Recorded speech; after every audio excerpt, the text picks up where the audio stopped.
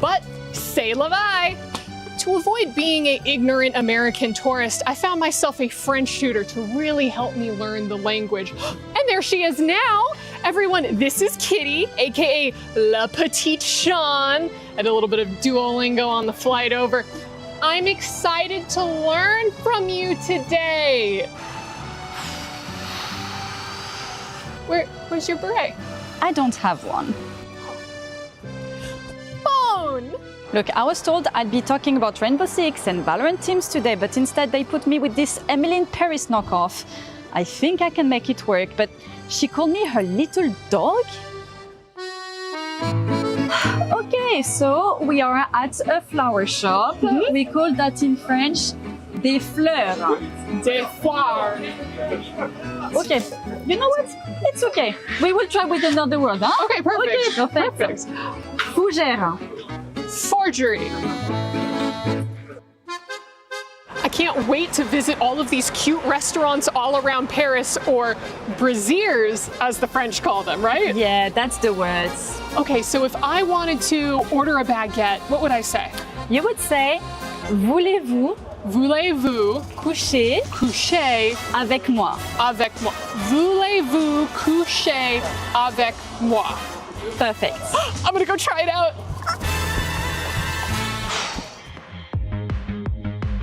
Ooh, this is really cute. How would I ask to try this on? Oh, actually, you can say, je mange des gens. Je mange des gens. Okay. Je mange des gens. Non, on mange pas les gens. Des gens mange. Je mange des gens. Non, on mange pas les gens, c'est une robe. C'est. Where am I messing Vous up? voulez essayer la robe? No. Je mange des gens, s'il vous plaît. Non, on mange pas les gens chez moi. Kitty has been the best teacher so far. I feel like I'm picking up the language really quickly. I mean, whenever I speak with real French people, they seem so surprised by how good my accent is. I'm doing très bon. Oh là là, et puis ça y est, je suis américaine. On a compris que t'es américaine. On a compris. Kitty, I did it! He even gave it to me for free. Oh wow, that's amazing. Yeah. Come with me. Yeah. What did I get? Do we get jam? Okay, so as I get it, the French don't really like the American tourists, right? Not really. So what can I say to have them truly embrace me as a local? Just tell them. Mbappé et Plumer!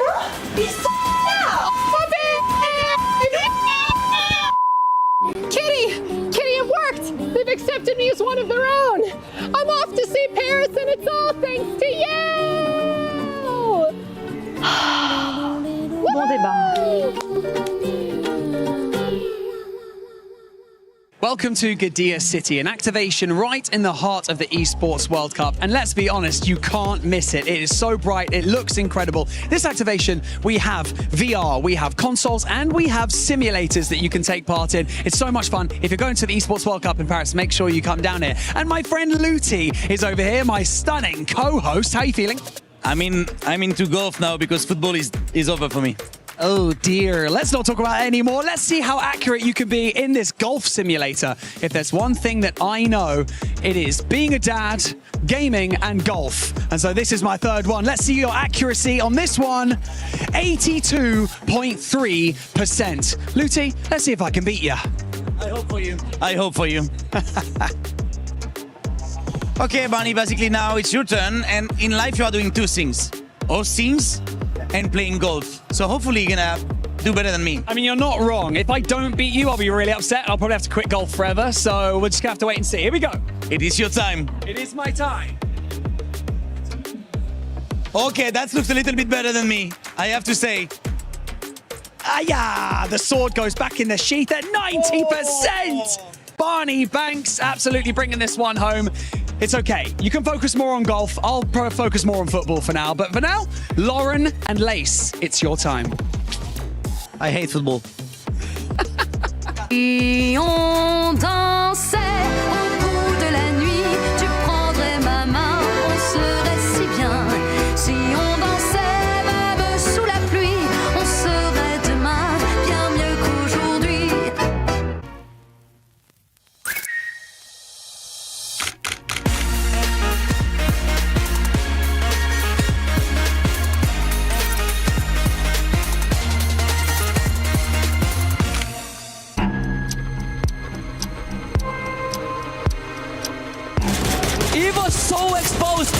can ruin it.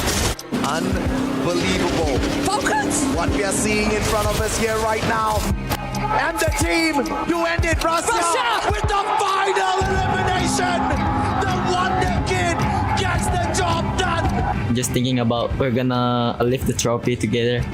I don't know. I don't think that much when that moment. That was my first international game, so that was quite easy for me to get the MVP, and yeah, very lovely. What made them strong in 2025 was the wonder kid called Russia.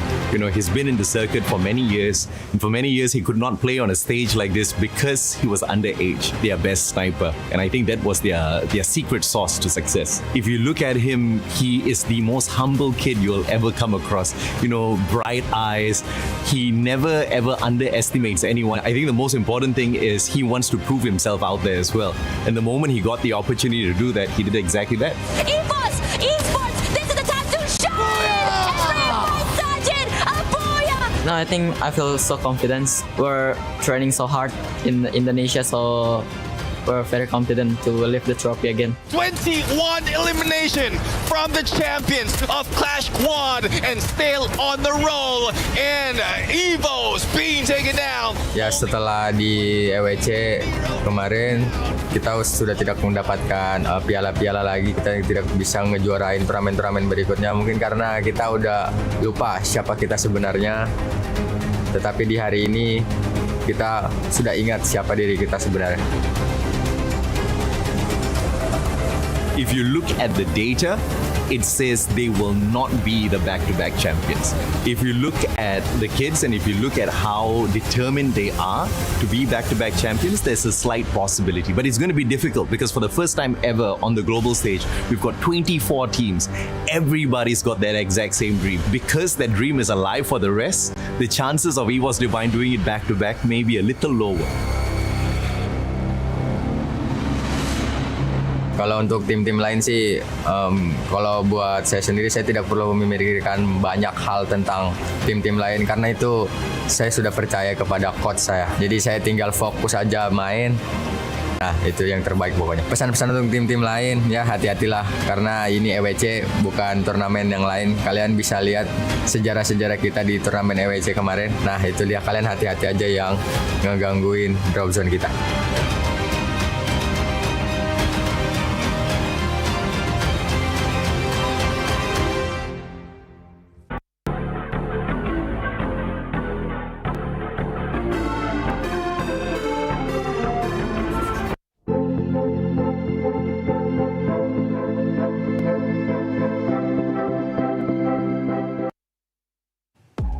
Can you believe that Booyah United managed to get 3 Booyahs yesterday? It's actually insane. I still can't believe it. That's pretty awesome. Yeah. I tell you what though, 2 champs, back-to-back champs, global finals, and now EWC 26, potential for an absolutely glorious run. Yeah. Yeah. EVOS Esports, defending EWC champs, managing to get 1 Booyah as well. I mean, Lace, this is just, it's turning out to be an insane competition. I tell you what, the way that I see it, right? Team Apex Gaming have to come out of the gate swinging on day 2 of groups because they just need to do something, otherwise they're going to go out. Yeah. Yeah, you know what? I think AGAL are the most consistent team here, and to be honest with you as well, Gun Dynasty impressed everyone on day 1, didn't they? Is that a croissant? Nice. Welcome to day 2 of Free Fire at the Esports World Cup.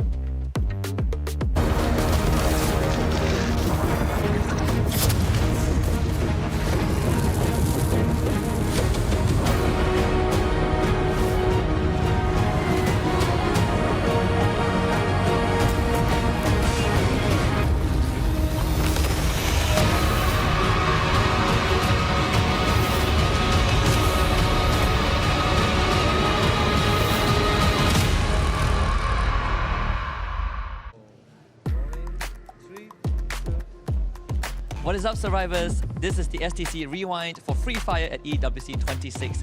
As the teams get geared up for day 2 of the group stage, here's a bit of a recap of what happened on day 1. Now here's the thing, when we started off with Group A, the most difficult group out there, they went all in and he was divine. There were little doubts, but they were able to acquire their top position on the chart. But the main problem stands about the difference that is there in Group A. There's a lot of points that teams need to acquire in case they want to make it to the final. But for Group B, it's a lot more tactical. The teams came in and they were trying to read each other moves. And the point differential and the margins is actually a lot more tighter than Group A, but the front runners are still the teams that we expected to be at the top. While the front runners are taking these points away, it's about the teams who might get eliminated at the end of group stage. On Group A, we have two teams who need to start picking up pace. On Group B, there's Mia Corp as well as Straw Hats, Titan Esports Club and Demon Sprite on the other end. So it's going to be a tough battle in case they want to rake up points, especially for Group A. There are some teams that started off slow but came in swinging in the later stages of the game, with Aurora Gaming and also Team Falcons from Group A. But even for Group B, Team Secret, the recent spring winners of SCA 2025, also came out hot, but they are clear favourites for both groups. Booyah United Esports with 3 Booyahs in Group A and MIBR Laws for Group B. So the whole competition so far, to kind of rewind it back, it's between SEA versus Brazil. Who gets the champions title? Who makes it to the final first is what we are in the question for. Yeah, and if you have missed out on some of the storylines, when we look at Group A, it's a group of champions, multi-world champions like BRU, with teams like Team Falcons who have won EWC 24, Evo's Divine, EWC 25. But for Group B, it's a group of second places, second chances, redemption arcs, teams that have gotten close to the podium but never finished first, teams who have experienced multiple heartbreaks, RRQ, Fluxo, and even to a certain degree, the Vietnamese teams, this time with their weights on Team Secret. I think the main highlight that we ended up seeing were Gun Dynasty, and on the other end, it was Al Ahly, right? One in Gun Dynasty picked up really big time, but Al Ahly, can they do something different? That is what we have to stay tuned for here at Day 2. Free Fire continues to heat up in terms of competitiveness, so today is only going to get more and more interesting. It's week 2 of the club championship race here at EWC 2026, and yesterday saw icons taking the stage in League of Legends. To kick things off, Faker's T1 started off strong with a win against GAM Esports, while teams like G2, AGAL, Genji, and Sentinels saw themselves all advance to their group's upper bracket finals. Unfortunately, though, for fans of Furia and Team Secret, your teams went out at the hands of D+ and Carmine Corp. Over in MLBB Women's Invitational, today the group stage begins. But the big news coming out of there is the fact that Falcons were able to survive the wild card stage when they were able to take out Huns in the deciding match. They'll now be joining the likes of Vitality, Liquid, Aurora, Spirit, and Onyx, looking to make a splash in the competition. Finally, Dota 2 playoffs begin today. And of course, with both Team Spirit and Falcons in there, they'll be looking to get some big points on the board for their clubs in the club championship. When it comes to things over here, though, for us at Free Fire, we're in day 2 of our group stage. What does that mean? That means 4 teams will be going home today, while 8 will secure their place in the finals. And that's going to be big for our teams looking to make storylines in the club championship. Still lots of gameplay left to go, though, so we'll have to see how all of it plays out. Day 1 of Free Fire was full of dominance. We had 2 teams in Group A and Group B being able to get 3 Booyahs. Today, though, on Day 2, is any team going to be able to do that? We'll get some answers to that. Welcome back to Free Fire at EWC 26. My name is the 7WG, and I'm joined by some amazing people. Lace, Neptune, and Conchita. Neptune, are you going to be cursing any teams today? One thing's for sure. If I'm going to cheer on the team, I just won't mention their name. Continuing the tradition, okay? How though? We kind of have to jinx some team at some point. I like the way you think.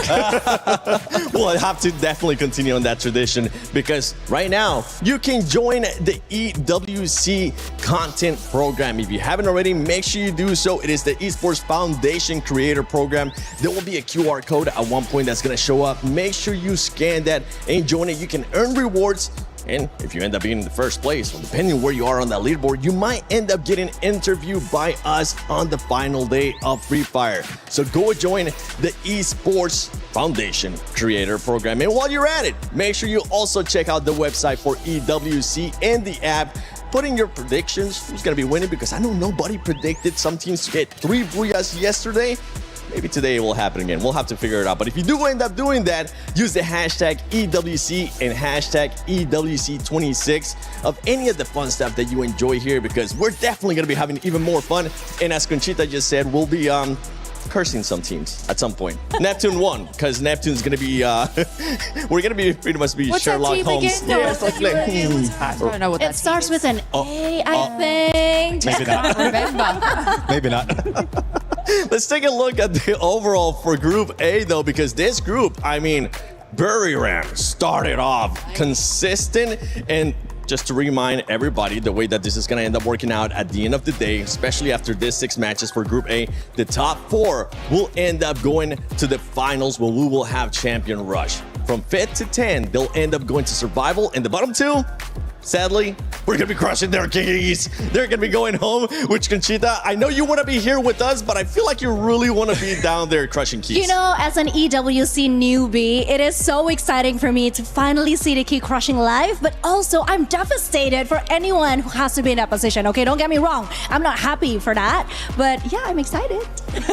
I mean, it's dangerous down there. I don't know if you know, last week we actually broke the handle and then all the keys just fell into its death. So yeah, I mean, you can have eyes on an absolute chaotic sequence of events. That's what I'm all about, I think. Well, let's take a look at the overall ranking that I was hinting at earlier. There you have it. Buriram United Esports with those 3 Booyahs, 132 points. And from the top 4 teams that you're currently looking at, Neptune, I mean, Gun Dynasty, they're able to be consistent and be in 2nd place after 6 matches, even though they didn't get any Booyahs. Yeah, I mean, it's more of consistency and placement points as well as getting those elimination. And look at how close they are on Buriram United Esports. It's just the position they're taking as well. And it's one thing that to know for Gun Dynasty, they are like the first time that we'll be in here, and we didn't expect anything from them. So I guess low expectation is an element of surprise for the team right now, and they're just capitalizing on that.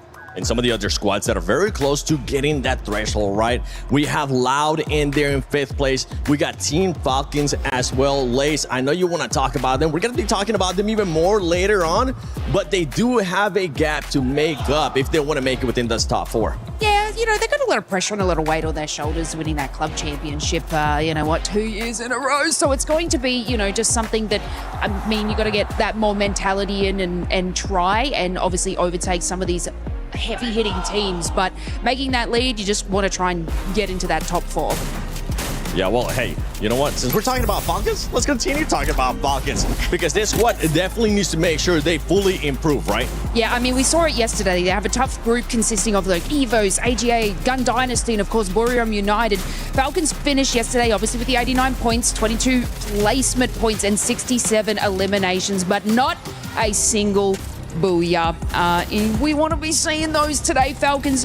We will be seeing a lot of pressure on Fire, as he's like the only player remaining from the EWC Club Championship winning roster. So when we're talking about a pressure cooker, on Fire needs to bring it for the rest of the team. And, they will need to lock in with consistency with both placement and elims if they want to be a part of that top 4 conversation, because I think they ended, about 26 points behind the top 4 cutoff. They're about 31 points ahead of Aurora. Sorry, Neptune. So they do have a significant gap to be able to get to that top 4, so they don't go to the survival stage. To be fair, though, I mean, first day was more about reading the game, adapting to each other's strategy. For some team, yes, they set the tone, they came out with a bang, but for some others, it's more like testing the waters, seeing how everybody else is doing. And yeah, maybe today everything might get slightly better. They dipped the toe in. They need to jump in the water now. Let's do it. It's kind of chilly. We're going to take our time. Yeah, I mean, it's warm waters of Paris, okay? Yeah. They're just dipping the toes, getting comfortable with things. You did mention about reading the game. Some of it are writing the game because they are consistent enough. Like elimination-wise, it's really difficult for the teams to get that, especially with how tough the teams are right now. But it's more position as well as rotation that they're working on to be able to make sure that they can get in the final circle. And not a lot of teams will be able to pull it off. They just need to be tactical, silent, and deadly at the same time. Oh, I like that. One team, that was able to do that yesterday, especially, was one that you were actually hyping up, and you're kind of going on a trend here, and I like what you're doing, Conchita. And it was none other than RQ because that squad, you were saying they were going to start slow, right? They ended up picking it up. Yep. So it's kind of tying in with what you're saying. Hopefully, Team Falcons will be able to do that. But I think we need to focus right now on the second page. Aurora Gaming, we're just going to bypass you real quickly because I'm going to be looking at those bottom teams. Honestly, those bottom teams need to do something because, as I mentioned, the last two teams of this group will get their keys crushed. Yeah, Titan Esports Club and Demons Pride, 38 points and 30 points. That's quite brutal. I mean, Titan Esports just managed to secure 25 elimination points, whereas Demons Pride, 14 elimination points.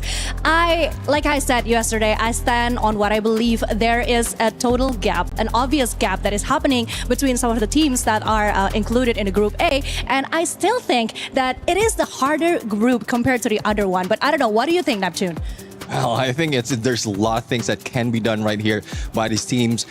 It's not just consistency; it's playing it safe right now. Though from what we're seeing, elimination they're trying to catch up, but it's placement that they position-wise that they need to do right now. Going back to the basics, just finding final circle. Now, that's one thing that everyone is underestimating, and they need to go back that. Yeah, I mean, we saw it with just Paradox Gaming there. Like, I was watching sort of their playstyle throughout it, and they're getting placement. But the elims, it was like 22 and they've got 41 points. So they are managing to make it to the final circle. But as we saw on like a fair few maps, so is everybody else, because it is just them trying to solidify a spot within zone to then pick up more of those elimination points. But I feel like if they can kind of more take the elims at the start, then go and focus on their rotation, because they were just going straight to zone, which isn't sort of working out for them, being, you know what, bottom three. Yeah, so they're on the cusp. And you don't want to stay down there, because as it gets later into the matches, I mean, the pressure is going to start to build up too. We might end up seeing teams parking the bus in a way kind of like England was able to do yesterday, and we saw what happened. They didn't end up qualifying. So you don't want to do that, and you don't want to wait until the end, because the pressure will be there, and you're going to have teams just doing crazy things. One team that might end up doing just that is none other than Gun Dynasty. Let's see what they had to say. Hello everyone, I'm Yunsul and welcome to day 2. Right here, I'm next to Vega from Gun Dynasty, and here's our Zippo, our translator today. So I heard this is the first time Spanish joined EWC 26 in Free Fire, right? And I wonder, how do you guys feel, and have you guys prepared everything to get into the top 4 today? ¿Han escuchado que esta es la primera vez que un equipo de habla hispana está en una final de Free Fire en EWC? ¿Cómo te sientes al respecto y cómo te has estado preparando para el día de hoy? Pues nos sentimos con confianza, siento que nos va a ir muy bien hoy, mejor que incluso ayer, y que todo esto se trata de preparación y de cómo están saliendo las cosas. We are really confident, we have worked really hard to get there, and I think this is all about how much you've prepared and that good things are going to happen to you. Wow, awesome. Sending a lot of lucks for you guys today. And also, one more question I wanted to ask. Do you guys feel pressure when you step into this battlefield? Because there are so many strong teams in our Group A today. And how will you guys manage all of it? ¿Sientes algún tipo de presión cuando entras en la arena? Porque hay un montón de equipos muy fuertes. En el caso sea, ¿cómo haces para lidiar con esa presión? No, como equipo y como jugador individualmente no sentimos ninguna presión. Sentimos que estamos jugando como si estuviésemos en casa, como si estuviésemos en un día cualquiera, y que esto se trata solamente de confianza en uno mismo. As a player and as a team, we don't feel any pressure at all. We feel like we're playing like at home, like it is any other day.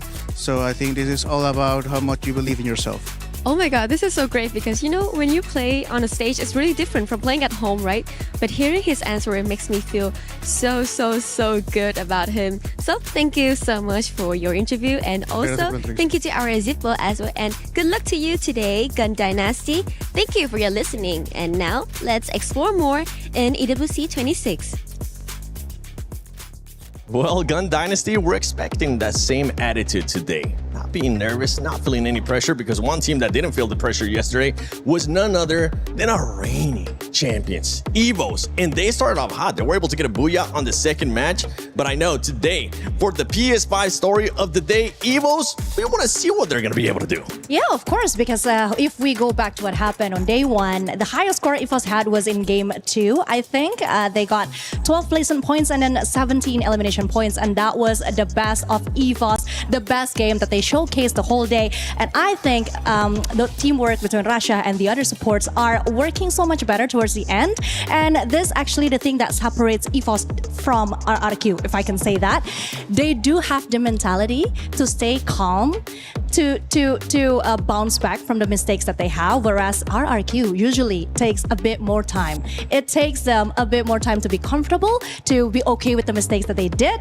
And EFOS, that is definitely the reigning champion mentality that they have right there. It was a slow start, but then again, after a few bad calls, they finally started to climb up the ladder and continuously, consistently get the points that they needed. And something to keep in mind too with this squad is that they are currently in 4th place, right? So I'm hoping that today they're not going to start feeling the pressure right off the bat. They showed yesterday what they were able to do at the start. Did you see them possibly crumbling since they're right there in the 4th place, going directly to the finals or going to survival? Actually, it's quite the opposite. I'm still pretty sure that EFOS has what it takes to go straight to the next stage without having to go through the survival stage. 111 points, 70 elimination points. That is quite big for EFOS. And I'm not saying that just because I'm Indonesian, obviously, but I do think they have what it takes. Again, it's a slow start, but I think that's where it's different because when we see the way of the other teams are playing, the other Southeast Asian teams are playing, they came out very strong. Let's say Booyah United Esports, they bring out the big guns from the very get-go, but EFOS, they try to at least read the situations first. They try to be comfortable with it, and that's exactly what they did. They got better and better and better each game. One team, Neptune, that's going to be hunting them down, making sure that they get within those top 4 is going to be none other than Lao, the Brazilian squads. It's not just Southeast Asia here. Brazilian squads have been able to show up, and I know you're keeping a close eye on what Lao is going to be doing in regards to their game skills. Yeah, exactly. Especially now, you did point out EVOS with the numbers. Loud is now 4 points behind them. So there's a lot of things that they can do right now in this fight. But just to look up on what they did in Val, they're one of the teams who managed to bring in the A124 combination together with Oscar as well as Steffi. So with that alone, you can see the intention. They're not going aggressive. They're just playing it safe. And I guess with that, they're just, as you mentioned, testing water. So this is where they might switch it up to a more aggressive play when it comes to active skills as well as position-wise. But hopefully that will not be read by other teams. You know what? You cursed the team yesterday.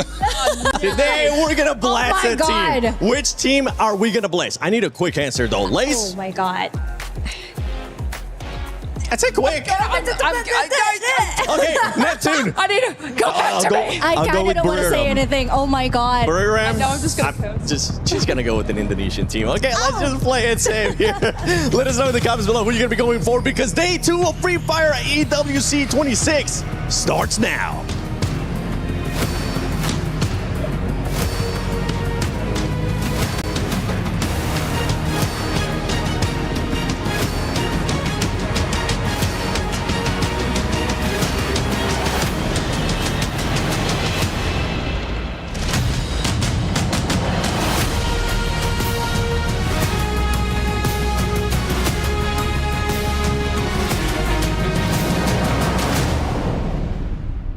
Ladies and gentlemen, welcome to our second day of Free Fire at EWC here in Paris. The stage is set and our teams have their sights on the grand finals, but the only obstacle in their way, just 11 of the best teams in the world. After only 6 games today, we will have the name of our top 4 teams who will qualify directly to Saturday. But remember, Luti, this is the Esports World Cup, so our eliminated teams, their keys must be crushed. And so the battle at the bottom today, it's going to get spicy. So without any further delay, let's introduce your first 12 teams to the main stage to kick us off, starting with Aurora Gaming.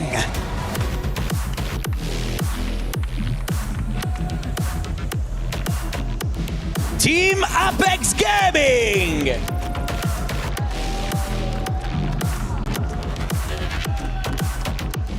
Your reigning club champions, Team Falcons.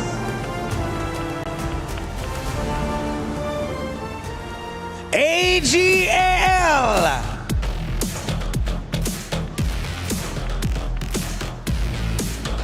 Buriram United Esports.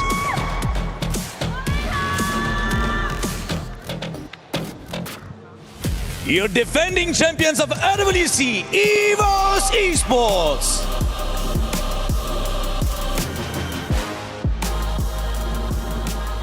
Demons Pride.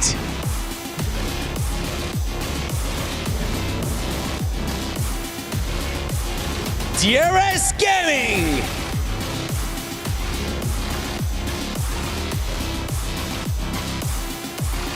Paradox Gaming.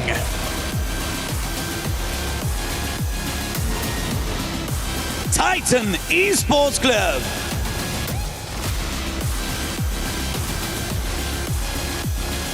Loud Snickers.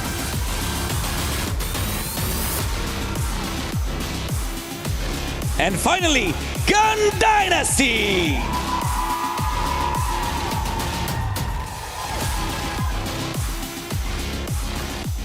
Don't forget, if you want to survive, your only goal is to avoid these bottom two spots. Words couldn't be truer. 12 teams enter the Garena City grid, but only 10 will make it out alive. The stakes just got higher, so it is time to make your move. It is time for day 2 of Free Fire at the Esports World Cup.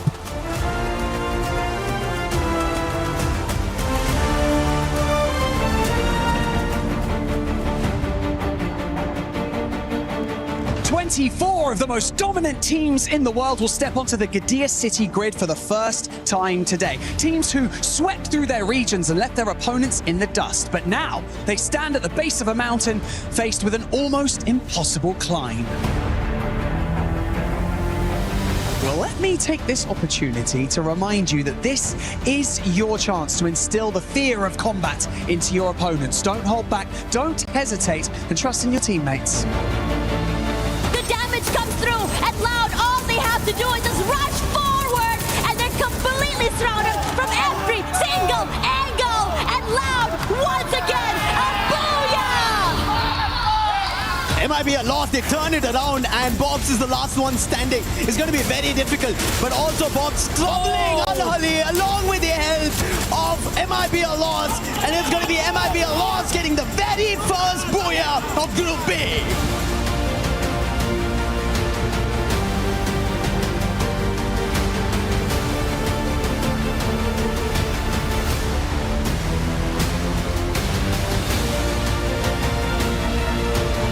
Looking for the final player, Kororo looking for that recovery, and they will be denied as Booyah pulls away the third booyah of the day to take the #1 spot on the leaderboard. And Lion are losing players one after another, and as that happens, even Dix gets eliminated, and Games King was the last man standing. And it is going to be MIB lost getting the final booyah of Group B's Day 1. Ladies and gentlemen, welcome to Free Fire at Esports World Cup 26 here in Paris, France. And you know what day it is? It's day 2 of the group stage, which means that hopes will be crushed and dreams will continue to be built for the survivors. We have 12 teams from Group A, but only 10 will move on forward to either the survival stage or the grand finals, depending on their standings. My name is Husky, and I'm joined by Lucifer here with some 6-7 performances from some of these teams, but that's not the spot you want to be in. You want to be in the top 4 because you want to skip the survival stage, which means you skip 10 games. Exactly. It's going to be very crucial that you get yourself out of this grinder of a survival stage. Well, we say there are 10 games, but then those 10 games are not going to be easy at all because everybody's looking forward to another 4 slots tomorrow. Hopefully they don't go there, they make it out here itself. And especially we've been talking about Group A, which has teams being the toughest ones, the ones who've been the champions. And if they walk away into the finals itself, the other teams will have a very big trouble moving into the survival stage. Yeah, and that's ironically something that a lot of these squads are hoping to happen, right? Maybe. They are hoping that the heavy hitters, the front runners, make it directly to the grand finals, so it makes the odds for tomorrow better. And usually you don't want to hope for your opponents to win, but in this case, for some of our hopefuls up here, some of our first-timers, they want that to be a possibility. They want to increase their chances. And speaking about chances, Gun Dynasty, they're looking good, they're feeling confident, they believe that the hard work will pay off, and I personally believe in that as well. Yesterday's performance was great. Now we need to see them push it through the finishing line. Yeah, we had this conversation earlier as well, right? Southeast Asia versus Brazil. I think that's where the entire competition right now seems here at Esports World Cup 2026. But Gun Dynasty for Latin America, they're coming out of the mix, out of the blue, and nobody's able to read them. And especially for a player to tell that we're not at all feeling pressure. This is the usual stuff for us day in, day out.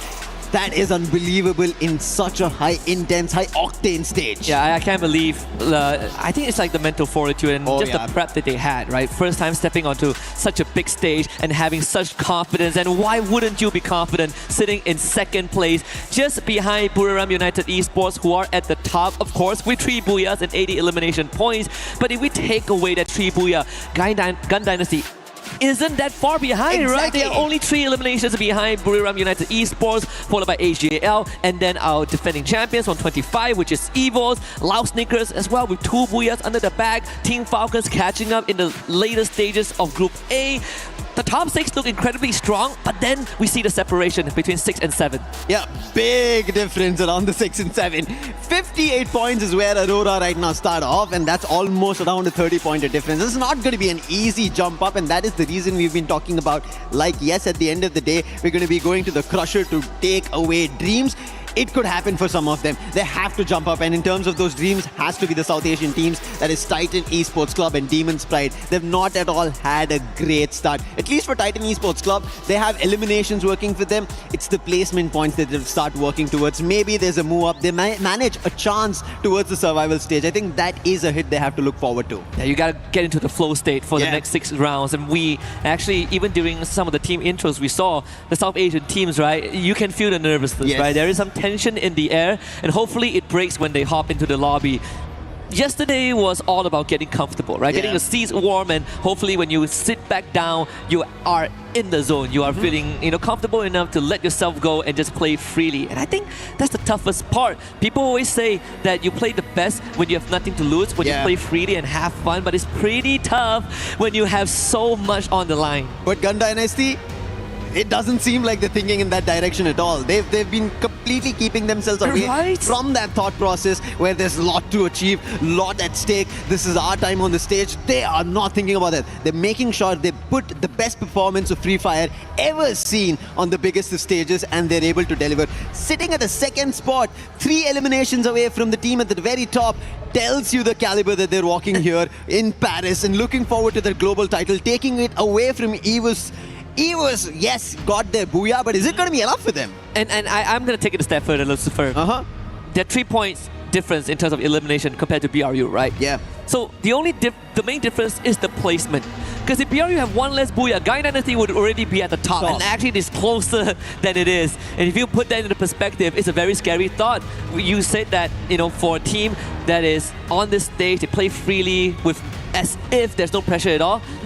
For a first-timer, that is even more insane. So right now, I think hopping into today's games, the map rotation are going to be slightly different. Yesterday, we did have the more Indonesian heavy favorite rotation in the second half, but today we get double purgatory. And you know what that means? Brazil and Thailand are going to be elated, but we'll start it off again with the classic opener of Bermuda. Let's hop into game 1 of Group A on day 2.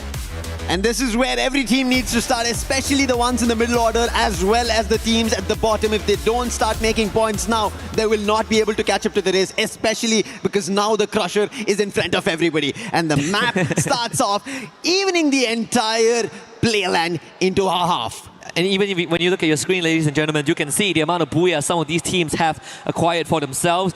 I say some, but 6 Booyah split amongst 3 teams. BRU, of course, holding the record, so if we ever get into a tiebreaker situation, they will have that innate advantage. But most Free Fire tournaments, Free Fire matches, we didn't have to go down that path because it is separated by eliminations. So those gun power are going to be very, very important. We see some early skirmishes already. The player is getting hyped out. DRS, a team that wants to get out from the bottom, starting off right. The real soldiers. They've looked decent. I really like how they played. We were talking about them yesterday when we were sitting backstage and looking at their games. They start off well. They have their one-off games, and they did that yesterday as well. EVOS right now on a team that needs to get to the top spot. That is going to be Falcons. They're firing on them. Eliminations already, 3 totaled up. This tells you why they're the champs, why they're the defending ones right here on EWC. But now challenge coming in from Pina. He's already taken 1 down. Damage big time. And I think Abax is in big trouble. Glue walls help him out, and then running around the glue wall, he puts Pina down. Bailed out by the mini Uzi in the CQC. There's a full spray down onto Pina. 4 points for EVOS at the start of this game, but Falcons not out just yet. In fact, the whole team has been brought back, so we're back to square one. DRS though continues to rack up points by picking up stragglers, this time from Paradox Gaming. And even Windy himself catching Alu out in the open, but again the mini Uzi is the superior weapon. What an individual battle being laid down by DRS. Looking very confident today, and this is how they played their game number 1 yesterday as well. And I think this is very consistent performance coming in, especially for the team from Nepal. This is something that I expected when I was seeing these South Asian teams play out, and DRS are delivering. Can they deliver to the top 4 is a question, but right now another 1v1, and this time Prateek, he will not be able to take a hit, because this time it's going to be Team Apex Gaming, who we spoke about, slowly make a comeback, and it's already started off finding the very first, and that's going to be Shoto, but his trouble is still not done. Around the pipes, it's going to be Strox, who is trying to trouble him, but Shoto out in the open, not the best position to be in. But there are reinforcements. That is KD God, the IGL. He has to stand with the team today, and he finds the opening. And you had your opinions about these two teams that both started off good. For DRS, they are like the early round wonders. You need to see more consistency, but for TAG, they need some time to warm up. And I think it's falling into place for now as AGAL finds himself a basically isolated Axo. So that's their 4th point. Rest Aurora Gaming out of there. Jun will have to drive along the coastline. But AGAL, we know when they smell blood, they are going to keep on hunting. So we'll check back in just a little bit. TEC taking over the compound, and Jazzy able to launch pad to safety. Demon Sprites still haven't found their openings. No eliminations, rather have lost 2 players. A Swab will be finally revived, but KD God on the other end, still troubling DRS. Wait. Titan Esports Club versus Demon Sprite. Both these teams are at the bottom. Both of them need points. But in the mix of this, the last player, Jun, gets found, and Aurora are out again. That was scary. For half a second there, TEC going for the chase and almost gave away a 1v2. But thankfully, not a reality. Now, Apex Gaming continues to hunt for Pratik. Actually getting the Bison on the KD God. Instantly a recovery there. KD God going down again. Woven! Getting some magic done here.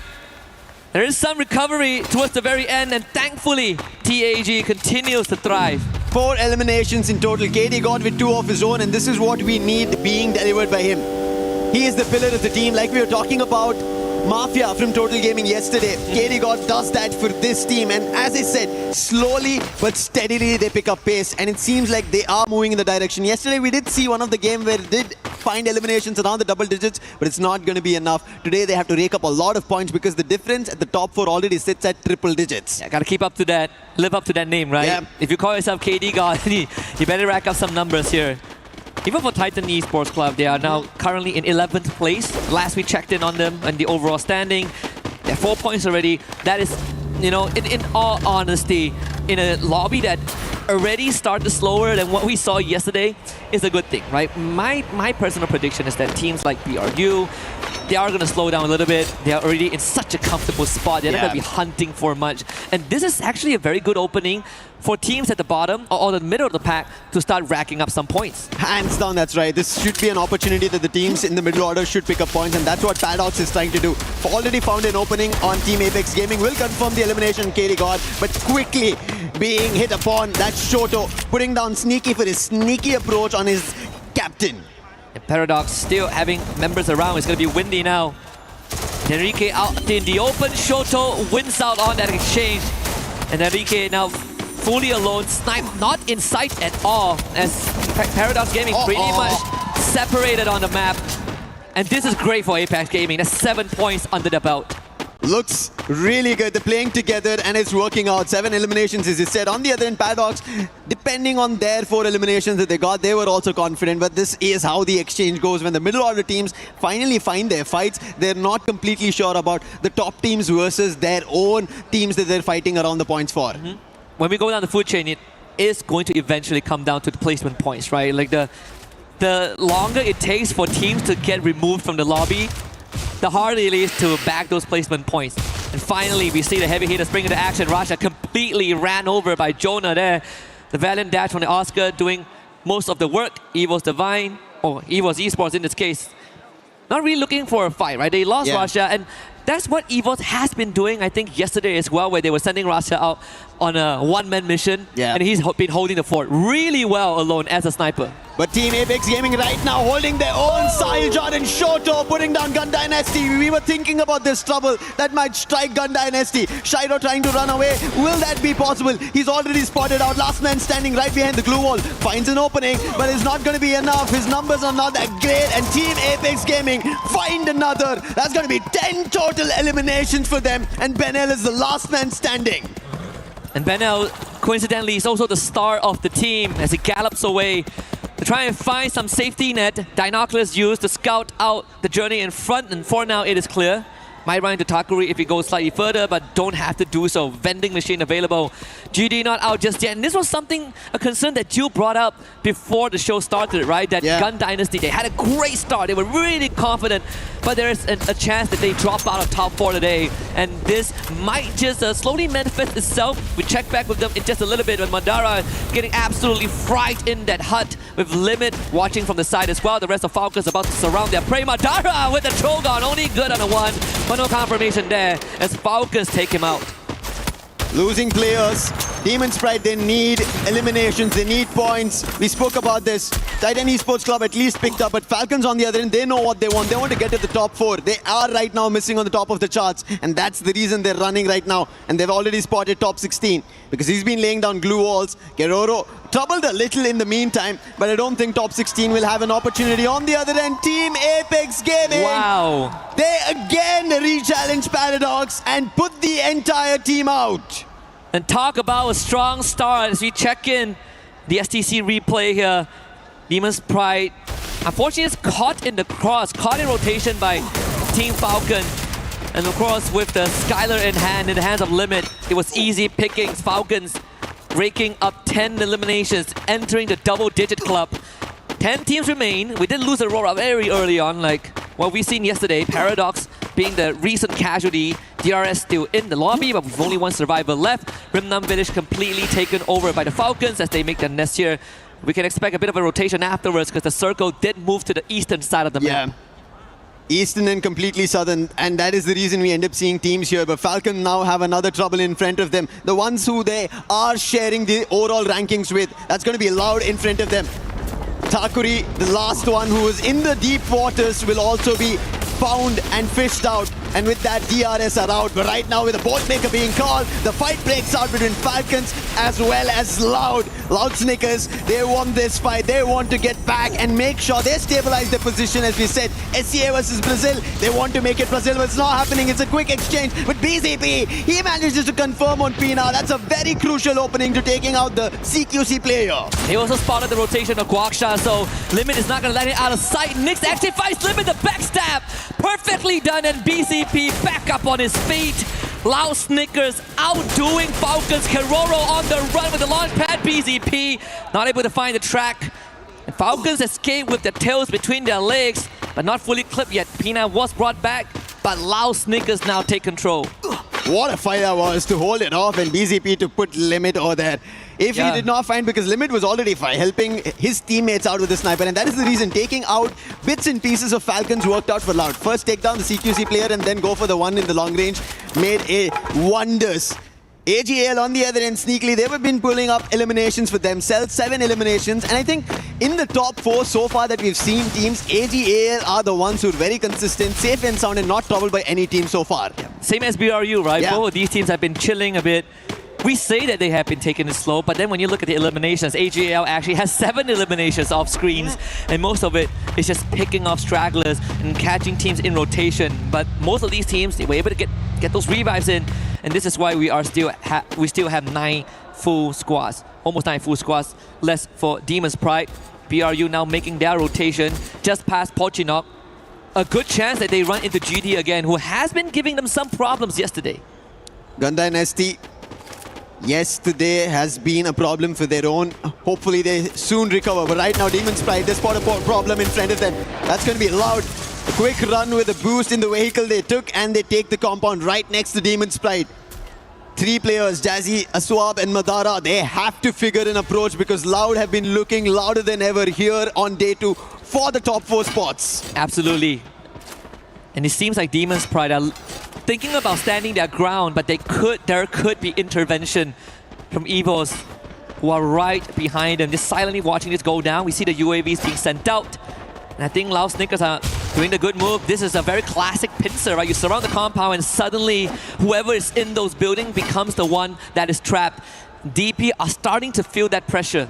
Yeah, today, I think Gun Dynasty, while they did not feel any of it yesterday, it is about qualifications. It's about keys at stake. It's about making it to the final. And right now, even Titan Esports Club on top of the silo start putting players down, doing the damage, and Evo's helping out over there. Unfortunate, one of the eliminations was stolen away, but they still have the eyes on the Falcons.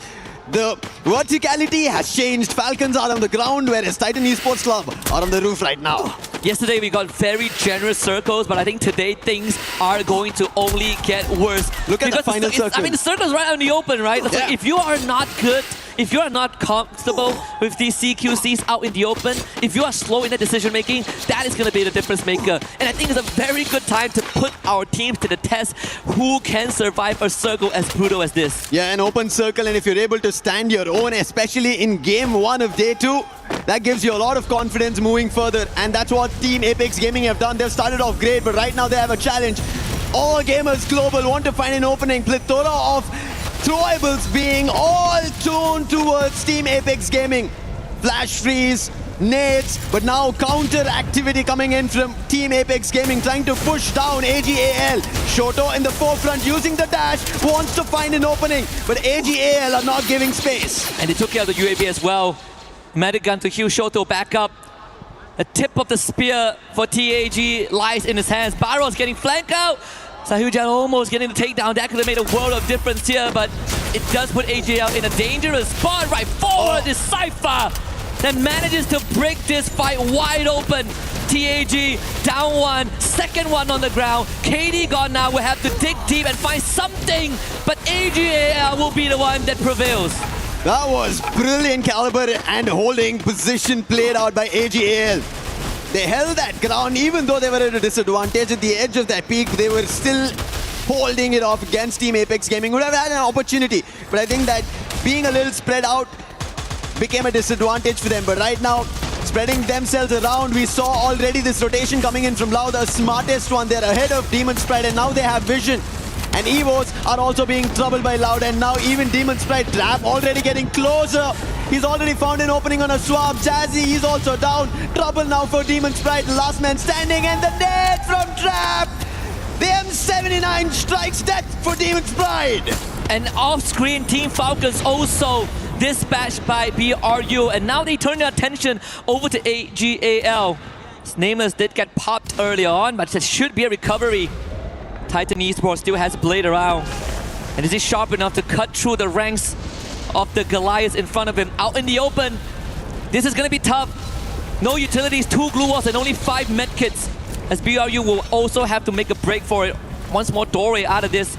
They exit straight into the line of sight of Loud Snickers and potentially EVOs. This is what should not happen on your day 2 where you're looking forward to qualification. All the top 4 teams are still surviving. Buriram, AGAL, EVOS and Loud. It's only Titan Esports Club all the way at the bottom who has the last player standing, and he doesn't have any position in the zone. So a lot of points which could have been acquired for teams for qualification are being missed out. Blade will be spotted, quickly taken down by Cypher, and we come down to the last 4 teams, and all of them are in the top 4. Wasana takes the nade to the face, but getting top back up by the therapy. The support system always solid there. Get high, getting sniped by Cypher. But BRU focus on Loud Snickers, and that's a fatal mistake. as Loud Snickers and AJL work hand in hand for the elimination, and now they turn on each other. AGL, they are inside the circle. Yosha gets taken down. Cypher wants to put BCP down in the truck. He's not been able to do, but finally that strike coming in from Dew, and Evo's Divine helping out as well. Nyx becomes the last man standing as Evos go out. Cypher has already spotted him, wants to whack him out, but Nyx, he's trying to isolate this fight. He brings it down, players are falling down, and eventually it'll still be AGL. They had the numbers, and they get their very first Booyah. Very first Booyah in the group stage, and even without it, they were in the top 4 spot. So imagine when you give AJL such a big boon. Fantastic performance. We saw the hold earlier on where they came back from a disadvantage, and it was all because of one minor detail: Barros surviving in the backline. If you don't break the backbone of AGAL, they will break you instead, and that is exactly what was achieved. Them and Lau unintentionally working together to get rid of BRU, but then AGAL found a perfect engage onto Loud. Yeah, I think there was an opportunity where Loud, if they had a chance to recover themselves after the fight, being at the edge of the zone, it could have been their Booyah as well. They've already pulled so many yesterday. It could have been an added or third today. Yep. But AGL's position, we spoke about it, even in a position where they had to climb up the hill against Team Apex Gaming.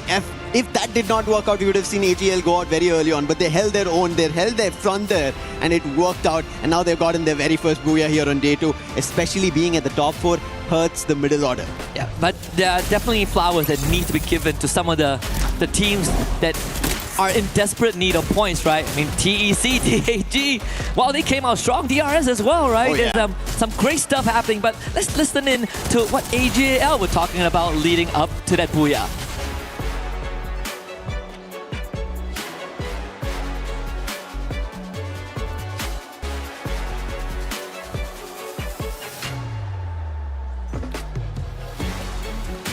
Again, another performance from AGAL that I think shook the opener of day 2, but I would say, right, this goes back to the potential of our secondary scenario. If this trend continues, then might as well let them go through. Let them go through, and we have some of the teams who are chasing for their qualification to Grand Finals play tomorrow. An extra 10 games, but I guess without these heavy hitters being a big threat, it makes the chances slightly better. It makes the chances slightly better if you think about the survival stage, but as you looked at the performance right now, the bottom dwellers, the last 2 who were there, even Titan Esports Club and Demon Sprite, they try to make it towards the top 6 teams, meaning they're acquiring placement points, they're getting eliminations, and they're trying to get themselves out of that elimination threat, meaning the middle order, now it's completely dicey. So you don't know who's going to get eliminated, so better be wary. Either you strike towards the top 4, or you don't know if you're going to get eliminated or not. Yeah, there's always that safety net, I believe, for any Free Fire competition, right? If I can't take that top spot and qualify, the bare minimum, I make it out alive to the next stage. And so if you can't aim for top 4, aim for top 10. But I'm not sure if it's going to be as easy as it sounds or as easy as we make it sound. Because look at Gun Dynasty, they were barely able to get 2 points in this game. That tells you day 1 and day 2 can be completely drastically different. It cannot replicate the same performance, and that's what even AGL, to get their very first Booyah, allowed to go out like that, tells you that teams are slowly, strategically planning their championship. They want their trophy, their key put on the shield. Yeah. What more impressively is how this group was a group of teams that basically they enter the boxing ring and they just start swinging, right? They're just filling their arms, they're trying to get some haymakers in, and then maybe after 6th round of just mindless brawling, they decided, okay, that kind of hurt a little bit. We got to slow down. And the teams that actually made it work are the front runners. AGL, very patient. BRU, very patient. Loud Snickers, very patient. And patience paid off. Yep. Completely. The top 4 teams surviving till the very last, and also being the last 4 surviving teams, that patience, that holding game off, actually playing as survivors and knowing that they don't have a lot at stake to go out. Whereas Gun Dynasty, something that we were talking about, if they miss their performance today and if Falcons rise up the ranks, they might get pushed down. We already spoke, yes, they have high number of eliminations, but that's not going to cascade and help them out to directly qualify if they don't put up a decent performance today. I would say that they do have a safety net with the points they have, and let's see how much longer they can lay in that bed of roses. We're going to let them lie down and rest for a little bit, as we will be right back with more Free Fire action. Play is in our DNA. Whenever we let it out, it becomes our superpower. Now imagine an entire city being built to supercharge it. Garena City, powered by Play. What an intense opener. AGAL secured the first Booyah of the day. We are now back on stage with Mei Conchita Caroline, and of course, we have Yunsul here. That was exciting, right? Yes. What a game, what a match. I mean, what even is that last circle, Yunsul? That was crazy. That was really intense. Imagine we have 5 teams, very strong teams compete with each other. And lastly, only one survived, which is AGAL. And so incredible. I have been watching them since yesterday until today. And finally, they got their Booyah. I was waiting for that for the whole day. Yes, and what's amazing is that AG actually scored the highest elimination points the other day in one game, and that was the 5th game. They got 19 points. I'm pretty sure they were able to be doing that again today, hopefully. But seeing what we just saw in the first game, I think things are looking quite promising, right? Yes, from what I can see from yesterday, they have been playing very stable. Even though there's no Booyah, but still, as you said, the elimination points was on point, on peak.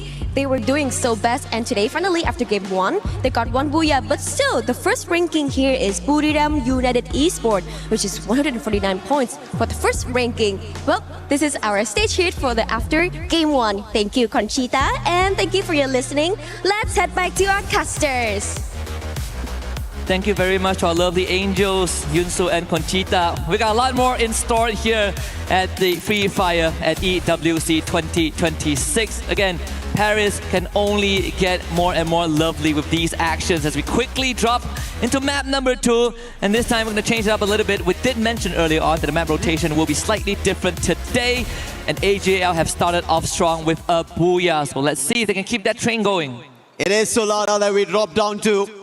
And another opportunity for the teams at the middle order as well as at the bottom. And you can already see a quick swap because of how Titan Esports Club played. And we mentioned this. They need placement points. They instantly got it.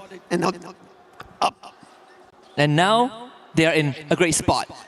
Yeah, we cool. We complete each other's sentences. But I will say that whatever we sort of like set up yesterday is slowly coming true, right? We talked about Demon Sprite needing to come up and again taking a fight with Paradox early on. It's Aswap that gets wiped out first. Enrique, we see here he has great survival instinct from game 1, but top 16 is to hunt him down. Aswap instantly brought back. TEC now joins the fight. That is a team that we've been watching out for at the start of day 2. Najat in the fray of things. Rahat also coming in and Blaze slicing through the ranks of Demon Sprite. Oh no, Aswap in the mid-air has been spotted by Gun Dynasty and he will be taken down.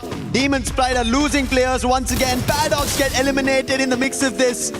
And Paradox, who just got pushed to the bottom 2, will also suffer another loss right at the start of our Game 8, Match 8. Talk about kicking them while they are down, and they are out. Paradox, a very unfortunate early exit, completely swarmed by multiple teams in the earlier stage.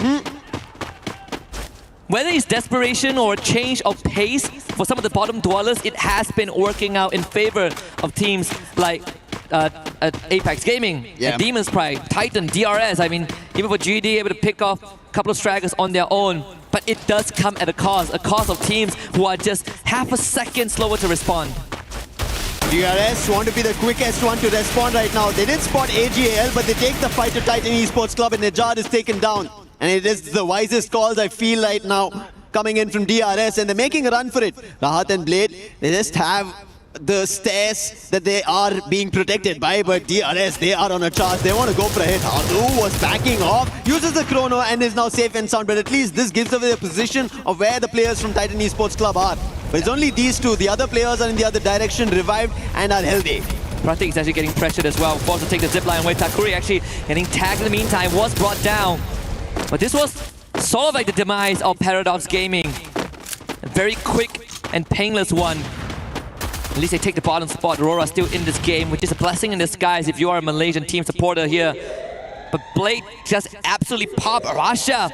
Great shot from afar. Rahat called in for reinforcement. Aurora this time stand their ground and will not be taken out by AGAL in the earlier stages. Jun up the stairs. Cypher barricades himself safely. And Axel with the follow-up. Cypher is out. He'll be confirmed. It's up to Barros and Dew, who's in his flight mode right now, dropping in air. If he gets spotted out, trouble will strike. And Aurora, they need a game like this. They need a recovery game, and it might happen on Solara, where everybody's forced for a fight. Barros tried to hold his own, but he'll not be able to. At least the revive happened. Therefore, there is still chance for AGL, and they don't have to be worried about. However, Aurora, they needed these four eliminations. The good news for Aurora is that they are not close to the bottom two. But the bad news is that they technically only have 5 games to play, because game 1 they didn't really get anything done. So the catch-up game, there's a lot more urgency for them compared to the rest of the teams. And one of the teams that is in no rush at all is EVOS. And so far playing on Solara, it's one of the maps that they are slightly more comfortable in. Loud Snickers playing a Vivid Stroax, completely found out in the open. And Loud Snickers with the first point. Loud are playing, I think, a brilliant game so far. Ending up in the top 4, making sure they stay the top 4 way that they are in. And it continues that they make it to the final as well. We've already been seeing their counterparts from Brazil. MIB are lost in Fluxo. They're keeping their toes matched up, and I think that's what Loud want to do. And if that's a majority of all the Brazilian teams who made it here to EWC, all going to the finals, there is a big chance for them to walk away with being called the champions. It's a lot of pressure also, because when we look at even I want to say from the earlier days until now, you would expect teams from Thailand and Brazil, if they qualify to a tournament, they're expected to all make it to the grand finals. It is quite the weight to shoulder, and especially for Loud, who has been on the big stage, they've missed out. They're not, they don't have 100% attendance, but when they're there, a lot of eyes are on them, right? Yeah. Aside from Fluxo, like Loud is the second team that you sort of want to make it to the finals and give a good match, but it has always been so close. But Aurora also want to make that happen, and that's the reason this challenge happens. However, Jun's lost. That is Rasha coming in. No way! He puts Sue is also down. Confirmations. Aurora are losing players one after another. That's Rasha for you. He wants again. He was back in action. Aziel spotted. Aim God puts him down, and it's the Axel. Can he put the chopping block out of EVOS, or will he be found out? Damage done, HP lost, his position completely compromised. It's just a boulder, and the direction that he's running away, I don't see a vending machine to help, nor a team to help out. And Axel will just try and bite time for the time being, because EVOS have a distraction. Yeah, Demon's Pride bailed Aurora out of that. It was a missed opportunity. Aurora had that bit of a mechanical error, caused them to be in this spot, but again, Demon's Pride, who are also hungry for some points, they ended up being the intervention that Aurora desperately needed in times. This is what I was talking about. And you see how the bottom teams are now fighting for eliminations. They will go for the top 4 teams are already getting their best. And that is the best part right now of this lobby. Desperation is a double-edged sword. Yep. And he has been empowering some of these teams so far. The risk, definitely not as great as the reward. Good ratio there. Even TAG finds himself on the feet. Just a quick reminder, at the end of this, 2 teams are gonna have their keys fed into the crusher. Yeah. Always a sad sight, because man, such great accessories. But that's the nature, the brutality of a competition. Let's see what this circle brings us, because game 1 was brutal.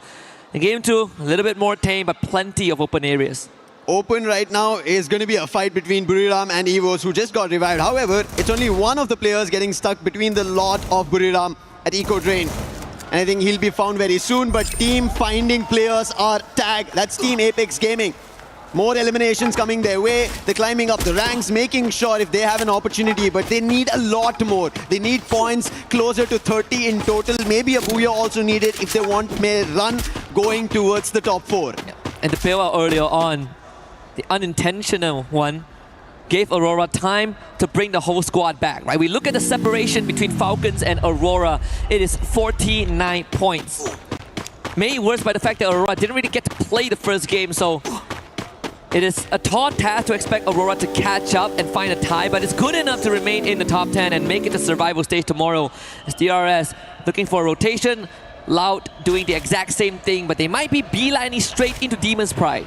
Demon's Pride, they just got eliminations from EVOs. They have a compound that they're holding. Looks to be a better game. Loud have just found their one here. AGL, in the meantime, they're finding the players of EVOs, and EVOs seem troubled after they were about to convert on Demon's Pride. Wherever they try to head out, they've been spotted, taken down and eliminated. Abax being chased by AGL, and he will be put to rest as well.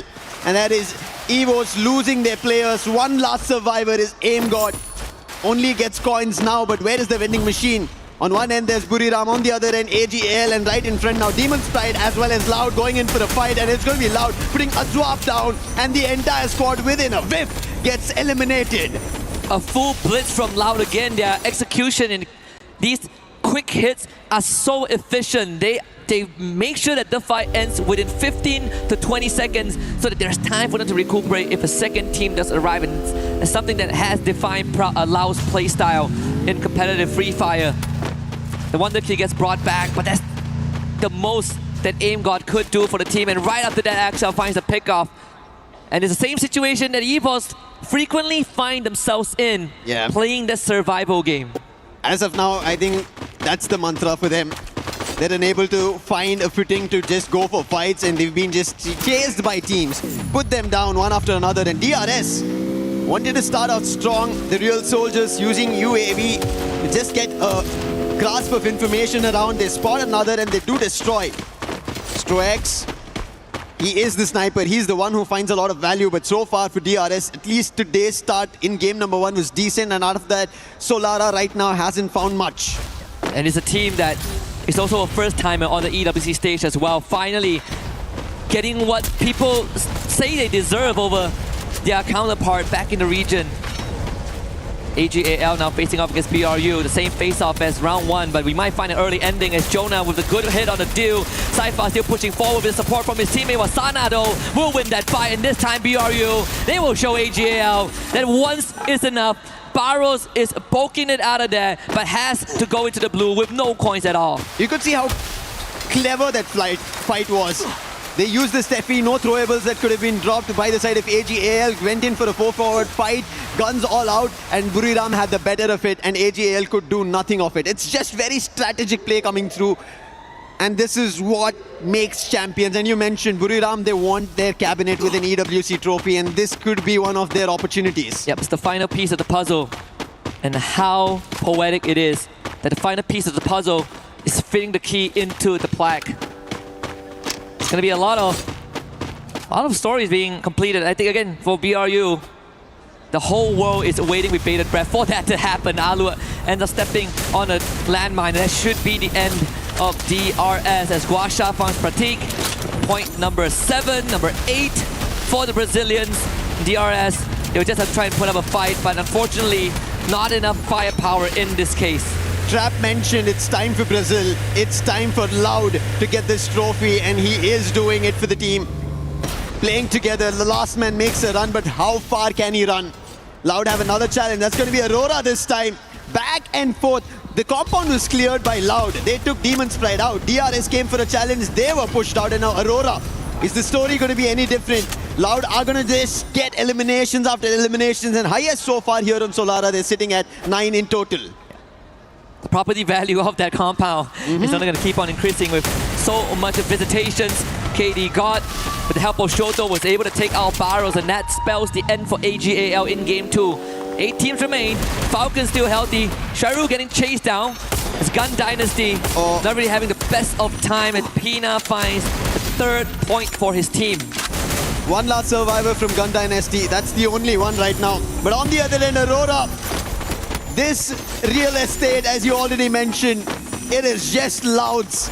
They've written it down, they've cemented it, and it's going to go down ages, at least here on Solara. And they're at the dead center of the circle, so nobody's going to push them out. Maybe the circle itself decides to make a very hard shift, and then Loud would have to change the position.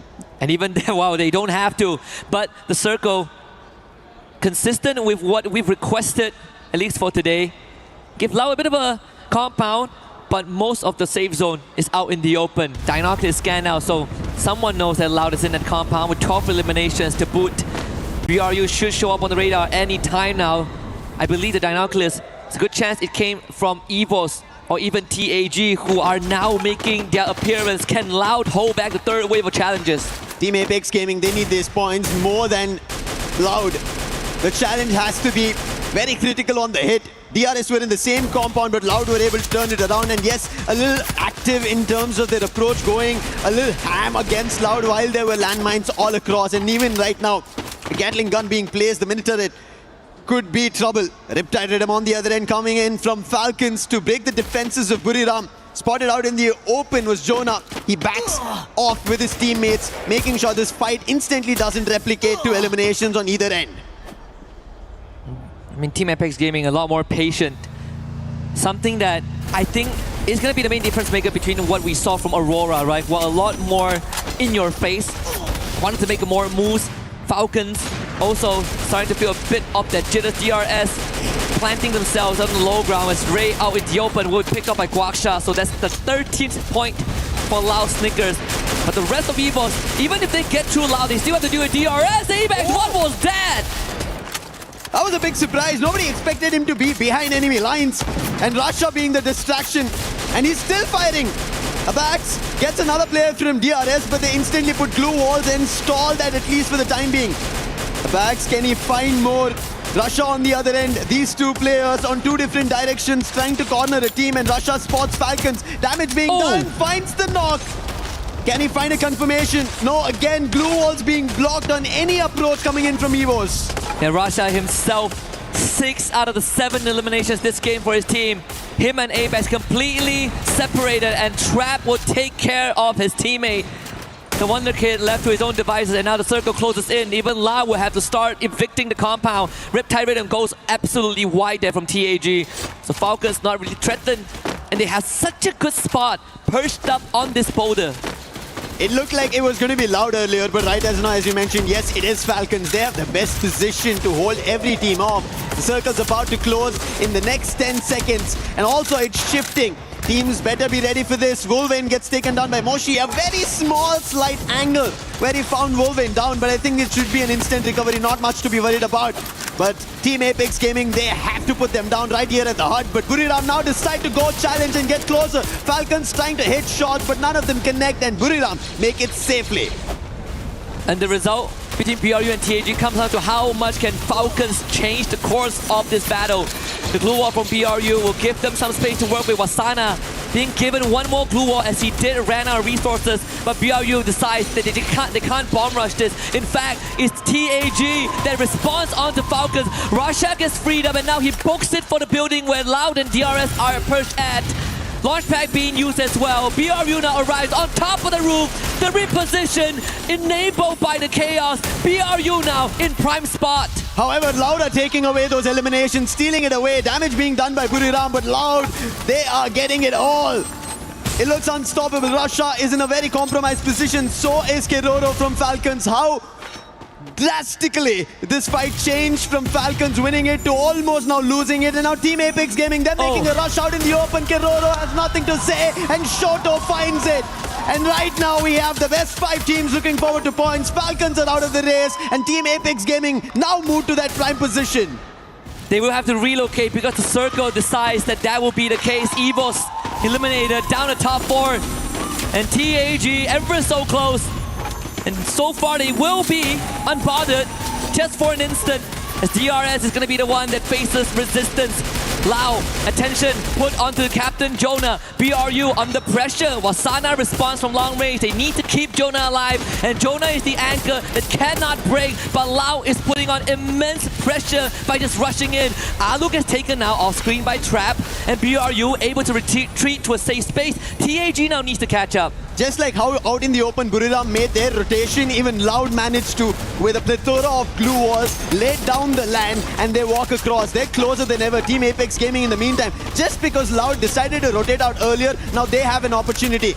Jonah finds Takuri, the last one from DRS, and now Team Apex Gaming have an opportunity because Loud and Buriram are close together. However, Get High, he is shooting the players of Team Apex Gaming and not letting them slide down the hill. This is the final lap for Apex Gaming, and hold my hand, Lucifer, because we might be witnessing history here. The top 3 teams, 2 of the front runners still with the full squad left alive. But Team Apex Gaming have the high ground. They have couple of moments, couple of instances where the blue zone will make the difference, and TAG, they are in such a prime position to get this pickoff. Loud, they decided to make a rotation earlier than Buriram, but Buriram had the position and Loud are trapped because the zone's closing in. Glue wall's not working out. Kenny God finds the opening. And they do it here. TAG, the faster they get rid of Loud, the better they ask for him, and Loud, you know that the Brazilians, they don't back down and they are ready to take that fight. The cluster would have been nice if it connected, but now Loud are out of vision and BRU into the fray. Team Apex Gaming, they have an advantage. Loud have a safe spot. BRU are out in the open. Riptide Rhythm. It's breaking their defenses one after another. Shoto has had a great start in this game. 5 eliminations already and a KD got hit again. Wasana is down. Make it Get High. Fulman finds one more. Team Apex Gaming are also assisted by Loud. Loud are taking away the eliminations and Team Apex Gaming will not be happy about this. This is looking good. TAG have a chance. Jonah being pressured by Loud. A distraction, they eliminated. TAG in a spot to make history here against Loud. BZP in the front. Shota with the first one. Can they find a conversion? Loud down low in hell. Quaksha is down. BZP to follow. Team Apex Gaming makes history and gets their first ever Booyah on the world stage. This is a very big Booyah for Team Apex Gaming. We spoke about their comeback. They start slow, but they make it happen. And especially to do it at Esports World Cup 2026 Paris, the biggest of stages. And Team Apex Gaming for India make a big Booyah. Yesterday we talked about this. Dreams come true one step at a time. And I'm glad we held hands for this moment. What an achievement it is for the region. They needed some time to warm up, but once those seats are warm, TAG entered the flow state. And with impeccable execution in the final circle, they took advantage of all these openings given to them. Openings that are very minor, that cannot be missed, but they were on the ball, Lucifer. We spoke about this, right? Prime position, real estate, all of it. One after another, every team wanted it. Loud started it off, Buriram went for it, and then finally Team Apex Gaming found the very best spot. Falcons, this is why we were talking about it. They were the ones who should have been a Booyah here, but they messed up in their movement, and it was Team Apex Gaming took that same position away from Falcons, took the last player down, and they get this Booyah, and thankfully, they managed to do it in such a manner where they were ahead of the zone, up the hill, and this time they get it. Incredible stuff here. You can really hear the passion radiate. The crowd, they were feeling it. They knew that once we got into the top 6, TAG is a prime candidate for that Booyah. And this is what the Esports World Cup is all about, man. Unpredictability, the volatility, but this final sequence, TAG, I could rewatch this all day. All day, all long. Brilliantly played out. Yes, they tried to pick an opening, but it did not work out as brilliant as they wanted. Holding it off, KD, God, Sayajad, Shoto, the big man. What a play coming in from their end. And yes, as I said, this is a very big thing for them and the whole of India to look at. They are going to be incredibly proud, but we're going to let these teams again prep for the upcoming games. And for now, we're going to hand it over to Carol on the stage as she has something for us. Hello everyone, I'm Carol Bombshell and we are back on stage and I'm happy to have this company here by my side, Nameless from AGL team. Thanks so much for your time. And yesterday we noticed that you guys got so close so many times to get a Booyah, but unfortunately you didn't. But today, happily you guys managed. How did it feel to get your first Booyah in the competition? ก็เมื่อวานนะครับแบบว่าหลายครั้งเหลือเกินที่เราเกือบจะได้บูย่าเนี่ยแต่ว่าไม่ได้สักทีนะฮะแต่ว่าวันนี้เนี่ยเราได้ปลดล็อกที่ได้บูย่าแรกแล้วเนี่ยฮะรู้สึกยังไงบ้างครับครับก็รู้สึกปลดล็อกครับแล้วก็ รู้สึกว่าทีมพวกผมพร้อมแล้วครับที่จะเป็นแชมป์ Yeah, I feel like we have already unlocked something, and I think we are ready to become the champion of this tournament. I like your confidence. That's definitely the way to talk. Okay, so after finishing last year in the 5th place and in the 30 in the global finals, you are getting closer to win an international tournament. And of course, together with your whole team, does it feel like this is the moment to get over the line? ก็ในปีที่แล้วนะฮะเราได้จบไปทั้งที่อันดับที่5นะฮะแล้วก็อันดับที่3นะครับใน global tournament นะฮะในปีนี้เนี่ยเราขยับเข้ามาอีกขั้นหนึ่งแล้วที่จะได้เป็นแชมเปี้ยนนะฮะรู้สึกยังไงบ้างครับก็รู้สึกว่าปีที่แล้วทีมนี้ไม่มีผมครับปีนี้มีแล้วน่าจะเป็นแชมป์ได้ครับ Yeah, I think like because last year he not in the team yet, but this year he's here already, so everything should be fine now. Okay, are you sure? All right, I trust you. Okay, so there is really some tough teams in the way, of course. Booyah, Fluxo, maybe Arlos, all look very strong. Who do you think is the biggest competitor right now? ก็ตอนนี้นะครับมีหลายทีมเลยที่บอกว่าเป็นตัวเต็งนะครับไม่ว่าจะเป็น MIBR นะฮะแล้วก็อีกหลายๆทีมครับคิดว่าตอนนี้ทีมไหนเป็นตัวที่เป็นคู่แข่งที่น่าจับตามองมากที่สุดครับน่าจะเป็นฟุกโซแล้วก็เราครับ Yeah, I think it's gonna be Fluxo and Laos, which is like the most competitive team. Only Brazilian teams? Yeah. Okay, I like your answer. Thanks so much for the interview. Good luck in the next matches, and the rest of the day.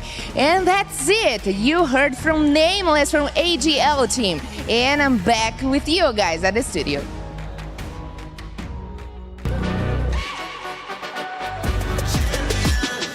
This ain't no regular thing. Came for the ring, you know what I mean. You see my name in the lights. Better get right, I'm champion.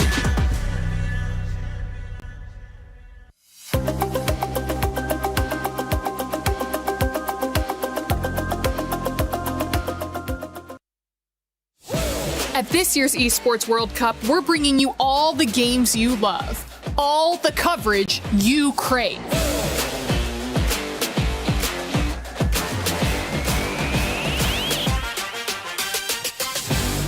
And for the first time ever, a completely unfiltered behind-the-scenes broadcast. And he absolutely destroys him. I don't think he ever saw that coming. That was incredible. This means you're getting the real coverage. I think that was with raw opinions. I'm just gonna have to say it. I think they have their heads up right now. They're just absolutely. Yes, from broadcasters who don't even know they're being recorded. They don't know they're being recorded? Oh, what do you mean? That is insane. What this? Nicole, I said, please, lactose free. I can't deal with this. All Not right, here, we not now. We gotta look at this game. I'm sorry, is this a good idea? This is what we have. All you have to do is read the lines. They All right. the bed. They're absolutely the bed.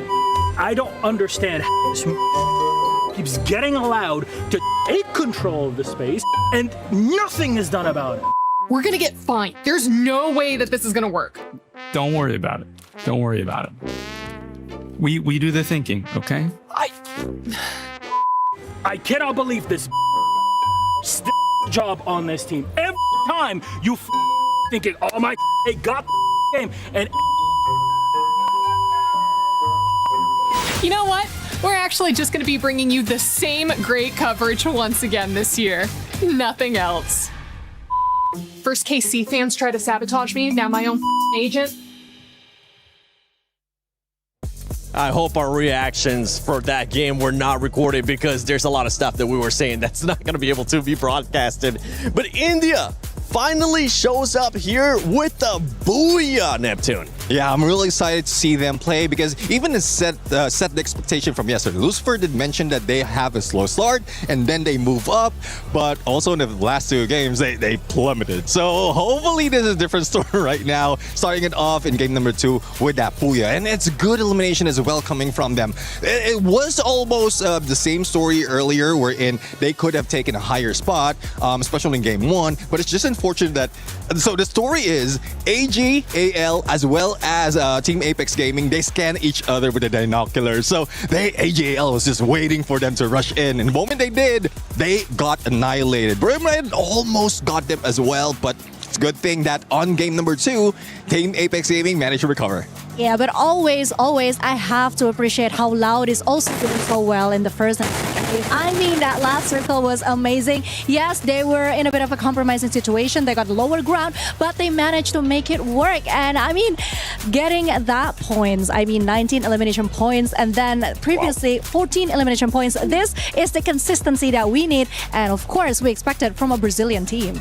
And while we were talking about Loud, one of the things that we were mentioning too, that we especially were talking about Neptune, is their positioning, right? Yesterday, at one point, it looked like they were just getting gifted, but you can't say gifted when this squad is continuing to just be consistent in their location and their placement during those circles. Yeah, most of the time they go and choose the middle of the map. That's where they get information, and not everyone is following that path. So pretty much they are in a safe spot already once everyone is in position, or as soon as the next phase covers the following one, that's where they will be able to rotate onto the edge of that circle. So it's a good strategy for Loud Stickers right now, but I think even Booyah United in game number 2 tried to do the same thing. They went in the south, and that's when they met AJL and take them down. Yeah, and what's interesting for me was that battle between, Tag against Buriram. Buriram was trying to do something at the very last minute, but unfortunately, they were the one who got wiped out instead. And that was actually kind of shocking to me because Buriram United Esports, we all knew day one, they were amazing. They were super aggressive. They set the tone, but something went wrong today. I haven't seen the same Buriram that I saw the other day. Yeah. I mean, I was expecting this. Most of the time, like, we have a 3-way battle, especially with this. We're expecting a ring around the Rosie, but I guess they didn't find Rosie at that point, and they met against each other, and Tag was just on that high ground, took down Booyah United together with Loud, and great elevation, though, has been done. Though it is Tag who initiated it, we were expecting that Loud might be able to go in quick, but Team Apex Gaming was just Apex Predator on that final 4v4. They were literally all over the place, up and down. The movement was very dynamic, very amazing, very impressed. And for Booyah, I kind of want to go back to that one because this squad, maybe they set too much of an expectation yesterday, would you say, Conchita? Because they did end up getting 3 Booyahs yesterday. I don't think any of us expect them to do that again today. Yeah, well, again, it's not just yesterday, but it's Booyah United Esports because we all know that they are capable of doing so, and they do come here with a lot of, preparation and vengeance and redemption. So it's not just that we set up a high expectation. We know they can exceed even the expectation that we give them. That is why today I'm actually not feeling it yet for Booyah United Esports. I don't know what it is, but yeah, I think they could do so much better. I'll have to find out though, because so far the signature is to show them what they have, but be a threat on the board. And Booyah United, like yesterday was just a Booyah. Now it's just the numbers, elimination. So 17 elimination in the first game, 18 elimination in the second game, despite of not getting that Booyah, total points rather. 10 elimination in the second game. Despite of not getting Booyah, they're still in that number 1. But again, some teams are creeping in slowly, and they're making way on what Booyah United managed to pull off, studying their opponents and then bringing them down. Yeah, especially with what we've been talking in regards to the gaps. If you're just tuning in, if this is for some reason the first time you're watching Free Fire at EWC 26, let me just remind you what's going to happen after these matches are done for Group A. The top 4 will be moving on to the grand finals. And let's take a look at those top 4, because right now EVOS is that cutoff point. You can see 139 points. They do have a healthy gap there to Gun Dynasty, Team Falcons as well. This is one team that I think we were expecting to step it up in the second half, especially coming up soon. Maybe that will be the turnaround for that squad, because they do need to make up points. Yes, but I don't think 5 points is that healthy, actually, especially with the rest of the game that we have. I'm just not sure that this is quite safe yet for EFOS, so they still have to try somehow to be more consistent, at least in getting those points. You know what I'm saying? Yeah, I do agree. I mean, look at that. Century mark in terms of elimination for Booyah United as well. And a lot of teams are trying to do the same thing. They're trying to follow the path that BRU has been playing, but it is difficult right now. Most of them are just playing it with placement point, positioning wise, but BRU just understand what they need to do right now. They are countering. They're going against the flow. Yeah, but it's also getting ridiculously dangerous for Paradox Gaming. I mean, let's take a look at that. 48 points. They fell behind Titan Esports Club in just 2 games today. I mean, there's one thing about Paradox Gaming. Hopefully, they let go of the aggressive reign because I think that's where they're failing. Back in the regionals, they're the most aggressive team out of Africa. Now, that's going against them. Like, your aggression, especially with teams who have all eyes on you, then you will be the target in most instances. So, they just tone it down a little bit, play with placement, and then towards the end, if you get that Booyah or close it, then that's where you'll have that confidence to get all those eliminations. It's so close too, and those teams towards the bottom, I mean, we just saw what TAG was able to do before this performance. Yes, they have had some good performances, but they were still there within distance of those teams towards the bottom. The last 2 will end up getting their keys crushed here at Free Fire at EWC 26. Now, can they possibly get a Booyah? That's what we're gonna be looking at, especially those teams towards the bottom, because they got absolutely nothing to lose. They know what's at stake, Conchita. Either they get a Booyah or they go home. But one thing that I do realize today is something has shifted between all of the teams that are playing in the A group. Yesterday, it was all about aggressiveness. It was all about showing up, showing strength. But today, they are playing it a little bit more strategically. They are trying to be more consistent in terms of collecting elimination points instead of just, showing up with a bang. You gotta get those elimination points. Yeah. You wanna get that Booyah. That's just what we're after. I mean, yesterday we even had a competition in regards to those Booyahs, and we've been seeing the comments that you guys have been posting on social media. You guys actually heard us use that hashtag EWC, and if I'm not mistaken, we might be featuring some of your guys' stuff right now. I mean, trick to see which teams are gonna be biased towards. We're totally not biased whatsoever here on the desk. We're supporting everyone. It's not like we want all the top teams to continue to do great and take that performance. But you can see it right there towards the bottom. Xtune says Trap is the best bomber in the world, Neptune. Yeah, I mean, let's see though, because there's a lot of bombers being in here. And this is something that we were talking in the background as well. Though there are a lot of chances of the M79 grenade launcher to be used, not a lot of them are pulling it off. And not even every team is putting in the Steffi to prevent all those grenades. So I hope that we see those great bombers right now being capitalized, because there's not so much of going against them. It wasn't just Lucifer having the confidence in TAG.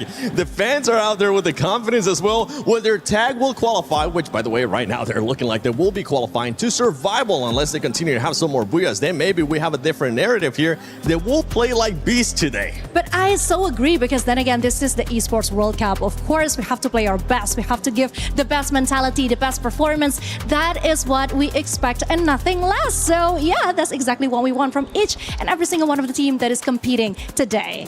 I love this prediction there towards the bottom. AGAL, Loud, or Evos. They didn't want to pick one. They're like, you know what? Let's throw 3 of the best teams out there from Group A and see which one actually ends up winning the championship. And I don't blame him, because right now there's so many teams being able to step up. We're looking at Demon Sprite on the screen. I know Pakistani fans were expecting a lot more out of this squad that is the champions from Pakistan. Can they possibly do it? That is the big question mark. What are we going to be looking for them to do different? I know we've been talking about the playing styles that we've been seeing out of their squads, maybe playing a little bit too passive, maybe being a little bit too aggressive. Neptune, what are you looking for Demon Sprite to do? Well, we know that for Demon Sprite in their region, they can be aggressive. They can be tactical as well. But again, there's a lot of teams who has read that already, who has been years ahead of them. So Demon Sprite just needs to stay in the edge right now. Use all the utilities that they have, especially those binocular skills. If they want to get a safe spot into the next phase or each phase of the circle, use those R-funds, use those binocular scans, so that at least you'll have a clear view of whether you're heading into danger or just in a safe spot. But that's only that. Not only that, there's also those launch pad that is available depending on the map or which map we're playing in. If I'm not mistaken, the next map would be in Kalahari. So this is where those hook guns will be important. Their entry and exit would be much quicker compared to just walking around or running around. Now, one of the teams that Demon Sprite is currently hunting down is none other than Titan Esports Club. Yep. Conchita, what do they course. need to do to make sure they don't get hunted down and end up on those bottom two? Of course. I mean, the trend that we've been seeing, not just from today, but the match day yesterday, is that you don't actually have to secure a Booyah. You can just consistently earn placement points, that elimination points. So I think that should be the objective that T10 Esports Club is focusing right now, instead of trying to, get into a fight, a huge fight with any other team. Just try to make it more safe, more strategic, because I think if we're comparing skills and individuals, they do have what it takes to endure the game, Neptune. Yeah, exactly. I mean, Thailand Esports Club, I think they need Blade to be as sharp as ever. It needs to be... Wait. Just gonna take a second. Can we please go back to that player? Because he was just relaxing. He was in the mood. If I'm not mistaken, that was AJAL. And they were saying that now, after the performances that they saw, they're looking to be the champions. They're feeling that confidence. And boy, are they. Sorry, Neptune. We had to play that out. Now you can go back to it. It's just chilling like a villain right there. But anyways, going back to the point, I mean, Blade needs to be as sharp as ever. Get all those eliminations in, get that information on those rush. But again, it's not those careless rush. They need to be strategic. Kalahari is one of those wherein they can capitalize on their snipers to find their position first. But again, it's one thing it's a good thing that we are now on day 2, because they can review what happened in day number 1, especially in this map of Kalahari. And well, despite of not having that much of a gameplay in specific maps, at least they have a general idea of where the other teams are dropping or rotating. Let's take a look at the overall once again, just to make sure everybody's aware of what's happening right now. Gun Dynasty, I feel like today we really haven't seen the Gun Dynasty that we saw yesterday. True, because not only they haven't secured a Booyah, but the points that they keep on getting the other day, that is something that we haven't seen today. I think that is exactly the problem with the way that the other teams are playing. They're no more showing aggressiveness. They are playing it more smartly, and I think that kind of messed with Gun Dynasty's plan and strategy. Yeah. So it's time for them to adapt now, because actually they were one of the team that were very disruptive the other day. Now they are the ones who has to follow the rules, quote unquote. Yeah, exactly. I think the day number 1, they have that element of surprise. Yeah. Gun Dynasty just brought in the big gun dynasty. Ooh! See what you did there? Yeah. Well, it's his uncle in me. But anyways, going back. So they have that element of surprise. They were not caught off guard from yesterday. They have a lot of potential of elimination. But now, give these teams a day's rest, a day's chance of studying your opponent, and this is what you happen. Like, look at Gun Dynasty. They only got 4 or 2 points out of game number 1, and then only 6 points on game number 2. It's not looking good for them, but it's a good thing that they managed to stack it up from yesterday.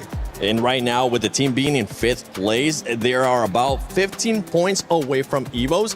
EVOs did start off good in regards to some of the placements, but we haven't really seen the Booyah out of EVOs at any point. Remember, these are the defending champions of EWC, especially for Free Fire. Can the pressure end up getting to EVOs? I think there's a possibility that, yes, the pressure is on. They are feeling it right now, because just the other day I had a conversation with some of the casters, and they do tell me that I think it's going to be very difficult for EVOS this time, just looking at how they're doing at the regional, how this year has been for them. But deep inside, I do believe that they know exactly what they're getting themselves into. I mean, we can actually see the maturity coming from some of the players, especially Russia. We saw how he did that one-man show thing, right, at the previous game. Yeah. He handled that really well. We didn't see him as a teenager. We saw him as this veteran that is just know exactly what to do and can handle any situation. So hopefully, if we're talking about pressure, as the reigning champion, they should have had that nailed down. But then again, I mean, if they're just reliant on Russia just ending it, that will be the situation over and over again. He's the last man standing. The rest of the squad will just be waiting to be revived if they can be revived. And that is getting tougher and tougher. One good story, though, for EWC is after that game number 2 from yesterday, they get like they are getting double-digit points rather all throughout up until today. So that's the trajectory as well as the consistency that we're looking for. Booyah will catapult them a little bit higher to make them secure the top 4. And for Team Falcons, you got to remember, for Team Falcons, they're currently in contention not just to be able to be the champions of Free Fire at the EWC 26, they're also in contention for the club championship. So they want to be able to get those points. They have won in the past year for Free Fire. Which team and which player from Falcons would you like to see step up in this last matches for Group A? Well, Limited 7. Limited 7 is one of the best snipers that we have in Southeast Asia. Team Falcons has been using him as a threshold when it comes to snipers, but it seems like he is being hampered right now. Again, this current meta is a meta of the snipers. The current update is the update for the snipers, and even Limited 7 is not stepping up. Only the other teams are the ones who's stepping up. So I don't know what strategy is in there, and we're not even seeing him in those close quarter combat. So hopefully he'll be able to step up, lead the squad, because we know the frontliners will be able to cover him. Yeah, for Falcons, I mean, we saw players yesterday being able to step up, and I'm hearing that we actually have an interview with the Falcons. So let's see what they had to say earlier in the day. Hello everyone, right next to me is On Fire from Team Falcons, and I also have Kay for our Thai translator as well. Alright, hello On Fire. So this is our second day, and I think it's gonna be very pressure for Team Falcons because you guys must get into top 4. Have you guys prepared for anything? ก็วันนี้นะถือว่าเป็นการแข่งวันที่2แล้วนะฮะแล้วก็ค่อนข้างเป็นการแข่งที่เป็นวันที่ค่อนข้างกดดันเป็นอย่างมากสำหรับทีม Falcon นะเนื่องจากว่า Falcon จะต้องขึ้นไปถึงท็อป 4 ให้ได้นะฮะได้เตรียมตัวยังไงมาบ้างครับก็เล่นไล่ยิงแบบวันแรกแล้วไม่ได้กดดันเท่าไหร่ครับ Actually, there's not that much pressure for us. Like we're gonna play like the same as we played yesterday on the first day. So we're gonna go hunt everyone down one by one. Okay, I understand his perspective, but overall, yesterday, we can see a lot of changes in the roster. So what happened? Are you guys trying to test as much as you guys can during the tournament so you guys can do your best at the finals day? ก็เข้าใจนะฮะว่าต้องการจะทำอะไรสักอย่างเมื่อวานนะแต่ว่าเนื่องจากว่าเมื่อวานเห็นมีการปรับแผนการเล่นค่อนข้างเยอะเลยอยากจะทราบว่าทีม Falcon ต้องการจะทดสอบอะไรบางอย่างหรือเปล่าฮะหรือว่ามีแผนอะไรอยู่ในใจไหมก็ไม่มีนะแค่บางคนยังน้องในทีมบางคนยังกดดันนะเล่นไม่ได้ก็เลยปรับเปลี่ยนกัน Actually, like it's just like some of the players in our team like are not get used to the playing on the stage yet, so it's like it's a bit of pressure to that player. So, but everything gonna be fine. Oh, okay, I understand. Okay, so one more question On Fire. I heard this will be your last season in EWC 26, but also in Free Fire. I'm not sure, so I'm asking. So, do you feel any pressure, or do you feel happy when you're here in Paris? ก็อย่างที่ทราบกันนะฮะว่าปีนี้เนี่ยจะเป็นปีสุดท้ายของ Free Fire อาจจะหรือเปล่าก็ไม่มีใครทราบนะฮะแต่ว่าอยากถามว่ารู้สึกยังไงบ้างครับผมก็นะ ก็อย่างที่ทราบกันหลายคนทราบกันนะฮะว่าปีนี้จะเป็นปีสุดท้ายแล้วของ Free Fire หรือเปล่าก็ไม่มีใครทราบได้นะฮะเราเลยอยากถามน้อง On Fire ว่ารู้สึกยังไงบ้างครับก็จะทำให้ดีที่สุดครับไม่รู้ว่าจะมีอีกหรือเปล่าWell, as we have no idea, like no clue at all what's gonna happen to the Free Fire, we're gonna be here next year or not in EWC, but we're gonna try our best. All right, thank you so much On Fire, and I'm really hoping that you guys can rock back today because yesterday was not kind of smooth for us, but who knows, today they can jump back really fast. Thank you On Fire, and sending a lot of lucks to Team Falcons today, and thank you to Kay as well. Thank you for your listening, and now let's go around, shall we? I like that for us. Okay, we're not biased at all. We're just a little biased sometimes. See, I'm not the only one. You're not the only one. one. We're not the only one. Yeah, well, we'll see now.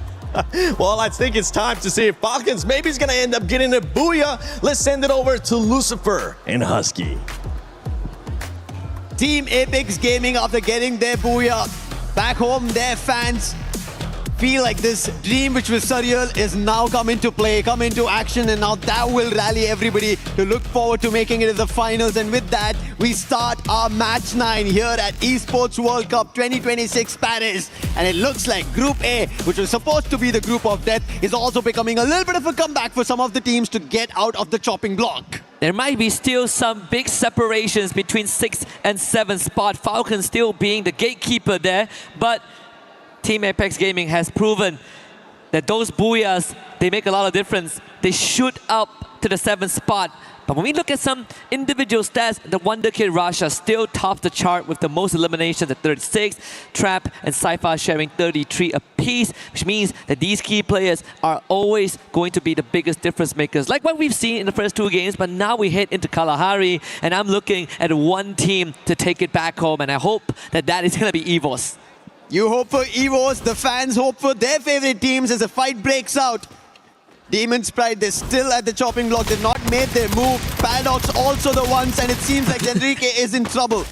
A bit of a tap dance there, Enrique. Still heading up for safety. Paradox. Are there any resistance? Jazzy has already chased down Enrique. So first blood achieved by Demon's Pride. Paradox with the instant revive. Madara with the chase down too. That's sneaky gone. 2 for Demon's Pride, but finally some clapback. But it's not a pick, it was just a knock, and therefore Demon's Pride will still be happy. They'll be getting 3 eliminations at the end of this fight at Foundation, but there's more that they have to pick up in case they don't want to be eliminated. Those keys are dreams to a lot. And coming out from Pakistan, just one dream is theirs: to stay alive, go to the survival stage, and it's not going to be easy because now in front of them there's Loud. And Trap is the second best in the highest eliminations just after Rasha. So it's going to be even more tougher. However, his teammates are not close by. I mean, as we get closer to the halfway point of Group A, things are starting to feel a lot more surreal by the second. Especially like you said, the dreams, right? These dreams come at the cost of someone else's. Yep. EVOS, despite having more of a tougher game too, we did hear what Conchita said. The survival instinct of the Wonder Kid kept them alive for longer than they should have. Just, you know, humanly possible. Trap with the pickup of the Madara. And even for TAG that had a Booyah in the last game. Woke something up in Aurora, who wants to follow in their footsteps. It's KD God that gets chased down. Suez on the case.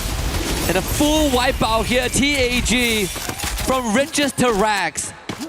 This is not the result they would have expected after getting a Booyah instant wipeout, but Aurora also needs something to say for their fans. Out of Malaysia, it's not an easy run that they've had. They've not made it to many of these stages, and finally coming out, they want to make a wave, and they do it. Maybe Kalahari, even Neptune mentioned, the hook comes coming in, the game is going to be faster, the sniper's going to try and battle it out, and the CQC, it'll be undefendable. When we last checked in on the overall ranking, Gun Dynasty pushed out a top 4. Yeah. Currently sitting in 5th spot. First 2 games hasn't been kind, and it seems like it will only get worse as Benel hasn't really found anything. Same for Vegas. And in front of them is BRU, the worst possible entity to go up against in this case. AGAL dispatches of Paradox Gaming's members. Sneaky, he's also been spotted. It's going to be trouble. He's the last one. Is he close to the vending machine? He's making a run for it. I'm not sure how many coins he has. There you go. He has 1,100. So he should be able to bring back some of his teammates. But you can see AGAL, they're already a run. They do not want to let Sneaky survive. And Sneaky is just running across the compounds to figure out if he can dabble around, confuse the opponents. But it doesn't seem like it's happening. And very soon he will be found and Paradox will be put to an end. And that's already 3 teams removed from the lobby. And just at the timing of 4 minutes, Lau gets a full revive here, courtesy of Trap. Falcons actually running into Aurora as well, who earlier on got the wipeout. The previous Booyah team, which was Team Apex Gaming. And I mean, for Aurora, on a good day, the only thing that holds them back is that recklessness, right? That bloodlust sometimes causes them to kind of tunnel vision. EXO getting brought back, should be fine. In fact, it is a fair fight if Aurora gets into a 3v3 against Falcons. Karoro does get tagged by Zuez. And On Fire called in as reinforcement with the Trogon in hand. And Zuez will now have to take that fight on. Coming in close, but On Fire is the one that gets the chip damage in. Falcons with Gun Dynasty not having their day, this should be their opening an opportunity. Zoes could have been taken down, but on fire quick on that glue wall. But finally, his teammate is there. Kiroro answers. And that's going to be another added on elimination. The second coming in for them. But on the other end, Damage leader Trap has been besting rushers, youngsters, and he's still been leading the front. But finally, Ray puts him down, not giving him enough chance right now, at least here on Kalahari. But we know the squad, they rally up quickly, they will get him back up. But on the other end, EWOS, after the first two unfortunate games that they've had, they would want to pick up points themselves as well, because they're the defending champions. They are now close to being pushed down if Falcons make it to the top 4. Absolutely, and even for Aurora, this is going to be a tough game because they are getting picked up by multiple teams and having to invest resources in their revive. Demon's Pride still in the last spot as of yet, found their 4-point. I think in this case, right, we've seen Demon's Pride in the first 2 games itself. It's not like they kind of went out on a whimper, right? They came in, they get a couple of eliminations, but I think it's about time we talk about the placements for them because some of the first 2 lobbies, wipeouts didn't happen early on. It's not like Kalahari where we've already lost 3 teams, about to be potentially 4 as Lao are on their last legs.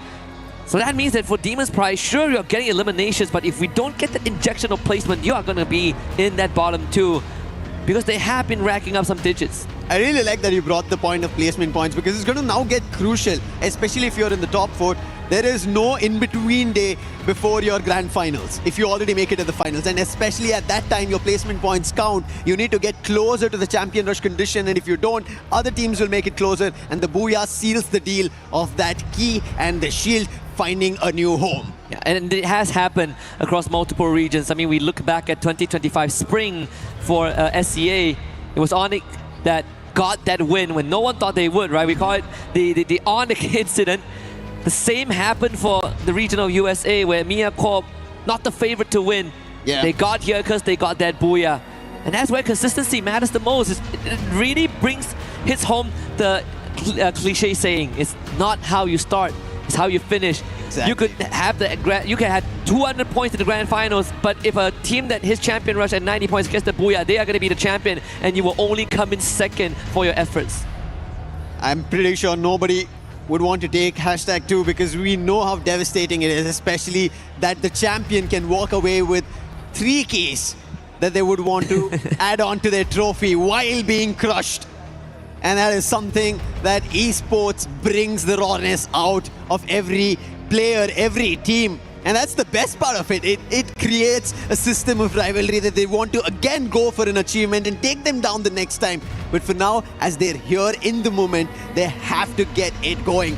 Quick pause that we have before we resume. Kalahari has already seen 3 teams out of the play, but Buriram, they are on top of it this time. They've been quick to get 7 eliminations. They would want to do a lot more, because every other team, they've been taking it away in the first 2 games that we witnessed, and especially at today's halfway mark for Group A here at Match 9, and after this, just 3 more games. And if anybody wants to get back on the race, make sure they're safe and sound. They need to deny the points to the top 4 teams. Yeah, and I think in the worst case scenario, if a team really has no more chance, and this is probably when we get into match 5 and 6 for day 2, you can play spoilers. Yeah. You can ruin the chances.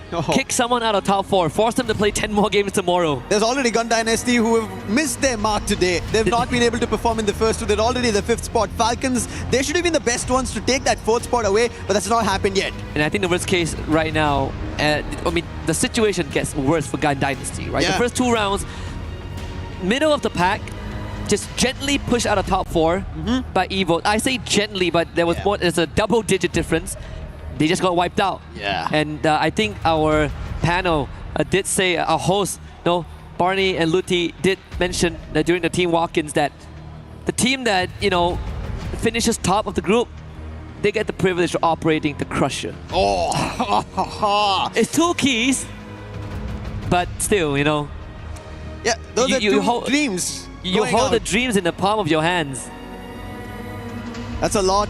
That's a lot as a responsibility, but at the same time, to see your chances just being crushed powdered down, and I don't think anybody would want it, but that's how Group A, that's how terrifying Group A has been since yesterday. And even Conchita mentioned this, right?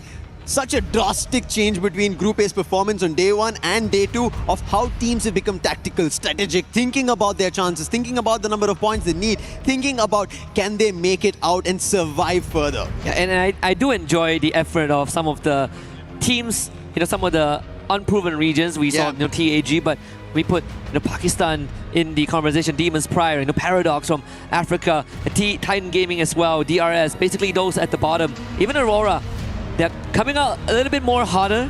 They're coming out with more aggression and sure, double-edged sword, but they're getting the work done, right? This is some of the initiative that I think took them some time to get used to, but now when the tension breaks, you see Demons probably coming out with a couple of eliminations and they need to patch that up with the placement points. I like that there is a little bit of a tension break also in this pause happening on stage. We ended up seeing the 6-7 and DRS. They have a total of 67 points. We were literally talking about this, right? Like, are we going to get an opportunity to be like, oh, this, BRU, they have 161 points, and then we moved down the list, and it was like, oh, DRS 6-7. Yeah, wish dreams do come true on this stage. Yeah, for us as well.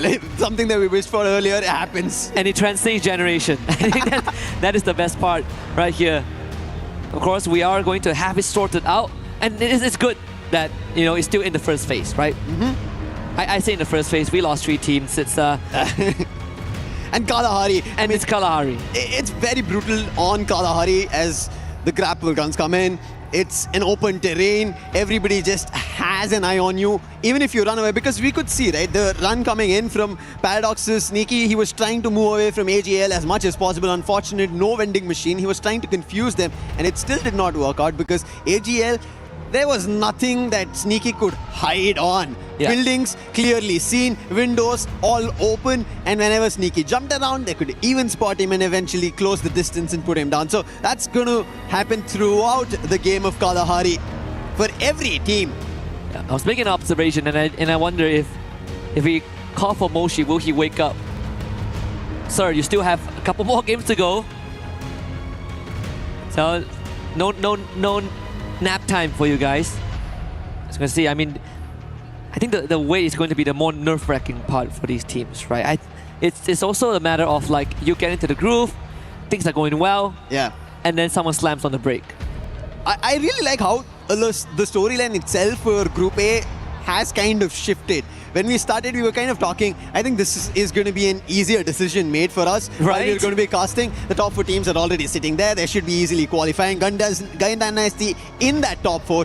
But all of a sudden, things have changed. Falcons might have a chance. EVOs have not found the best of points. Yes, they're sitting at a total of 141, but that's not completely pretty. If Gun Dynasty end up finding a big game, EVOs don't. EVOs get put out after having only 1 Booyah, and they still are not their defending champions, will be pushed to the survival stage. So much changing in Group A, completely unexpected. I think it's a good time to also kind of expand on our earlier conversation about Gun Dynasty, right? Because we saw the interview. They don't feel the pressure. It feels like home. They are very confident and very warranted in the confidence off of day 1. But you also told me back in the green room that there's a good chance that GD falls out of top 4. And I want to expand on that. Now, the main reason, right? This is something that I've seen in circuit of Free Fire, that some of the teams have a lot of energy coming in, a lot of aggression, and it transcends into points. But day 2 is when they have to keep that consistency going on. But by that time, teams get exhausted. Their playbook falls short, and I think maybe a tad bit for Gun Dynasty, that's the main factor to affect. To add on to that, that's where I thought Ali, they should have a chance today later in our Group B matches, just because they had aggression on the stage. Yes, they were not happy with the result because they also almost had a Booyah, but that also helps them refine those mistakes that they did yesterday, maybe to qualify today. Yeah. And again, the detail on the plaque, nothing is given, everything is earned, written in the native language of EVOS. In this case, it's Bahasa Indo, and it applies to across the entirety of EWC, across the game titles, and it's in the native language of the team that wins it. It'd be great to see it maybe in Portuguese if a Brazilian team brings it back. There is a good chance that has been the story. And I think, the interesting part is always that we look at the Thailand as the best region. Yeah. And that's only because we see them more often. But we get onto that world circuit, suddenly Brazil is in the conversation and the playbook completely changes. We even see the bullseyes kind of shift, right? At first, it was just BRU. If we take BRU down, we own the world. But now it's the entirety of Thailand. Indonesia starts to step up. And I dare say South Asia, India, Nepal, Pakistan have a dang good chance of making something happen. But I mean, even for Demon's Pride, smiles on their face, completely different from the walk-in where they... Oh, yes. Where, you know, you can feel that nervousness. Now, I think they're just enjoying the moment, and maybe that's the best way to survive another day. I think that's something while we were back in the green room, we all were talking, right? Some of the teams need to have some fun. Even Neptune mentioned this. You have to take these games at least with a bit of fun. If you don't, if there's too much in terms of thought put into it, a lot being, I would say, relayed between each other, a lot of talking that you should be doing this should have gone better, and all of those thoughts will eventually make you a lot more nervous, anxiety running high.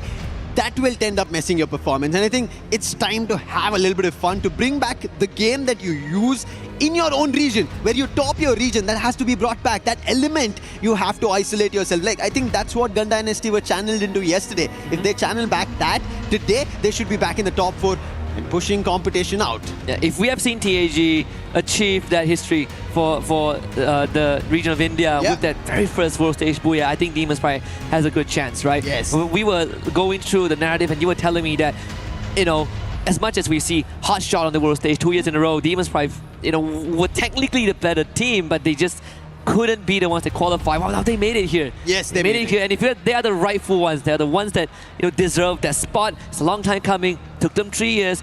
Here they are. But so far, the team feels like it has been slightly reoccurring, right? With the region still at the bottom. And I'm looking at Demon's Pride to change that. One more region to change this fact is going to be Bangladesh. I want to see Titan Esports Club. They're the giants of the region.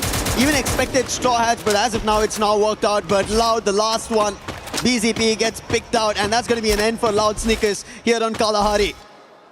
Yeah, even when we look at the replay here, Benel just had no way out, and that was the wipeout onto Gun Dynasty as well. That is a major setback.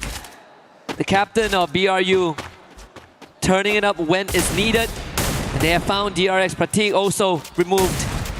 I believe that is maybe 4 teams out of the lobby already. Loud actually got picked off screen. Yeah.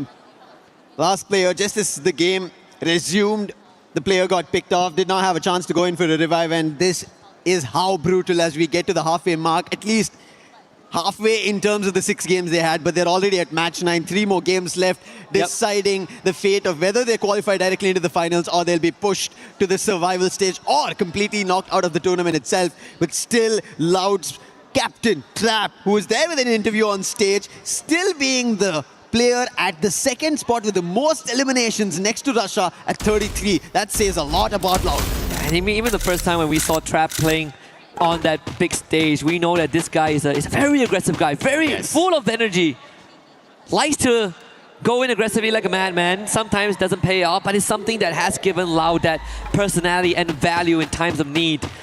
Titan Gaming not doing that good. TEC, excuse me, not doing that good as well. One last survivor with the Morse deal, taking out Jazzy. AJL pushes forward, Demon's Pride. This is the ultimate test if they can make it any further, but with Aswap being taken down and Madara removed as well. It's only top 16 to make this a run and keep it alive. The revival does come through, only enough for 1, but 1 is better than none. Yeah. It's better than completely getting eliminated. Top 16 position, yes, no, and they are surrounding him, making sure he has nowhere to run. And that was a quick movement coming through. That was just distraction over there for top 16. And he'll also be picked up. AGL scoring total 8 elimination, 4 going in for Dew, and Dew has been phenomenal today. The sniper coming into play. They start off with the very first Booyah, and they're continuing those spree of eliminations. I mean, Dew has always been the player that no matter what happens to a roster, you want him to be the constant. And yes, it has been so many years. I remember first time seeing Dewey was back in 2022, and they came close to a global trophy. That was taken by BRU under the leadership of Jonah. Aimgod on fire here. Falcons, you just say there is the race between Falcons and EVOS, and so far EVOS are winning. Aimgod forward with the hook gun to hunt for more of those Falcons members. Limit X7 out of it. but Kororo, unfortunately, still exposed. It's going to be tough for him to run away. Ray's gotten closer. This tower is not going to protect him. He's trying to use the edges. This Kalahari is not going to work out. Kororo's completely surrounded now. Can he isolate the duels throw?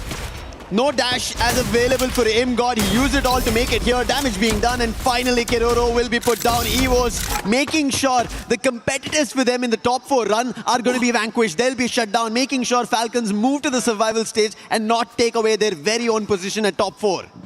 We did sort of establish this. This could be a EVOS Memon Kalahari. Ezreal, good stuff from miles away, nailing the 5th one for his team.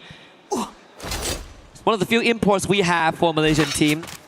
In fact, the very first player that was imported was Crime MKS from Indonesia. And ever since then, it has been working well, improving the ecosystem over the years. And I'm happy that Aurora has made this change and made this move. And not just bringing in Ezreal, but giving rookies 2 years ago like Suez and the EXO, the veteran, to lead them. And it has paid off so far, but of course, it's more to be desired if Aurora wants to catch up. Yeah. There's a lot more to be desired, but the circle has its own desires of troubling teams. Moving completely northwestern, and none of the teams are inside the circle. Everybody's trying to use their binoculars, but nobody's getting a hit inside the circle because there's nobody at foundation. And finally, EVOS, they decide that's going to be our position, our command post, which has also not seen action so far like Refinery, even though there are teams. It seems a little surprising that we've not seen Refinery and command post being a hotspot. Yeah. At least for this game, it's because the circle doesn't favor it, right? If not, BRU is going to be dead until, ends of the world. Moshi finding Aswap. Refinery is going to be the next control point that BRU wants to wrestle over. Top 16 next on the list. Wasana chases down Jazzy. And unfortunately for Demon's Pride, they got out of a tough situation earlier on from AGAL's jaws, only to run into another Thai Titans. And now it's everyone for themselves. On the other end, it's going to be DRS trying to go in for a second chance. Titan Esports Club, they're about to lose their players. Blade is down. Seems like A is not going to be sharp enough today. Neptune mentioned he has to be for the team. But another loss for Titan Esports Club. Kutosh and Najat, they're way too far away, and DRS will be happy about these eliminations. And Titan Esports Club might have made it out of the chopping block for the time being, but it's not going to be enough. If Demon's Pride end up finding points, they might decide to rank up. 57 is where Titan Esports Club is sitting at. Demon's Pride is at 46. Paradox out of this game at least. So if Demon's Pride have an opportunity to score at least 8-9 points, they can instantly take the position away from Titan Esports Club. Or at least kick Paradox down to last place, which technically they've already accomplished. It's a scary thought, and if you add on top of that, if DRS starts getting some points, then we form the separation between them and the bottom three. And it's a scary thought if you are Titan Esports Club in this point of time. But I guess blessing in disguise is that DP, they have been struggling quite a little bit in the hands of the Thais. BRU finding Blade again, who just got brought back. So the bottom dwellers are getting fed into the meat grinder. Buriram on the other end, they find Demon's Pride. We were just talking about them need points. Aswap gets eliminated. And if that continues, a lot more problem. It seems like Buriram are also spotting Titan Esports Club Rahat. That'll also be quickly picked up by Moshi. On the other end, Aurora on Falcons. Buriram finally going in for a full-on fight. Madara is the last one. He's behind a glue wall. Jonah has already called it. And the entire squad is rushing to him. And with him going down, that's the end for Demon's Pride. They wanted to rank up. They wanted to get eliminations. But it seems like Titan Esports Club, the worry at least on Kalahari, will die down. They have one more chance at least. Blessed by BRU. 17 eliminations and counting. Now it's the move to Foundation. At least to the western side of Foundation. You have Kororo planted right in the middle, but Falcons suffered some heavy damage. And in fact, Kororo is the only survivor, so they should be a non-factor if you are concerned about Team Falcons. TEC split up, which we did see, and Aurora on the radar as well. This is quite the clear path to push through. They have stragglers like members from TEC and Falcons to get a couple of free points. They could start with Rahat if they want. Buriram now a little trouble because AGAL have started to fire. Taken down the captain Jonah. On the other end, Aurora trying to hold off at the edge of the circle, but the circle will also start shifting as the zone is completely shrinked. They'll only wait and try to see if they could spot somebody. In the meanwhile, at a distance, Boltmaker being spotted. That's going to be EWC fighting for elimination. And EWC, we spoke about them. They had the advantage inside the circle. They laid their foundation, but unfortunately, the circle did not allow it. It forced them. Abax will still be able to find Takure is out. And now on Buriram as well, EWC still firing, finding elimination and also helping out AGAL in the mix.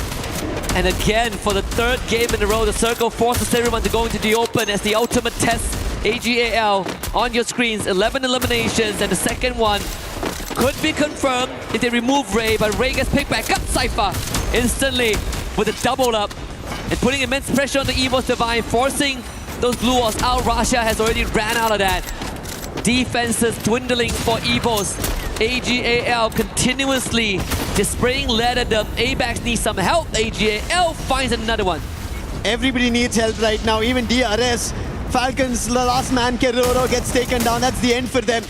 Aurora now trying to climb up, but it's going to be difficult. They don't have any vision above, no information, so running up is going to be difficult. And finally, EVOs do not allow that. With Axel going down, a lot more trouble strikes Aurora.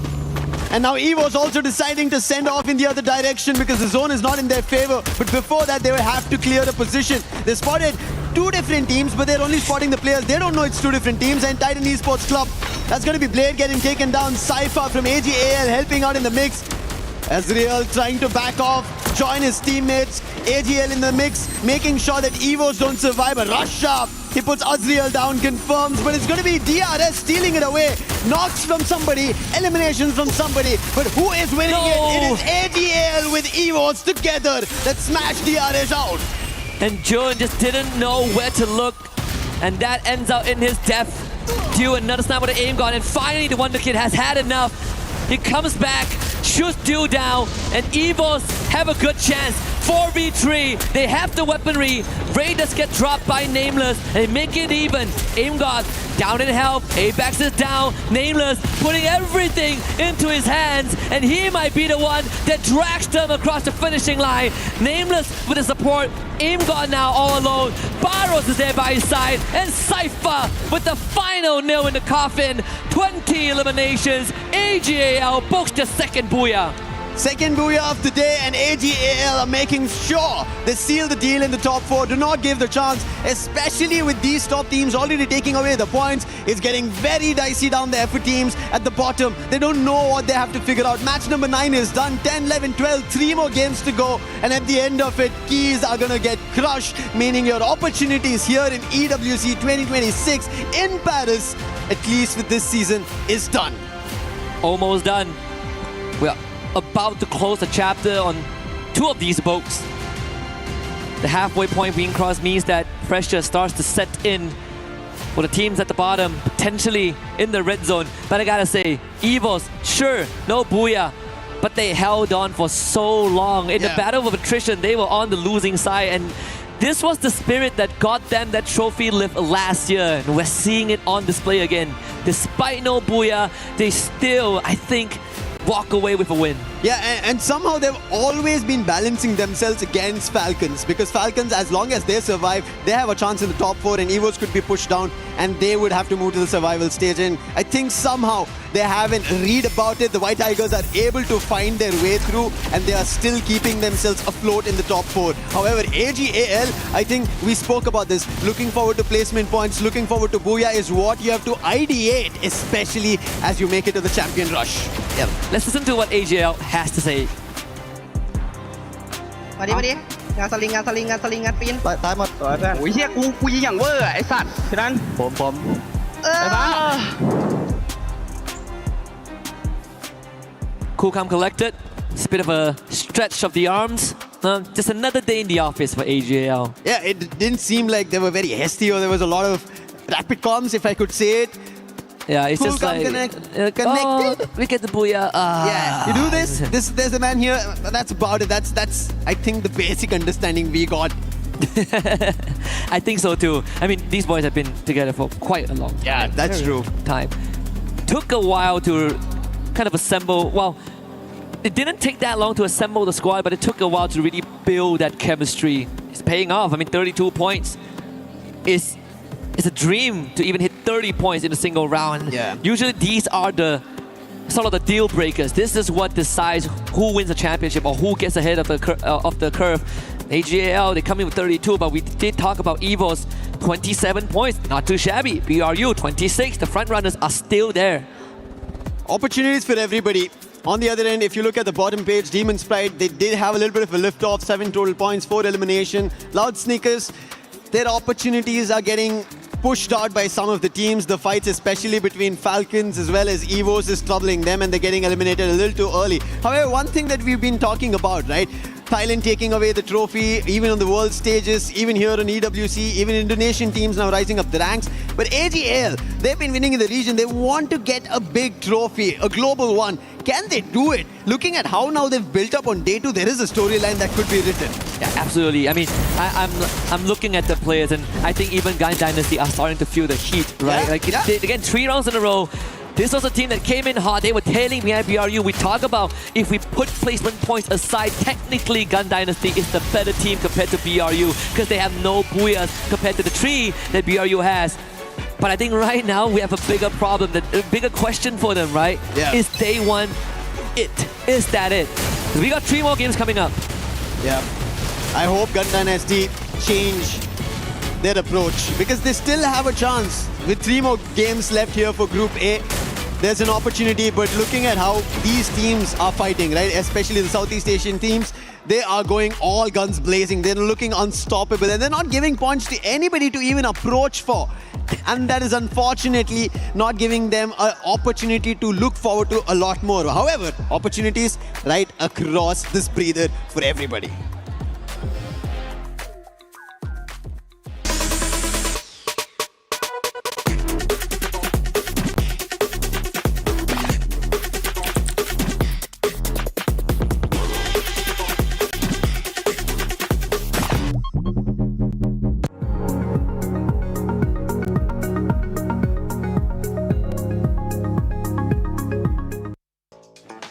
Barney and Ludi, we accept your challenge here in Kadia City at the Golf Predetermined Tournament. Lace and glitter. We are going to challenge you and beat your score, but not without a prize. Yeah, you know, it feels like it might be a little bit rigged in favor for Barney, but I really want the prize Lace is talking about because we are going to get an EWC 2026 custom printed t-shirt with our name on it, or the name of the winner, really, you know.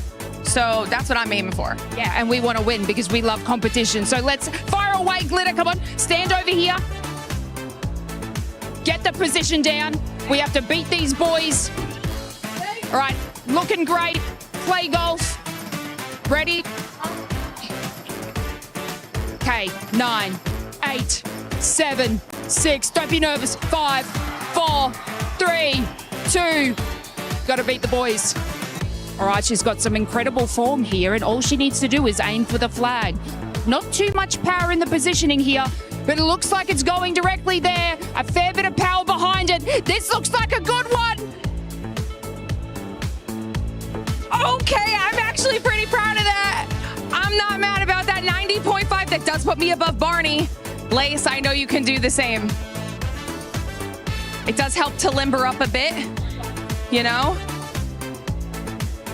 And the tips that I found is, you know, just ignore the audience, okay? Yep, not too much power, not too little power. Just the right amount. Yeah. Keep your eye on the ball. Envision it going towards the pin. You can do this, Lace. We gotta show the boys. Oh, it's looking good. No, it's okay. It's getting close. Rolling in. Oh, you did beat Ludi. You did beat Ludi, though, to be fair. Not too shabby, Lace. I mean, look, as long as we beat them, that's fine. But of course, we want to challenge our next people. We're looking at you, Severed and Neptune. Are you up for the challenge? we're definitely up for that challenge. Don't you worry, we'll be able to beat the scores that you guys were able to beat. But one team that's currently challenging everybody is none other than AG, because my gosh, this squad has now gotten 2 Booyahs. They might be going for that third one, but the rotations that they were able to do were great. Yeah, exactly. I mean, they're focusing on the south stay, making sure that it is clear out of the area, and even contending off those rotation if someone will be coming in. And one thing that they did, especially in the previous game, is in the 5th circle, the moment that it counts down to 5th circle closing in, they triggered that bolt maker, the lightning zone. So it's a threat to everyone and also damage them. So with all those damage, they can also spot out the opponent, and it gives them more of a leeway so that they will not be rushed in. So smart move coming from AJAL so that they can get that Booyah. I love that we have one of the best analysts here for Free Fire, none other than Neptune, being able to break down all the rotations, the skills in the game. How about we break down that Booyah curse? Because Tag ended up being affected by that one. Hopefully AG is not going to be affected by it here coming up. I guess there's a lot of things that they need to change right now, and just to get away from that Booyah curse. Let's hope that that's going to be the case. Lucifer, Husky, do you think AL is going to be affected by the Booyah curse or no? I don't think so. There is a chance that they want a title. We've been talking about their counterparts, right? They've been taking these titles, the global ones, the world stages, and AGAL have always been getting closer, have been getting the #2s, but finally is this the stage? Esports World Cup 2026, all gamers global, actually go global. I mean, I would say they are already global, but it's about cementing themselves on that stage. Funnily enough, the first and only world trophy, global trophy that they have was under the category of Clash Squad. Exactly. But we know the motherlode, the holy grail is Battle Royale. That's where the spirit of Free Fire is initially sold from the start of time. And I think for AGAL, very good chance. Cypher now second in terms of most eliminations. Still tailing behind the Wonder Kid, who is in first place, but slow overtaking Trap, who unfortunately was wiped out pretty early on. But we still cannot look past the fact that snipers are pretty important, as top 3 most damage are all in the sniper role. As we head to Purgatory, it seems like the flight path had its own course of mind, completely southern favored. However, still teams managed to make their way around the fields, but the fight already breaks out just because of how unfavorable the flight path was. Loud are trying to answer back to Falcons. It's been an exchange. Trap will be able to get back next. So 2 eliminations for Falcons. And on the other end, we did end up seeing fights that Falcon want to now stand tall on against Loud, and Loud with those eliminations, as they managed to grab on one, can they find more? Gun Dynasty, they're against Demon's Pride, but as we see the feed as well, it seems like Team Apex Gaming are now, they're breaking their own curse. They found an opening against Aurora. Yeah, I want to see the earlier pep talk just now is going to bring some breeze on life in the GD.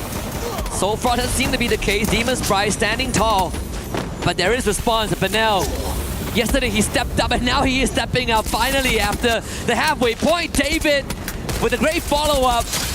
Exactly what Gun Dynasty needs. And with Gun Dynasty back in a play like this, there's an opportunity that they stand a chance to get back to the top 4. A lot more competition getting spiced up just for that position to the final.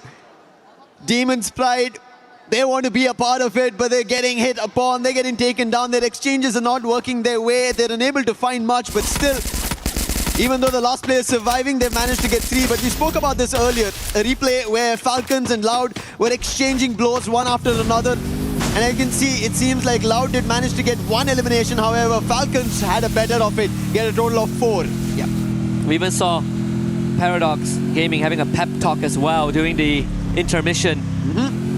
And I think the expressions has changed, right? We look back at some of the player reactions after round 3.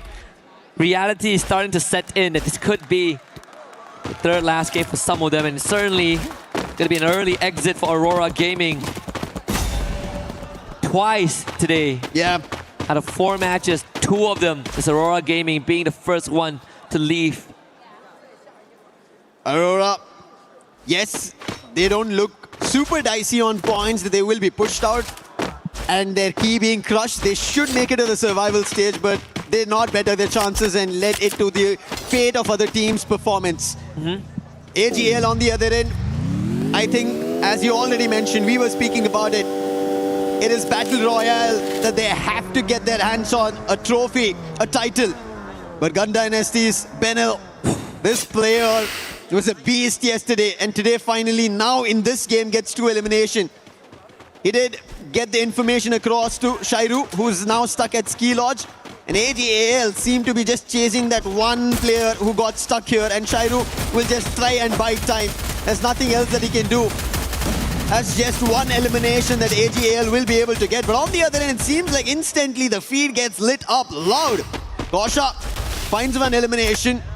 Evo's getting troubled in this action, and now they're also rushing closer. Nyx moving in the right direction, but there's also Falcons in the mix. Aimgod actually taking a lot of heat as well. Aimgod does bring the Wonder Kid back, but Limit will take out Ray. Once more, brought back by the captain of EVOS. This is what we've seen, at least at the Esports World Cup. EVOS willing to send the Wonder Kid out on an expedition, and he holds himself pretty well. Trap actually getting removed, so the attention onto EVOS now, diverted onto Falcons. Aimgod tried to take advantage of that, but Pina was ready. Receives the hit, gets another elimination for his own. Apex now committed, comes in, but on fire, lying in wait with Limit. That flash freeze almost looked like he would be able to find two. Abax, nice try over there, but quick recovery coming in from Limit. And even Neptune mentioned we have to see Limit X7 performing. Snipers have been the recent meta, and he has to step up for the team. We've not seen the best coming in from his end yet. And maybe Falcons rise up to that occasion. Even Yunsul, we saw her talking to the Falcons, and it seems like it's not yet working. Kerora, who was about to just land on the roof, will be instantly shut down. Oh, Russia trying to play some mind games there with the vehicle, but not going to work on Nyx. One of the top stars as well from Brazil. Him and Traps, in fact. That being said, we did see a bit of a stat there. Benel, 4 revives so far this game. Being the field medic and making sure that his team continuously stays alive in this match. It's a good chance that they run into Loud Snickers. We'll have to see if GD have found something within them. So far, I mean, haven't really gotten much done this game. And we saw them get up to a good start, 3 eliminations, that's pretty much it. Now we need to see that conversion. We gotta go further. Disappointment and stress on Aurora Gaming's players' face too. One of the toughest part, honestly, sitting through the entire lobby if you exit early. But right now, when you talk about exits, it's been Paradox who've been suffering eliminations. They've been getting pushed out of every game. And Denrique, he's now getting chased by Barros. Spotted, launcher boot out, and instantly Denrique, he thought it's going to be the launcher, but it's going to be Dew on the other end. And we said the sharpshooter Dew today, he's been phenomenal. 2 eliminations of his own, and Paradox, everybody who are around the moat house will be forced off. Thankfully, it's not a wipe. They had a teammate across who will bring the whole squad back. Second win in this game. GD very split up. So far the circle has been ruthless, very merciless today. It seems like it's going to continue to be the case. Brings us to north of Brasilia, and with Fuse as center point. AGAL now takes on TEC. Blade snapped in half. Rajat down to 10%, bleeding out as well. Knockdown is still with the delivery system, and this time up close and personal. Kurush trying to make a run from this, but he's walking right towards Team Apex Gaming. It's going to be difficult. Last man standing. If he doesn't survive this, it's going to be an end for Titan Esports Club. They chase towards making it towards the finals. If there is an opportunity, it has to be the survival stage. And somehow Kutush, in terms of his maneuvering, he's been able to cross between both Team Apex Gaming as well as All Gamers Global and survive for the time being. Gotta play for placements now. Kutush calming with the rest of his team. He does have coins. Now he needs that vending machine. Purgatory is one of the bigger maps we have. And that makes it very, very hard to navigate with no vehicles. And we're out alone in the cold. And to make things worse, AGAL still prowling nearby. Look at the rotations. EVOS Esports, the very bottom. BRU still holding on to Quarry and Marble Works, which is their favorite spot on the western side of the map. The favorite drop spot, in fact. We should expect a rotation through Marble Works in just a little bit as Limit picks up Nyx again. During rotations, even Gun Dynasty right now, they picked up a total of 7 eliminations. Benel, while we saw him being the medic, he's also managed to get 5 eliminations of his own. That's how brilliant he is. And what a play coming in from Rahat here. A quick replay for Titan Esports Club. A quick drive-by, putting the player out, getting an extra elimination. Gun Dynasty, they have to find a lot more as such as we just witnessed. But on the other end, it seems like Team Apex Gaming were about to go for a fight, but they're stuck in between two teams. On one, NVC, DRS. On the other, that's Demon's Pride. So it's a sandwich situation. They have to get out of it very soon. I think Paradox also switching it up. This is one of the few games that they are able to really not get into any altercations early on, which is something that they've been trying to avoid. DRS in the crosshairs of David. Yeah, these shots gotta be good. Gotta hit harder, gotta be a bit more sharper. Missed opportunity there for Gun Dynasty. But now having 6 out of the 8 eliminations for the team. TEC gets full revive. I think Gun Dynasty's next target is gonna be on DRS. Look at this quick switch that they did. Went to the drop and then they told what was available and sent Benel out there to quickly grab and make their way back. Gun Dynasty seems like communication in this game is coming into play. The precision as well with Benel performing in such a manner. However, everybody's clustering right now. It's only one team who are out here in Purgatory. 11 still surviving. 10 minutes about to be on the clock. And even Falcons are entering into the close compounds. It's a lot of teams clustering one after another. And we'll also soon see a circle shift. Does it favor any of the teams? It does to those 3 teams we earlier pointed. The sandwich situation. DRS, Team Apex Gaming, and Demon's Pride. Even Gun Dynasty has a very good chance. In fact, I think TAG are in the toughest spot in the center. We did see a knockdown early on. Recovery shouldn't be an issue. BRU now see moving to TEC off screen. But I think even for DRS, they have a very good chance of holding back not just Gun Dynasty, causing some damage to Falcons and Evos if the rotation is right. So crucial rotations as we are getting closer to the last few games of Group A. Everybody's trying to bite time. Everybody's trying to bite their own play. Figure out what's the best approach. While we all were thinking at the start of the day, hey, top 4 teams, they will be safe and sound. They do not have to be worried about. They're slowly trying to get worried. Except for Buriram as well as All Gamers Global. Yeah, those two, I think, without a shadow of doubt, have already qualified for Saturday. But then they still want more. Can never get enough points. AGAL, double digits. 11, counting. Dinoculus used scan towards the southeastern side. Or at least the north side of fields. Should be able to rotate there. There's a small compound to work with, but better yet, high ground advantage that puts them within range of proximity of Paradox Gaming. And I think the second Dinoculus have confirmed that. There is Falcons there though. And Falcons are already busy in a fight. That's going to be against Paradox. Windy already down, Sneaky trying to fend off. It doesn't work. He'll also be taken down. One last player. He is closer to the vending machine and he'll quickly strike the revive button. And Drendrike will be brought back. Snipe. With that happening, Falcons have an idea of where he is, and Snipe will be sniped out by Limit X7. Nice shot. And that's going to be the 5th elimination for Limit. And this is what Falcons needed. Every sniper out there performing, Limit had to do it. One of the rising stars a couple years ago. And since then, we know that Limit is special. Look at that, 2 more.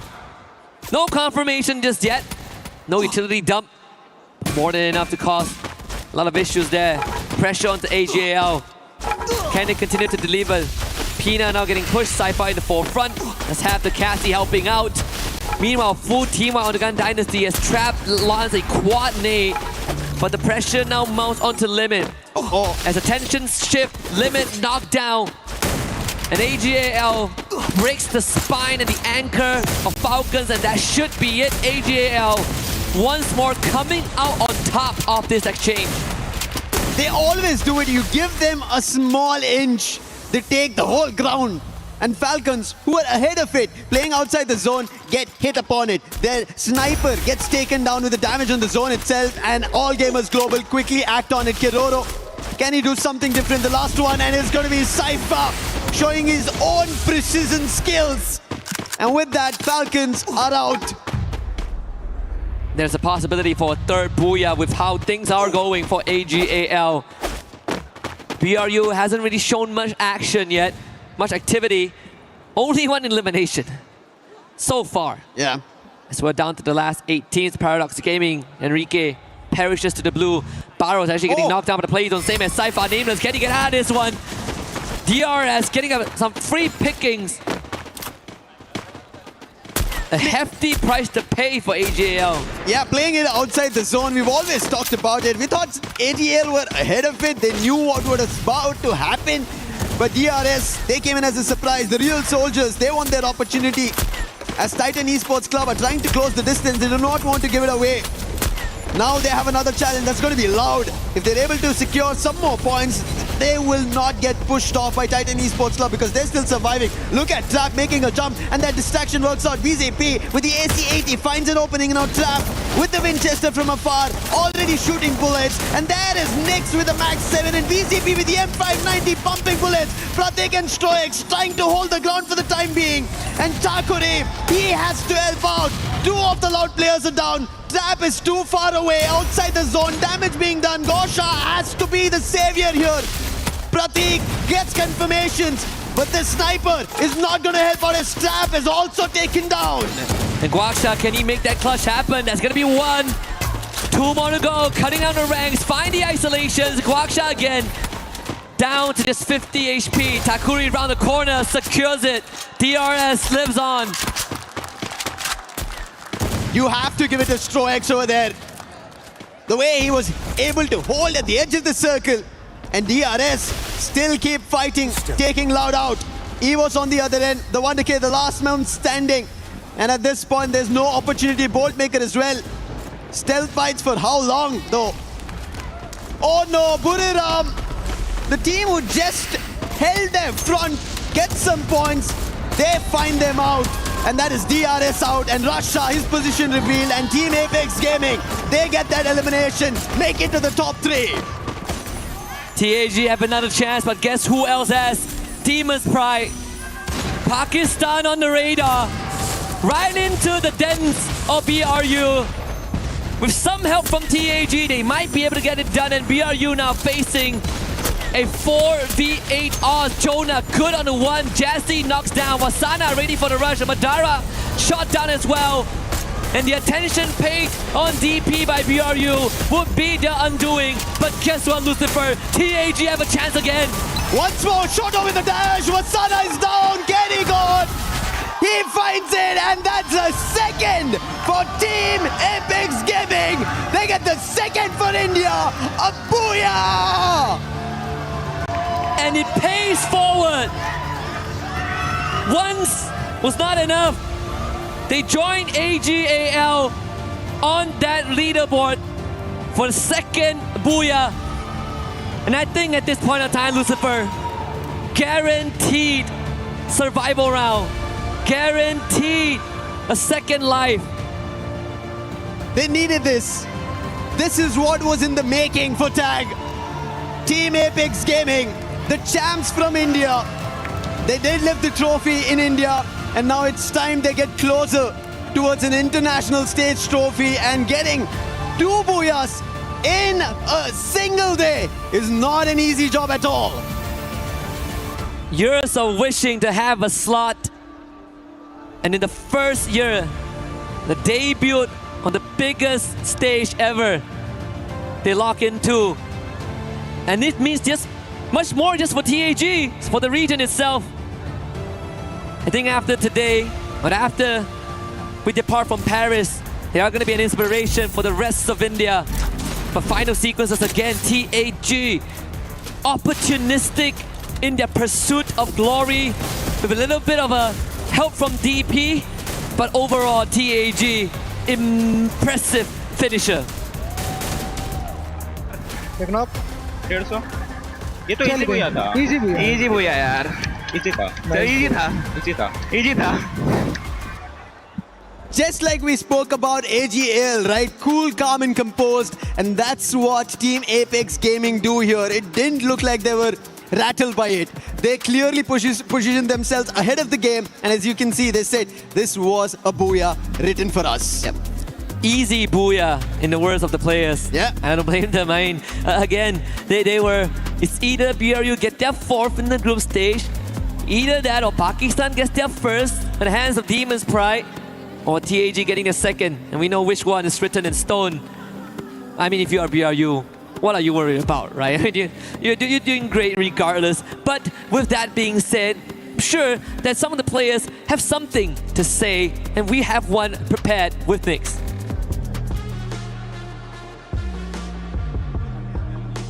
Are we in? Are we live? I believe we're live. I'm not hearing anything, but I'm going to take it. How's it going, everyone? We're back on the main stage. We do, of course, have Nyx here joining us from Loud Snickers. My name's Barney Banks. I've got Carol Bombshell joining us here. We're going to ask some questions. Nyx, let's kick things off. Let's talk about strategy, okay? Because yesterday, it seemed like the gameplay was very slightly different. Today, you seem like you're getting a bit more aggressive. Eliminations are coming in. Was that the plan, or is that just the way that the games have gone today? Falando um pouco sobre estratégias, a gente viu que ontem vocês começaram muito agressivos, muitas eliminações. E esse era o plano desde o início? Vocês queriam começar nesse estilo mais agressivo? Não, a gente foi mais um improviso, mais oportunidades que a gente via na hora. O nosso estilo de jogo é mais centralizado e acaba que os times que estão ao nosso redor, o trap de lança, pá, assim, pô, fica mais fácil também, né? Well, that was not the plan at the beginning. Yeah, we had to improvise. We took opportunities, so we see the teams during rotation, so we just took opportunities. Yes, we used the right guns, and our coach and our team captain just gave us the call, and then we did it, the aggressive game type. Okay, Nyx, so would you consider your group, the group of death that's we like to call, consider that including the reign champions, Evils, even Team Falcons, Booyah, does having all these strongest teams in the same group make it the toughest team in the tournament so far? Tendo times, você considera o seu grupo o grupo da morte, levando em consideração que tem os atuais campeões, o time da Evils, tem também Team Falcons que venceu no primeiro ano, tem uma Booyah também. Você acha que tendo esses times que são fortes, faz o grupo de vocês serem um grupo da morte? Eu acredito que sim, porque se não fosse por isso, não seria campeões mundiais, né? São times que são muito bons em endgame e acaba que no endgame esses times que são muito bons dá uma dificuldade assim. Eu acho que o nosso grupo é o da morte, mas a gente também somos bons, né? À toa que estamos aí distante do top 5, se eu não me engano. Yeah, definitely we consider these teams the group of that. Of course, we are among the strongest teams here so far, and having like the reigning champions and also Team Falcons who won EWC 2024 definitely make this group the strongest so far, especially because we have all this kind of teams here from Thailand, Indonesia, but also we are not behind them because we reached the top 5. You're definitely not. You're performing incredibly well so far, and obviously a few more games to go to close out the group stage for you guys. Now, I want you to cast your mind back, because playing regionally before you got here onto the global stage, you guys are playing incredibly well in Brazil. So I just want to know, did that boost your confidence coming into EWC, knowing that in the later stages of this tournament, you're likely to face off against some of your Brazilian rivals? Bom, chegar aqui como os campeões, né, do Campeonato Brasileiro faz com que vocês consigam chegar aqui nesse momento mais fortes, vocês consigam jogar um pouco mais parelho. Você acha que essa confiança de fato veio junto com vocês? Sim, com certeza. Não tem nada melhor que sermos campeões, principalmente dos campeonatos oficiais que teve no Brasil, que é o FFWS e o Clash Masters. Acaba que sim, a gente chega muito confiante porque, querendo ou não, a gente acredita, o nosso time em si, que Free Fire é bastante confiança. Tanto é que no dia de hoje a gente teve algumas quedas muito boas justamente por causa da confiança. Vinha time, nós chegava e matava, oportunidade matava. Isso, querendo ou não, leva o astral do time dentro das partidas e acaba que sim. Well, definitely arriving here at the EWC 26 as Brazilian champions definitely give us a lot of confidence. So we arrive here knowing that playing Free Fire, we need to be confident here. So with our team, we had really good talks, really good chemistry, and we team up, and that's the results. The results don't lie. Perfect. Nyx, for us to finish our interview, one more question. Your country mates performed well in Group B last night. How are you feeling about Fluxo and Lo's performance yesterday? I forgot to translate. That's okay, that's happened all the time. Nyx, você viu, né, as partidas dos jogos de ontem, né, do Fluxo e do time da Los. Como é que você se sente vendo os times brasileiros também indo bem por aqui? Cara, eu fico muito feliz, mesmo sendo rivais no Brasil, a gente ainda continua sendo brasileiro. Eu sempre trouxe pelo melhor do time da Los, dos moleques do Fluxo também. Eu fico muito feliz de ver, porque eu não gosto, sendo bem sincero, eu não gosto desse gringo não, mas só dos brasileiros só. That was a good answer. You're gonna like this. Okay, for sure, I'm really happy for Fluxo and Los because we are all from Brazil. And of course, we want Brazil on the top. It doesn't matter. And especially because I don't like these other teams here. I don't like the other regions. So yes, Brazil on the top for sure. Okay, thanks so much for the interview. Good luck in the next matches. It was a pleasure to talk to you. And we are back in the studio. You are back in the studio.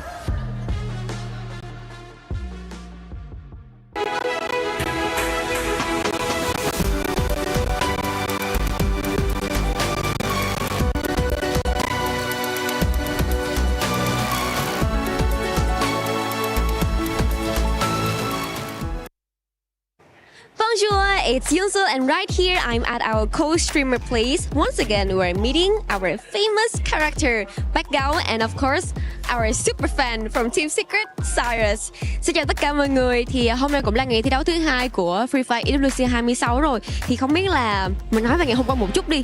WEG cũng như là Team Secret đã có cho mình một cái ngày thi đấu khá là ổn khi mà có được một Booyah và cũng như là một cái số điểm tương đối để có thể tiếp tục trong ngày thi đấu hôm nay. Thì Backgao có suy nghĩ gì về ngày thi đấu hôm qua của Team Secret ạ?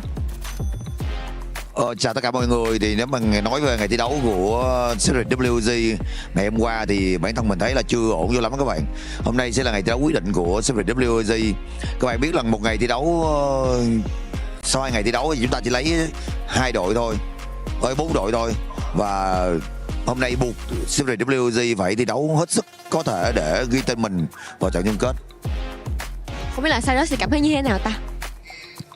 Thì em nghĩ hôm nay WG phải bắn hết mình để lọt top 4 vào chung kết. Tại vì thà vào top 4 ngày hôm nay chứ ngày mai thì em thấy là khá là căng đấy. Căng hơn hôm nay rất là nhiều. So as we can see from yesterday, WEG from Backgao said he doesn't feel that good, that well about Team Secret since they are doing just only a decent ranking in our group stage A, of course, but overall, he said that in today, we have to try our best, especially get into the top 4 as soon as possible. If not, getting into the group tomorrow would be a criminal to them. You know, it's going to be very difficult, very hard for them to compete. And of course, for our old teammates, here's Cyrus, our old teammates of Team Secret, also having the same discuss with Backgao that they have to try their best in order to get into top 4. Today is a very important day for everyone, both in Group A and Group B. We all must get into the top 4 if they don't want to be left behind. Of course, if you're not getting into top 4, you're still having chances. But if you're at ranking 11 and 12, boom, you are out, not being available into the game anymore. So, as we can see in the chats, ở đây thì em thấy là mọi người có vẻ như là tương tác rất là nhiều. Thì không biết là phần lớn, bác con nghĩ như thế nào là mọi người sẽ thường nhắc đến chủ đề gì ở trong cái phần chat của comment mình ạ? Ở trong cái phần chat comment của mình khi mình coi stream thì tất cả mọi người đều tập trung về Secret WG cả, và ủng hộ cho một đại diện duy nhất của Free Fire Việt Nam. Tất cả mọi người đều muốn rằng một kết quả thật là tốt trong cái buổi thi đấu quyết định ngày hôm nay của Secret WG. Vâng ạ, và nghe kết quả có vẻ rất là khả quan và cũng như là tinh thần của người dân Việt Nam mình rất là đoàn kết với nhau. Thì em cũng không biết là em muốn hỏi là thường những cái buổi livestream mà nó mang tính chất quan trọng như thế này thì Backgao sẽ ngồi xem cùng với bao nhiêu người ở trên livestream của mình vậy ạ? Thật ra là vào những cái buổi livestream quan trọng như thế này thì xưa giờ mình chỉ xem một mình thôi, nhưng hôm nay thì có cậu em Cyrus của mình đi theo thì tất nhiên là có cậu ấy. So normally in the chats, especially in those important occasions like this, everyone in Vietnam, because we are having only one representative from Vietnam, especially for the Free Fire World Series Vietnam. Here is Team Secret, or as known as WAG. They are trying their best to support for the favorite team. Overall, as you can see, normally Backgao will only sit and watch the live stream alone. But today, of course, he has a very special company, whom is Cyrus. And overall, I can see normal his number is very impressive because For your information, Backout is one of the most famous Free Fire streamer in Vietnam. Normally, as I can see, he will have around like 10k or 20k viewers at the same time watching the live stream with him and support the best for Team Secret or any Vietnam representer in the game and everyone in the game as well. So it's a very pleasure for everyone to be here with me so we can enjoy this very amazing atmosphere right here at EWC 26.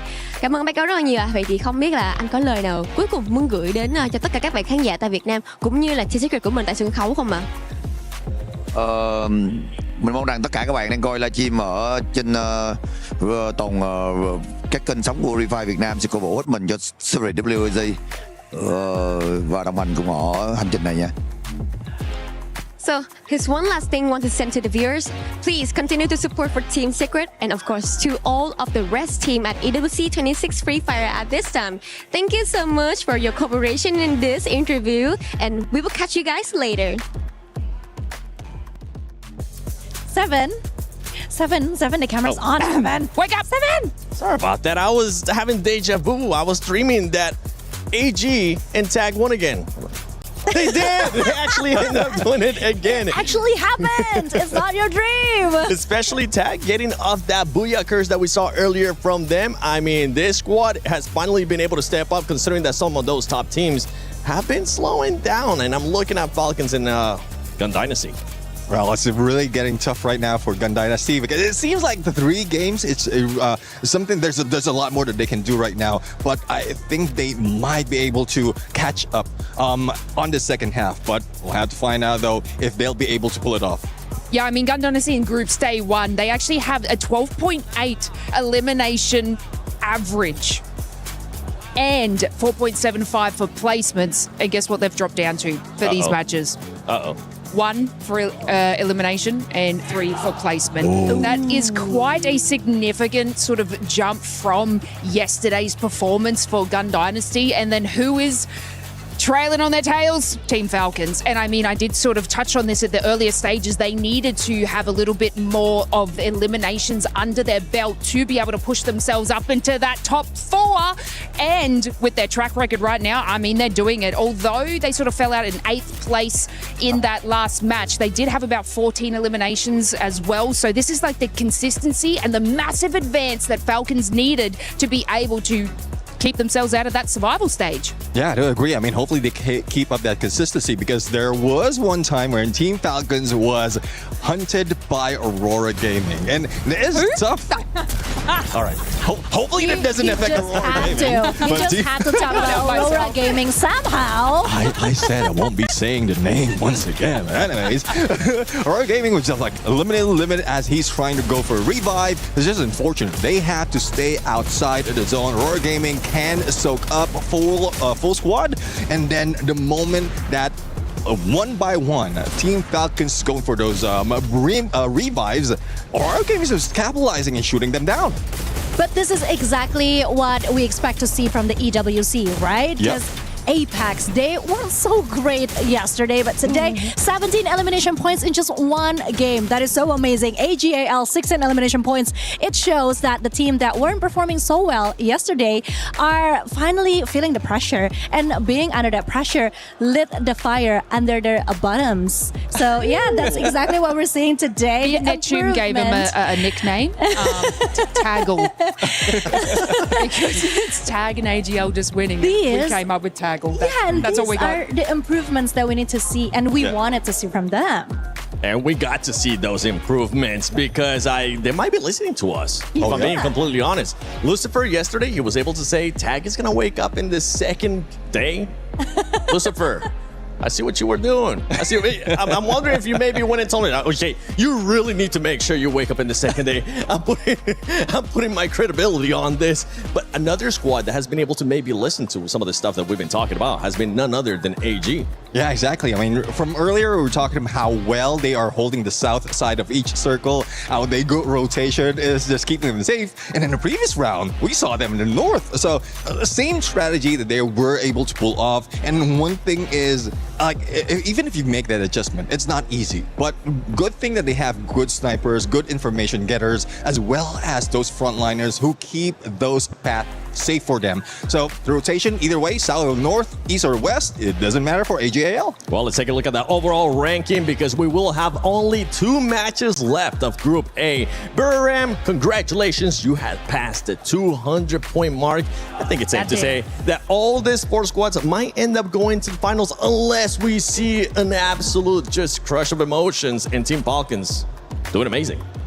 Yeah, of course. I mean, seeing how AGAL right now has collected 199 points, we all know that AGAL is one of the strongest when it comes to Southeast Asia, but when it comes to the EWC, this is actually quite a surprise. I mean, Loud, EFOS, you guys better get focused, okay? Because what the hell is happening right now? I mean, even Team Falcons is trying to pick themselves up, even though it's not, maybe it's not working as much as they wanted it to be.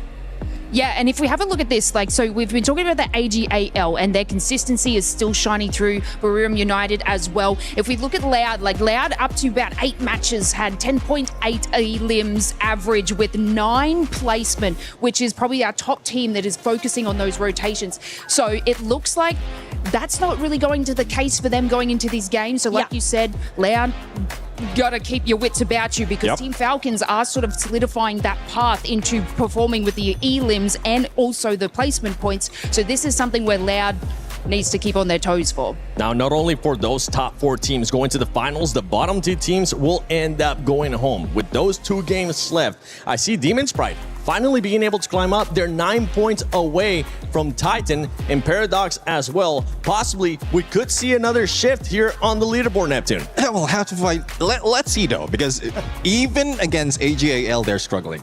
Earlier, I thought that Titan Esports Club will be able to bring a fight against AGAL, but with Katush, the only one remaining in this point, on 1 point in that game, it was hard. It was difficult. Even with the Moors, he couldn't use that stealth bite to get away. He couldn't be stealthy enough to pull away from that engagement.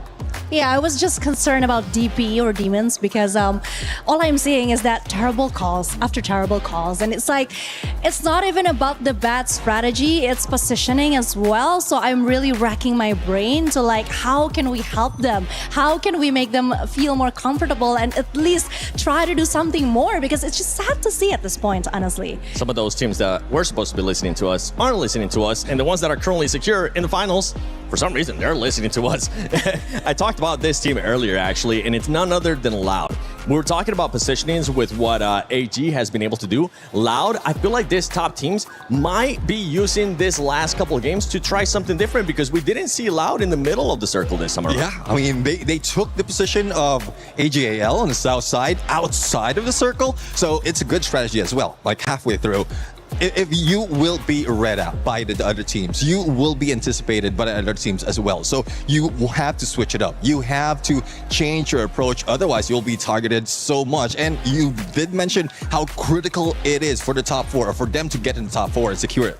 Yeah, you can't sit in that top 4 and be like, my job is done here, because there are people tailing on you that also want that position as well. I mean, no one wants to go to the survival stage. They don't want to have to fight again. So this is where these next couple of games are going to be incredibly crucial for these teams. And, we have been touching on, I think Booyah United, you're kind of safe. That is an exceptional lead for them. But, I mean, mid-range of this leaderboard need to be able to be a little bit more cohesive and get those placement points on top of getting eliminations. Because, yeah, cool, you can make it into that final circle, but everybody else wants that same kind of action too. Yeah. So we need to see obviously exceptional eliminations right at the start and a little bit more strategy to push themselves into that final zone and be able to secure a spot there. Yeah, I mean, there's still 3 places up for grabs, right? So it's everyone's game. I think it is time for us to see what's going to happen next. Oh, I'm going to save us the curse, and I'm going to send it to the casters instead. Okay. Yesterday, we were able to bless some teams, wondering if they were going to be able to get 3 Booyahs. We have 2 squads now with 2 Booyahs apiece. So Husky, Lucifer, are they going to maybe get that 3rd Booyah or no? I am pretty sure at this point of time that anything is possible, and I'm looking forward to see if AGL can get that 3rd, or maybe TAG. But I gotta say, spicy words from Nix, from Lau, and Conchita's takes have been getting hotter and hotter. Yeah, I'm throwing my book out the window. Yeah, I'm here for the vibes, man. Exactly. At this point, none of the things that happened yesterday in terms of points, in terms of how storylines were built, are all broken down as we see the flight path. This time at least a tad bit better compared to the previous game that we ended at Purgatory. But yes, a great end for Team Apex Gaming in India. And now another opportunity for AGL to get their third here. And again, like how Buriram did, maybe even AGL do a 3 for themselves. I mean, BRU hit the 200-point threshold as expected. First team to reach there. Wow, plenty of eliminations on that feed as well as teams started off hot. Well, this say Shoto really coming alive. Paradox, unfortunately, almost snuffed up of theirs. Madara, get a confirmation. That's the second one for Demon's Pride. Should be able to get the pick up there. Jazzy though, under fire. As pressure mounts. There is Apex nearby with Evos by their side. Yeah, this is not the best of the battle, but look at Shoto. He has looked like a beast, completely going all in, the rusher. And now again, another opportunity that he wants to strike at. And there it is. Before going striking, he goes in for a revive. Abax quickly challenged by Demon's Pride. And Shoto going in for another revive. A couple of losses that they had. And Shoto gets all their players one after another back on their feet. Going and getting in. One last player left from Team Apex Gaming. And Shoto right now doing the magic to get the Apex back. And after an extended breather, suddenly this match 11 of Group A turned into the Wild West. They are still going. Top 16 needs assistance. Apex getting gunned down, but Russia that covers the flank. Madara ends up losing out. Demon's Pride needs to find a way out of this. They are slowly running out of gas, but Evos with a choco right around the corner. It's Jazzy confirmed. Demon's Pride vanquish. Match number 11, this is in Demon's Pride going out at this point makes their chances and their keys all going out of their hands. Evos on the other end, they'll be happy. However, tag not yet because Vulvin just got taken down by Loud. BZP and the team's very first elimination. And Sahil Jad in a complete different direction. Tag spread around the map itself because this start was not great for them. They're unable to replicate what they just did in the previous game. And I don't know how, right? One game they got a Booyah, did not make the best in the second, and then coming back to the next, again another Booyah. A little back and forth happening here from Team Apex Gaming. Yeah, we actually have a terminology for that. It's called the RRQ experience. In a way, sorry RRQ fans. You know it's true. You know it's true, Conchita. I love you a lot. But I gotta say, after match number 10, we already see the clear hierarchy, right? Top 4 confirmed. Even if Falcons go on a miracle run to do it in 2 matches, highly unlikely. So now it's the fight to not be in the bottom 2. But even then, with Demon's Pride out, they only have one more chance in match 12 to do so. Paradox hanging on by the skin of their teeth. They gotta find a revival to get back into the game. But getting the game going is going to be due. Elimination, damage all being done. Aim God now taken down by Titan Esports Club. That was one of the players, but there's still a challenge coming in. Ray, he gets taken down. Titan Esports Club, they get challenged by Aurora. And look at the Axel's position. Completely unthought of, and Aurora taking this as an advantage. And Titan Esports Club, all they want is making sure they secure their survival stage chances. And a challenge coming in from Azriel is good to deliver one, but then the entire trail of Aurora follows through. And Titan Esports Club, they lose their players one after another. And it's only up to Kutush, and Kutush has always been the savior for this team. Forced to slow the pace down. Not really close to his team, but the Dynamo clear from Toe player confirms the absence of anyone there, so he can't get the revive going. Nameless and Cypher linked up. Shoto, great snipe on the trap. Kutush with the full revival there. TAG racking up steady points. Next from far actually fights due with a P90 of all things, so the sniper of AGL will need to be brought back, and that's will be the case. As Loud makes that rotation, BZB wants to push the envelope. Loud, they are in the top 4, and as you said, they're just making sure they seal the deal with match 11 and match 12 on board. AGL trying to get closer to their Booyah so that they can cascade in the champion rush. But right as now, Aurora, they're biting their chances, trying to get better, and they're picking on DRS one after another right at the vending machine at Zipway. Not even giving them a chance to breathe over there or even counteract. Wait a minute. And look at that. Instantly they go for a hit list and goes to Loud Gosha. Aurora has 16 eliminations. What? Yeah. How much has happened? That happened. Wow.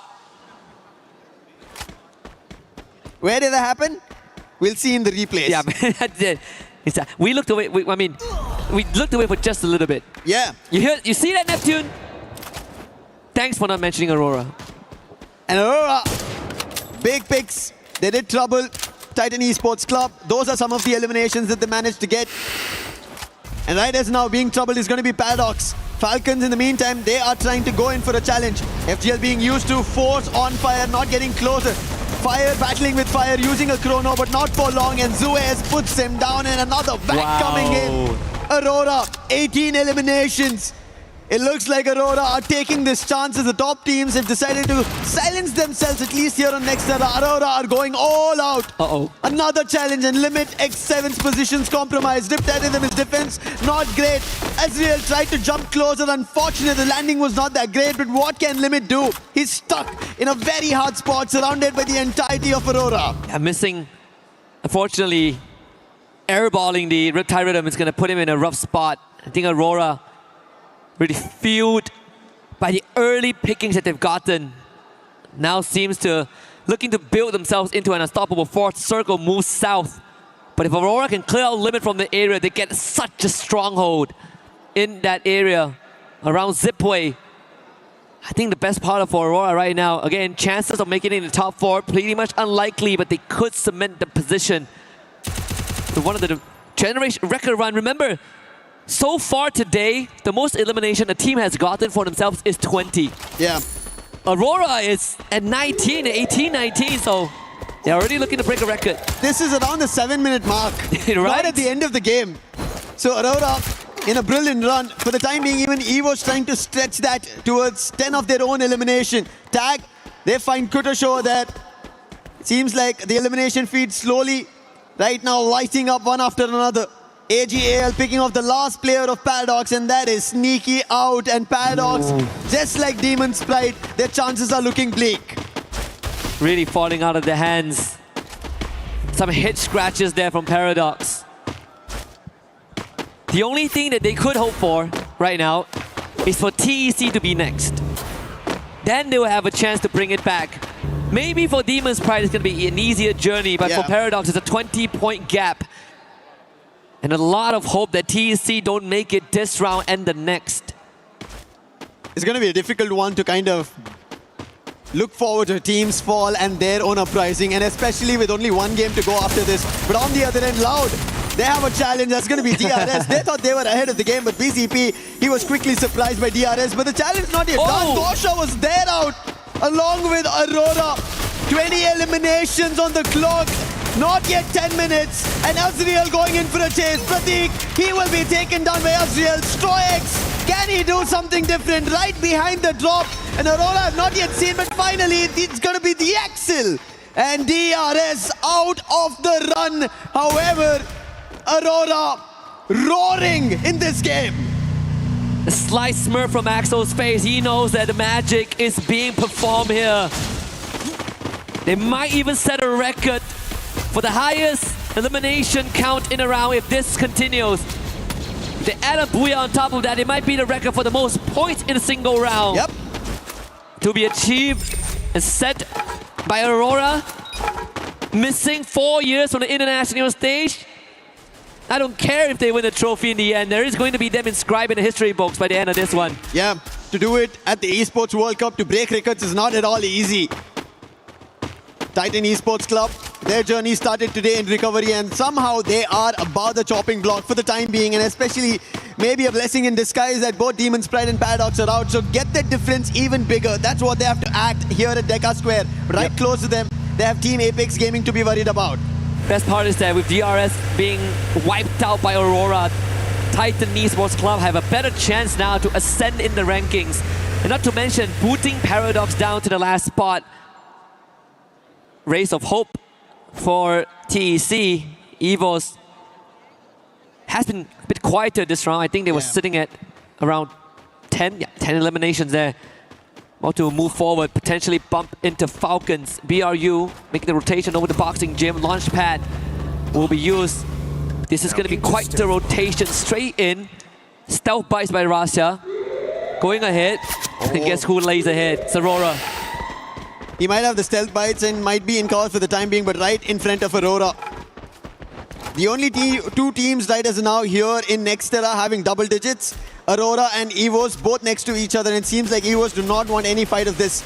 They're back off the compound. Move to a different angle, but Russia! He finds an opening on Jun. Do they continue this action? It seems like they're not yet, but that was a warning shot coming in from EVOS. Yep, indeed, Russia. Always the consistent figure in the team. Even in the darkest day of EVOS, Russia is the beacon of hope that you can lean your shoulder upon.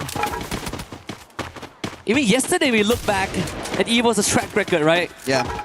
Russia is the one that enables everything. He's the one that lights the fuse and gives EVOS the second wind. Survivor and Dominator all packaged into one. It's going to be quite the standstill between them and Aurora. Maybe BRU will break the ice as they now make the presence into the circle. Every team getting closer, inching against everybody. 4 points for eliminations to be above and surviving, afloat. And I think right as in at least in Nextera, every team is safe and sound, whether it be the top 4, the middle order, because the chopping block teams are already out. They are under threat of elimination. It almost seems like they've already been placed at the guillotine here. Yeah. At the EWC's terms, the Crusher. This is silence just before a complete cascade of an action breaks out. Yep. Zones closing in. Falcons, a very big spread right at Deca Square. But with the binoculars being used, it gives an idea of a totality of the number of teams there. Either it came from Tag or it could be Titan. So it showed that there are 2 different teams holding in the major compound at the center of Deca Square. Yeah. Lau now makes their move. Hits the timing just right. With the circle centered around Aurora. Nejat takes out BZP rotation. Lau has no way to retrieve him. Russia from the back one. Backside takes out Trap as well. Blue walls have to be used, but even for Guaksha, didn't really have much window to keep his team up. EVOS now being the difference maker. And that gives Aurora even more time to set up. TEC will have to move. But then this Falcons lying in wait on fire. Shows it head! And there's a bait and switch with Limit following up. Blade just popped up and instantly, as you said, the setup coming in from Limit and now Titan Esports Club. They wanted to create a difference in the number of points they have, and Falcons have them surrounded. But on the other end, it is Team Apex Gaming. They decided to jump in, put Limit itself down, but Kiroro acts quickly. Volvin and Katie got her down. Sahilja trying to recover this. Shoto has to do something brilliant right as now. Falcons have him surrounded, cornered, zones closing, and Shoto is in deep troubles. However, there's a close vending machine, and Sahilja with Shoto will be able to get one of their players back up. And this could be an opportunity for TEC to take advantage of. Get a couple of knocks down, whittle down the members of Falcons and give themselves a chance to move on forward. Have to contend with Pina though with Kutas down. And they will have to get that revive going again. Every single second spent not rotating is going to be detrimental. BRU up with the monster truck. There is going to be pressure. Aurora, they gotta receive this hit. Can they overcome BRU? As they crash through, hops on top of the roof. Falcons wipes out the members of AGAL. AGL going out. Aurora have a chance to make the biggest record here at EWC 26 in Free Fire. 22 eliminations. They died down after that 8-minute mark we were talking about. We're talking about chances dying out. Team Apex Gaming here in Nextera. They lose their chance out. However, still chances for Titan Esports Club to rake up points, but they're under the axe of the Axel. And Zue is also helping out, and that is going to be an end for Titan Esports Club. 24 in total eliminations coming in from Aurora. Buriram know this is happening, but that's happening right below them. Is there a change?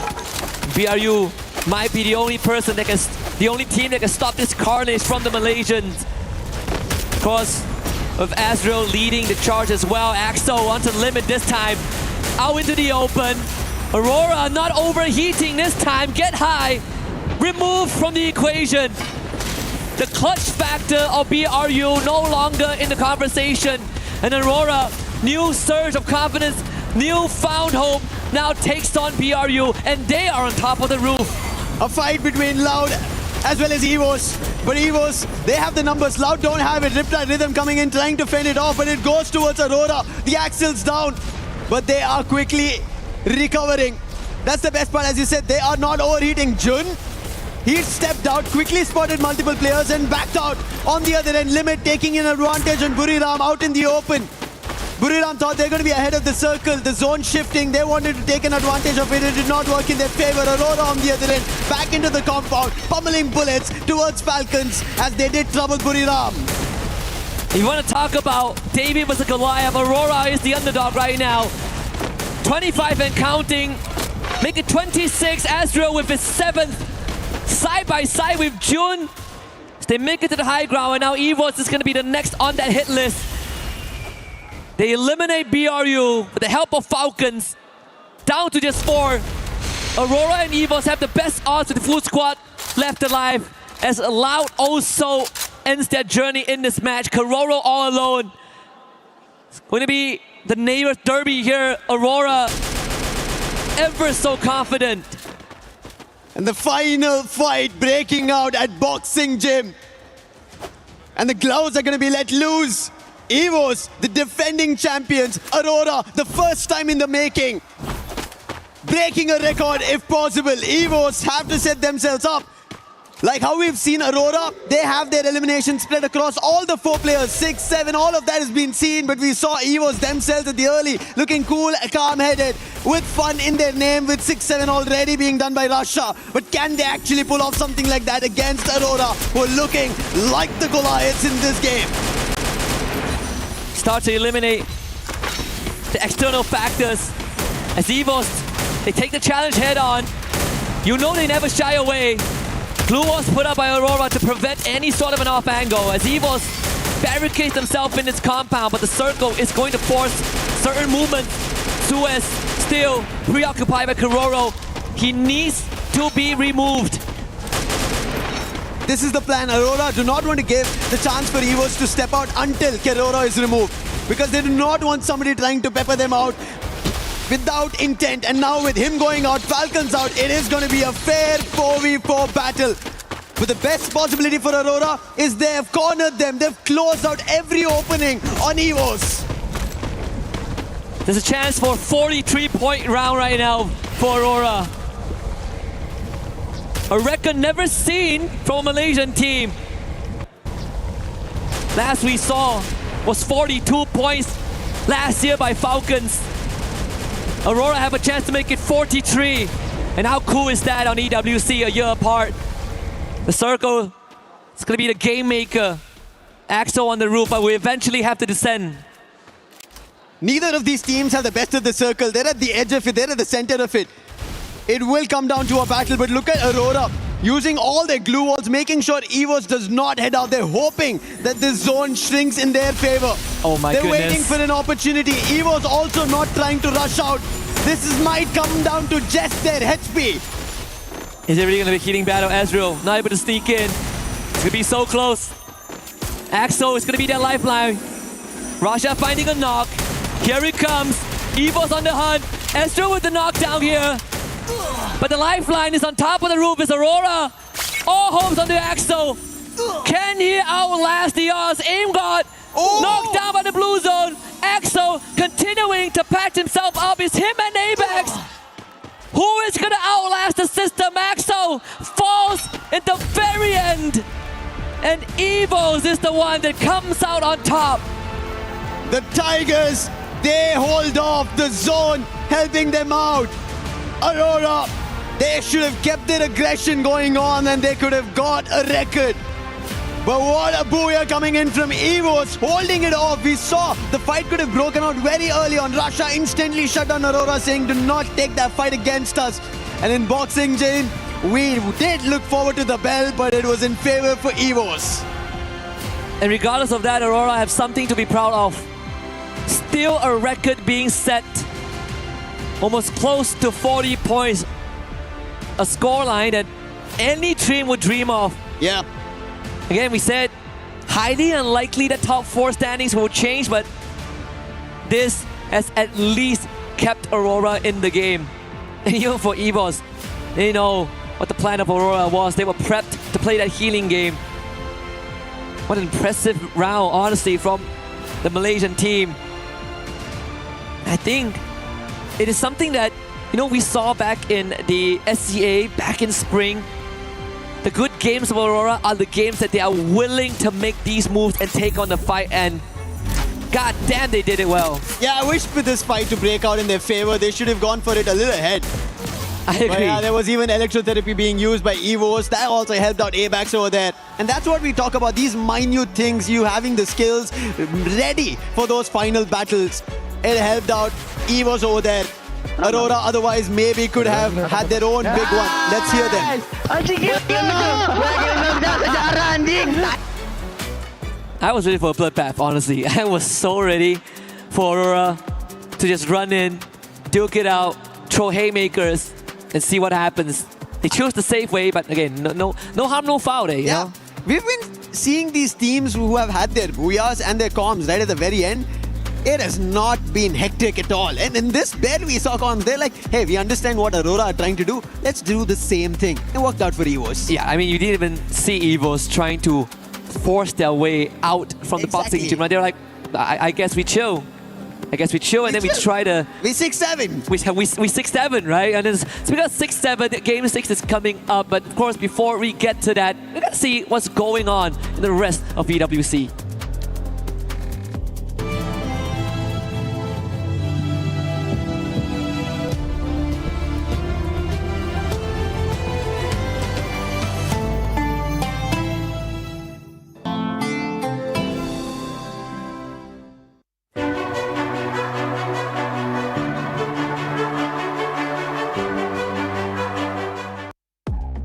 Me, there's a machine. I don't really understand how to play or how to use it, so I'm gonna ask this man right here. Hello. So can you explain how can we use or play this? Because I really want to give a try. Yes. So it's easy. I will push the start button and you will have 5 seconds to prepare and it will start falling down. You will have to catch them all. So there are 10 in totals. And once you catch one, you can drop it on the floor. Wow, this game is gonna be very hard. It's about flexible testing. Okay. Let's see if I can do it or not.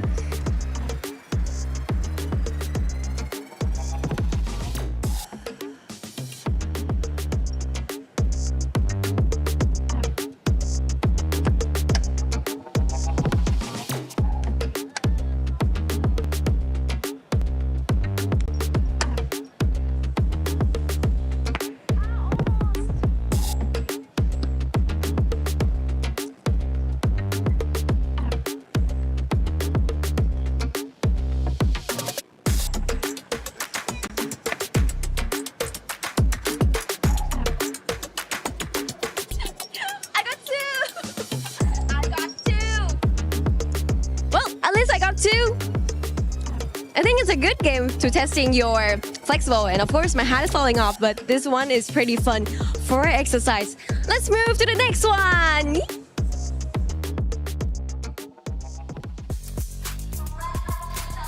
From that last map, I mean ending it with a healing game and a record almost broken. Can you believe this, AJ? I can definitely believe it. What I cannot believe is the fact that it was a Malaysian squad that almost broke the record of Falcons themselves, right? Massive game for Aurora, but that's exactly what you want to show the Malaysian fans out there, that you're not just here to fill a slot, that you're here to go all the way to the grand finals, and because of Champion Rush, maybe even run away with it. Yeah, it's anyone's game because today has been crazy. Yeah. We started off the day with Booyahs from TAG, and they had 2 of them despite struggling yesterday. And AGAL still rampaging and finally clinching in that Booyahs as well. Absolutely. It's just Chuck Day India all day long. This is the moment for Team Apex Gaming to rise up to the occasion. They clearly knew it. Yesterday was a warm-up day for them, right? I wasn't too concerned about them at all because we've seen the way India plays, and it is all about about the patience. It's all about reading and understanding the rotations of the other teams and then going in for the strike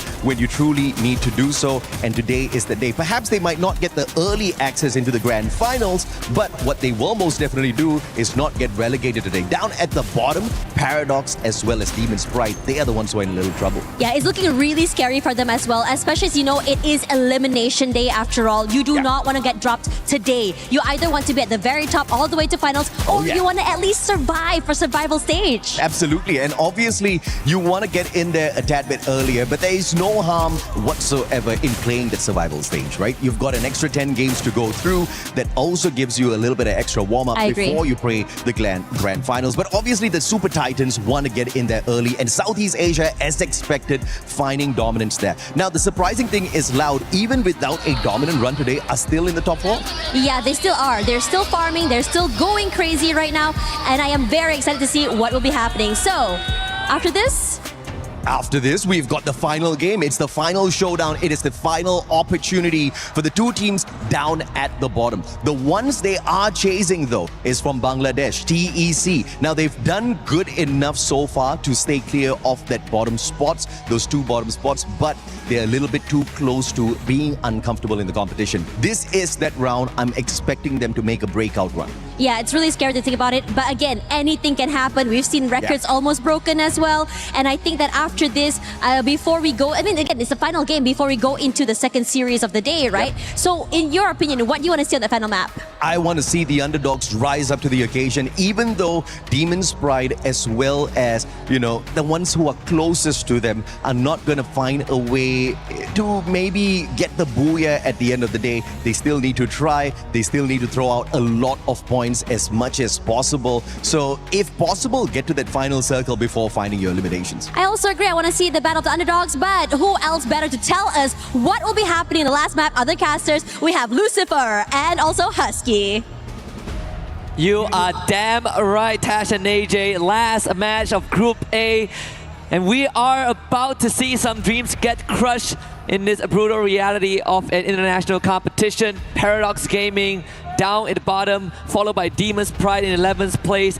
But there is still hope. Even a slight glimmer is what might make the difference for these two teams. We saw TEC, they ran away with the previous map thanks to a bit of intervention. Paradox Gaming have a mountain to climb to even make it to 10th spot. But for Demon's Pride, for the pride of Pakistan, that journey might be slightly extended if they just get a good round. It needs to be the greatest of rounds for both Paradox and Demon's Pride, as this is the last game for Group A, match number 12. And it starts now with Paradox already taking a dive towards Moat House, but they have trouble. That's going to be DRS, not the great journey as they dive out very first. Sneaky, however, has taken a dive in the other direction, but very close is even Demon's Pride. Both the ones almost at the bottom, out of the race, are very close. This is unfortunate. Yep, very poetic as well. The last map is Purgatory. And can they survive Purgatory? Pratik making hope look a bit glim there. L2K doing the same. Then Enrique needs to be picked back up, but L2K needs to be able to hold the fort so far. Paradox down in numbers. DRS with 2 already. This is not looking great. Windy, he wants to do something, has a Vector on hand, but can he do something brilliant? Skill ready, but he doesn't even get to use a single bullet. And he gets taken down by Pratik, the P90 putting him down, but Sneaky. Thankfully, there was a revive, so he can go for this battle, but for how long can he do this? Paradox need to recover. They need to understand the stakes right now. That if they get eliminated so early, the result for sure is elimination. Not only that, you're also feeding points into the DRS machine. And that means, at least for this situation, it won't change much. But with Demon's Pride arriving, you gotta make something out of it. Aswa finding L2K, that makes it even worse for Paradox. Windy will bring him back. Finally, Sneaky getting the job done. Getting the first for Paradox. A step in the right direction. Strowax will want to find revenge. But Sneaky is doing his absolute best to stay alive. But Strowax pulls out the sight and ends Sneaky's streak. Madara now is gonna queue up and see if he can make something happen. Demon's Pride, they also need points. If it was Paradox and they were battling against them, that would have been extra points. But DRS, they're safe and sound. So battling with DRS could be trouble. And they've looked better so far in the entire journey of the 12 games that we've seen. Hope Demon's Pride are prepared for it. One thing for sure, in the intention of moving towards moat houses, the fight is isolated. Whatever happens, you may be able to recover it. But can it work out? It doesn't. Both top 16 and Madara, they get taken out. And that does not look good at all. At least for Demon's Pride and Paradox, they're still in it. Still a chance. TAG, on the other hand, not doing that well. Madara gets brought back. Gun Dynasty, watching that top 4 slip away. Now, we'll have to see if they can at least end on a high note. Doing like what Aurora did in the previous round. Almost 40 bomb. Shairu getting spotted out by Jun. That's half his health bar gone. Aurora, just before this, they had only Jun surviving, but thankfully got the whole team back up. So his life at this point, losing it out is okay. But on the other hand, as you did mention, going out with a bang is something that Gun Dynasty should expect and should replicate, because their top 4 chances are now gone. Unfortunate for them. The great run that they had on day 1 cannot do or say much here on day 2, because the Southeast Asia and Brazil, they went all out. And again, going in for a battle is going to be EVOS and AGAL. Not yet found an opening. Bullets being exchanged on either end. Dew now gets closer with his sniper. Can he find the opening? Yes, he does. It's going to be Ray getting taken down. Confirmation not yet there. Aim God running right across. Ray's confirmation will follow to Dew. And now Cypher following with ABAX going down. AGAL looking better, but finally taking a hit on Dew. Now it gives a chance for EVOS to get back into the game. Aim God's gonna get surrounded as he revisits that area. The double back for AGAL paid off big time as they picked off the majority of EVOS and forcing them into that revive game. Dew doesn't even go down. None is lost on the side of AGAL as the feed continues to light up with some of the bottom teams. Stroax finding his 4th on the sneaky. Jazzy picked up by Get High. Things continue to develop in a negative way for Demon's Pride and Paradox. TAG needs to find a way to get Woven back into action, as Azrael also destroyed by Pina. Falcons at Central, a UAV to scan. They do not find anything. On the other end, Aurora, we spoke about this. After almost a record-breaking performance, this last game of Purgatory is now working in their favor. Last time it was Jun, this time it's the Axel. On the other end, DRS are still hitting on Paradox, getting extra eliminations from them. Quick on the revive, thankfully had enough coins to get the whole squad back up. What is this again? Demon's Pride and Paradox one against each other. And Windy quick on the revive. Madara had the same intention as well. But at the end of it, it's going to be Madara who gets that elimination. And that's going to be a second. But DRS is still close by. If Demon's Pride as well as Paradox keep going at it like this, their chances of making it up will not work out, because TEC, they've already picked up 5 eliminations of this game. With top 16 going down. Again, a reset, a hard reset onto Demon's Pride. Madara would just have to make that rotation. Blade making good on his opportunity. Takes down Wasana in the meantime. Players of Paradox on your screens. Again, it's going to be tough. Sneaky losing out again. And like you said, Lucifer, this cycle of point churning, if it's not into the pockets of Paradox and Demon's Pride, yeah, there's no chance. Not sure what the thought was. Maybe they both wanted to go for a drop clash and DRS ended up becoming the surprise. And DRS are getting those extra points at the time being. TEC in the meantime, they are getting their own eliminations. They're already, we saw just before this, at 80 points. So a chase towards them is going to be very difficult for both Demon's Pride and Paradox, and especially they're losing players one after another. Finally, somebody has taken the most eliminations away from Trap, and it's going to be Sci-Fi, and that's what I'm pretty sure every fan of AGAL will be happy to see. Yeah. Russia still in first place. Yeah. At least tied up with Sci-Fi. The previous Clash Squad tournament, he actually is the most damaged, the highest damage dealer, and no one could get close to him. Yeah. Even though they didn't win the whole thing, and that's the craziest part. Wasana actually getting removed. But now, coming to life, Gun Dynasty, that's exactly what they need. Maybe the last game, but still, give it your all. A warning to the teams who will make it to the survival stage. That's what Gun Dynasty need to look forward to. Paradox, in the meantime, do get another revive again to their teammates, but driving away their chances. A Titan Esports Club from Bangladesh, something that we were looking forward to. When we speak about South Asia, yes, India now looking great, especially after TAG getting 2 Booyahs. I'm pretty sure teams from Bangladesh would want to do it because they're Straw Hats in our Group B as well. They've not looked great. At least Titan Esports Club have taken it up a notch. Yeah. And it could be a source of motivation for Mia Corp too. Yeah. And no, it's the first time for South Asia, but they have had a slight taste before this. But for USA, absolute first time. Demon's Pride, unfortunately, the journey might have just ended here at the foothill of EWC 26.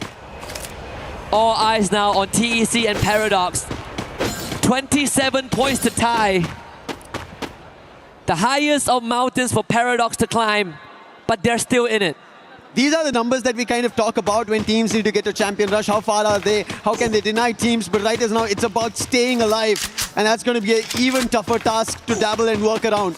And I think Paradox, they have a long statement to do if they have to put up a performance like this. Because we've not seen so far, 11 games they've played, we've not seen them pull off a double-digit game.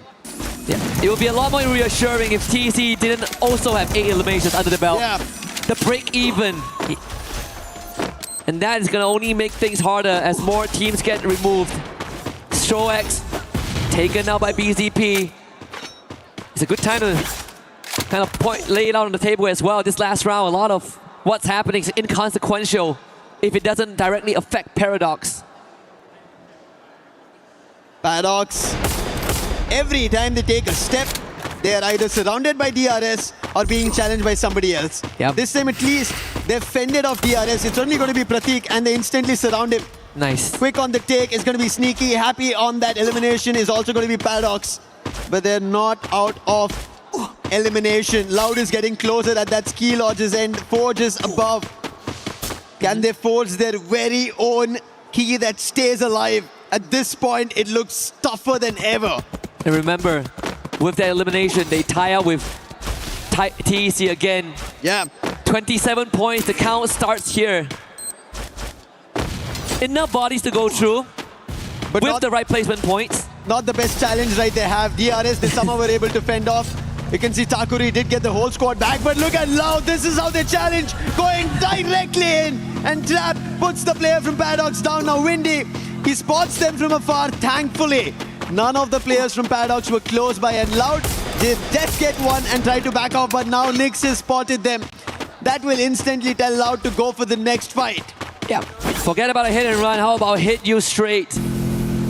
Again, Paradox sent on the run again. You look at the radar, Paradox actually have a good spot to not only get the revive, but reset again. But for Loud, they've already cemented their 4th spot.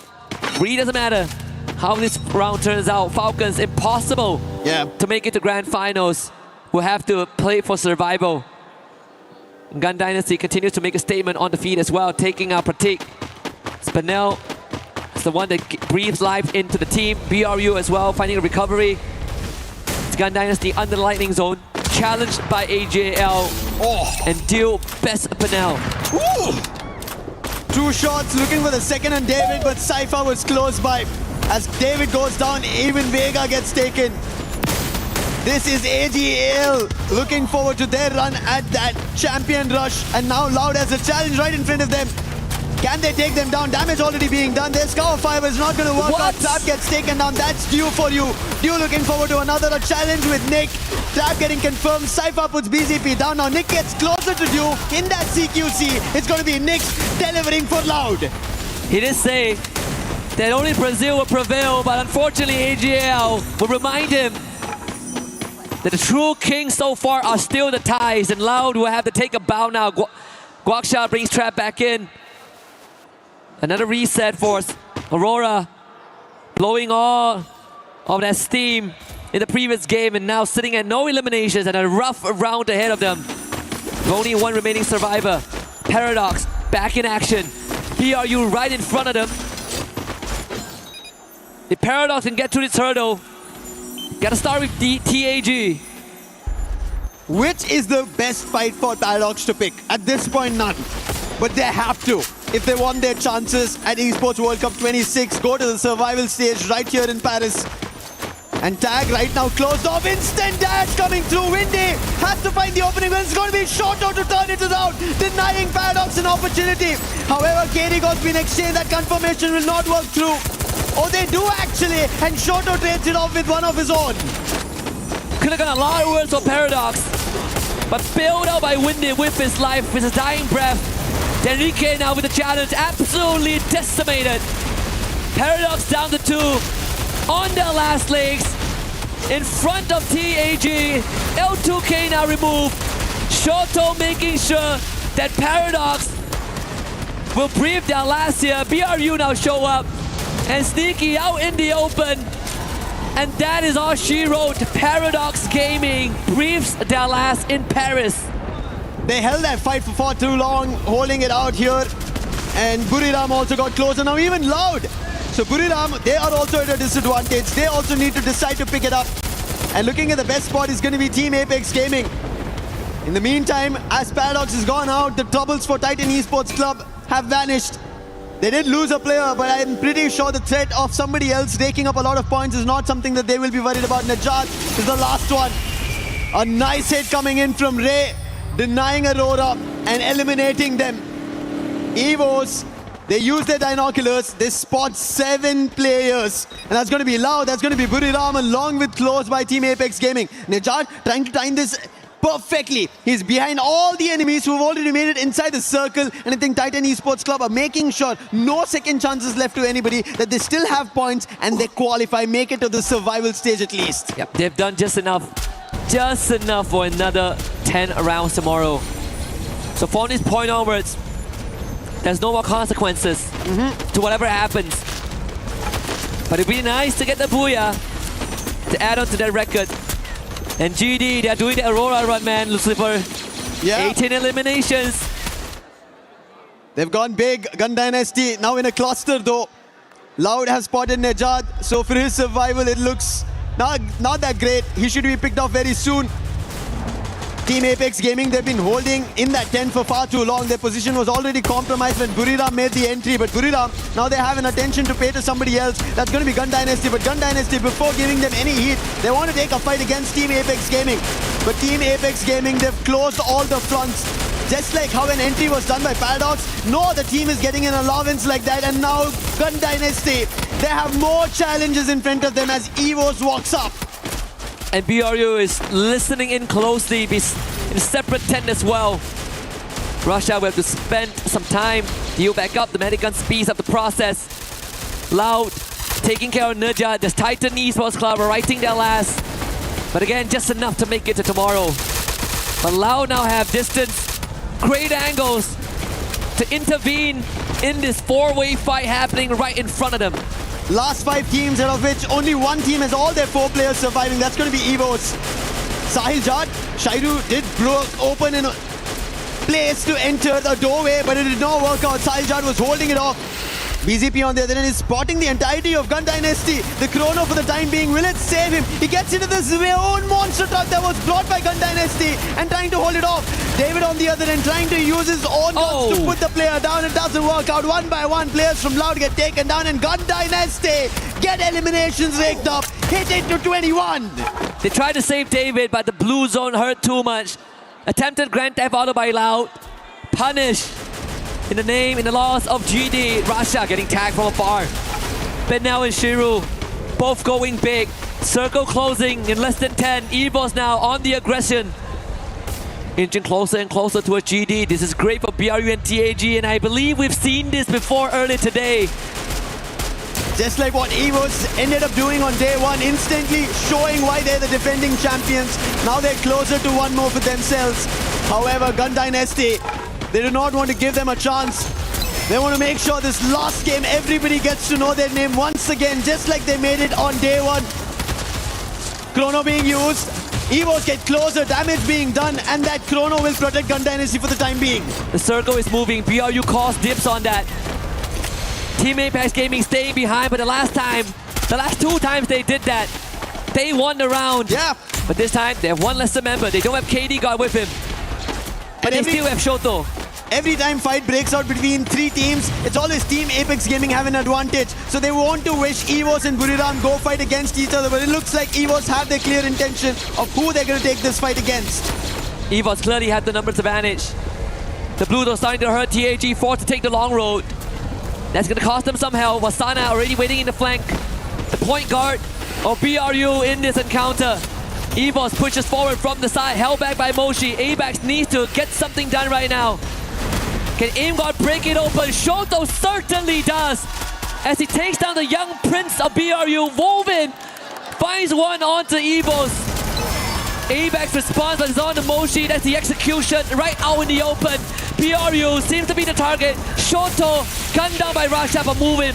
Picks him back up, drops the dough. TAG are so close. Another opportunity for them. Team Apex Gaming, a man down, but they have a lot of hopes with the aggression they would want to convert on. With the damage being done, nice shot coming in from AimGod, following through. Wolven, the last man, is the savior. Can he do something brilliant? AimGod says no and shuts them down. And that's going to be EVOS, your defending champions of EWC, looking forward to making sure they have a statement at the end of Group A games.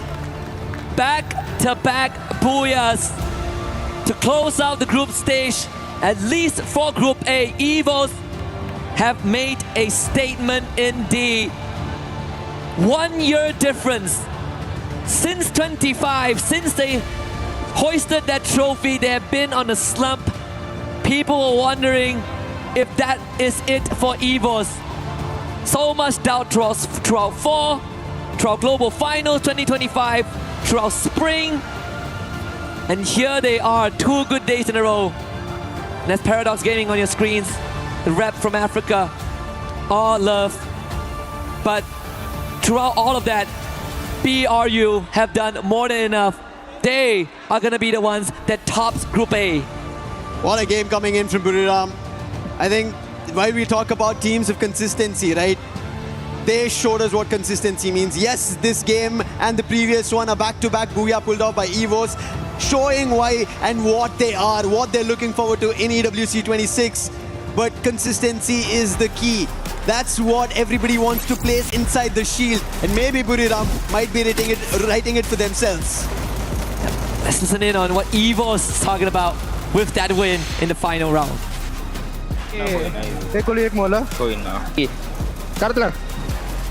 Wow, Booyah lagi itu dia. Booyah anjing. Itu dia. Akhirnya nge-kill itu akhirnya. AimGod standing up before the fight even ends, but hey, it's set in stone. Even though EVOS, they got that back-to-back Booyah, but again, Buriram United Esports done more than enough to be at the top of the group, and you know what that means, Lucifer. Yeah, they're gonna pull the trigger. They will. 2 keys will be crushed. And for AimGod to stand up like that, he knew what was happening. He had taken 2 of the players of tag down, so he knew his teammates in a 3v1 will pull it off. And it eventually did work out. EVOS, but you can see at the biggest of stages, this is how the part and parcel of competition is.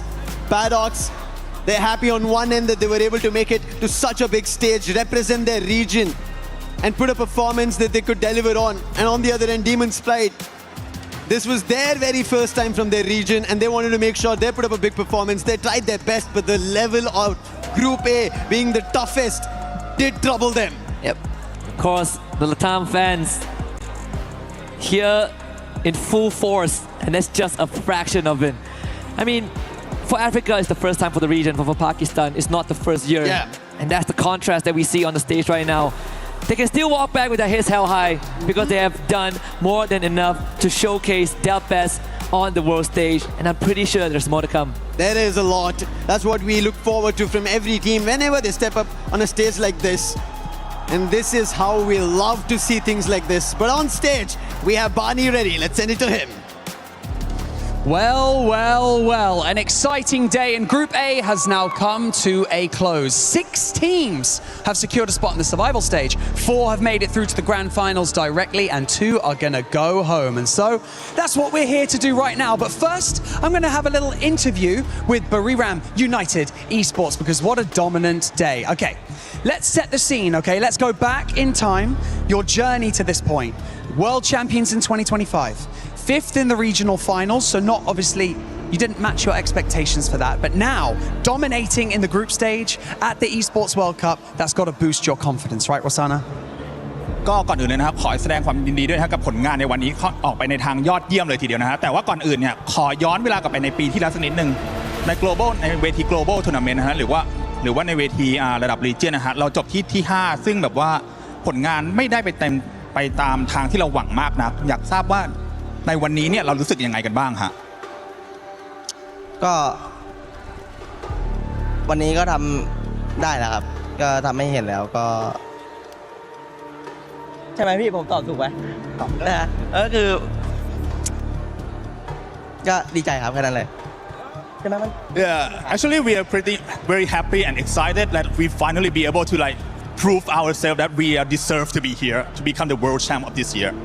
I like that. Now, one thing that all these teams are chasing, obviously, whilst we're here, is consistency. And it seems like you guys have that in absolutely mountainous amounts because you guys managed to secure 3 Booyahs yesterday. Today, not so many. However, you're still putting up points every single game. What does it mean to have these teammates with you and performing so well here on the main stage?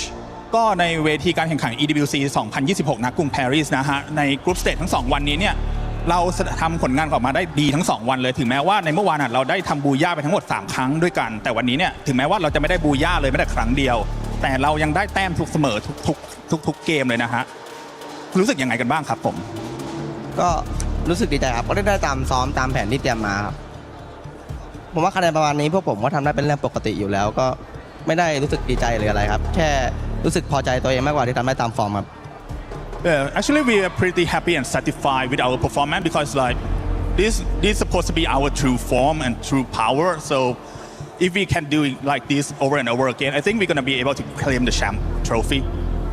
I like to hear that. I like the confidence. It's good. Now, gentlemen, it's time to join me. Come on, walk with me.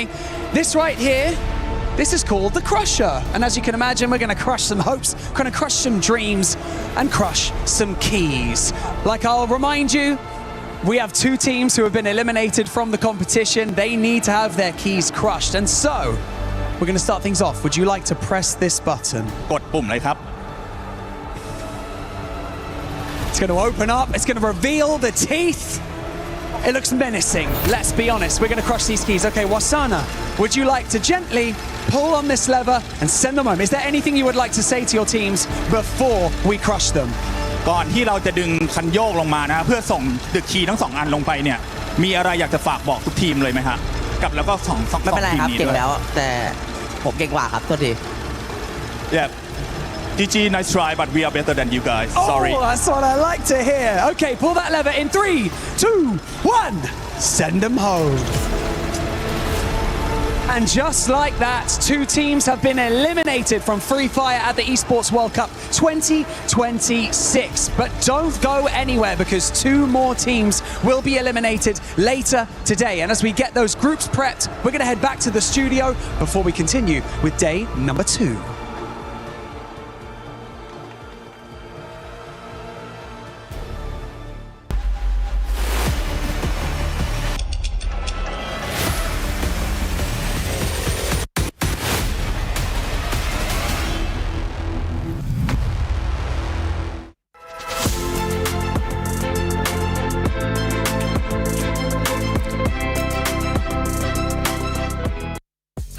Now, something that really hits close to home, and one of the things that we cherish the most here at the Esports World Cup is support for our players on the main stage. And one of the most incredible things is, of course, when families, fathers, sons, brothers, mothers are here to cheer for their children and for their siblings on the main stage. It truly is amazing.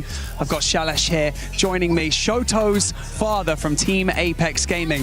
Shailesh, tell me what it's like being a dad. I'm a dad. I have a 4-year-old son. What is it like to cheer for your son on the main stage at an event like this? It's great to cheer for your son, especially if he's an 18-year-old son and who is doing something which I don't understand. So you can imagine it's very difficult to cheer for him. But once he won the Indian Championships, before that I was a tough opponent of his. I used to refuse and deny him whatever he asked for. But after he won that, I knew he was passionate about this game. So you can imagine I've got 4 other family members with me. I have spent so much money to come here to support him. So that says it all. Now I am one of his biggest fans. I love that. We managed to convert you to being a fan of esports. That's brilliant. Madhvi, what is it like being here as a mum? I think that one of the most important things is to teach your children to chase their dreams, right? And now Shoto is chasing his. How does that feel? It's a proud moment for me as a mother. He's playing very well, enjoying. He's playing incredibly well, especially today. After yesterday, okay? Yesterday was a struggle, an uphill battle. Today they're playing so well. Yeah, tell me how it feels. Yeah, I think 2 games is quite the progress, I would say, because I think yesterday it was kind of a struggle for almost every single player in their team. But finally they have proved themselves and made a great comeback, which I'm sure a lot of people, even in our home country, India, are proud of. I love it.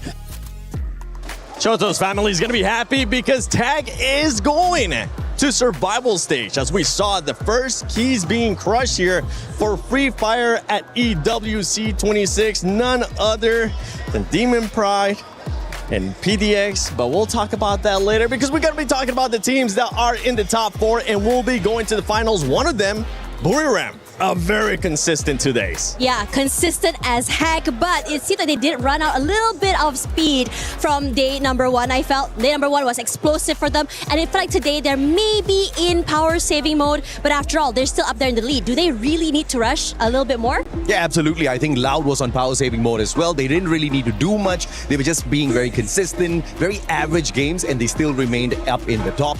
But what's interesting is Gun Dynasty kind of slowing things down today, intentionally or unintentionally. Unfortunately for them, Loud has taken away their spot in the top 4 already. They get to move on into the grand finals. But more importantly, it was the storyline of who's at the bottom.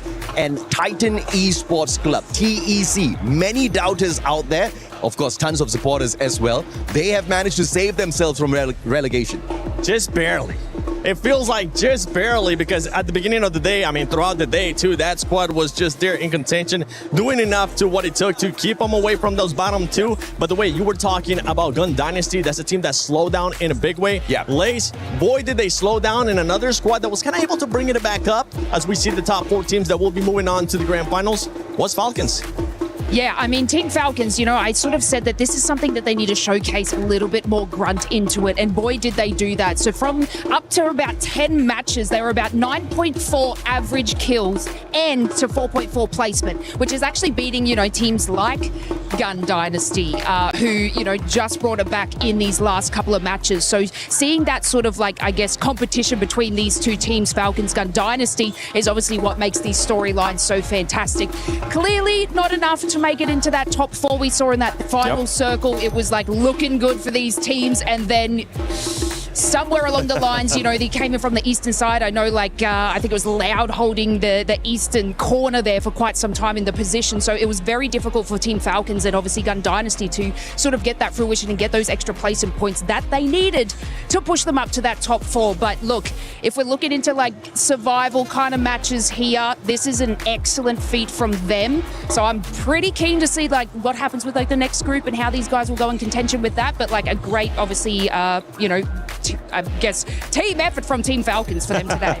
Indeed. They need to find a way to get those Booyahs, because as you saw there in the top 4, it was just squads that were able to get Booyahs. Apex Gaming, I mean, we saw what one of the players' families was saying there, happy with their performance. A little bit too late from what we saw in the first day, but a great bounce back for this squad going into survival and taking some momentum with them. Yeah, it's crazy seeing this team, if you think about it. Yesterday, fairly quiet. Now coming in today, I think coming in really hot. And I think it's really good as well, because day 1 is more of like icebreaker day. Everyone's just trying to get a feel of each other as well, as right? Yeah. But another team I really want to talk about as well is Aurora. Yeah. Because coming into this, I would say that around Neptune. True. They were a team. I felt like yesterday they were struggling. They were knocked out a bit too early so many times. We saw the vision, but not the execution. And whatever it is that happened yesterday or today, in fact, they almost broke a record today. Yeah, absolutely. But I want to bring the conversation back to Team Apex Gaming, right? Because I think this is a whole big win for India as a region who are making it back into the global scene after a long, long time. I mean, many people would have expected these Indian teams to be rusty, and that's exactly what they were in day one, at least for Team Apex Gaming. But today they have shown us that they can play some good fights, they can rip away some good booyahs, but is it going to be enough for them to qualify into the grand finals? Because if you're looking at the teams that are stacked here, that are going to probably make it into the elimination rounds, it's not going to be easy. I mean, in this group in itself, I've got 3 or 4 favorites, but there are only 4 spots left for survival rounds. And you mentioned it too. I mean, first time being able to be in this kind of stage. It's been a while. We even heard Lucifer saying the first day was going to be a bit of a slow start. The second day was going to be a hyped up moment for them, which ended up being exactly like that for this squad. Going to tag, though, I know you've been at the global finals many times. You've been at many events. What is something that you would like to see Team Apex Gaming do coming into tomorrow for survival? Because only the top 4 will be going, and it's not 2 days. It's just going to be 1 day. Let me just put it this way, okay? The Indian teams are already winning, okay? Shoto is already winning. I want Indian parents like that, man. I mean, when the common factor for any Indian boy in his house is you become a doctor, lawyer, engineer, or you're a failure in life, all right? So to explore esports, to have your parents fly all the way down to Paris to celebrate you and to support you, I think that's a huge win already. They are setting an example for everybody else out there. I wish and hope those other parents support their teams as well. But, you know, on a more serious note, I think they're doing very well. I'm not expecting them to run away with the EWC trophy the very first time they've stepped back into the global stage, but it's more to prove to the rest of the world what India can do. And I think they're doing a very good job at that. And Tash, one thing that we saw being able to do from that team was getting the booyahs. Yeah. And in regards to those top 4 squads, we ended up seeing they had to get those booyahs. I feel like that's going to transition into tomorrow for survival. Oh yeah, absolutely. I think that one thing's for sure though, when you are going to be running this and you do make it to that top 4, that survival stage, for me personally, I think that having that 1 more day to play gives you momentum, gives you an edge in terms of trying to learn what exactly needs to be fixed and how you can fix it throughout the day. As you go into the grand finals, granted that you do go into the grand finals, it does give you a little bit more of an edge for me personally compared to the teams that already just go straight on to that final day. Yeah, absolutely, man. I mean, I think teams like Titan Esports Club, they are a little bit more grateful that we've added in more squads, right? They're a little bit more grateful that more regions are in here. So now they are kind of like the veterans in the competition. So they've survived this stage already, but to survive survival stage as a whole is going to be very tough because of the kind of teams that we have got going in there. We've also got Group B who are going to be playing in a little bit as well. Yeah, I mean, down at the bottom, the teams who are already struggling are not going to be obviously a very big, fight for them. But the teams that do make it in there, I think the survival stage is going to be a hell a lot more exciting than whatever we've seen in the past 2 days. Yeah, on the broadcast, I think it was the other day, we watched this group and I've been saying that it's kind of like 2 lobbies in one group. Yes. We have ahead of the pack, the top of the lead, the AGLs, all sitting up there, and then everybody sort of fighting in your mid-range to the end, which is pretty tough for this lobby. Like, this lobby is exceptionally stacked. And, if we do sort of like swivel over and move over to our second lobby that will be coming up, you're talking about India, SAUL, they're sort of in that middle pack range as well. So it's going to be an absolute grand fight, I feel like, in the survival match. But one thing I want to pick your guys' brains on, if this is okay. Yesterday, Paradox's performance was actually exceptional. Yeah. They have now found their way right down to the bottom of the leaderboard. Yeah. I guess, AJ, I'll hit this with you. Was there any sort of inconsistencies that you saw being like watching this team throughout their play style today? No, not at all, right? It's the first time Africa is stepping onto a stage like this. They don't really have a lot of experience in the esports scene within their own country. They don't have a lot of powerful teams to go up against, to scrimmage against. So coming in here, it's all about learning. It's about the experience. It's about, traveling around Paris, just watching, exactly how the culture is like here, having some baguettes. I mean, it's exceptional just to get here in the first place. Absolutely So, correct. Isn't it? Yeah, I think it's inspirational. That's what you were for the saying rest of the about team. tag too. I mean, you feel like this is definitely a win for that squad. The experience that they're going to be getting is going to transition into later on with some of the other squads. And I think this is something that Neptune was touching about. And we even heard Conchita touching upon it too from EVOS. They did have one of the players that was just starting off. They started off slow, but they ended up bringing it back as well. Same with the other squads. Aurora, I know that's one squad you were just talking about earlier on. They weren't able to bring it up. It's been quite a bit of an inconsistent 2 days for Aurora. Yeah, they were struggling on day number 1. Even today, I think one thing's for sure about them, though, kind of like tag, right? Yeah. You can see that they were making it up with these big hero plays, these big hero moments. You want to play catch up. It's good. But for me personally, consistency is key. You want to be able to go to that next map with at least 5 to 10 points just to keep yourselves ahead of the rest of the teams. That's for me personally. Yeah, you are being too Asian mom with this right now. We have seen Aurora play for many years, and I think, you know, 2 out of the 4 players on the main roster already have got the global stage experience, but they've been missing the past 2 years, right? Multiple roster shuffles, but now they are kind of getting it together. So this is one of their best performances that we've seen from them in the past 2 years. So based on that, they're doing hella well, right? I didn't expect them to walk away with an almost record-breaking game That in was the crazy, game number though. 5. Yeah, that in itself shows how good they have come. Great momentum too that they're going to be able to take that into survival. And that's the thing though, you can be consistent here when we're talking about groups just to make it to survival, but it is going to be a bit of a level up, a big level up when we end up moving to survival, because the top 4, that's all you get. After that, it's not just 2 teams that are going to be going home, it is going to be the rest of the teams that are going to be going home that are not in those top 4. So going into survival, I know, by the way, there's amazing people that have joined us, Tash, Bunny, AJ, and Lace, especially you two. You guys are going to get a chance to cast that Group B. We'll get a chance to break down Group B with the other squad, but I want to just pick their brain. Who is somebody that you're going to be keeping a close eye on coming up in Group B? Man, I am not keeping my eyes on anyone, right? That's the beauty about shoutcasting a battle royale. Anything goes, anything happens. Like from what we've seen already in Group A, teams that kind of didn't really do all that too well yesterday, even Titan Esports, they weren't having a fantastic run yesterday. Today is where they showed us what they're truly capable of, right? And that's exactly what I'm expecting to see. Teams who were not doing too great yesterday to step it up. Teams who are doing great, maybe, you know, take a little bit of a pause, just like what Loud did, just like what Booyah did. Don't get too crazy with it.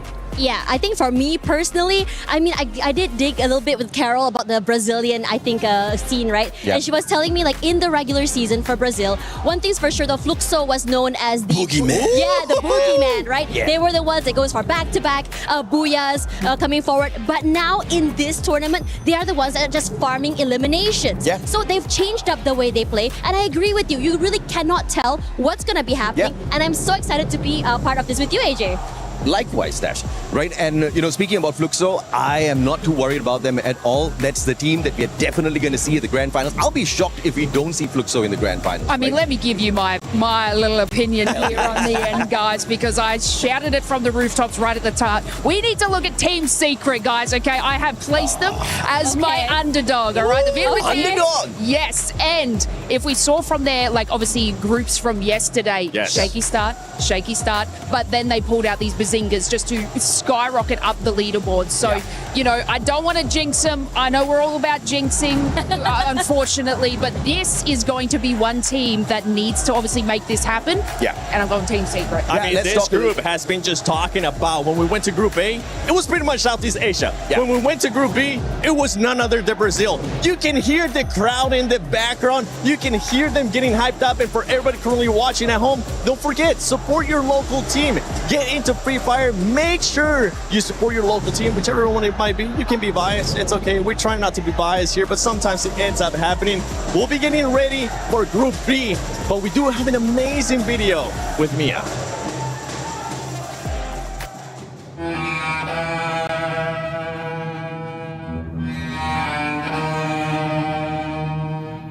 Yo estaba en el trabajo y ya cuando estaba bajando camino hacia la casa ocurrió los temblores. Ya cuando nos frenamos y esperamos que pasara los movimientos para poder pasar, porque yo iba a pasar por un túnel. Entonces cuando pasó logré bajar a casa y estaba buscando a mi mamá. Ya cuando la encontré se encontraba llorando y cuando pasamos al apartamento le encontramos los bloques, estaban partidos. Tenían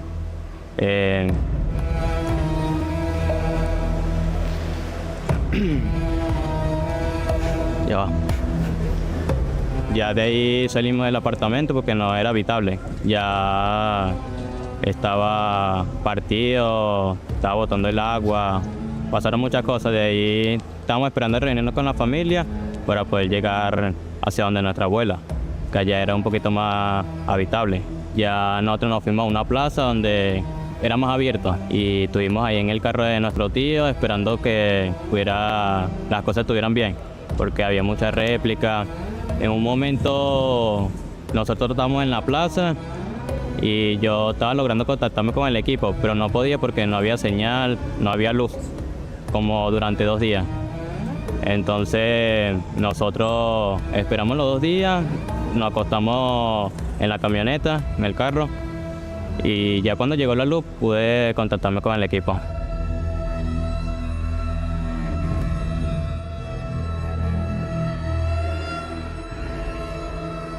Right after the earthquake hit, I didn't realize how hard the earthquake had hit. It had happened right when we were going to join Discord for a meeting, and I ended up not joining the meeting for another reason, and found out a couple hours later that it was tragic. It hit me pretty hard emotionally.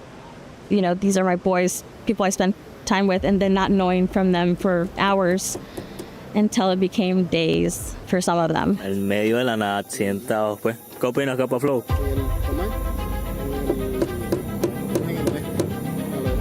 Feo porque nosotros teníamos pensado ir desde el aeropuerto de Caracas, que Maiquetía. Ya teníamos todo planeado, todo bien, pero hubieron rumores que las carreteras se habían dañado por el terremoto y así. Entonces varias gente nos dio opciones, ejemplo, que nos podíamos ir por Medellín, y así fue lo que hicimos, pero fuimos por Medellín. After we knew that we were going to attend EWC, I already had a relationship with the mothers. So they knew my name. They always heard me on Discord when I spoke to them. And one of the things that I told them and I promised them was that I was going to take that trip with them from Venezuela directly here, and that they would never be away from me, that they were going to be with me the whole time. And the minute I found out that I wasn't going to be able to travel with them from Venezuela, it just broke my heart. And I try to make it as transparent, as much communication. I tried to inform the mothers. Up to now, we have a WhatsApp group that they're constantly receiving pictures. They're constantly getting updates from me, and they know that I've been trying my best to keep them updated.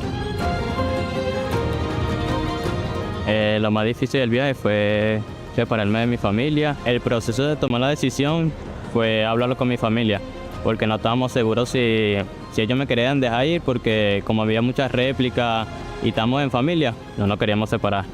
Entonces hablamos de eso en familia y mi mamá tomó la decisión de dejarme ir porque era una oportunidad grande.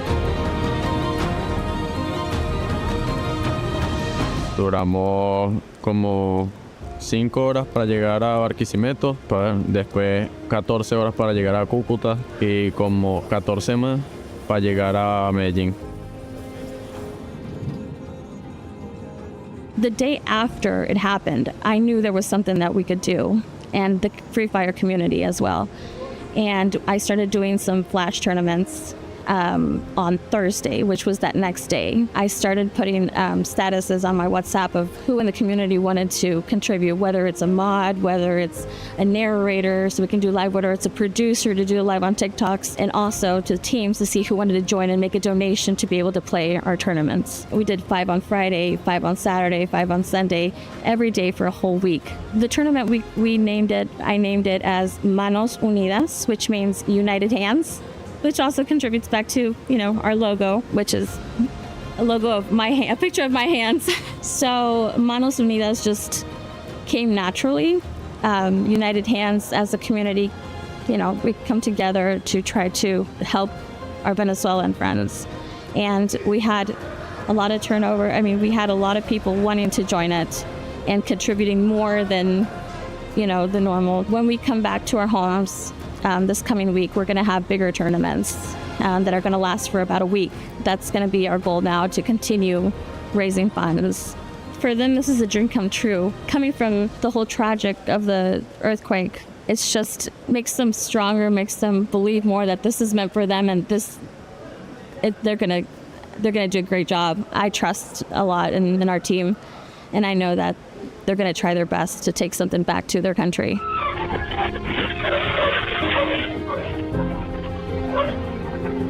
pues que todo es un sacrificio, que sigan su sueño y así, que nosotros pues aquí vamos a demostrar y así.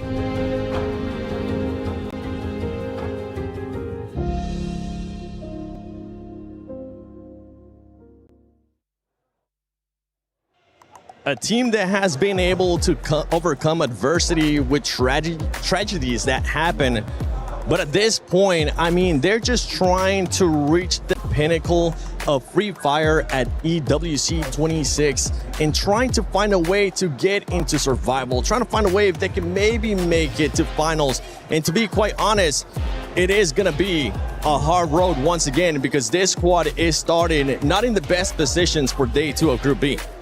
Yeah, it is definitely a hard climb for Mia Corp, but hearing what they have to go through, it is such a miracle for them to be here with us today. And of course, it's for them, it is also a milestone and something that they can forever be proud of. So yeah, this is just one of those stories that gets you thinking of how grateful and how easy you have it in life compared to others. Yeah, I mean, one thing is I personally saw their qualifiers into EWC. I was shoutcasting their games, and this is a team that really surprised everyone. We really didn't expect them to get in that champion rush condition, and I'm like the story that they have.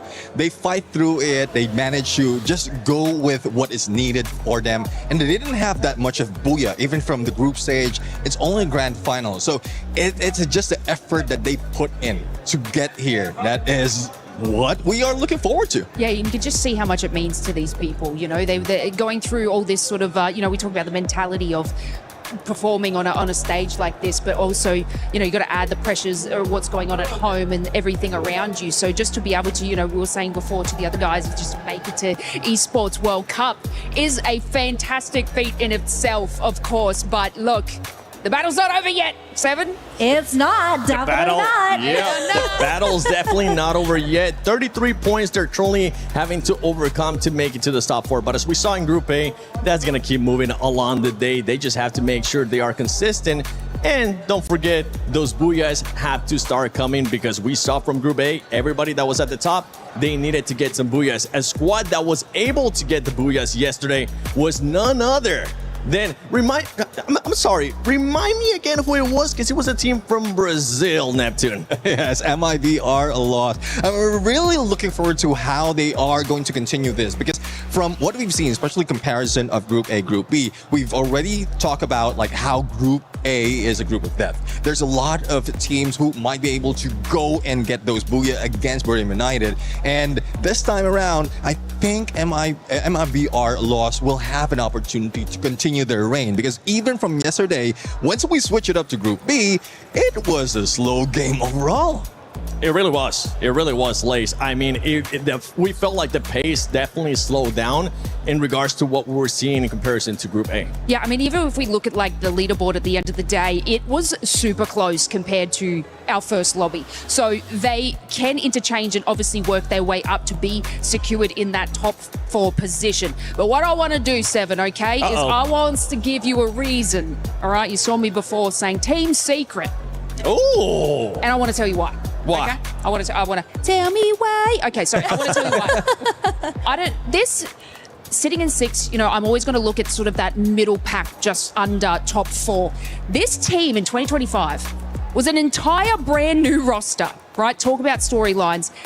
They were not doing well, okay? It was an incredibly rough start, and this generally can happen with like an interchangeable roster here. But on Free Fire Worlds in Southeast Asia, they won 4 games back to back. Damn. Okay, so this team, once the consistency hits, can actually put in the work for this. And now, in relation to our first lobby, they're actually sort of like rivals of AGAL. And if we saw how incredible they did, Team Secret were actually beating them in their series. So I'm expecting massive things from Team Secret. Okay. I've got the stats to back it up, baby, okay? All right, hit me with And them. there's about to be a power shift, baby. Team Secret underdog. Watch this space. So you have them finishing in top 4 directly to finals. I think they will just hit that top 4 mark, yes. Okay, I love that. That's exactly what I talked about yesterday because Team Secret won the FFWS Spring 2026 with a consecutive Booyah, and that was amazing. But of course, speaking of rivalry, my eyes are drawn straight to Fluxo and Twisted Minds because they have the same amount of points, 90, and the same amount of elimination points, 55. Also, we still have Leon or Lion or whatever you pronounce it. However you want to say it. However you want to say it. Because this is actually one of the strongest team that did not perform well on the first day. I mean, just look at it, 7th with 72 total points. And this is not the Leon or the Lion that we knew, especially with all the great players they have. One of them is Games King, right? Yeah, I mean, I do agree. Games King will be able to bring the fire to Leon, but I'm looking at another team. We've seen how well Team Apex did in Group A. Now, another team. This is the blessing, by the way. This is the blessing. This is a blessing. Preface. Right. You're about to be blessed by none other than Neptune. Yeah. Total Gaming. Let's see. Total Gaming. They might be able to catch up. I mean, overtake Leon, overtake Team Secret, overtake RRQ. No, stop. We're blessing, remember? We're blessing.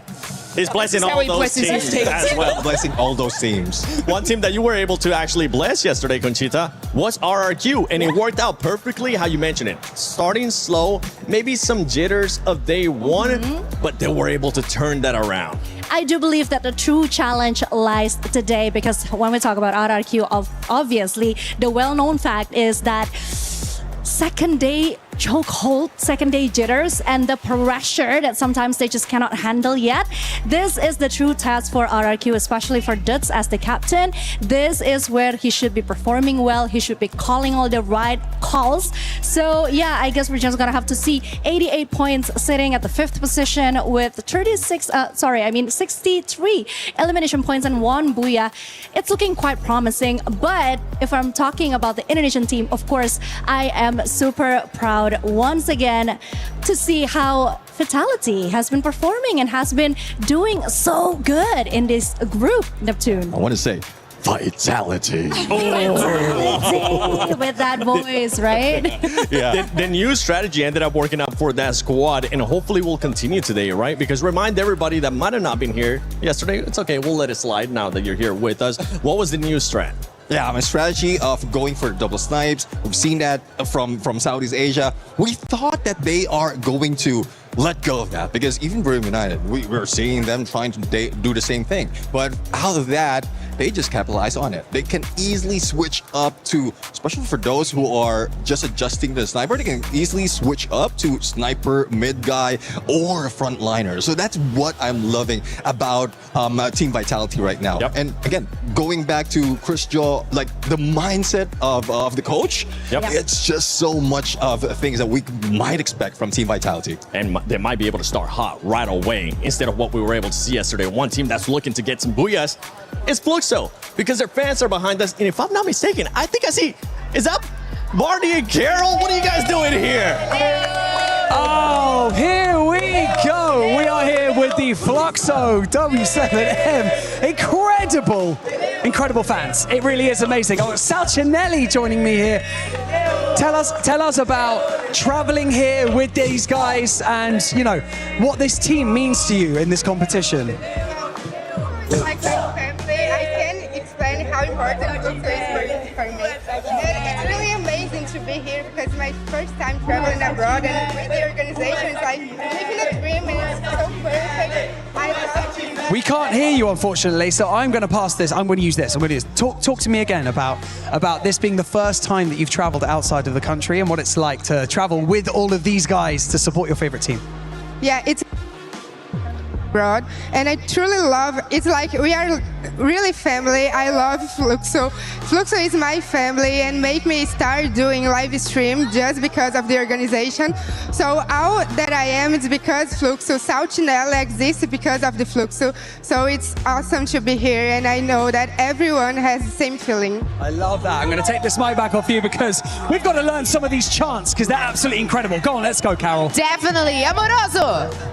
Okay, so yesterday we talked a lot about your travel here. It's probably the first time of most people here getting out of Brazil.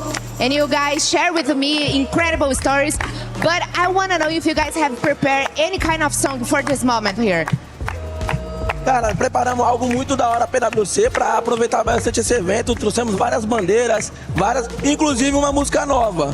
Então, eu quero impressionar vocês. Okay, so basically they have prepared a special song for this moment. They create a special song for EWC, and even they bought a huge flag. So they are gonna show us the flag and teach us the new song. Come on, guys, I'm with you. Let's go. Ei, Spotify, puxa aí, tô aqui na EWC, que é a música da EWC, puxa aí.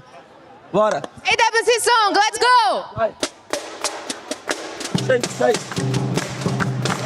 Oh, I love this. Oh, this is good. E o meu fluxo vai vencer. E o meu fluxo vai vencer. MT vai deitar. O MT vai deitar. O Curtizinho vai ruxar. O Curtizinho vai ruxar. Chama aí o Luquingue. Chama aí o Luquingue. Chama aí o Luquingue. Chama aí o Luquingue. O Gil é muito bom. O Gil é muito bom. Pops vem pra ser campeão. Pops vem pra ser campeão. Brox completa a seleção. Brox completa a seleção. Chama aí o Bentinho! Chama aí o Bentinho! Chama aí o Bentinho!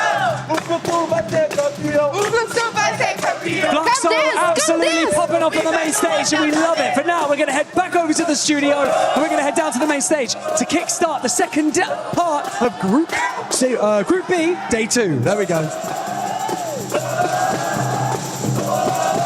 Oh yeah! Let's go, Fluxo! Oh, I got distracted. We're back on us. Okay, Fluxo. I see you with the energy right there. Let's go. Let's go, Lace. This is a squad that, as I mentioned earlier, they're going to be looking to get their first Booyahs. And it was none other than their Brazilian brothers actually stopping them from getting those Booyahs, Neptune. Yeah, I do agree. I mean, well, it has been said already. Despite of not getting Booyahs, they're still taking the top of board. So it really doesn't matter at this moment. As long as they can get to the top 4, then it's okay. No Booyah, no problem for the moment. No, I want to see some Booyahs out of them. Imagine how if they're crazy right now, if they're being loud right now, that Fluxo crowd, Conchita, it's gonna go crazy. I know, but that's exactly what I'm waiting for actually, Seven, because we have Booyah and AGAL in Group A, but we also have Lost and Fluxo and Group A, and that's gonna be interesting. All right, well, it's time for Group B, Free Fire at EWC 26. Let's get started. 6 more games to go. Half of our players now know their fate, while the other half is ready now on this Garena City Ride. That is right. 2 teams have now been eliminated from the competition, so the tension just got a little bit thicker because the consequences just became real. Indeed, Bonnie, there is no room for error anymore. With only 6 games left, it's crucial to hit the ground running Day 2s now. Look, expect insane plays, expect heartbreaks, but above all, expect absolute chaos. And so, with that being said, it's time to introduce your next 12 teams to the main stage to fight for survival, starting with the Mia Corp.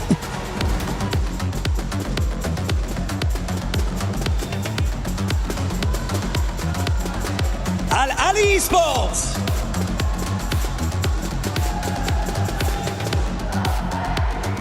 Team RRQ.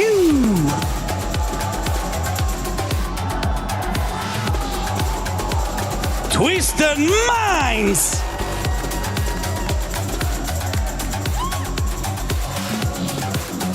Team Secret.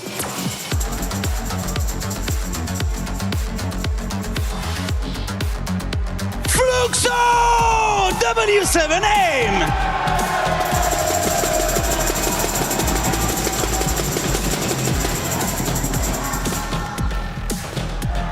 Total Gaming Esports IQ.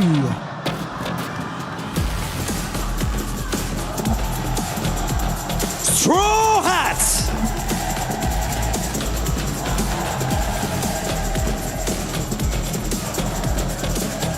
Lion.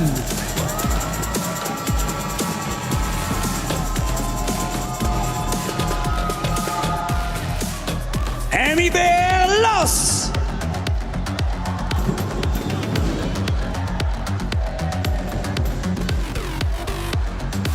S8UL Esports.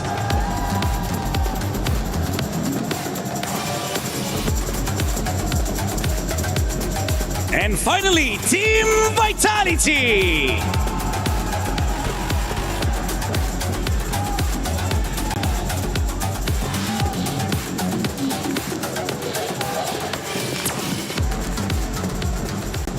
Here we are, our Group B is ready. Anything can still happen, and no one is really safe. We've got $1 million on the line, the survival stage around the corner, and our grand finals reserved for just the most elite teams. And so with that being said, it's time to close out the group stage of Free Fire at the Esports World Cup.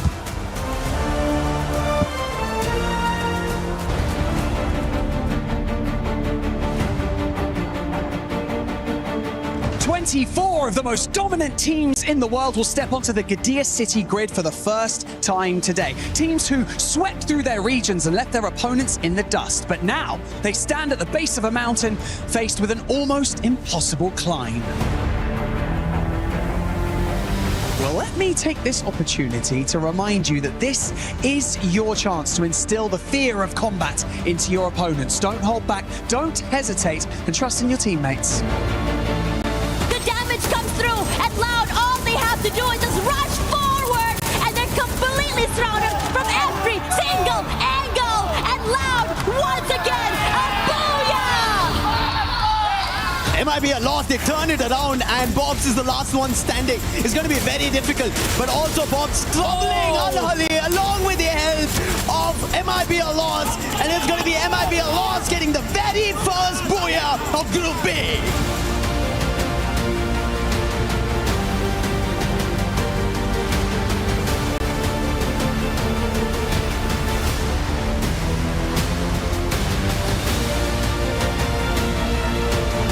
Looking for the final player, Kororo, looking for that recovery, and they will be denied as Booyah pulls away the third booyah of the day to take the #1 spot on the leaderboard. And Lion are losing players one after another, and as that happens, even Dix gets eliminated, and Games King was the last man standing. And it is going to be MIB lost getting the final booyah of Group B's Day 1. Our eyes on the teams who are in the top 4 slots as well as the bottom 2. Today is the chance for early qualifiers. Today is an unfortunate moment of heartbreak for 2 teams who will get to go on a little bit of a holiday here in Paris before they fly back home. But who is it going to be? Mia Corp, Straw Hats down at the bottom, and SHUL a little bit too dangerously close to them. Yeah, because today is anyone's game. Oh, yeah. Game 1, or at least Group A, was a story where any team could still make it big and survive. And I'm wondering if Group B will tell us the same story. Yesterday, loss went huge. 3 booyahs, ending the day strong. And I'm pretty sure that every other team in this group as well want to replicate that. Yeah, absolutely. And obviously, it is a situation where MIBR lost, wanted to control the situation, but also wanted to find out exactly what they can do in a lobby like this. They've already proven themselves yesterday. I'm expecting them to have a little bit of a slower day today. I'm expecting the teams who are down in the mid part of the battle instead to really show us exactly what they've got. Obviously, it's the fight to squeeze themselves into the top 4. Even if MIBR kind of sleeps on us, giving us average games back to back, I don't think they're going to be at risk of getting kicked out of the top 4. Absolutely. I think one thing's for sure though, everyone wants to maintain that top 2 slot. Yeah. After all, again, you get that holiday, you get that direct slot to that finals. Yeah. And on top of that as well, you mentioned just now during the desk, right, about how hard it would be to be playing through that survival stage. It's going to be hard, it's going to be lethal, and most importantly, it's going to be mind-bogglingly stressful. Yeah, absolutely, because we have got the best of the best from around the world. We've only got the 4 slots. I guess a little bit of a blessing as you take these Super Titans out of the race. Now you get to go up against teams who are maybe just a tad bit better than you, right? Because you're taking out the teams who are down at the very bottom, so no easy picking.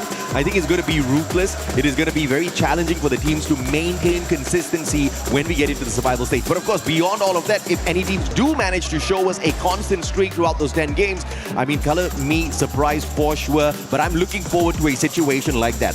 What's going to be the fate of the Indian teams? Now, we saw the support for Shoto. He's got his family members here, but for the rest of the Indian squads, I hope they are not going to be depending on the support, but they're going to be depending on all that they have conversed, all that they have prepared for before reaching this stage, because there's still a lot to prove, and more importantly, you got to save yourselves from Miracorp as well as Straw Hats, who are sure as hell going to be looking to climb up the leaderboard today. Yeah, and I think what's really important as well is that day 1 is the day that you get a feel of everything. You have an idea, you learn from your mistakes. You have that few hours before coming into today to really fix up your mistakes, whether it be changing your drop spots, whether it be figuring out which teams you'd rather go head-to-head with. And that is why, it's really scary today. Definitely, I think the heat is up. Everyone's playing a little bit more faster compared to cautious compared to yesterday, at least from Group A, that what we've seen. I wouldn't be surprised to see it here too in Group B. Absolutely. Fluxo, the potential of them going all out today, I really don't see it, right? Because at the end of the day, this is a team that usually flies under the radar, and when it's definitely needed at the finals, that's exactly when they show you what they're truly capable of. That being said though, 2 years back-to-back, they haven't been able to grab that trophy. Not only were they not able to grab the trophy, they were nowhere close to walking away with the trophy here at the eSports World Cup for Free Fire. So perhaps they want to change their tactic up a tad bit this time round. They're currently sitting in the 3rd spot, not too far away from MIBR loss. I feel like 1 game can allow them to catch up. 2 games should allow them to overtake MIBR loss. But that is, of course, a question. Is MIBR going to allow such a thing to happen today as well? Yeah, because yesterday they were on a streak. They were taking advantage of the fact that everyone is going to be cautious. It was very high-risk play, but it worked out very well in their favor. And now today, after hearing about what's happening in Brazil, right? Them in the regular season, how they were the boogeymen, how they were always back-to-back-to-backing when it comes to those Booyahs. Can they bring that happening here today? Because definitely they had changed their strats from yesterday till today, but that is why things get really interesting, because definitely all eyes are on this top 2. I'm sure no way in hell do they want to go into survival stage when they have the capability of making it into the top 2. Yeah, and shout out to Chris Joe as well. Vitality has been whooping some butt out there on the battlefield. Who would have expected Vitality to do even better than their Brick Brothers RRQ, who yesterday did manage to walk away with 1 Booyah to their name, but not in the top 4 just yet. Vitality, on the other hand, are doing better than Fluxo as well as Twisted Minds. This is a big factor. I feel like they definitely need the confidence boost. Seeing Vitality make that early access into the grand finals is definitely going to be fantastic for them. We've got the RRQ fans out here versus the Fluxo fans as well. Who can be louder? Who will have these smiles on their faces by the end of these 6 games? And also, most importantly, who will be silenced by the end of the day as well? I'm really curious to see who it's going to be. But we all know who's the loudest of RRQ. Conchita in the backstage. She was screaming for them. I highly doubt Conchita only screams for RRQ. That woman is unbiased. She wants to scream for everyone, but she sees the potential in the kingdom of RRQ. But I have to tell you, the Fluxo fans are a tad bit more lively, right? I want to see that exact same energy from the opposite end as well. RRQ, y'all need to stand up. Y'all need to make some noise, baby. Y'all need to yell, that's for sure. Give your energy to your favorite team as we go into this game. Oh, they're starting to dance here. There we go. That's energy. More energy, RRQ. More energy. Yeah, I want to hear them sing. I mean, we hear a lot of the Fluxo chants, right? Yeah, so I need to hear them start singing, start yelling, because they do have a chant, by the way. Yeah, absolutely. I mean, we're eventually going to hear it. And I hope they continuously cheer their team on, because the kingdom of RRQ just tend to get disappointed a tad bit too early sometimes. And I know RRQ is not really looking to go wild out there on the battlefield today, but it would be nice to have that early access into the grand finals. But knowing the team, knowing how they play and how they do love getting some extra experience out there, seeing exactly how well the rest of the teams can do, I think RRQ might be taking it a tad bit slower this time around as well. You also have to look at the teams who are trying to maintain the top 4 spots, right? Twisted Minds, Fluxo, MIBR Lost. These 3 teams are going to be very difficult to knock off of that perch. The closest ones that RRQ understands in terms of rotation, in terms of their play style, is going to be Vitality. So maybe some infighting. Maybe we're going to find a little bit of a battle between the 2 Indonesian squads out there. Yeah, Conchita said that's a term for that in Bahasa Indonesia. Perang serumpun, she says. All right. Yeah, so that is something that I wouldn't be surprised to see as well. I do agree with you. The rotation is going to be happening. They can go for that as well. And I also really am excited to see if any of the bottom teams could actually just really surprise us as well. I think Total Gaming Esports as well didn't really have the best of days yesterday. Maybe a reset today would be something. I mean, you talked about how this is the first year that India has made it into the big stage as well, right? You want to get back after a long time, Yeah, after a long time. Now, you want to get experience. You want to really get into the groove of things. It's so different playing from the Indian stage to a global stage with so many different play styles out there in the open, and they've definitely learned something from yesterday.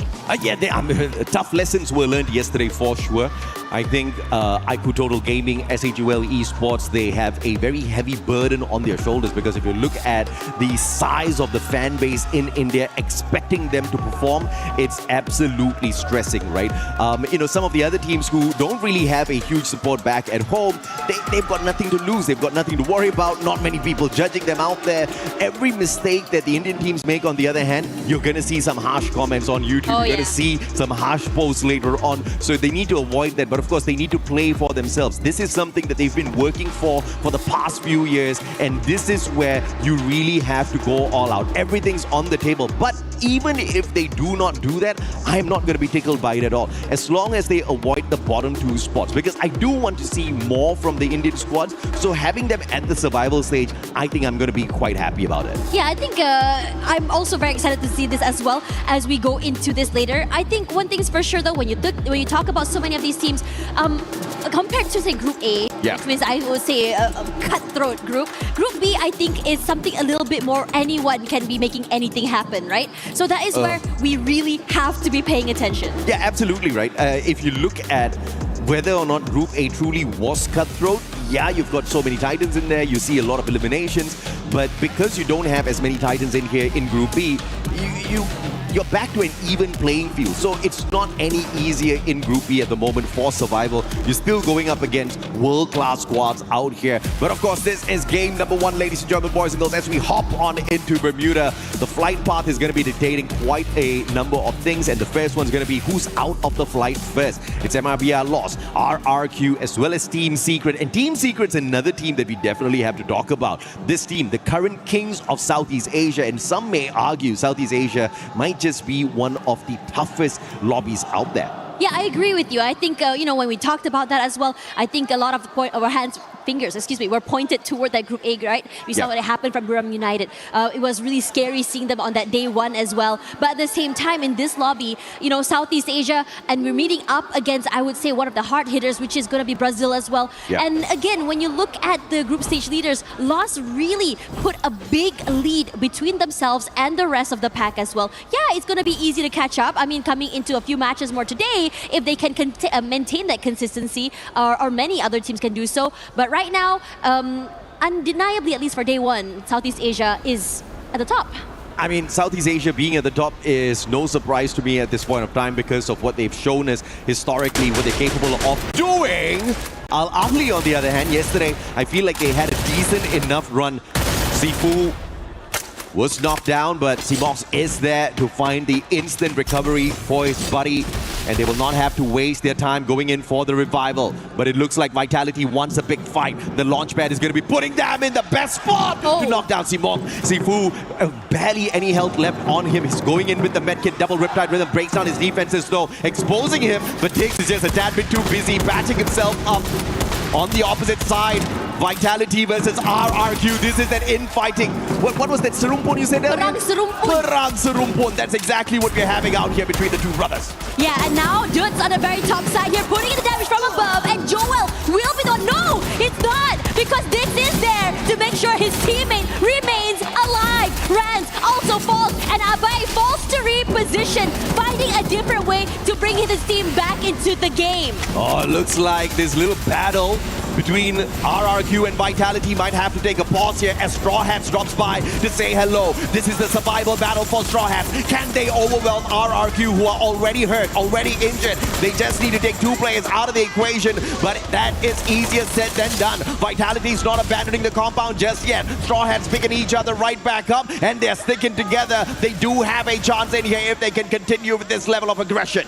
This is exciting already. We already saw or anticipated what was going to be happening early. Now, Vitality waiting in the wings, hoping to see who shows their hand first. Straw Hats waiting. Who will be the one to show his first shot here? Dix takes a bit of jig damage, but never more than that.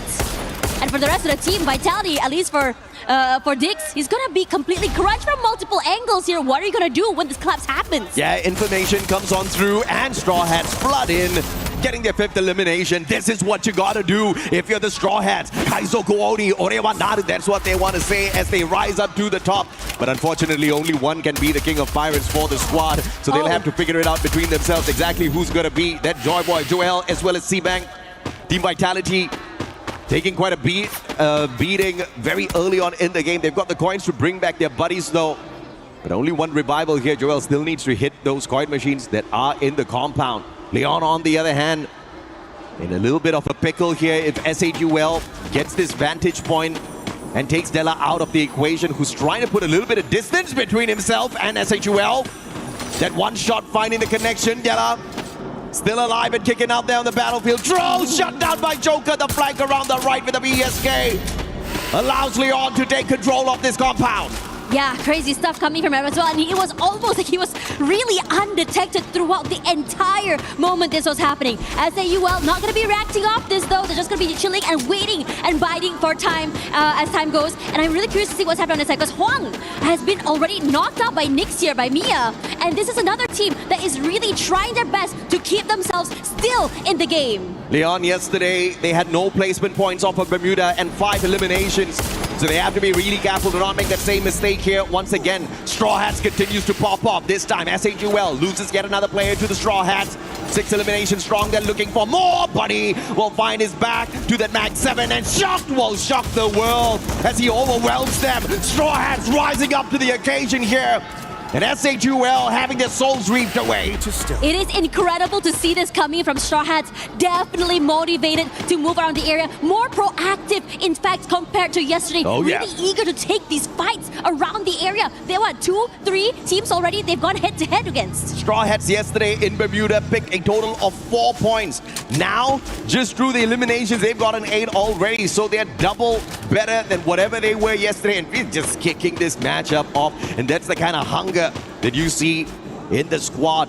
How much more can they deliver on this battlefield? They need to keep their confidence at an all-time high, and clearly this first game helping them do exactly that. But if you are Straw Hats, you definitely want to calm down a tad bit and focus on those circles. Focus on your rotations a tad bit more as well. You don't really want to be playing your luck with too many of these early engagements.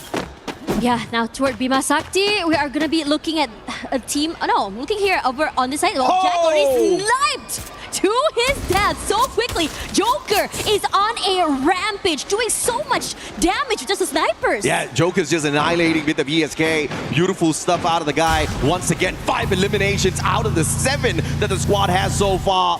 We already said this is the meta of the snipers, and Joker clearly understands that, wanting to take maximum advantage of that. Della catching up with the rest of his buddies as now Straw Hats once again ends up in a very early battle. I am not liking this, but can they overwhelm Leon, who's just not the best at Bermuda in this lobby? Yeah, they just have to just move away here as well. So Shocked is going to try to find a vantage point forward. Della and also the rest of his team quickly finding time here. Who will get a double kill there somewhere? And even bringing his teammate back into the game, but Joker's not done quite yet. one more, and Games King down. But the shots from Joker is absolutely annoying, but thankfully Leon does not have more numbers here alive to pressure Straw Hats. They back away, they call a truce for the time being, and Straw Hats will be able to pull Nil back into the game as well. Look at this phenomenal performance from Straw Hats. 10 eliminations already. Crazy. This is their best run so far. Yesterday, they got nowhere close to 10 eliminations in any one of their games. Yeah, it's such a change in tune as RQ will be the one in trouble next. Pain from above as TG pressured them. Bullets upon bullets. A bit of a reprieve as they did manage to get the resets. And the collapse has a half a coin yet. Abe moves forward. Mal knocked down. And Abe is the last one alive. Has to survive this to bring his team back into the game. During an interview, Dutch said that yesterday was supposedly their warm-up day. But they're still facing so many problems by so many different teams in these rotations. Abe just trying to make some magic work out of this monster truck's gonna find that gravity is not gonna be on his side. So unfortunately for him, he cannot drive away. But even if he did try, Shanky would just snuff him out in an instant. You've got Aztec there as well with that AC-80, so it's just not gonna be possible for Abe to save himself at the moment. He's just gotta hope and pray that by some luck, IQ Total Gaming just walks away from this bridge, giving him a little bit of a leeway to escape this sticky situation. RRQ left with their final player, and potentially after that Vitality, what's the rumpun? Perang serumput. Perang Yeah, serumput. Perang serumput. Perhaps that put them in a tad bit of a pickle. And speaking of Vitality, you're going up against Miacorp, and Miacorp cannot afford to lose this battle. And if they can take down Vitality, that should definitely boost their confidence quite a little bit. Vitality were on fire yesterday. Yeah, and I think one thing's for sure that we wanted to see Mia just try their best to not only just survive, but also be able to bring themselves into more than just bottom two. Now, this shot by Diamond was just nasty as well that happened just now. In fact, he had moved around the area, got 2 snipes, and he was undetected throughout the entire time. Crown 98, definitely a weapon of choice for many of the players here, because of the advantage it gives you out there on the battlefield with a little bit of an assistance. You saw the deadly timing from the guy, but Sibank now, trigger discipline is there. Straw Hats understands the situation, and they will secure the vending machine for themselves as well. Bangladesh still has got their dreams alive through Straw Hats. Yesterday was a disappointing run. Not a single match they managed to walk away with more than 5 points. Today, on the other hand, in this first game in itself, Straw Hats sitting on 10 eliminations. In fact, they are on fire with the eliminations. They're the best ones in this lobby so far. If they can keep this up at least for 3 games, they sure as hell will be able to escape doom from the bottom 2 spots. You know, I think we didn't really see too much from Lost, but finally they did show their hand just now. They got a pick up onto Abe, trying to bring his teammate back into the game. Yeah. They did manage to come back online though, so that's really, really important for RRQ. Regardless of that, still surviving alone without Abe. Now it goes back to his team. I think it was Dudes that he brought back, so he has to be able to find a way to not only bring his team back into the game, but also survive. There we go. I think Mal is already back into the game as well, so this is massive. Yeah, very good play here from Dudes. Managing to bring his buddies right back in, triple revive. And they pick a great spot at the observatory with the tanks of the R1's Dinocular scan, spotting no players there. They'll have to tank a little bit of damage from the circle, but they do have a double team booster on their side. Dirt's in a little bit of trouble there. MIBR Lost spotting him out, trying to shoot him out of the air, but they're going to be unsuccessful with that attempt. MIBR Lost is a tad bit slower today in terms of raking in those eliminations, but they really are not pressured to find more numbers out there. They're definitely going to secure the top 4 as long as they can find the final circle game after game. You know what? I like this. Everyone has a little bit of, an area where they're holding on to. No one's really trying to really commit to this fight, but it will change very, very soon. Especially since a majority of teams are trying to get into the circle. Twisted Mind's not here yet. Leon is coming in very, very soon. And Leon has been really active this game as well. I think 9 elims so far. IQ Total Gaming using the bridge to boost them up. That high vantage point gets them yet another elimination. That's what you need if you're from the Indian squad. You just want to be farming these points one after the other. And speaking of farming, Miyakov needs to do that exact same thing. Show us what you've shown us already in USA. Show us what you've shown us in terms of your capability of finding that final circle. Leon, just like Straw Hats, doing so much better today with their positioning. Oh, Joker is still on a rampage with the sniper, and it's a lethal weapon in his hands. He got so many eliminations, even some chip damage to any team that's rotating away as well, which makes it so terrifying. His angle, he's going to be able to just really abuse, and it's AHL that he's going to be paying attention to. Hawk knockdown already, and over on this side here, TS also trying to find their way up onto a high ground. Yeah, Team Secret just staying a little bit quiet in the game for the time being, wanting to just pop off a little bit later on. And because they have been quiet, nobody has really taken away the resources that they've been collecting from the very start of the match. That's going to be making Team Secret a dangerous squad within that final circle. And we know they are definitely capable of annihilating many squads out there. Jack out in the open, a very daring position for him to be holding on to. Leon's going to be losing 2 players. Make that 3 as Joker gets shot out as well. Games King, it's the final one alive here for Leon. Al Ahly, can you take advantage? They might be able to. And he's far, far away from any vending machine, and Al Ahly won't be able to find one extra point unless Games King with the valiant dash does a double on that 1v2.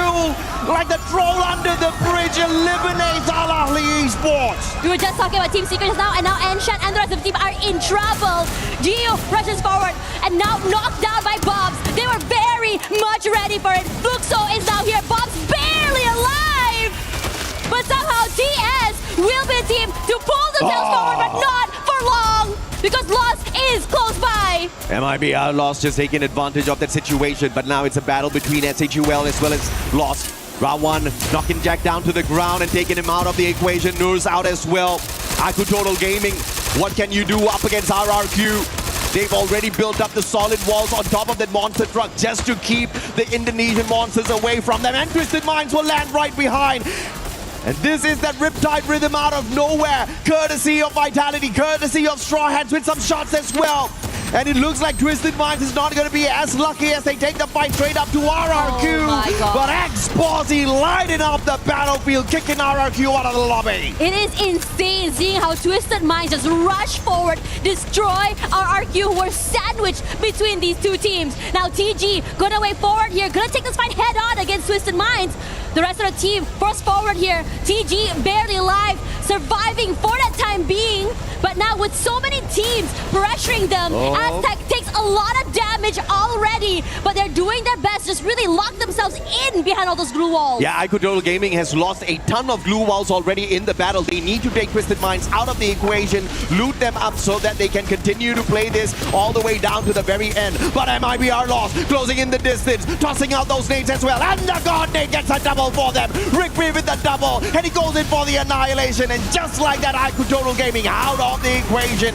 Twisted Minds up against MIB Outlaws. What can Southeast Asia do against the racing Brazilians? Well, Diamond's already knocked down already and forced to move away. They have to go for this reset. Teammate brought back into the game, but the timing from Lost is too much to deal with. They're fast and they're furious. Knocked down already, but still have to worry about the rest of the team below, because General knocked down, Diamond still alive. Rigby should have no problem bringing General back into the game. Yeah, recovery is there.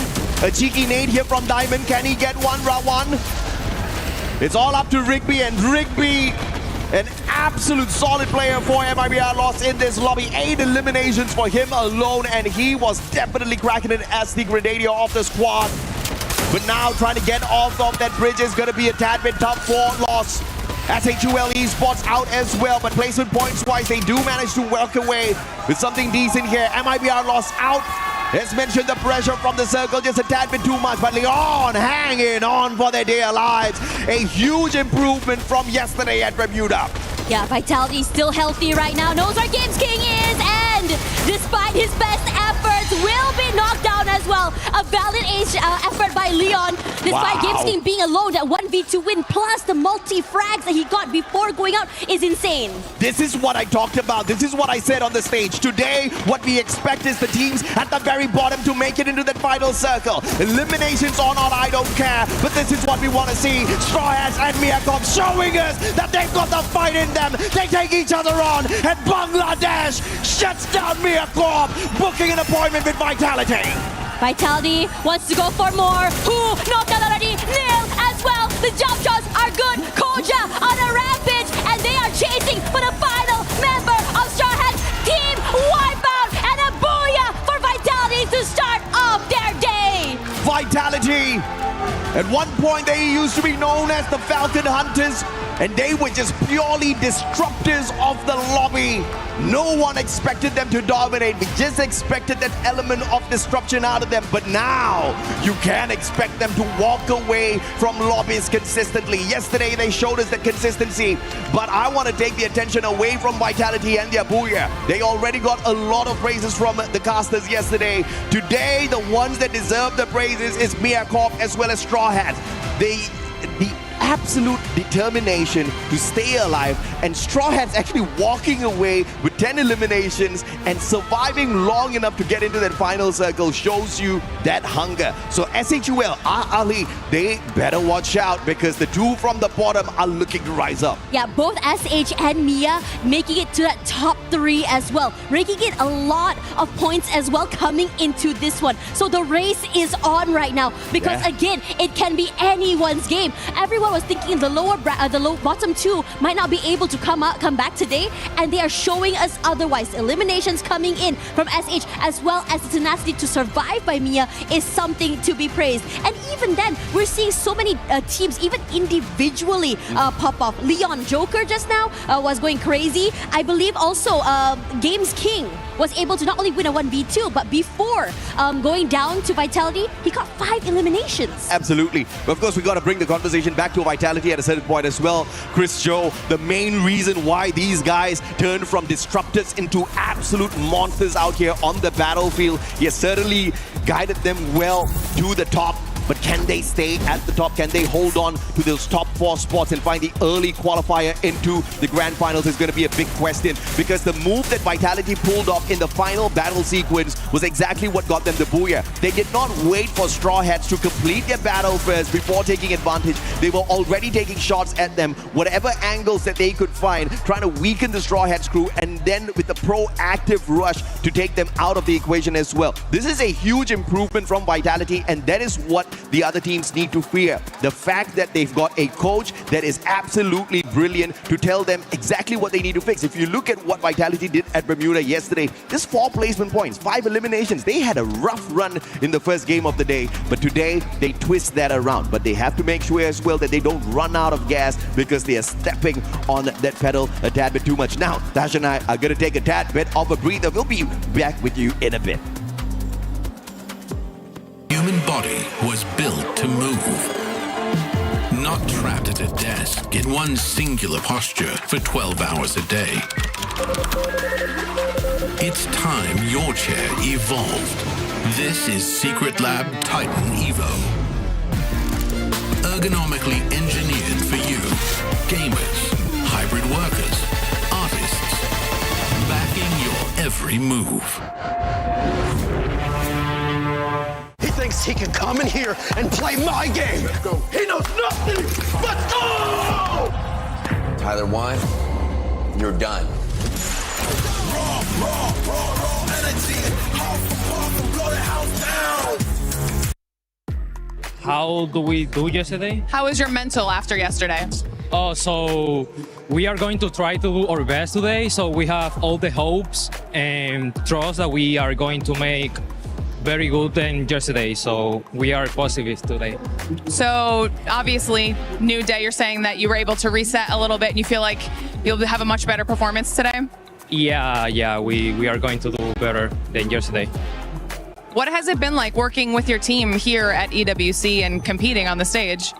I mean, we are going to be like try a lot of bad things together, and be here today is like a good feeling that we are all together and can be here competing with a lot of teams. Well, I know that there's definitely a lot of people pulling for you guys as well. So obviously this is a quick chat, but thank you for taking the time to talk and best of luck today. Thank you.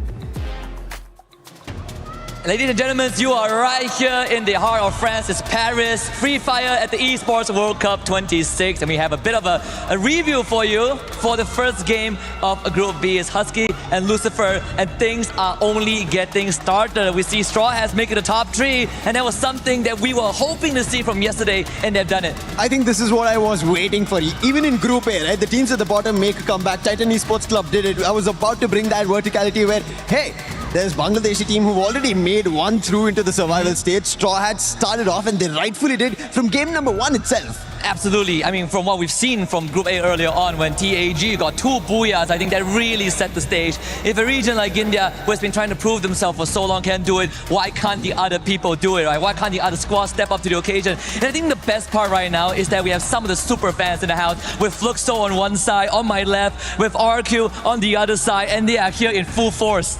I think this is what we needed, especially Group B. We were with the vibe yesterday casting on the desk, but right now here, I can even feel it better. And I know this is going to be added on pressure for the players itself, especially a couple of early losses. RRQ, again, a similar stretch of what happened yesterday is being replicated today as well. I hope it changes for them. Yeah, and when we look at the standings, you can kind of see the separation, right? The first thing that comes to mind, MRBR lost, still the front runners, still the head of the pack. It really feels like no one can overtake them. Even in games that they don't get the Booyah, they are still the predator, the apex predator. But I think you have to add it on to Team Vitality. They're picking up the pace. They understand, yes, MIB a loss of taking it away, but Team Vitality bringing it out, matching up with pace, toe-to-toe is what they're looking forward to, because they also be at the top 4, they make it to the final. Yeah, and I think at the end of the day, Team Vitality, RQ, the Indonesians, they have plenty of fans there, even though we saw RQ super fans in droves, but I can assure you, Team Vitality is also on the support list, right? Because again, we talk about second places, heartbreaks, the super fans of the teams that have known heartbreak the most are actually here, and through the highs and lows, they have been with them. I think in this game, there's one more team that we have to talk about. It's going to be Twisted Minds. Yes, sir. Yesterday, later in the games, they started to make a comeback, but right now, they did put up a good performance. Unfortunate that MIB a loss ended up taking a head-on fight right at the bridge. If it did change out, I think maybe Twisted Minds also had an opportunity for a Booyah. Yeah, I want to try something, right? Since we have the super fans here. RQ fans, you see me? Yes, RQ fans. Kita cuba ya. Kita chant RQ, okay? Viva! Viva! Viva! Yeah, that's the spirit. You got the Fluxo people on your side. Fluxo, do I even need to start, or is it going to be your drums? Can we hear it from Fluxo? That's the spirit of Free Fire. We love it so much. And this will only continue to electrify the arena as long as the games are going. We know that there's a lot of expectations. That we're going to see Fluxo, we're going to see RQ, either in the survival stage or in the grand finals. And this rivalry has extended beyond boundaries. Well, that's it from us on the stage. I'm pretty sure the casters are ready to bring us more Free Fire action. Oh yeah, we're very, very ready. And the whole crowd, this arena is shaking right now from the noise, from the sounds, from the fans as well. Whether it be RQ, whether it be Fluxo, everyone is ready to see who makes it into the next stage. Absolutely. Now, yesterday, I have to say, it was not the best run for Leon, right? But today, when they opened up Bermuda, I have to say, this has been their best performance so far, hands down. 12 eliminations, 7 placement points, a total of 19 for them to match up to their performance at Nextera. And this is exactly what you need if you want to show that you are well prepped for the grand finals. Is it going to be enough for them to squeeze themselves into the top 4? If they keep up this performance, that's definitely going to be the case. Yeah, now coming into this one as well, when you talk about, just for Leon, just about so many of the teams, we talked just now a bit about what to see at the bottom of the brackets, right? Yeah. And now suddenly everything's shifted. What we thought we knew about all these teams yesterday has changed. Mia looks different day and night. Even Straw Hat starting off very, very strong. Yeah. If you had missed map 1, please go back and look at it because it's crazy. Yeah, from being nowhere close to making a break away from that bottom two spots. They picked up 22 points, and I'm talking about Straw Hats. That is phenomenal. Yesterday, throughout the whole day, we saw Straw Hats pick up, I think, about 24 points in totality out of 6 games. So to pick up 22 from just one match shows you that they are a very different squad today. You cannot underestimate them. You cannot count them out of the race just yet. But Mia Corp, I have seen better from this squad within their own region. I'm still... I'm unfortunately going to be Asian parenting them at this point of time. I'm expecting more, although they got into that final circle earlier. More consistency for sure. As we hop on into game number 2, this is going to be that battle at Solara. Yeah, Solara was very, very interesting yesterday as well. It was, I think one thing's for sure though, we saw a lot of not only just moments where people were like moving away and running away, but we are seeing on top of the rail fights, chases as well around the map, and it's going to be very exciting. Now, we saw a bit of a glimpse of what we could see from SH as well as Mia. I am wondering to see whether or not this momentum will continue into this map. Yeah, absolutely. Straw Hats down at the aquarium, but they have to be really careful. They've got a split drop, which means they do have a little bit of an insurance policy. But beside them, the other team that has got a split drop is the one and only Fluxo, who got taken out of the lobby a tad bit too early. I know they weren't too happy with their performance in Bermuda, which means they are the bleeding predators at this point of time. And a bleeding predator is a very dangerous predator. Miyakop, on the other hand, Beyblades already sustaining a shot to his chest. But they do manage to quickly reposition off of those slide rails, looking to find a little bit of extra loot here at Riders Club. MIBR lost up against Twisted Minds, though, in a very early encounter earlier. And Rick B taken out early, but of course the team's not really going to suffer bringing him back. That's just one. But IQ Total Gaming could just be taken down here by a good performing Leon. Games King down on the ground. Della for the instant pickup, and they want to put on that pressure. Shanky backing away, all alone now. Games King with the Mag 7 will take him out instantly.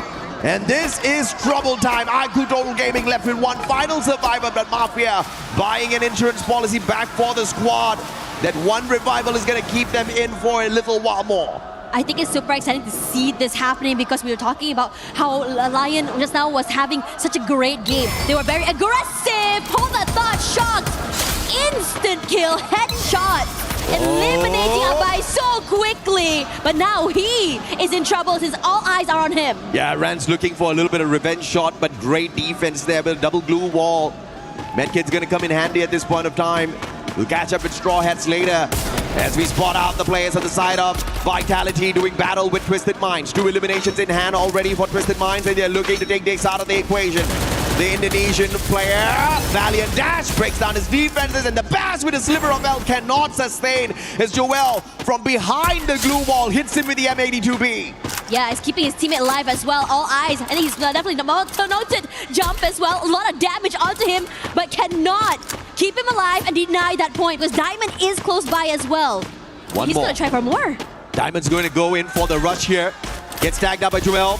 He's got the car 98, so Diamond can't mess around. M82B will find the access behind the glue wall as well. Diamond in a lot of trouble here. Joel with the advantage, and Koja with the flag. The BSK puts the guy down. And Twisted Minds will understand that they're not messing around with a small squad here. Vitality, do you go for the wipe? But there's Shanky interfering in the battle, and that forces the reposition out of Vitality. Yeah, they do not want to deal with this too early as well, but great work coming from them. They have so many high grounds and angles to be able to trade off one another. But meanwhile, for AHL, all eyes on the Fluxo side. They want to take this fight, but Fluxo, and you know how they play. They don't want to take this fight too early, putting a bit of space between each other. Let's see what will Al-Alhi do here up against one of the biggest monsters you can come across. The one and only Fluxo. Not powerful just because they've got a huge fan base behind them. They've got a huge fan base behind them because of what they can do out here in a lobby like this. Sifu tagged out, Butch is in, walking in, Valiant Dash breaks down the defenses, but could not go in for that instant shot. Sifu looking for that recovery and gets his own blue wall broken down here, but the backup from GU and the Cord will give him the advantage, and Butch is in, follows up with the M590 shot. Al-Ali now in a lot of trouble. As Remind quickly tries to back away, Car 98 in hand, but there's nowhere to run. Fluxo's on the hunt. Yeah, and you know that while they are chasing, they are almost like a boa constrictor who does not want to let go of the prey. Shots to remind, but he's managing to stay alive for the time being. But Bob's heavy on that pursuit. Well, Bobs should be able to find this elimination here, Remind. Outside, Bobs with the Woodpecker. Not finding the shots on connection, and Remind actually manages to scurry away. The vehicle on fire though. Remind, what an escape from Fluxo. Looks like the breeding predators were not very efficient in that battle. Aztec's going to be backstabbed here by X-Drop.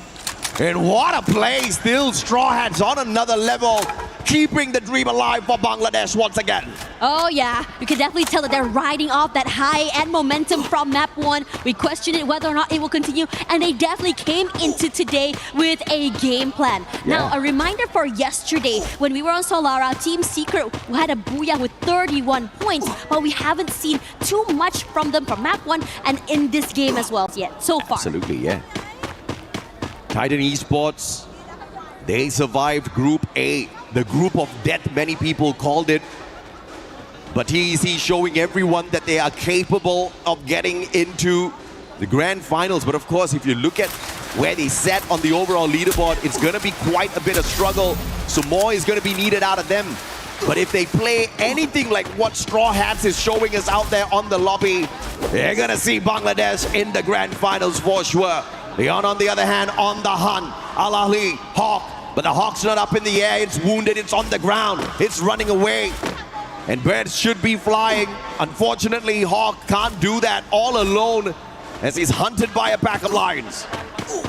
Yeah, they're very hungry as well. They love to keep these fights. They don't want to let it go. There we go. That's the first shot onto Hawk. That's a lot of damage done.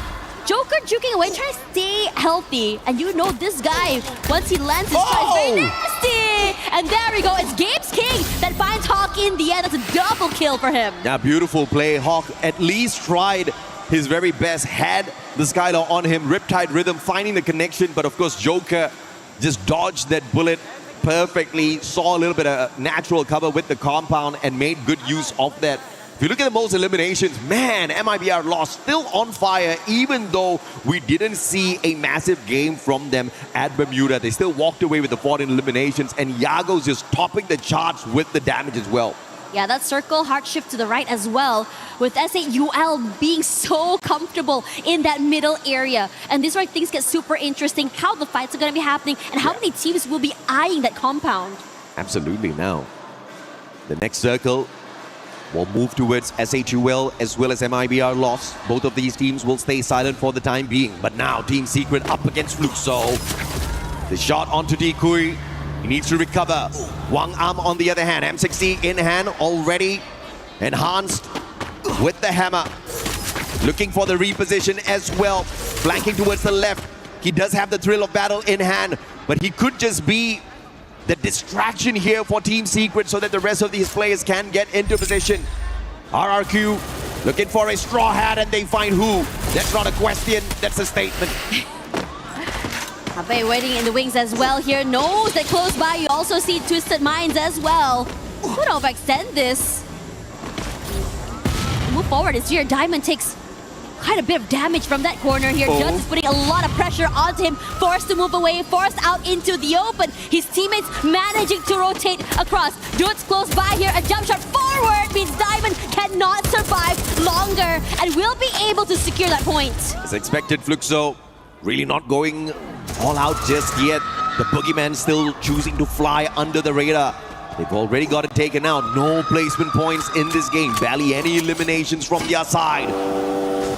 Twisted Minds on the other hand, still on the hunt. Ma'al, AWM in hand. Exposi does not know. Oh, he didn't check him. Ma'al, trigger discipline is there. He has the Morse. Both of them outside the circle. Exposi runs, still does not check his corners. Still does not see him. How in the world? There is Ma'al, no way. the ninja. Without the stealth bites, he's still stealthy. Yeah, that's just one corner unseen, survives, and the ability to be able to prolong RRQ's run on this map. When they said keep your head down, I never knew it would work like that. For real though, it worked out so well in their favor. And now we're going to be looking here at Vitality that's already repositioned themselves quite in the middle of the map as well. And these early rotators would have a bit of an advantage in terms of positioning. Ex-Posy needs to check his eyes, bro. Man. And Ma'al, that's the luckiest camp I've ever seen.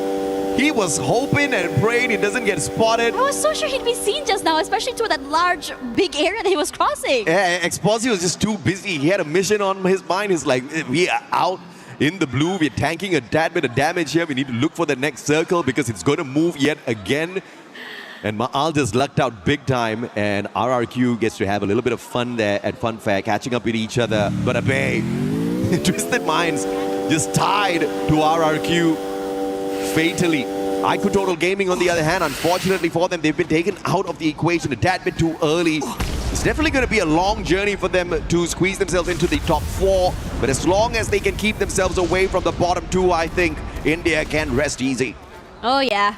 Abe waiting here, Twisted Minds. Diamond already knocked out so early there. Abe now positions noted, still wants to go for that hunt. Jump will be seen, breaks that with a valiant dash, but able to put the glue wall down for that second time. The Bass knocked down, and now it's a 2v1. His teammate's already back in the game as well, so the crunch is here, and Abe, a quad instantly doing damage to so many members of Twisted Minds. Come on, PLS1, show us what you got with that sniper. AWM time, baby. Ex-Posy driving away, trying to juke. But the God lights the vehicle up in fire, and PLS1 with the AWM takes him out of the vehicle and the lobby. Unfortunate for Twisted Minds. RRQ did not show them the same courtesy Ex-Posy showed Ma'al. Oh yeah. Now CMOX is in trouble as the rest of the Lions look to go for the hunt. Finds him in the corner. The Valiant Dad breaks it in the end. He's so quick to take him out of the game. Well, PLS1 stole that one away. Beautiful play! And Gabez King gets knocked down as well. That AWM from PLS1. Team Secret has got a nasty sniper on their side. And Jacquard's dealing with that instantly with the M82B. But, of course, the recovery should be easy for Team Secret. We move on over to Vitality up against SHUL. I think this is a little bit of a peace treaty between them. They're not going to find the engagement between each other just yet. Looking to play it safe for the next circle. Yeah. Southern side here in control of the Lions. Well, meanwhile, close by, we also have Team Secret. I think they definitely had their eyes onto the members of RRQ here. Yeah. And meanwhile, for the Straw Hats, well, surviving this long and still at the very top of the lobby, it is terrifying seeing this team activated on the second day. Absolutely. Can we see yet another Bangladeshi squad survive the group stage? Unbelievable survival play from TEC. Titan Esports just showing everyone that the dream can be kept alive, and Straw Hats again, early game, 10 eliminations already. Yesterday, man, they were just down in the dumps, but today, Straw Hats just showing us they're awakening their conquerors hockey. This is knocking everyone out without even bumping into them. You just will have to find your way around the Straw Hats, because if you let them run away with this, I think they're going to be dominating the lobby eventually. Team Secret, 7 eliminations in hand. And PLS1 on fire earlier, but he slowed things down a tad bit here. They need to look for a way to get into the next circle, and RRQ stands in their way. Yeah, they put a lot of damage and pressure toward this team as well. The fact that the Lost is not able to really do anything either says a lot about how much space as well as power RRQ has. And speaking of power right now, Team Secret on a rampage, looking for this fight against the Lions. Not able to take up too much space. Kept out of the zone thanks to all of these glue walls. Leon, what can they do? A little bit of a panic here because the circle's looking for them, getting the damage in. Team Secret is trying to gatekeep Leon. RRQ, Straw Hats on the way, Bangladesh looking to sneak away the points as the third party. Y'all better wrap up your act right now, Straw Hat says, because we will not have a choice. Whoa, RRQ! God, Nate from the master Grenadier dudes himself. Beautifully done, and they had so many close calls in the beginning of the game, and they're looking to keep so many of these teams out here. Team Secret in trouble. The Lions taking in so much pressure from RRQ as well. Della knocked down and trying to be able to bring it brought back into the game, not able to do so. Insane UL Esports taking out Vitality. Talk a little bit about the aggression from the Indian squads. Team Secret shut down as well. You can thank RRQ for that. Who would have expected them to step out of their own safe zone to take the fight up against two teams who were looking for their defensive spot? So a little bit of proactive action there from the Indonesian Titans. Leon's out of the equation already. We're left with 4 squads in here. RRQ, MIBR lost. Miakop and Straw Hats again getting towards that final circle. But Josh wearing a little bit of a boo-boo there, looking for the pickup from his buddies. Yeah, time is dwindling and no space to move because Lost is here pressuring the Straw Hats. The shot goes huge. Neil knocked down. Shocked is waiting to be the next one to fall, but they're able to recover. Who as well? Taking a lot of damage here, but RRQ on a hunt, getting active. Might be a loss. RRQ taking the fight straight up to them, which gives the big opportunity for the 2 underdogs down at the bottom to run away with the Booyah. Straw Hats and Miakop, they just need to stay silent for the time being. RRQ takes the fight to them. Round 1, Yago taken down. Ma'al with a super snipe. Dunsto traded out. Shock taking advantage. This is Straw Hats hopping on in, trying to stab RRQ in the back. Oh, the Straw Hats still survive, but RRQ is the team who's on fire right now, surviving healthy with the 4. Both these two teams, Mia and Straw Hats, started the day at the very bottom, and they're survived again at the top 3 here. Shots knocked down already so quickly because Mia has their eyes on this team. Going for more, Mia will get 2 more points. Abi Tomake Balobasi, Bangladesh. That's the kind of spirit we want to see here in EWC. But now the battle, the 2v4, the odds against Mia. And RRQ will use the odds to their favor to walk away with a Booyah here. And they want to show they are alive and kicking, and they want to make it into the top 4 for the early qualifier to the grand finals. Oh man, RRQ had so many close calls with 1 player left alive, whether it be Abe, whether it be Duds, and somehow still being able to bring the whole squad back into the game, recover, and get that Booyah is insane work. Yeah, after a bad run at Bermuda on this game 1 for day 2, RRQ shows that they definitely can step it up. And Solara, not necessarily their best map out there, but they have shown that they have got that veteran experience, and a little bit of the circle, a little bit of the action on the battlefield favored them in multiple of those situations. Ma'al could have gotten taken out a tad bit too early, and the recovery could have been delayed a little further for the side of RRQ. But thank goodness Exposi did not check his corner in that particular sequence. Gave us a few entertaining moments. But RRQ making it back, like you said, almost annihilated on that recovery, still met back with Twisted Minds, took them out of the equation, got to that final circle, and if they were not proactive, they would have gotten taken out a tad bit earlier already. But Dudes with the master grenade onto the Team Secret players, because Team Secret was in the best spot to shut down RRQ. It was honestly crazy being able to see that, and I'm curious to see what exactly the comms were in that fight in particular, because it must have been huge knowing where the nade happened and they just go all the way to the end. Gol kiri satu. Ayo. Kena gol kiri. Pisahin belakangnya. Sama bola. Nice. Man, Dudes is just a monster with those grenades. The accuracy, the timing, he cooks it up so well like a chef, and when he serves it, the dish is absolutely deadly.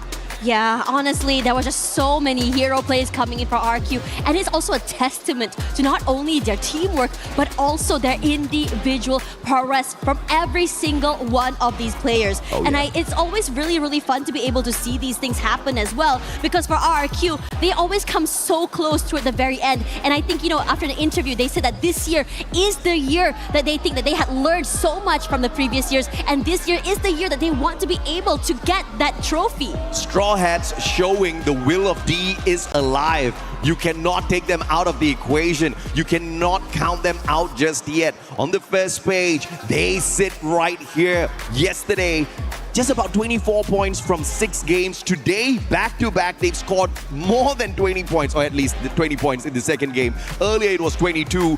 44 in just 2 matches. Straw Hats is just showing us a very different version of themselves. I hope they can keep this up. This is going to show the rest of the world of Free Fire that the dream can always stay alive as long as you make those plays. But of course, on the second page, your Team Vitality getting knocked out a tad bit too early alongside MIBR Lost as well as Twisted Minds. Yeah, and I think that in this situation, there's a possibility that you're not expecting some of these teams to really go activated on day number 2. Yeah. Vitality did try to survive, but they got overwhelmed from so many different teams as well. We saw Dix getting knocked out so quickly, so many times, and separated from the rest of his teammates. I think in this situation, Vitality need to find a way to not only survive as a team, but how they approach fights. And I think awareness might be something they want to pick up as well. Yeah, absolutely. Straw Hats, unfortunately, they have to make sure that they don't hold on to such angles in the future because their feet exposed, no glue walls to protect themselves. Many teams found that to be that weak point of the squad, and 2 players got taken out of the equation a tad bit too early. If Straw Hats had 4 survivors down in that final circle to play for the Booyah, on the other hand, I think that would have been a much better chance for them. But of course, these small little mistakes is exactly what they need to fix. But of course, we've got an interview on the stage. Let's catch up with you guys in a bit. All right. We are back on the stage with Miko and Cheetah. And of course, we have Joel from Team Fatality.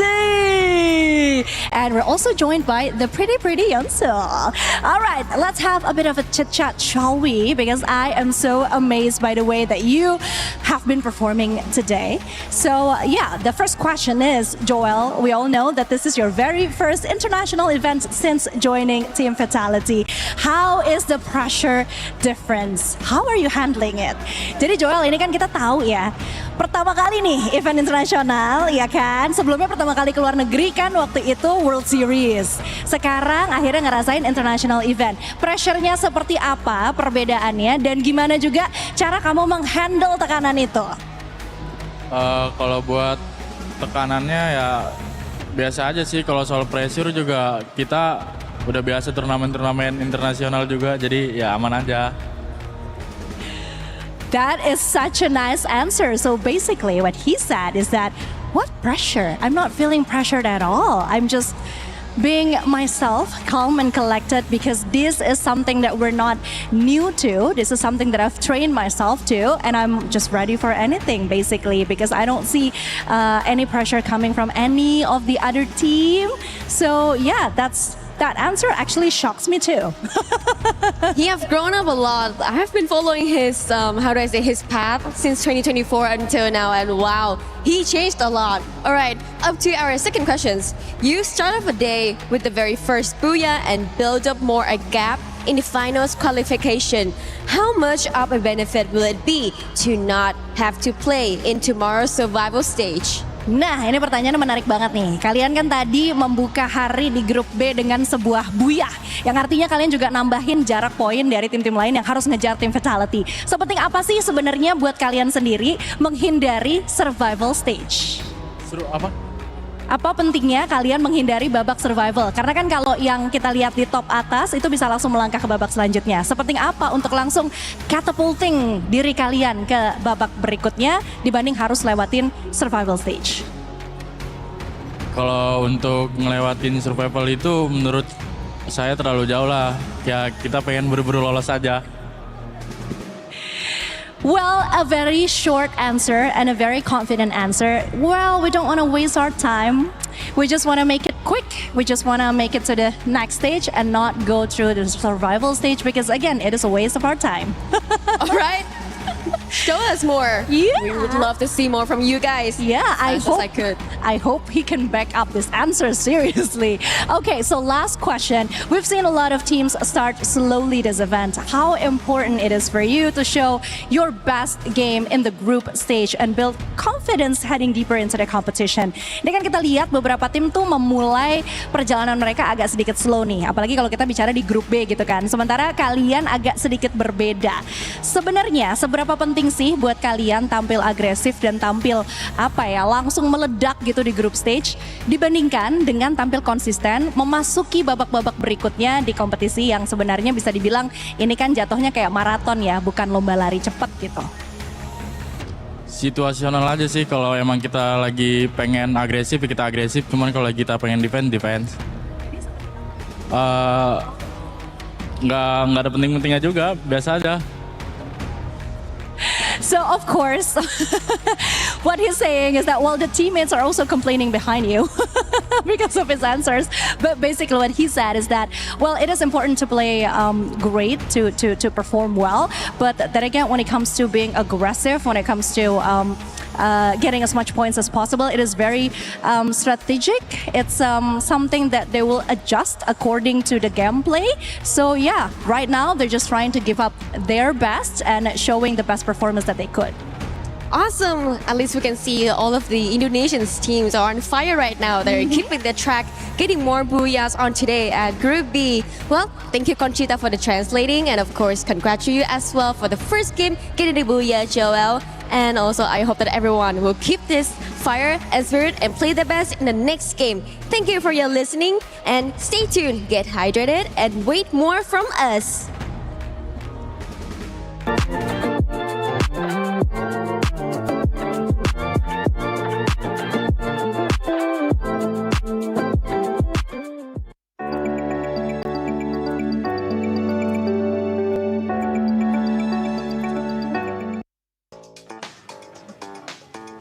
Hey, Seven, what do you got there? I got me a golf club. We're here at Garena City, and we accept your challenge. Glitter and Lace, you guys ended up getting very close there to first place, if not first place, but I think we got what it takes to beat it. So why don't we get started? Yeah, I mean, you start off. I'm going to start this. And let's see what you got. Gonna lie, I'm a little bit nervous here. Well, there's no need to be nervous because we got 7 woods. There goes for a swing. Is it in the green? Ooh, 89.4. You know what? I'll take it. It says too far, but I'll take it now. It's time for your turn, Mr. Neptune Happy Gilmore. Let's see what you got. Let's see if you got what it takes to beat 89.4 or maybe make it even better. As we'll get started here with playing golf. Let me press the start right here. Okay. All right. You got this. You got family watching back at home. Anything you want to tell them really quick? I got this. He's got this. Let's see that swing too. The prep is going to be up. That was a practice. Practice. Yeah, just a practice. He's got this. He's got this. Oh my goodness. Oh my. No. Don't break that just yet. Oh, 82.1. You know what? If you are in Paris, if you are at EWC 26, you can actually come check this out at Garena City. But for this one right now, I mean, I think it's actually time we challenge somebody. Yeah, let's go. Let's do this. So you know what, Husky, Lucifer, let's see if you got what it takes to beat our score. Hello everyone, it's Carol Bombshell again. I'm happy to be back here on stage close to Fluxo's crowd, Fluxo's fan.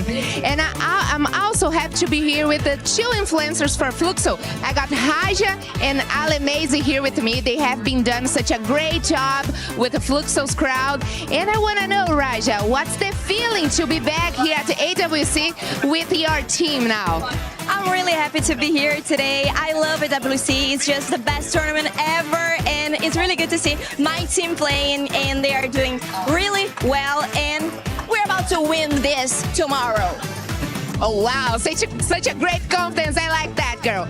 Okay, Ale Mazy. It's special to have you here for the first time watching your team, and I want to know, do you think they will qualify direct to the Grand Finals? É muito especial ter você aqui juntinho com a gente, torcendo pro seu time. Quero saber se você acha que eles vão se classificar diretamente pra final.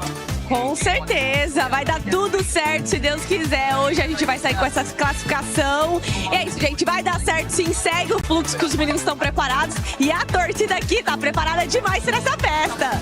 Of course, they will make it to the Grand Finals today, okay? So we are very happy to be here. We are very glad to support our team. And we're gonna see each one of you cheering for Fluxo in the Grand Finals. And follow the flow! Thank you! We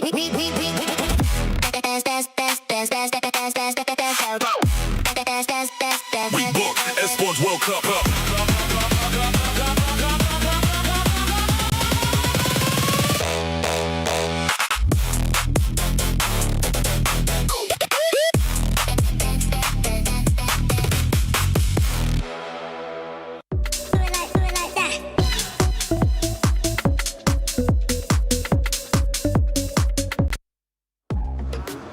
Neptune's swing was a little bit off. But don't worry about it, because hopefully Fluxo will be able to come back. But actually, Fluxo hasn't been performing that well. Sorry, Carol, don't worry. We'll get a chance to talk about that. By the way, Carol, Bombshell, Neptune, and Lace with us. But to recap the first 2 games of Group B, Vitality. Yeah, I mean, definitely. Vitality has been great from yesterday. Now they are dominating. And it's not only them. I mean, even RQ did manage to get that Booyah. So there's just a lot of hopes right now that's coming from the team. And the climb for the top 4 is just getting easier and easier. Even for the interview coming from Joel, I think like he's just too confident that they will be getting there quite soon. Well, let's talk about that actually, because that confidence, it's good to see, Lace, but sometimes we've been seeing maybe too much confidence come back and bite you in the you-know-what.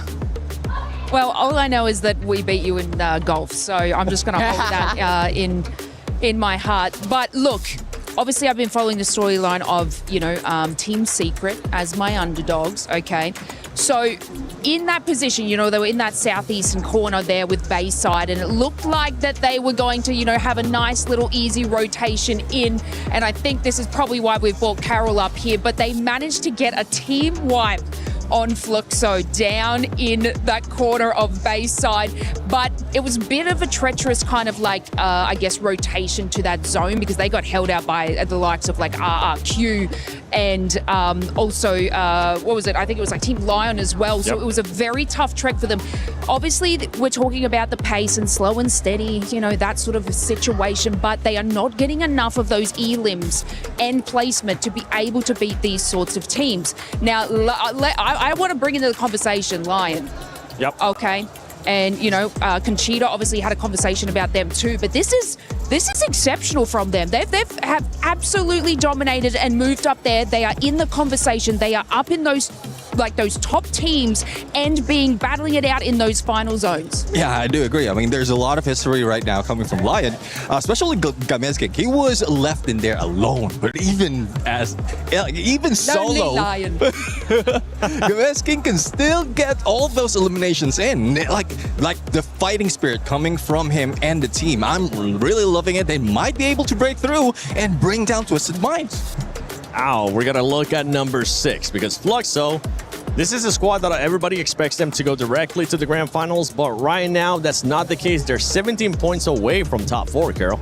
I don't understand why you guys invite me such in this moment that Fluxo is not doing so well. What's the point? They still did fantastic yesterday and are definitely in contention. So one bad game doesn't mean anything. Yeah, I know. I mean, they started really good yesterday. They had such a good confidence, but at this point, they should not going like that, because last year reminds me of last year when they were not doing so well, and then they lost completely their confidence. So if they keep doing the same performance, probably their worst nightmare will come for them. All right. Hopefully that worst nightmare is not going to happen. Now, you have a lot of experience with Free Fire in Brazil, and I know you know a lot of these players. They do have a superstar when it comes to Fluxo, right? MT7, the MVP out of that region as well. Do you think this is going to affect him in any way, shape, or form? Because they do need to do you feel like they need to make it in the top 4 instead of going to survival? Of course, definitely they need to make the top 4, but yeah, answer your question, definitely that can keeps getting in MT7 mind. But you know what, this regular season in Brazil, MT7 was the MVP with 330 kills, 330 eliminations. So he knows what he needs to do to step it up and be on top, and also help his team to step it up. Maybe MT7 is the fire that the team needs right now. Yeah, we saw some stats there too from Vitality and Loss. Remember, Loss was able to do amazing things yesterday with those 3 Booyahs. Today, we're seeing some stuff here and there from them, but Vitality, I mean, if we talk about what we saw yesterday out of Group B in comparison to Group A, we saw a bit more of a chance for some of the other squads to kind of come up, and that's exactly what we're seeing right now in Day 2 when these squads are trying to make sure they push for that top 4 with 4 games left. Yeah, I mean, what I'm seeing right now is in comparison as well as a cut offline for getting top 4. It's much lower right now in Group B because of how close it is against everyone else. So that's one thing that they can take advantage of because it's easier enough for them to climb up like 1-2 spots, especially for those teams who are very, very close to the top 4. But there's still a lot in contention right now. After 2 games, we still have 4 matches. But as Carol did mention, like if you lose confidence, then even with it being easy, you might still lose it. Yeah, I mean, if you take a look at that, like the cutoff, isn't like so coherent, like you said just before, but basically Team Secret is probably that line there at 90 points at the moment. Then we move over to Fluxo, which is 92. So this is an incredibly close leaderboard for these mid-range teams to sort of intercept there. So like you're saying, there's still a chance. Carol, don't you worry, girl. Like they have every opportunity in these next couple of matches to bring it home for them,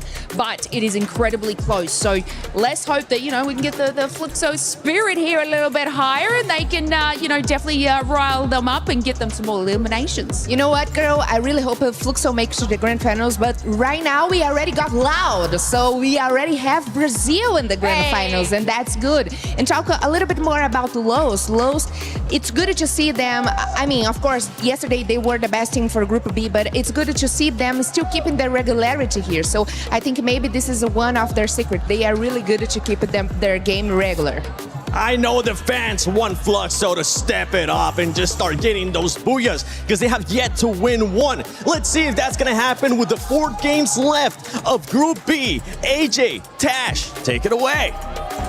Thank you very much, Seven. At this point of time, I just want Team Secret to get a Booyah just so that Lace can smile a little bit more. Yes, I agree. Lace, this one's for you, maybe, hopefully. We are praying for it as we go into our next map. The girl almost gave up. She's like, okay, I just want Fluxo to win. I mean, you guys are doing bad too. Do you believe in jinxes? I do. I believe in blessings. You believe in blessings? Yeah. Okay, bet. So depends Lace, on who's the one dishing it out. So if it's Lace... If it's Lace, she's got a kind heart, so it's definitely a blessing. It's a blessing for sure. So that's high expectations for Team Secret in this particular one as we go into this next one. After all, this map is not going to be easy after all, since a lot of teams are starting to really amp up.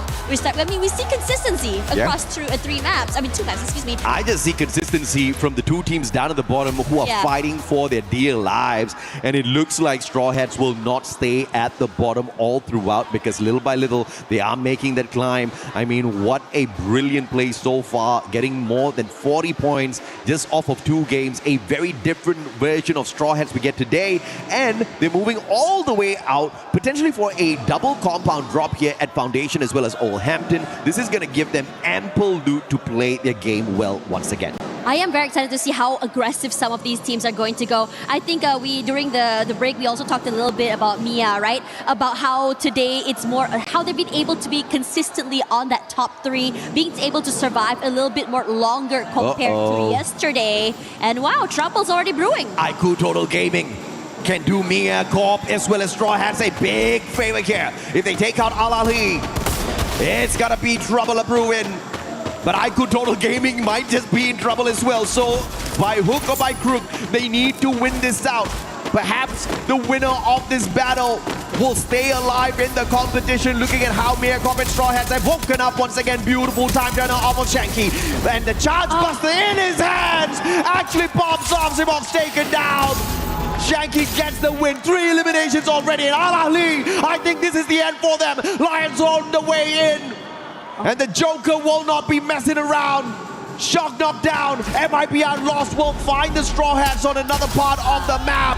And that's about it for Al-Ali. They're about to be pushed down to the bottom 2. Oh, that is so unfortunate. We talked about not clearing corners, but for the rest of the team here, they do check and find him in the end.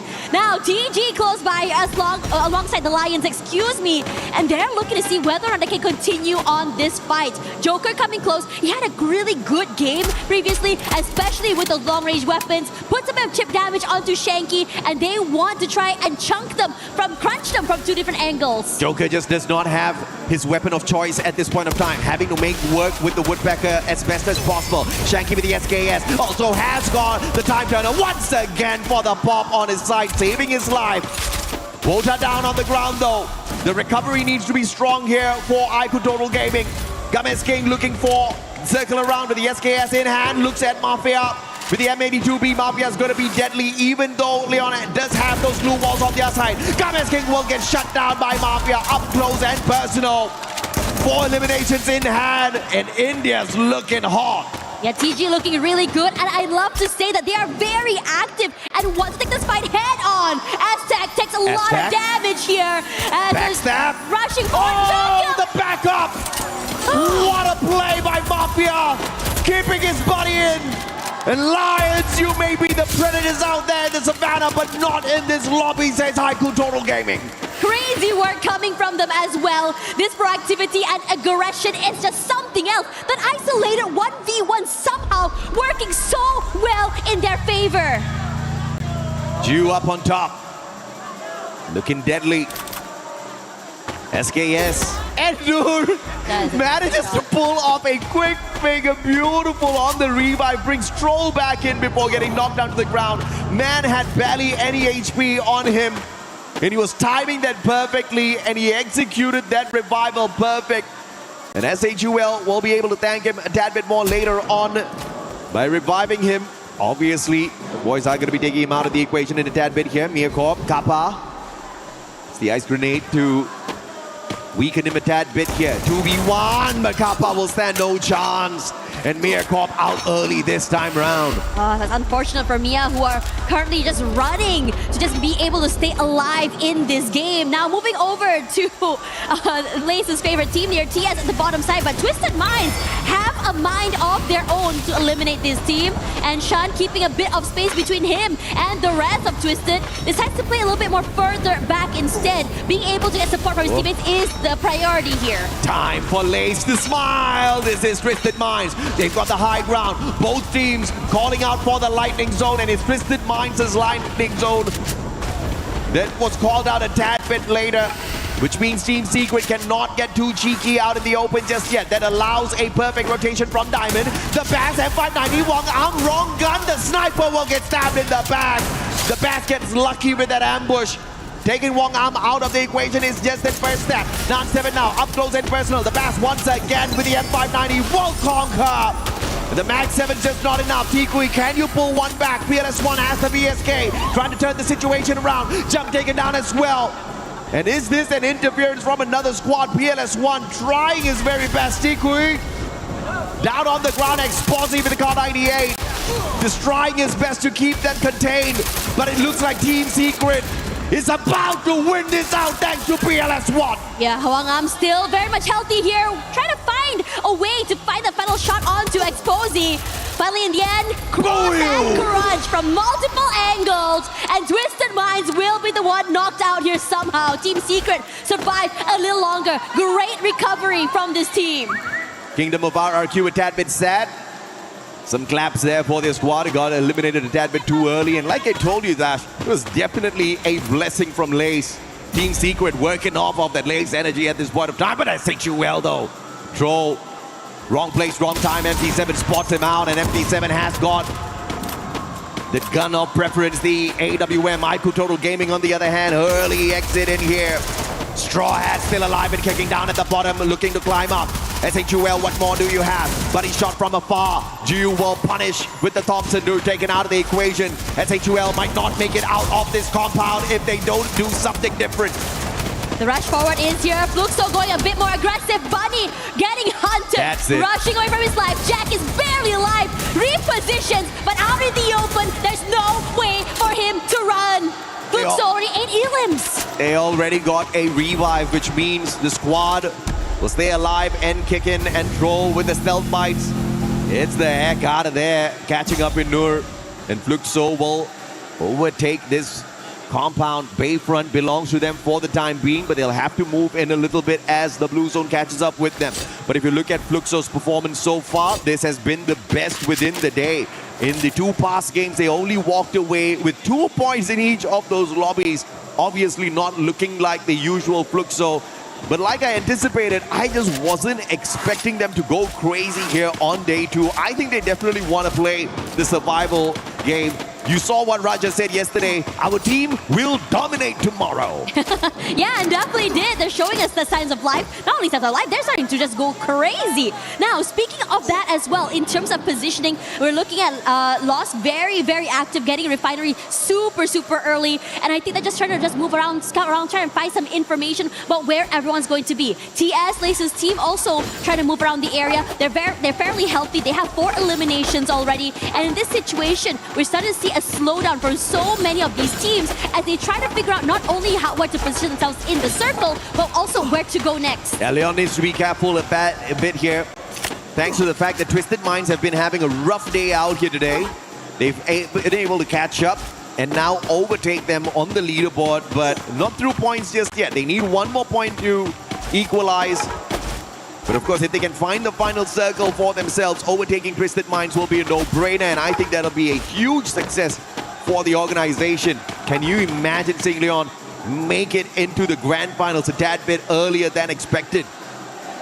There we go. The reposition coming in from SAUL as well. Team Secret. Well, it looks like they're not going to be getting far enough. SHUL, though, no elimination so far there. Yeah, in this situation, again, the slowdown is here. Foundation very, very open for SAUL, just really hunker down, bide their time. Close by to Team Vitality, though, if they do decide they want to go take this fight, but have to be wary of Fluxo as well. We've seen how much damage they can do with those long-range weapons, and it's scary. The drums of liberation courtesy of Fluxo, but I think it's charging up Joy Boy on the side of these Straw Hats. Let's see exactly who it will be that unleashes their Gear 5 on the competition in a tad bit. 2 games back-to-back. Straw Hats have been phenomenal. But can they keep this streak up for themselves? Spending a tad bit of time outside the circle. 5 boosts activated off of those team boosters. Need a tad bit more coins before they can purchase the 6th one. Vitality keeping an eye on the rotation of Team Secret. It might be our loss making their way in, as well as Fluxo and squad sits pretty, waiting for the next contenders. This next circle is definitely going to be bringing a tad bit of chaos in here, because we are running out of space to play, and Fluxo will have to make that run out of their defensive space. I have to say, Made in Brazil lost really good with the reposition. They were hanging around Refinery and decided to move off that area. And now they're prime zone in the middle of the area. And I should go head-to-head up against Team Secret, I feel. I mean, Team Secret does have a bit of that high ground to play with. But in terms of firepower, I would say Lost still a bit better in terms of speed and positioning. RRQ out super early from this lobby. Did not expect that. The Booyah still hunting down these teams. Regardless of the stage, regardless of the level of competition, you can improve. But running away from the Booyah on the other hand is just something that's just totally up to luck, and RRQ just did not have that luck on their side this time. No, I was quite surprised as well to see them getting knocked out super early. But again, we are seeing the teams that had a great start to the day start to slow down a little bit now. Who took a little bit extra damage there from those long-range shots? Have to be careful in terms of these rotations. A bit later to the area means that you don't have a lot of space to work with. And most areas are being, I would say, held by players like MT7, like Carol says. Really scary seeing this guy being able to just really work with his weapon. Absolutely. The AWMY in hand. And MT7, one of the deadly snipers out there. But can he outperform Yago, who was on fire yesterday? Today they've slowed things down, and MT7, speaking of whom, will punish 2 players from the side of Straw Hats. Spots out Extra as well. Needs to break down those glue walls. 1 more needed. Riptide Rhythm sent out. Extra caught out. MT7, the monster. And now looking for who as well. Can he get the ace on the whole squad of Straw Hats? He sure as hell is trying and has got the right gun to do it. Not gonna be easy because Who isn't really showing his hand either, and so is Vin. I'm not gonna lie, MT7, the sound of the gun he's doing, just keeping every single player around the area's head down. No one is daring show their heads in case that the bullet goes up into their dome. But if anything right now, Vitality have a chance to take this fight up against SAUL, keep them away from this area, and this hard shift should be able to guarantee that fight. Big advantage here for Fluxo. Not a lot of rotations needed. They can still hold on to that high ground advantage here for MT7. All he needs to do is just inch a little bit closer to the circle, but the risk that he will have is playing those glue walls a little too much too early. Team Secret is keeping close to the very edge of this hill, making sure they stay out of the crosshairs of MIBR Lost. And since they will not be spotted out for the time being, survivability is there. They can sneak under the squad of MIBR and play survival. Yago has not hit those wild shots today just yet. PLS1 spots him, dropping down to the lower ground, but they will still stay hidden. SHUL, the Indian squad slowly rotating around. Perhaps this is where Team Secret falls. And on that replay, you see how MT7 with his high ground advantage was just making perfect work. Just dwindling down the chances of Straw Hats finding the final circle 3 times in a row. Yeah, and who hasn't moved at all since then here as SAUL, making a lot of noise as there well. You go. Trying to rush forward and take this fight, but Team Secret trying their best, inching their way forward, has to take this fight up against the Lions. Lost waiting, made in Brazil. Prime angle just really pressured this team out of the zone, and I'm saying that Team Secret right now, just a terrible position to be in, but SAUL is here perhaps giving a bit of space and respite for them. Yago versus PLS1, and SAUL moves on in. And MIBR Lost says, you can have it, baby. I do not want this platform. They quickly retreat, trying to look for that reposition. Is that a good move or a bad one? Straw Hats finally taken out of the equation already. Fluxo sending the shots to the spot of Vitality. Joel knocked down as well. SHUL aiming for the players on the side of Team Secret as Vitality finally bites the dust. Unfortunate run for the squad. 2 games back to back. They have not been able to find that final circle after hitting that Booyah on Bermuda. Versus maybe a real, not too sure about that, but a team that's being blessed right now, maybe Team Secret. We'll see how it goes because they are currently being pressured. They don't have a lot of space to work with, forced to rotate forward, and Joker keeps a close eye on both these players. Barely alive, jumps forward, somehow surviving in terms of rotating here, but have to deal with SAUL. You gotta hit it when the window messes with your aim. PLS1 now trying to get away. Can he? Yes, he can. Beautiful jump pad reposition by PLS1. And the sniper of the squad gets caught out by Della. AC80 perfection from Leon. Once again, waking up in the competition to stay in contention for the early access into the grand finals. This is perfect from them. But Fluxo's still alive and kicking, and they are catching up. Look at the monstrous run. 14 eliminations strong for Fluxo. Tiku in trouble alone, somehow managed to get 2 players knocked down, but not able to secure those points. Bob somehow from far away also gone down to Tiku here, trying to find that final member left. A 2v1 in this corner, but the damage is too much to deal with. He heals up, and he's just waiting and biding for time as AUL forced to reposition. He does break one and goes for more! Tiku, how are you doing this? Finally going down to Fluxo! Tiku, you monster! Capped that valiant dash for the final moment and backstabbed them as they would try to run away, but MT7 is the biggest winner of that equation. And Fluxo looking to dominate.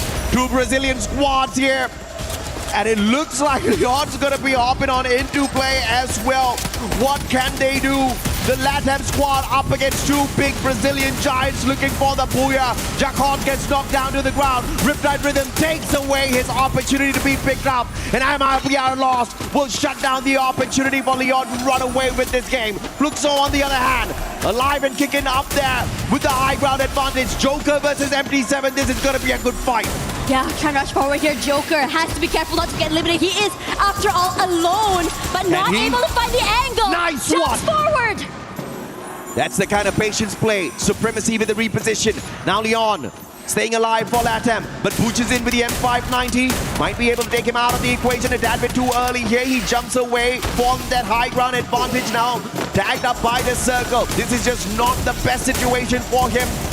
Barricades himself in. MIBR Lost spots his glue walls and looks for the annihilation. Grenade tossed behind the glue walls, and General taken out. Round 1 as well, and Fluxo cleans up house. and makes that comeback with a solid Booyah. The boogeyman is back, baby, and it's looking really good right now. Looks really clean. MT7 was the guy in the spotlight, keeping so many teams away, and every single team kept their head down when they heard the sounds of his shots. The very first Booyah here for Fluxo in the group stage. SI anticipated the team flying under the radar, but if they make it into the top 4 whilst flying under the radar, you have to acknowledge they are a massive threat. I don't think Fluxo's trying. I think Fluxo's just chilling and they're still doing so well. Yeah, just really taking their time, and it just felt so effortless seeing them play that map. But for the rest of the teams though, everyone had a labored map. Everyone that was consistently on that top 3 earlier now knocked down super early. You know, as the Straw Hats weren't very comfortable. Mia wasn't very comfortable. RRQ got knocked out early as well. And it is impressive to see this shift from so many of these teams as we go into this third map already. Absolutely. And the teams that need to step it up, definitely your eyes are going to be on the teams who are looking for the early access into the grand finals. Twisted Minds, 3 games in a row, have gotten themselves twisted into a little bit of a confusion because they can't seem to find the big points. But one team that found big points, 33, the one and only Fluxo.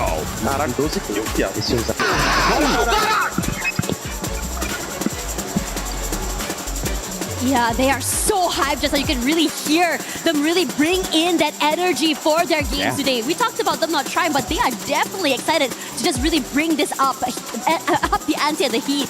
I mean, even without trying, Fluxo currently is in the top 4. How about that? How insane is that? And then you've got Leon on the other side who are struggling, who are trying their very best not just to survive but to find these elimination points, but they're still one step behind Brazil. This has always been the issue for the LATAM squads. Can they break that curse this time round at EWC 26?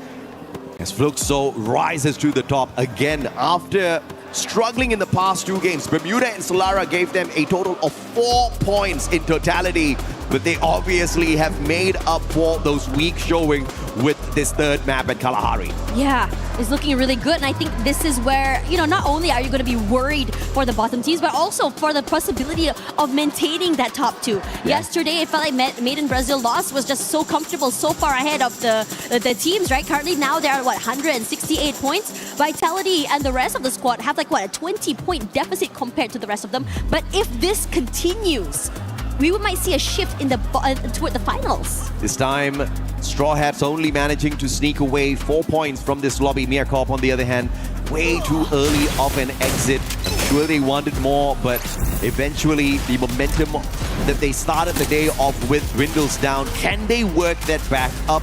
That's going to be a big question. But MT7, you know, I asked a question, is he going to be able to show that he is a better sniper than Yago? And the number of eliminations that he pulled away in this game, I think answers that question. But I still haven't seen a clean 1v1 between these two phenomenal snipers. Yeah, Yago pulled away nothing as MT7 was cleaning up the lobby this time around.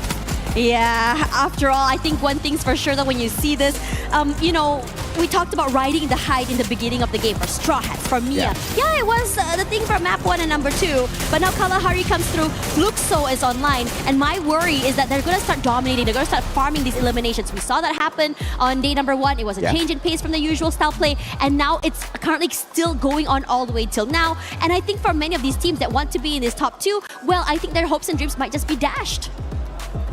Well, at the end of the day, you're aiming for the top 4, and it's obviously not going to be an easy run. This is a slightly easier lobby compared to Group A, mainly because you've got many teams very capable of pulling away big numbers through eliminations there.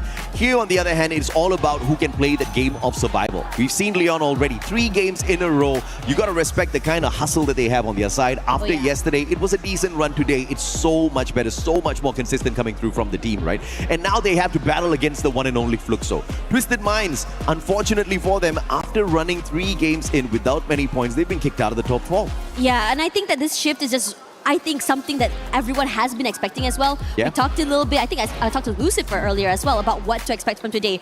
And they did say that we can expect anything. And after all, we also are expecting a bit of an area for us. So after this, we'll be back soon for more games. We were there.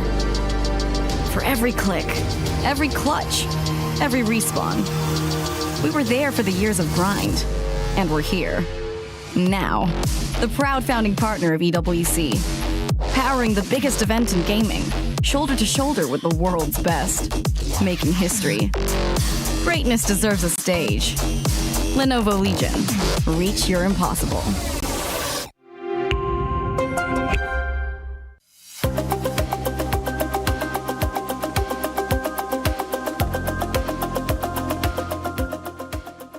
He can come in here and play my game. He knows nothing but go! Tyler Wine, you're done. Raw energy. Blow the house down. Games 3 ended, and this is our stage hit. I'm Yusul, and right next to me is Conchita. And of course, hey, let's talk about my team today. I am so proud of them. Did you guys see the Gui in that moment with his gun M9590? And then after that, even he's alone, but he still got his 2 eliminations. Of course, we're gonna talk about your team. I mean, Yoon, so let's not forget who gets the Booyah. Hello, it's Fluxo's first ever Booyah. I know it is a little bit unexpected to see them only getting the Booyah on the second day. But then again, hey, it's Fluxo. They're in no rush, no desperation. They have that level of calm that finally show us what Fluxo really is made of. And MT7, I mean, that shot from high up, that was so amazing, and it shows the power that they truly have and why they are one of the strongest, biggest team from Brazil. I agree. MT7 is one of the best sniper that Brazil has ever born. And of course, let's talk about our games. Only 3 games left too. And the last top 4 will go straight to the finals. Currently, we have Lost, Team Fatality, RRQ, and now Fluxo. Yes, Fluxo has successfully taken over the 4th spot from Leon from the Booyah that they just secured. And what is even more amazing is the fact that they collected 21 elimination points in just 1 game. Now this is what I want to see, because this is what was missing yesterday. Going against Lost, I do feel like there is some brotherly rivalry going on between these two. But boy, oh boy, I am so proud to see Fluxo claiming the throne and claiming the Booyah finally today. Well, finally today we can see Fluxo got the Booyah, and I'm hoping for more because you can see the crowd. It's so crazy. I really love them. The energy here and the heat, it just keep making hot even though here is really cold, you know? And let's talk about our top 11 and top 12. What do you think about them? I do think that seeing how the group is doing right now, I do agree that Group B somehow has it a little, just a little though, a little easier compared to the Group of Death, aka Group A. But hey, anything can still happen. We still have a couple of games left. And seeing how Fluxo is bouncing back, I don't think the top 4 that we have right now is truly secure. Don't you think? I do, but not yet. Because we only have like 3 games and 3 games left to go. So I think this Group 4 still got some change to it. But I'm not sure because Lion is so crazy. You know, come on, Games King, he is on fire. Like a youth, a very young youth, a really young energy, come to the stage and destroy everything that is like cover his way up. Man, I'm totally his fan.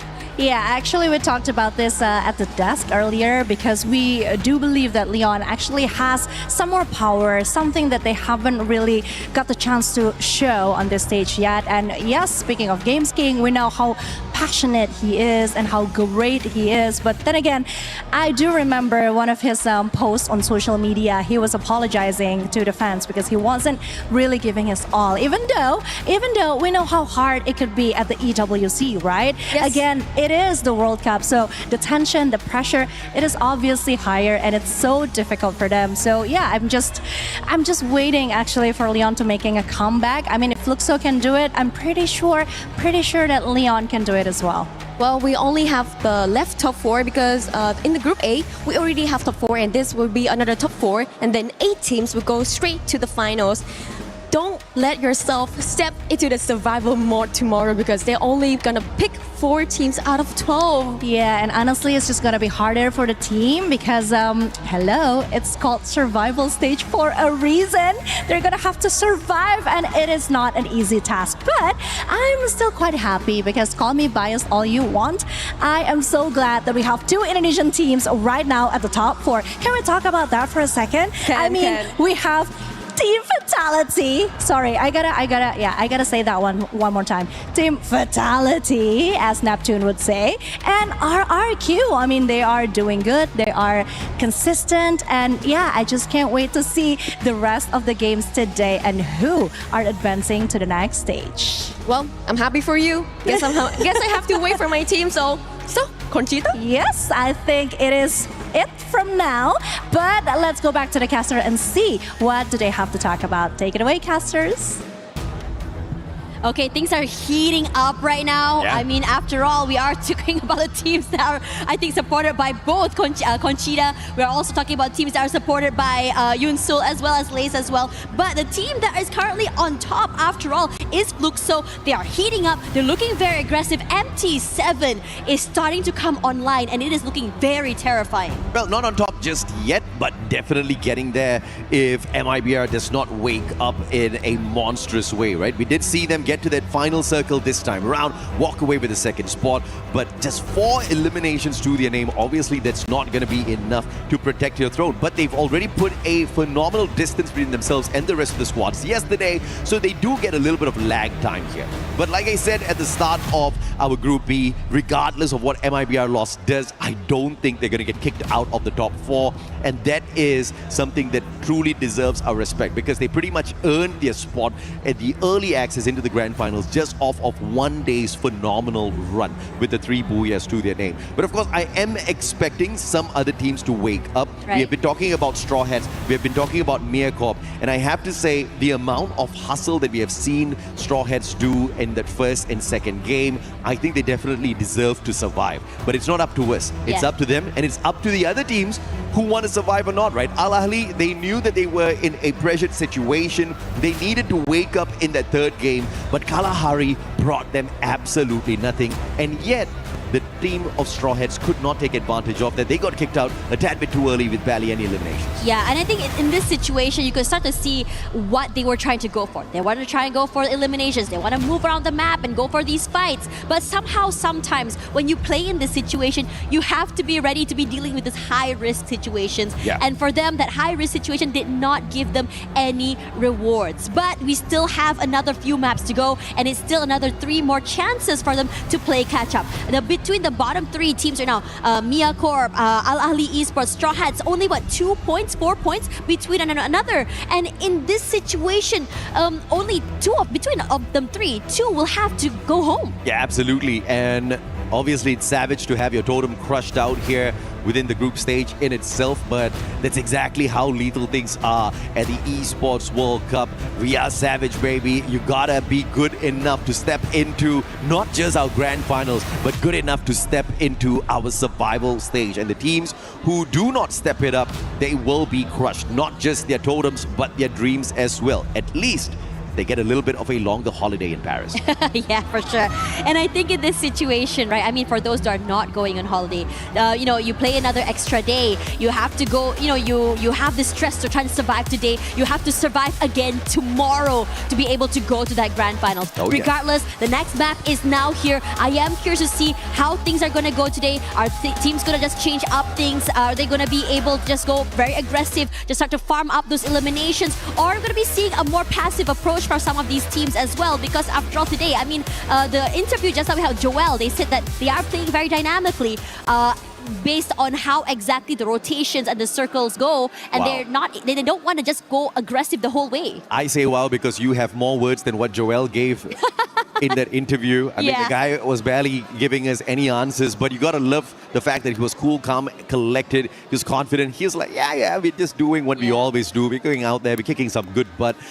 But this time, they'll have to watch out, though, because if they don't start stepping it up, they might have their spot ripped away. Leon is way too close. Although they do have about a 20-point gap up at the top in that second spot, Vitality cannot let their guard down. We have got 3 more maps to go, and anything can happen in these 3 games. Leon's going to be dropping straight up into Brasilia, and this is going to be very close to the Indian squad. IQ Total Gaming, they have to find a way to make sure they don't get caught up in terms of survival only, right? Because let's say in the final 3 games, Miacorp, Al Ahly, Straw Hats, they wake up, IQ Total Gaming is going to be on the chopping block. Oh yeah, for real as well. Now coming into this, I like the fact that, you saw Koja get that first pick already, and he's going for a nice separated, I would say, play compared to the rest of his team here. Could just keep SAUL busy for the time being. And now Koja getting his 1 pick off already means that he's going to be able to just rendezvous with his teammate, or he could go to a Brasilia, get a bit of a vantage point, an idea what's going on, wait out the initial fights, and then, I don't know, third party. Oh, the drums have started. The drums of liberation that woke up Fluxo in that game number 3. Nice shot. But IQ Total Gaming, Riptide Rhythm, perfect combo for Mafia. The VSK will not find elimination, but Water follows it up with a P90.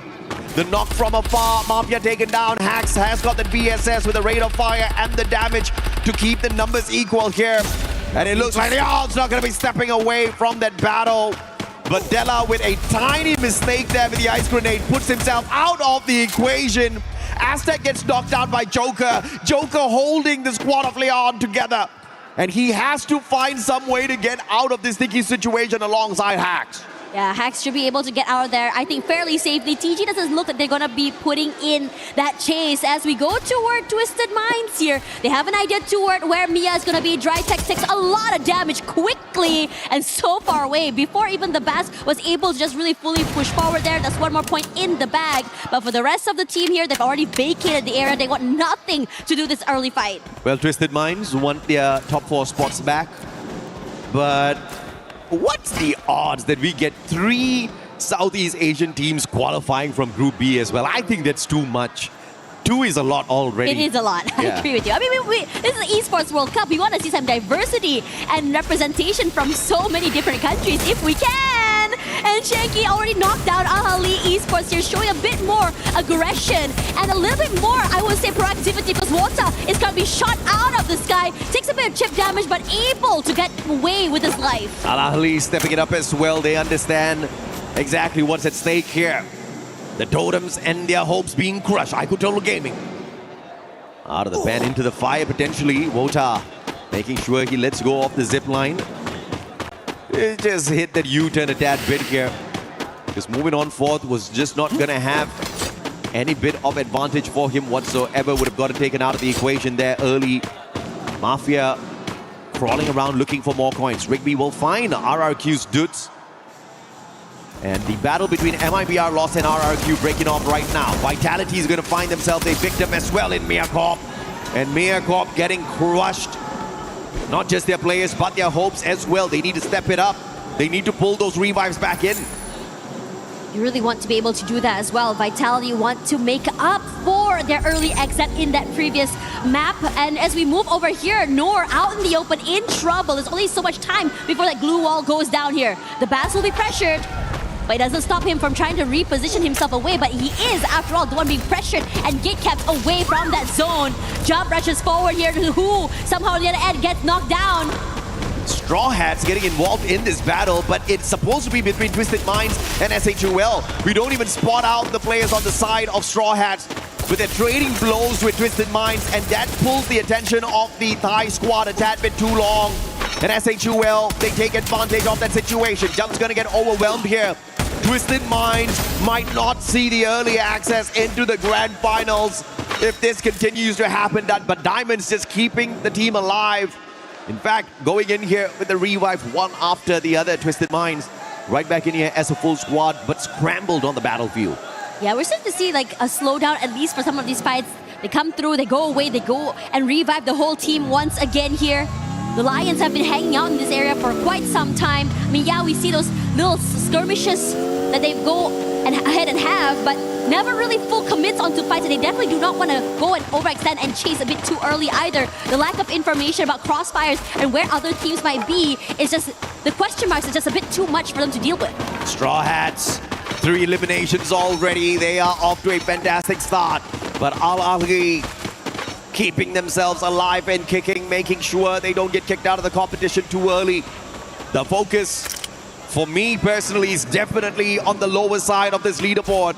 Who gets their totems crushed today? We've got 3 more games to go for them to save themselves from annihilation. And Miakov's just one of those 3 who are desperately trying to stay alive. Those revives have been solid for the time being. SHUL, on the other hand, 90 points on the leaderboard. But 3 games can really change the state of this Indian squad. IQ Total Gaming, a little bit of a civil war between the Indian teams. And SHUL will be allowed to survive a little bit longer by the looks of it. I am very excited to see how it's going on toward this southern side of the map there. RQ and Made in Brazil loss has been kind of hanging around there for quite some time, but never a full commit quite yet. Maybe you see pickoffs, but never really a situation where they want to go on a full 4v4. And we see some pressure coming in from Team Vitality as well. Team Secret taking the bridge, crossing over. 1 into play. A little bit of interference between the battle of 2 Titans, MIBR lost as well as RRQ. You better wrap this up quick because Team Secret wants to party. Abe with the Max 7 gets the knock, but PLS1! The shots from afar take the sniper of MIBR out of the equation first. Yadaral as well as round 1-7. Desperately trying to look for survival.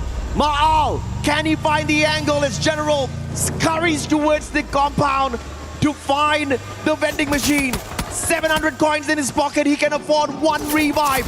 But can he get there? Wangam says, hell no! This MIBR loses their 3rd player, and Team Secret the biggest winner of the battle at Central. They had such good timing getting into the area as well. Finding General, adding another 1 point to the board for them as well. Full control of the side. Now Fluxo is coming close into the area, and this is interesting. 1-7, he's going out surfing. Boy's got his priorities right. He's trying to find the rotation outside the circle. Battle between SHUL and Twisted Minds. Not looking too good for the Indian squad. But they still do have some viability here. Noor stabbed in the back by Diamond, but he pulls off a double revive before being annihilated with that VSK up close and personal, which keeps the hopes and dreams of SHUL pulling more points in this lobby alive. Here we go. Definitely heard the sounds of the rotations coming in here. Looks so close by, but over on this side, the Lions are starting to just find the members of the Al Ahly squad. Moves away into a corner, but cannot break into the compound quite yet here. Hax is close, jumps forward, decides to move away. Oh, can they get away? Al Ahly will allow them to back away. Just too afraid to go all out in that battle because they understand the 3 past games where they have tried, they have been snuffed out, and they just chose the safer route this time round. Team Secret up against Fluxo on the other hand. Who's going to be the mighty one? PLS1 up against Yago. Here comes the weight as well, trying to find the perfect angle and opportunity to strike. MT7, apologies. Yago's going to be pissed. I left the team a long time ago. I'm not going back there, Pistachio. Wangam backing away. PLS1 understands that the lightning zone is not one that you mess around with.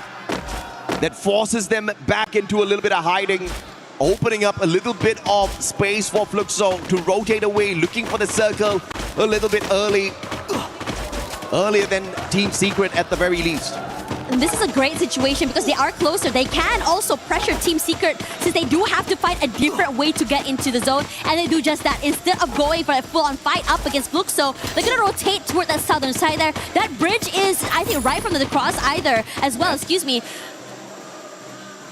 As we look at the rest of Team Secret here, have a bit of a top-up as well for their supplies, but Fluxo already close to the zone, and it's curiously enough, this fight against Vitality is about to get really hot after this. I'm sure they definitely have a launch pad here, so they're not too worried about the position outside the safe zone at this point of time. Probably going to be laying it out at the beach and taking a quick jump in. Those binoculars need to be used first.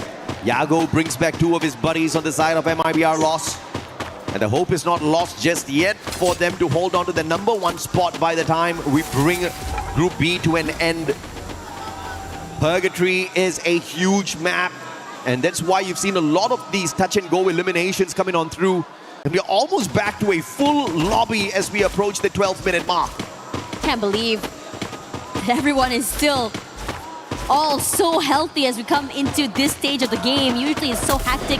A full-on fights happening, and Fluxo catching the members of TG, rotating into the area. TG nothing to do with this. Decides to just move away, not really paying attention to Fluxo, focusing more on the repositions. This is a rough one. Time turner pulled out perfectly for SHUL, but they're going up against the Titans of Indonesia. And RRQ just runs through SHUL, reaping away their souls one after the other.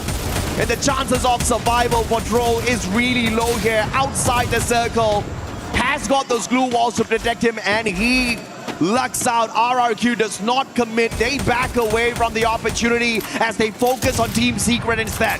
Yeah, and this is huge because Team Secret is currently not only outside the zone but also pressured. Vehicle option taken out as well. The rotation is going to be annoying. And Troll, despite being able to stay alive for quite some time, not able to do so for time being because Fluxo now is in trouble. Vitality is just really pressuring them. Bunzin knocked down. Koja wants to rush forward here. Kept alive by the glue walls for the time being here. But Bobs once more rushes forward. Koja, huge by Bunzin. Take them out of the way. Koja will be traded out quickly. And Joel as well from Ali Esports somewhere in the fray. Wow, beautiful play by Diggs there. He made sure Butchizin does not get picked up. And now as these two teams are a tad bit busy with each other, MIBR Lost looking to take advantage of the situation. Team Secret in the area as well. Lost focusing to take their players out. Secret can't jump into a full-on battle just yet. Now 7 picks right back up as SAUL Esports finally bows out of the lobby. GU making sure Wang Arm's not going to get picked up in that situation. But it is Team Secret that has the advantage with the zone here. They're looking to gatekeep Fluxo. And it's interesting because Team Secret was the one kept out here. But because of the commotion, they were able to find that space to get here. And now Fluxo will try to just really buy some time and survive. But over on this side here, the Lions are rushing forward. Twist their minds once in on this as well. To be able to steal away a pickup in the middle of the fight could be huge for them. Tikui pissed off. He's trying to punish Fluxo as they drive away, but it's not going to find those perfect connections. And Team Secret damaged severely, not just their players, but their chances of a Booyah and a phenomenal comeback here as well on this Game 4. Secret hasn't had the best of run today. The best has been 12 points from a lobby, and that was at Solara. But now the battle, RRQ versus MIBR Lost. Look at Abego, Max 7 in hand, has the Valiant Dash, but gets locked down by the thrill of battle. And that's what the A124 gives you. But Yago, the only survivor, as Dudes pops them with the M590. And the sniper can't do much but to disengage and look for a vehicle, to look for a vending machine. But Team Secret bows out before MIBR Lost gets taken out. Crazy work, RRQ able to come back into the game as well. Yago needs to be able to survive longer. That's it. But the pressure coming in from the rest of the RRQ squad is just too much to deal with. And they're eliminated. Remind sneaking that point away for the squad. Every single sneaky point is going to make a big difference for Al Ali. Not just to survive, but to make sure they keep their hopes alive within themselves. Who knocked down to the ground. MD7 sharp shot straight to the head. Riptide Rhythm's going to be breaking down the defenses, opening up the house here for Fluxo as well. But they refuse to step on in. Miyakov right behind the squad, so Straw Hats can't go anywhere. Stuck between a rock and a hard place. And Mia can take advantage, but it is the Straw Hats that turns things around. Bobs catches out a player from the side of Mia as well. And it is Miyakov that gets annihilated instead of the Straw Hats. Clearly, you cannot cage a cornered animal because Straw Hat now decides to move forward here. Trackstrap already knocked down here as Fluxo tries to find a way into the zone. They're get capped. They don't have any space either, but they can buy their time. Hoping to see who exactly will be crossing paths here. Twisted Minds should be able to backstep onto TG, but at the same time here, Fluxo goes head-to-head against Al Ahly Esports. Man, Al Ahly, Remind is going to be the playmaker here. Put up another grenade, baby. The M79 making magic work for Al Ahly. 3 Fluxo members taken down, make that 4. And reminding everyone that Al Ahly's no easy picking. As TJ rushes forward here, that's not a space to work with. But the ones to go down here is not going to be them, because Twisted Minds completely annihilate this team. Lions cannot survive, hunted by the Twisted Minds. A lot of space to work with, and now SH waiting in the wings, who almost got knocked out but survives a little bit longer as Sek is just waiting and biting for time. But who falls? The efforts were from Twisted Minds, but the winners of that battle were the Straw Hats, who sneaked away those points from them. But that's all they're going to be able to eat off of the efforts of Twisted Minds as they personally take the Straw Hats out of the equation. But a valiant effort for the Bangladeshi squad to find the final circle. Al Ahly, on the other hand, with the survival gameplay, will no longer be able to pull away points as they get tortured in the hands of Twisted Minds, looking for their comeback match. And this is it. One more player to shut down, to walk away with a massive booyah for Thailand. Waiting in the wings here. There we go. And always it's going to be them. Incredible work coming in from Twisted Minds, just completely collapsing. Looking good. A lot of respect given as well to really cinch up that game. Damn, what a play. What a comeback. Twisted Minds in the past 2 games, they had an accumulated 10-pointer. 7 from Solara, 3 from Kalahari, but they definitely broke away from their unlucky streak here at Purgatory, making sure to farm on anyone they spotted out there.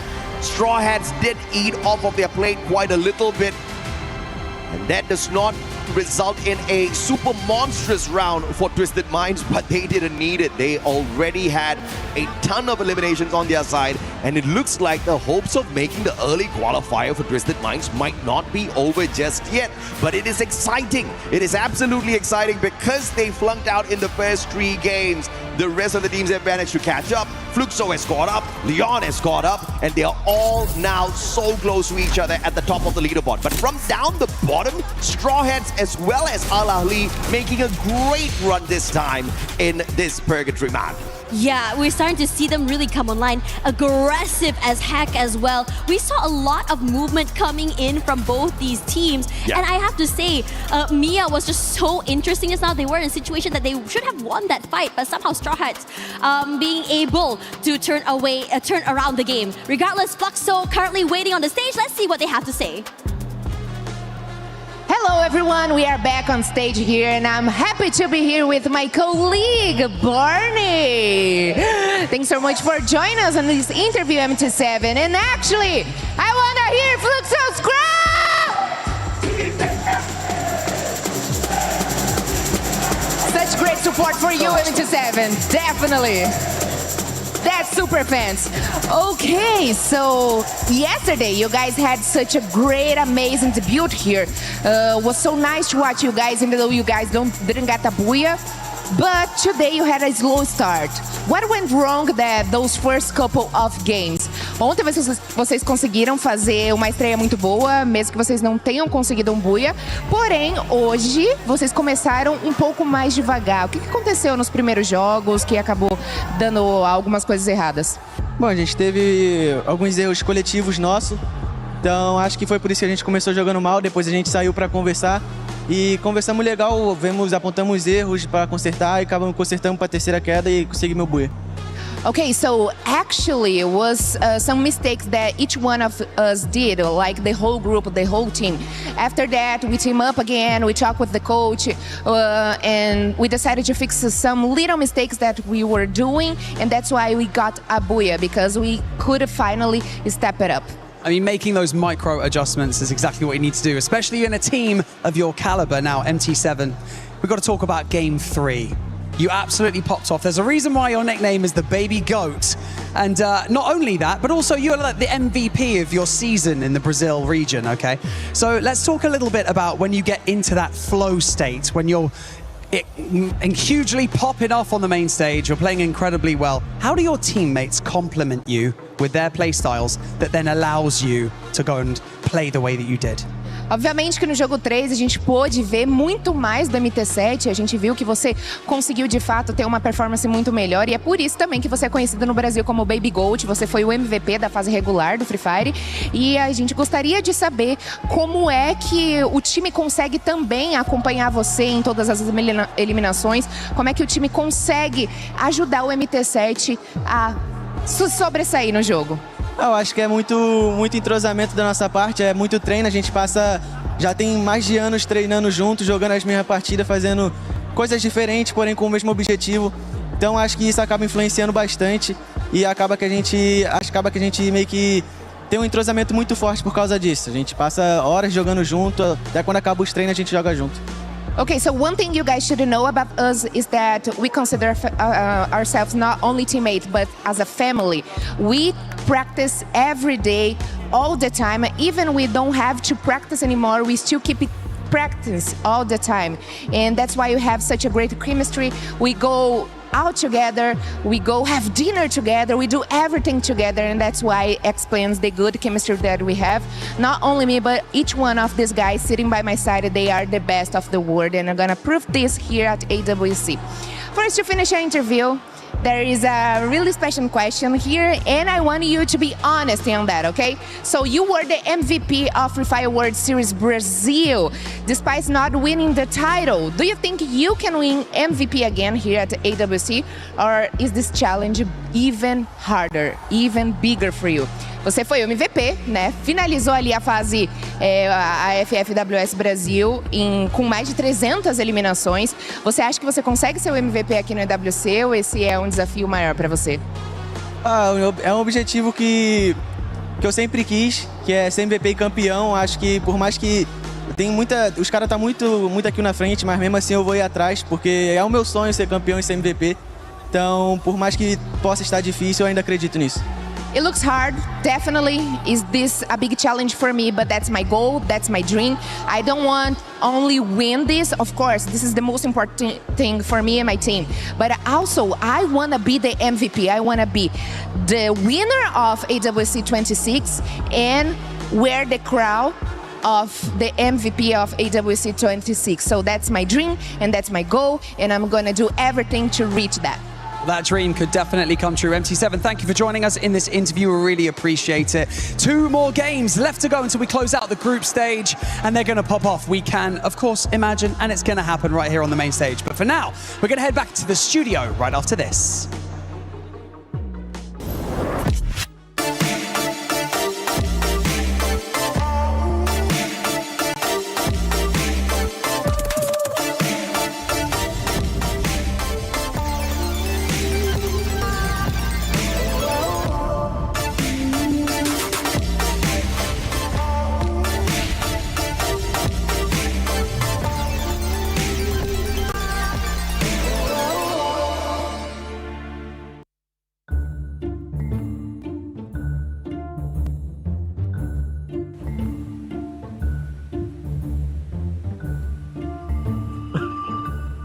Montanha, mano. Torre Eiffel. Escada. Viver. Escada. Torre Eiffel. Booyah. Booyah. Eu acertei primeiro. Vai puxando o VAR. Põe pra frente não, cara. Eu não posso. Procurando. Macaco. Que isso? Mano, esse aqui tá muito difícil, essa. Hoje, ó, quantas letras?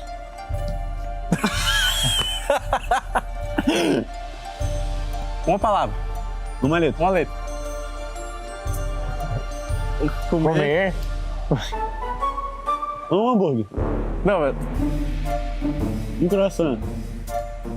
Uma maçã. Banana. Bandana, cara. Hambúrguer. Eu amo hambúrguer. Hambúrguer. Bom. Complicou a folha. Pão. Pão de queijo. Um pão. É um pão. Você correu. Você correu. Pão. Você correu. Você correu o pão.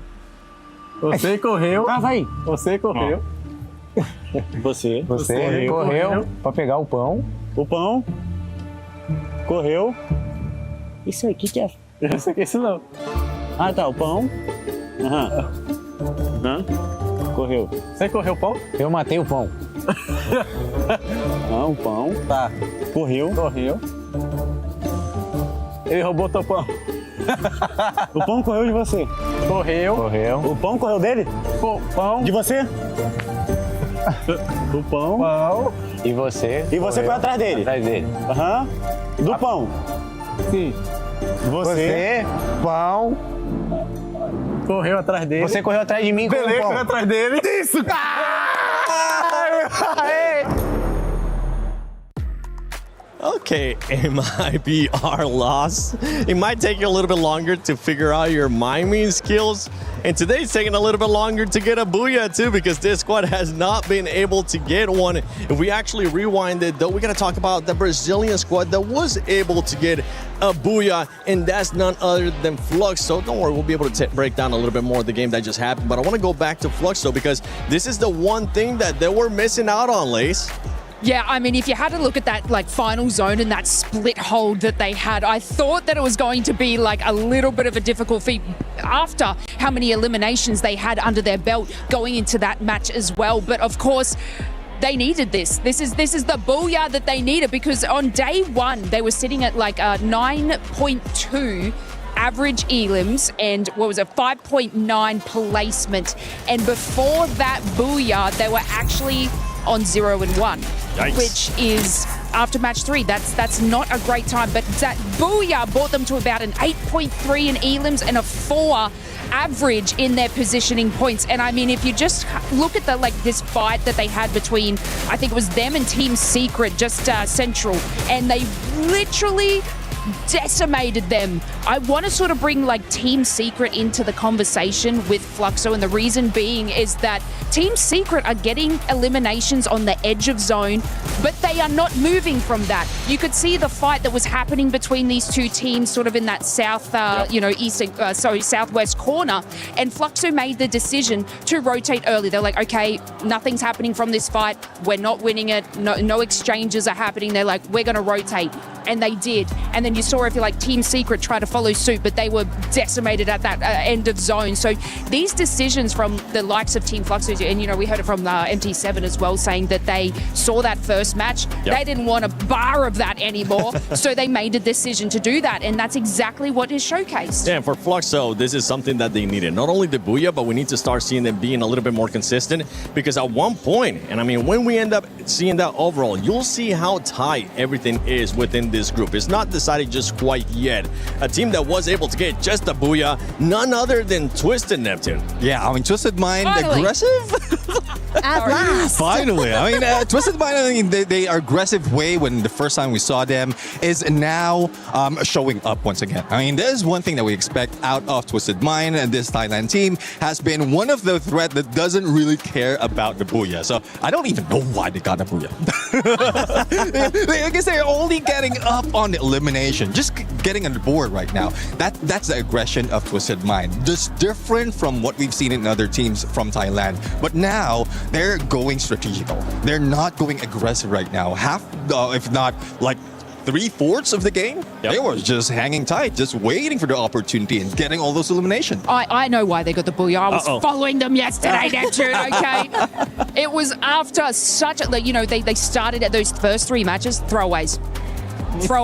It was not great for Twisted Minds, but then they started their rotation and getting those placement points. And what did I say? The kills come to them. So it was only a matter of time. I thought the Booyah was going to happen yesterday for them, I was really hoping, but they got it today because they're following the same formula that they were doing in those final 3 matches of groups yesterday.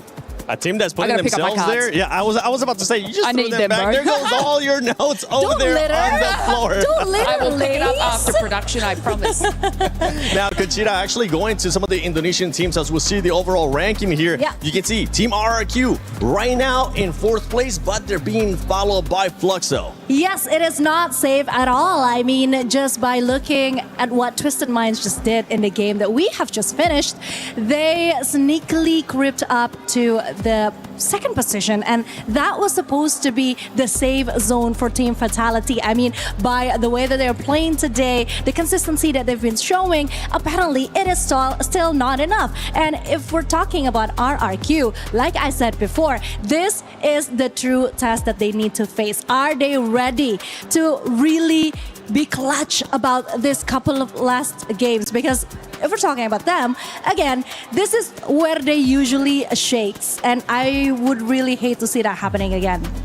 Gotta be looking at the teams that are currently in contention to just make it to survival or end up going home, because this race is actually tight as well. You got Al Ali there with 92 points. Straw Hats trying to chase them down with 85, and it's a bit of a toss-up, Neptune, on who's gonna be going home and who's gonna be going to survival. Even Mia, if they ended up having a good game here with 2 games left, they could put themselves in contention for that last game to make it to survival. And what's making it difficult for me, Corp, as well as Straw Hats, to really move up is they're going against each other. I mean, they're going passive approach to just buying their time, making sure that they go into final circle, and then that's when they meet up. They're not even getting that a lot of elimination, so that would be difficult for them.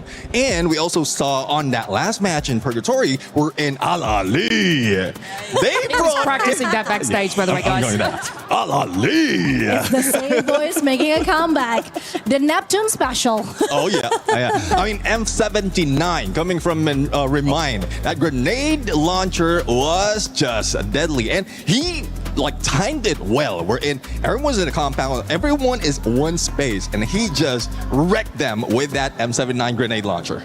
Yeah, we just wish that we could have seen this sooner. You know what I mean? Oh, yeah. This is something that we need them to show from yesterday, day one. This type of hunger that they are finally wanting to fight for their place. I mean, the next game, next era, this should be interesting. It should be interesting. And looking at next era, looking at Purgatory too, I'm going to go with you, Neptune, for this one. Which team do you think will be stepping it up here in Game 5? Well, I have 2 teams that managed to get a Booyah already. We have MIBR Loss as well as RRQ. But in terms of numbers, especially in terms of placement point, MIBR Loss has been consistent in this map. There's also Lion who might be able to catch up, because in terms of when it comes to elimination, it's quite even across the 3. It is very even across those 3. With Loss, I mean, if they do end up getting points, this squad is just going to keep propelling themselves even higher to first place, because nobody's going to be catching them unless we see something crazy. Well, did I just curse them? Hopefully that's not the case. But for some of the other squads, right, RRQ, we're talking about Vitali as well. They need to make sure they come in clutch, as you've been saying. This is the time for those Indonesian teams. I swear, we're not biased here, especially with Conchita. We're not. Well, they need to be clutch.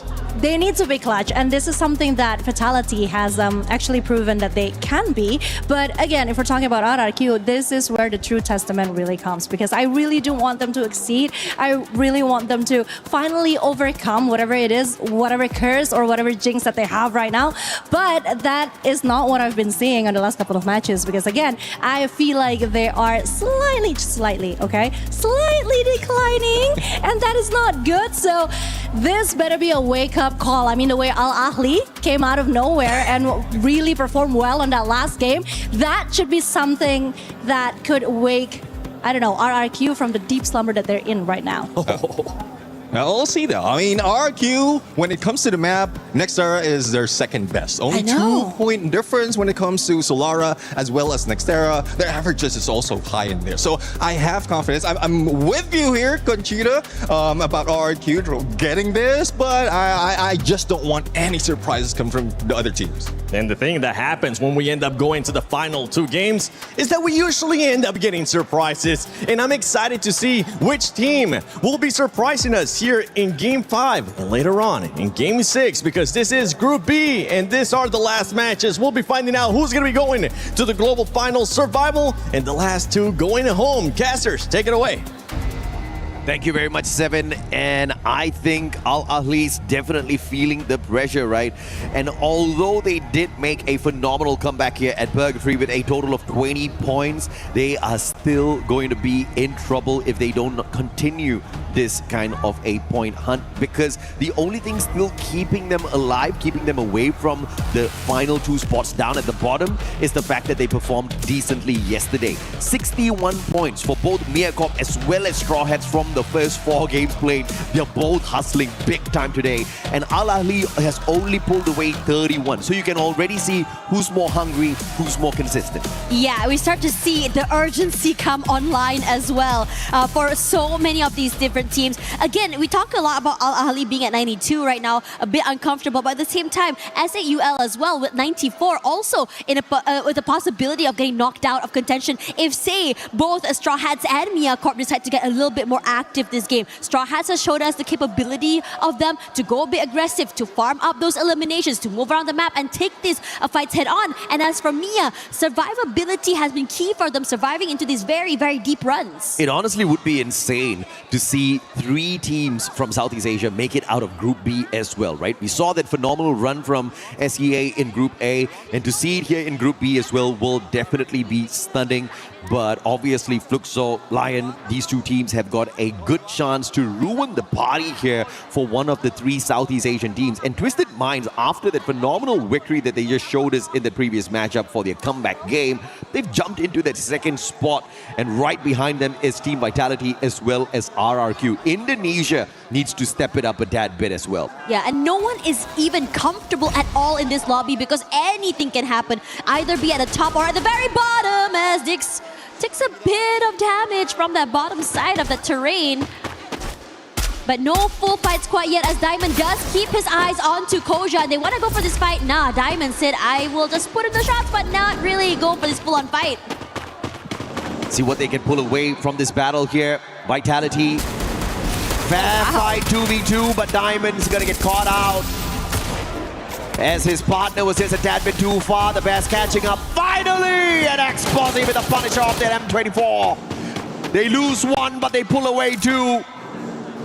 Math-wise, let's check it out for Team Twisted Minds. Very patient on that as well, allowing Diamond to go down and leave them into this false sense of security. Regardless, Vitality easily being able to bring the 2 back into the game. But the fights are happening all around the map. If you see that kill feed, a lot of things are going on right now, as Mia does go for 1, but trades out Wota, brings back Mia, his teammate, back into the game.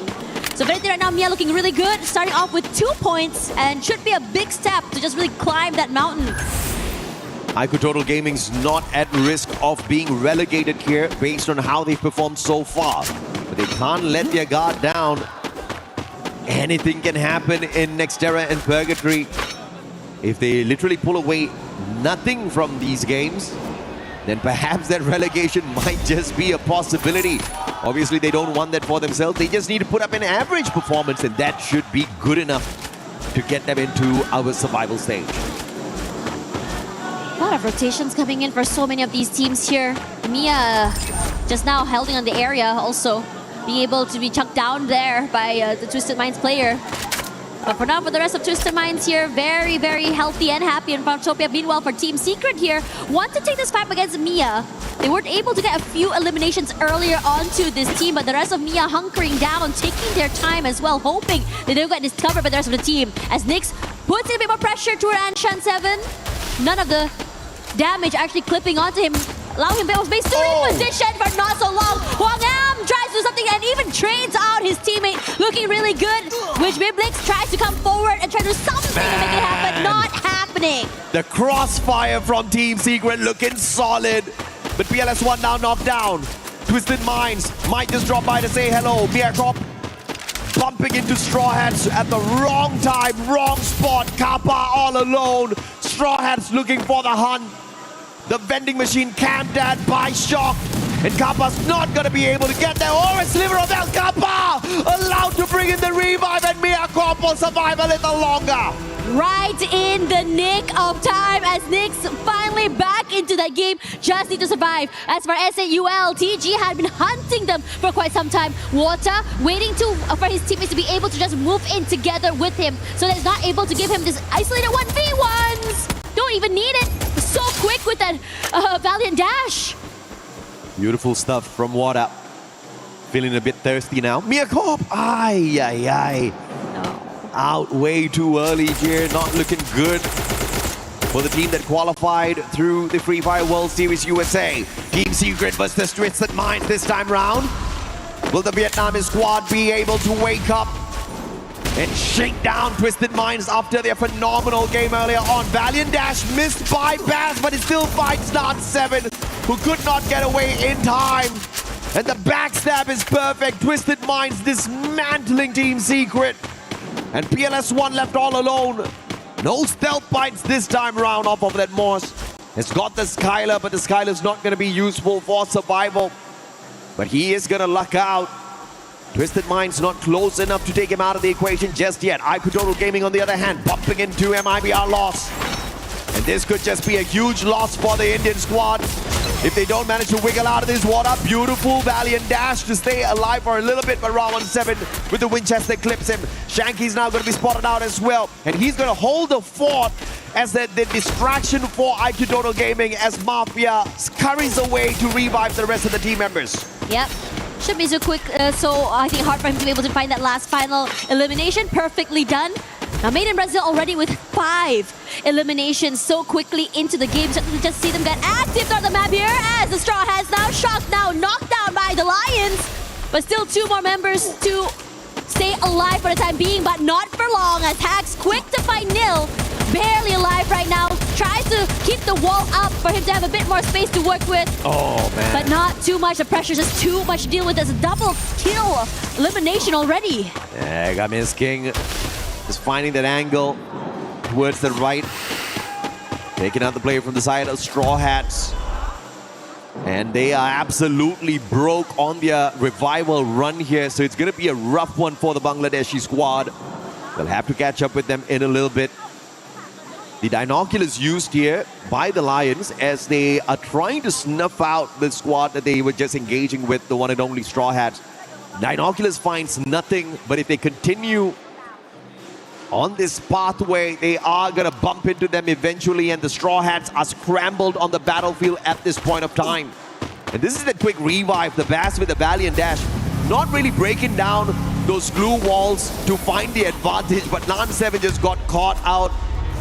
Wrong place, wrong time, could not get away. And Twisted Minds did a number on their Vitality, on the other hand, is going to get caught out here by Al Ali. Yeah, taking a lot of damage, but Ali also being able to take the Hawk back into the game. Numbers advantage because RRQ decides to join in on this fight. Ran steals away 1 member of Vitality here. C-Box as well taken, despite the valiant efforts of this team, and RRQ is the one that is reaping the benefits. Absolutely. Say full max 7! And Diggs just ran straight into that one. But how much can you walk away with Al Ali? With RRQ here as well. Survival is going to be close to impossible. They find Sifu. They put him down 6 feet under. And Al Ali is out super early. Seeing a lot of these teams getting knocked out super quick and super fast. In RRQ, this time around, timing is just so good, so aggressive as well. Not allowing any of these teams to recover from any of these fights. SAUL as well will be joining in on that lobby. Things are getting really hectic as the pressure mounts. We are running out of maps after all as we hit the end of the day. 5 eliminations strong for RRQ, who wants to make sure they find the access into the grand finals as early as possible. Allowing the rest of the regions to fight against each other. Southeast Asia is looking to take a break tomorrow. I wonder what they'll do with the extra free day, as they can just sit back and watch those rotations, do a lot of homework, see those drop spots, and cherry pick who they want to punish with a couple of hot drops on the grand finals day. It's a big advantage if you can skip over the survival stage. MT7 still very happy and healthy there, being able to just go for these long range pickoffs. And as for the rest of the team here, Straw Hats, who able to just really survive for the time being, but this three-way crunch from three different angles, I'm not too sure how long he can survive this. Maybe hopefully steal away a pickoff, not happening. Quick to just take down the glue wall and just finally going down to General. It's not the right strategy here for Straw Hats as they just scrambled on the battlefield, but I understand as well, right? Because both the players just looking for those coin machines, trying their best to revive their downed members, but that has kept them scrambled continuously. Without the support of each other, the rest of the squads are gonna have a field day running across them, picking up easy points one after the other. Luck is still keeping them in the race. Those Straw Hats have got one final survivor tasked with reviving the rest of his team members. Let's see if or not Nil will be able to pull that off for the squad. Looking over toward the southern side here, Twisted Minds and Lost as well is about to get super hectic there as the rotations are happening. RQ looking very comfortable just over toward the Deca Square. They have compounds in their control. But as for the rest of the Straw Hats, survivability is going to be a problem. So does General, gets knocked down here. The Bass leading the charge early in this fight. And it's looking very, very terrible for this team. The Bass knocked down, stolen away. 11 eliminations already for Twisted Minds here as Lost tries their best to keep themselves in this game. Barely alive, knocked down there. Rahone tries to find a different angle to work with. Not able to do so. Finally find one in the end. No, it's Diamond with the long range pickups to really just knock them out of this map. Absolutely dominant battle from the Thai squad. Twisted Minds, twisting MIBR Lost inside out on that fight, and Team Secret using the high ground vantage point to take down a player from the side of IQ Total Gaming. The pickup is instantaneous. No doubt at all, they definitely have a Tiba on their side, and they will drive out of the confines, and Team Secret will not be able to continuously punish the squad. Great rotation by the Indian squad to disengage. Fluxo looking to just really wrestle away this compound from RQ. But kept at bay for the time being thanks to these glue walls. He has to find a different way into the area instead. What nothing to do with it, but Twisted Minds are here as well. Nil just got shot out of the equation here. The reason why Straw Hats are still alive and kicking in this lobby is because of him. A phenomenal triple revival, and Straw Hats stand a chance to overtake Al Ahly as well as SHUL in this game in itself if they can get to that final circle and pull away some solid eliminations. They've got 3 survivors to complete that run. IQ Total Gaming losing Mafia. Vitality spotting him out. The Lions saving themselves as Team Secret send that Riptide Rhythm their way. PLS1 deadly with that shot, but the active skill will not give them the elimination points as the Lions quickly reposition. Yeah, and Team Secret is running quickly out of space as well. Like you're not, you're gonna have to go down this terrain and take this fight. But it's had to be a bit more patient, hoping that the Lions just move away. After all, the circle is to the southern side here. A bit of space to work with for them, so the rotation should come through. But have to be careful because over on the other side of TG and Vitality just hogging on to that area. Whose Dinoculus was that? Either way, IQ Total Gaming and Vitality looking at each other out. Vitality spotting out Straw Hats as well. They don't care who they shoot at as long as they can pull away some extra points before getting into the thick of the action. Thinning down the numbers of your opponents regardless of who they are. That's the game plan here for Team Vitality. RRQ versus Twisted Minds. Great rotation by the Thai squad. Those glue walls used perfectly. And Straw Hats being dismantled by Team Secret. One final survivor. The game where they could overtake Al Ahly as well as SAUL. Both those squads can thank Team Secret for giving them a huge advantage now. And it looks like it might be over with extra. What a phenomenal play, but that would not continue. 2 knockdowns. But he's eliminated from the lobby before he can find the confirmation. And IQ Total Gaming faces the same fate as well. Yeah, MT7 online as well. All eyes and so aware of the rotations coming in from the different parts of that map. Anyone crosses the peripheral vision immediately has the dome of their head popped here. But Team Secret finally into the circle and into the waiting arms of another Apex Sprinter. RRQ putting in a damage and stealing away these eliminations before they even hit the ground. Yeah, too good. Unfortunately, Team Secret did not pick the right spot to jump away to.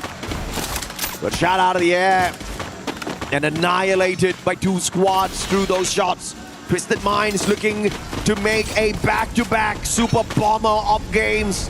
Stitched together Purgatory and Nextera. Can they go for the back-to-back Booyah after avoiding the Booyah like a plague, focusing just purely on eliminations on the first 8 games they played through 2 days? Southeast Asia looking for the dominance, but Brazil and LATAM still having some representation here. The Lions as well as Fluxo both have got great defensive spots. But the Lions are going to be pressured here with the movement of this circle. Waiting in the wings, buying some time. You can hear a lot of pressure coming through from both these teams with MT7 opening it up onto the Lions. Della knocked down as well as Twisted Minds decided to just chunk down all of the members of the Lions as well. They are pressured and they are crunched. Where can you go, Joker? As your HP slowly gets depleted, it's Jump that steals away the final point. Lions are now out of the game. Great time turner, but when you have got 3 squads shooting at your time turner at the same time, it's gonna melt that dome down. And RRQ now, like the birds of prey, staring down at everyone with his vantage point. And a smart play executed by Twisted Minds. They quickly run below them to take away the angles from RRQ. So that vantage point is not going to give them a very big advantage. But if Twisted Minds continues to make this very early rotation, maybe they can take advantage. And then Riptide Rhythm breaking down the defenses. And a crucial glue wall flurry from Twisted Minds to keep themselves safe. Yeah, somehow despite all that pressure, they're still unmoved, undeterred, and just repositions themselves onto the other side. And they rally back. A bit of damage onto Maal, barely alive, even a nade to come through. Make it 2! Tosses up here, but RQ manages to just walk away. A bit of damage is enough, but after this, there's just safe and sound inside of the compound. But Abe goes huge with a knockoff onto Exposé. M249 response by Abe, just pushing away Twisted Minds. And Fluxo's just sitting back watching this. You Southeast Asians, get it done, man. We'll just clean up the lobby later on. MT7 high ground, huge advantage for the super sniper. But both Twisted Minds as well as RRQ have got a defensive compound here to work around for themselves. And they will avoid MT7's crosshairs perfectly. Look at the space that Fluxo has, the high ground, also the lower side completely in their control. So many terrains, angles, and crossfire set, and Twisted Minds wants to wrestle this space away from them. Beautiful jump pad use here by Twisted Minds, just keeping the angle low to not give MT7 a very big advantage there. Not taking too much of airtime gives them that survivability. But now MT7, now you gotta break an ankle when you try to get off this roof. That's gonna be a big question here.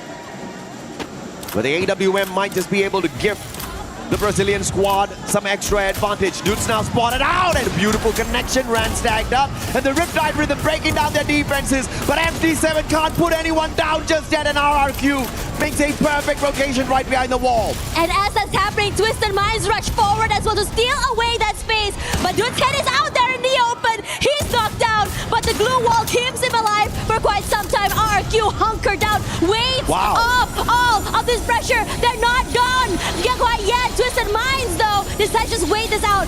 Fluxo forced out in the open and decide to just really pressure out the members of RRQ since they have no more space to work with. A lot of damage done. Maal knocked down. Abe barely alive. Survival play, you see everybody drop their coins. I think it was Maal that picked it up, but you gotta respect what RRQ did in that sequence. Although they were getting pummeled by all of those shots, they quickly patched each other right back up. But Bobs is going to be deadly. He's got the Winchester level 2, but more importantly, the M79. The grenade launcher should be able to dismantle RRQ, but he's keeping that for the very final moment. And MT7 making great work off of this vantage point. Switching between the AWM as well as the M82B. With a great big advantage, Mars gonna get taken out of the equation as well. As Twisted Minds now books a fair fight up against Fluxo with one final survivor on the side of RRQ. Can't do more than that here, just really cleaning up the house of Team Wipeout, and even Fluxo will be able to get this Booyah finally again. Aggressive and sharp, a lot of space control as well. This team is looking to dominate and kill some dreams. MT7 vantage point on a double sniper setup with the Skylar. The Riptide Rhythm definitely caused RRQ a lot of problems, but you see the veteran survival skills out of the Indonesian squad. You can knock them down, but you can't keep them down. They had the time turner, they had those glue walls, but more importantly, they had the teamwork, the communication, and the speed. But towards the end of that battle sequence, it was the circle that pressured the Indonesian squad a tad bit too late. And Abe just showing up strong as the final survivor, but overwhelmed by the players on the side of Twisted Minds and Fluxo. Honestly, incredible seeing so many of these teams just pull off what they're doing today. Fluxo back-to-back once again. The Boogeyman, as Carol mentioned, now back, showing us in this very last day what Brazil is able to deliver. Regardless, as we look at the rest of the team here, the bottom three is the one that intrigues me the most after all, because some of them did get knocked out a bit too early. They runs a bit too quickly as we only have one more map to go. And of course, the superhero in the final battle was Butchizin, the M590 in this monster's hands.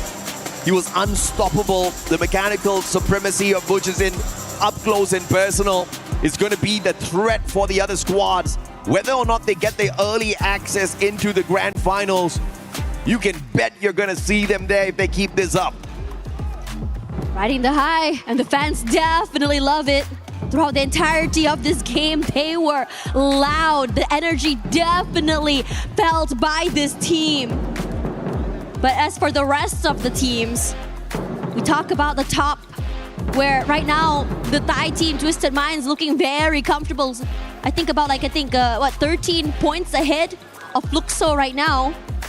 Should definitely be able to catch up if they do have another standout map, especially since we do have one more coming soon.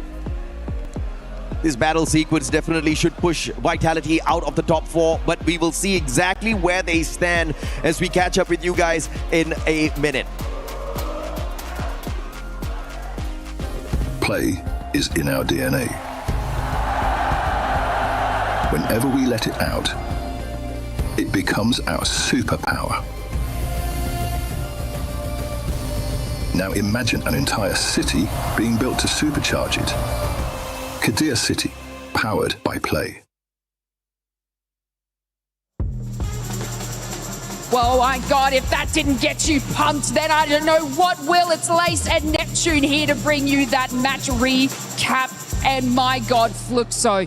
Holy moly, I consider me impressed there. Not only did they have that height position, Neptune, but they managed to get so many eliminations within that final zone.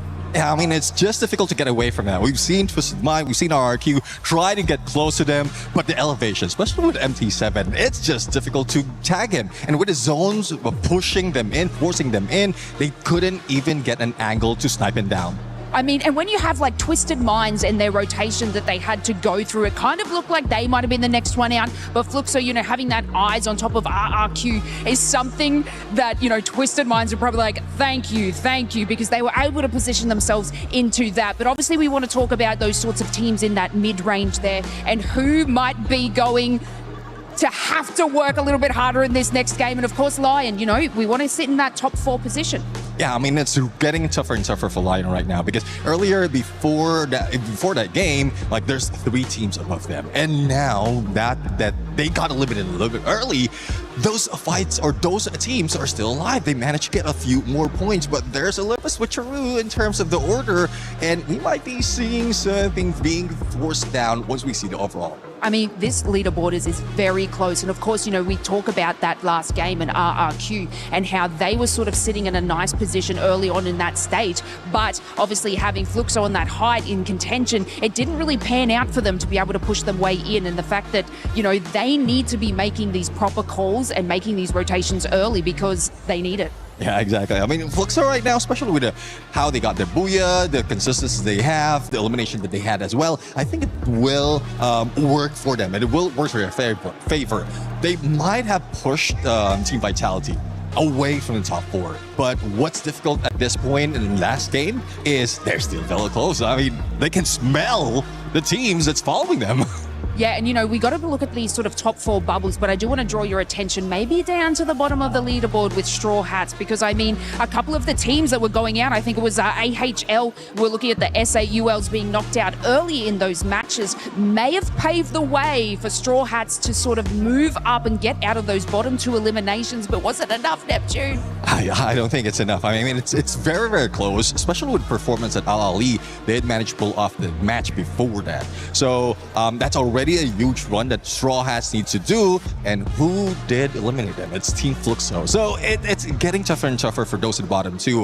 It's just unfortunate as well that even MediaCorp couldn't get a point or a few more than points, and that's enough to catch up to Straw Hats. And it's just unfortunate that they keep beating up against each other. They should have been splitting away from the rest of the squad, trying to keep it safe, final circle. But if that's the same intention for everyone, then eventually you end up meeting. Yeah, and I mean, if we have a look at like MIA, missing in action or what is happening there, obviously they are sort of going in that bottom spot, but I don't believe that they're going to have enough run in this last game to push them out of that bottom 2. I mean, unless they pull off some sort of crazy action like Fluxo with these eliminations, but it looks like, it's going to be a little bit difficult for them to be able to just get out of those elimination spots so deeply down. But of course, I'm always an optimistic Neptune. I'm always like, someone could do something crazy here. Might not happen for MIA, but for Straw Hats, it could be something where they can bop them out of that bottom 2. And I mean, we're rearing and ready to go for match number 6. Let's find out exactly where these teams are going to hit. Casters, take it away. Wow, you can see how loud the RQ fans are down there, AJ. It's dangerously close. Dash up at the top, down at the bottom. You can count these points up at the top with just one hand. Down at the bottom, you may need 2, but it's still under double digits. MediaCorp can still make it, but they need to have a breakout run this time around, and they need to hope and pray that either Al Ali or SHUL does not get any points from this lobby whatsoever.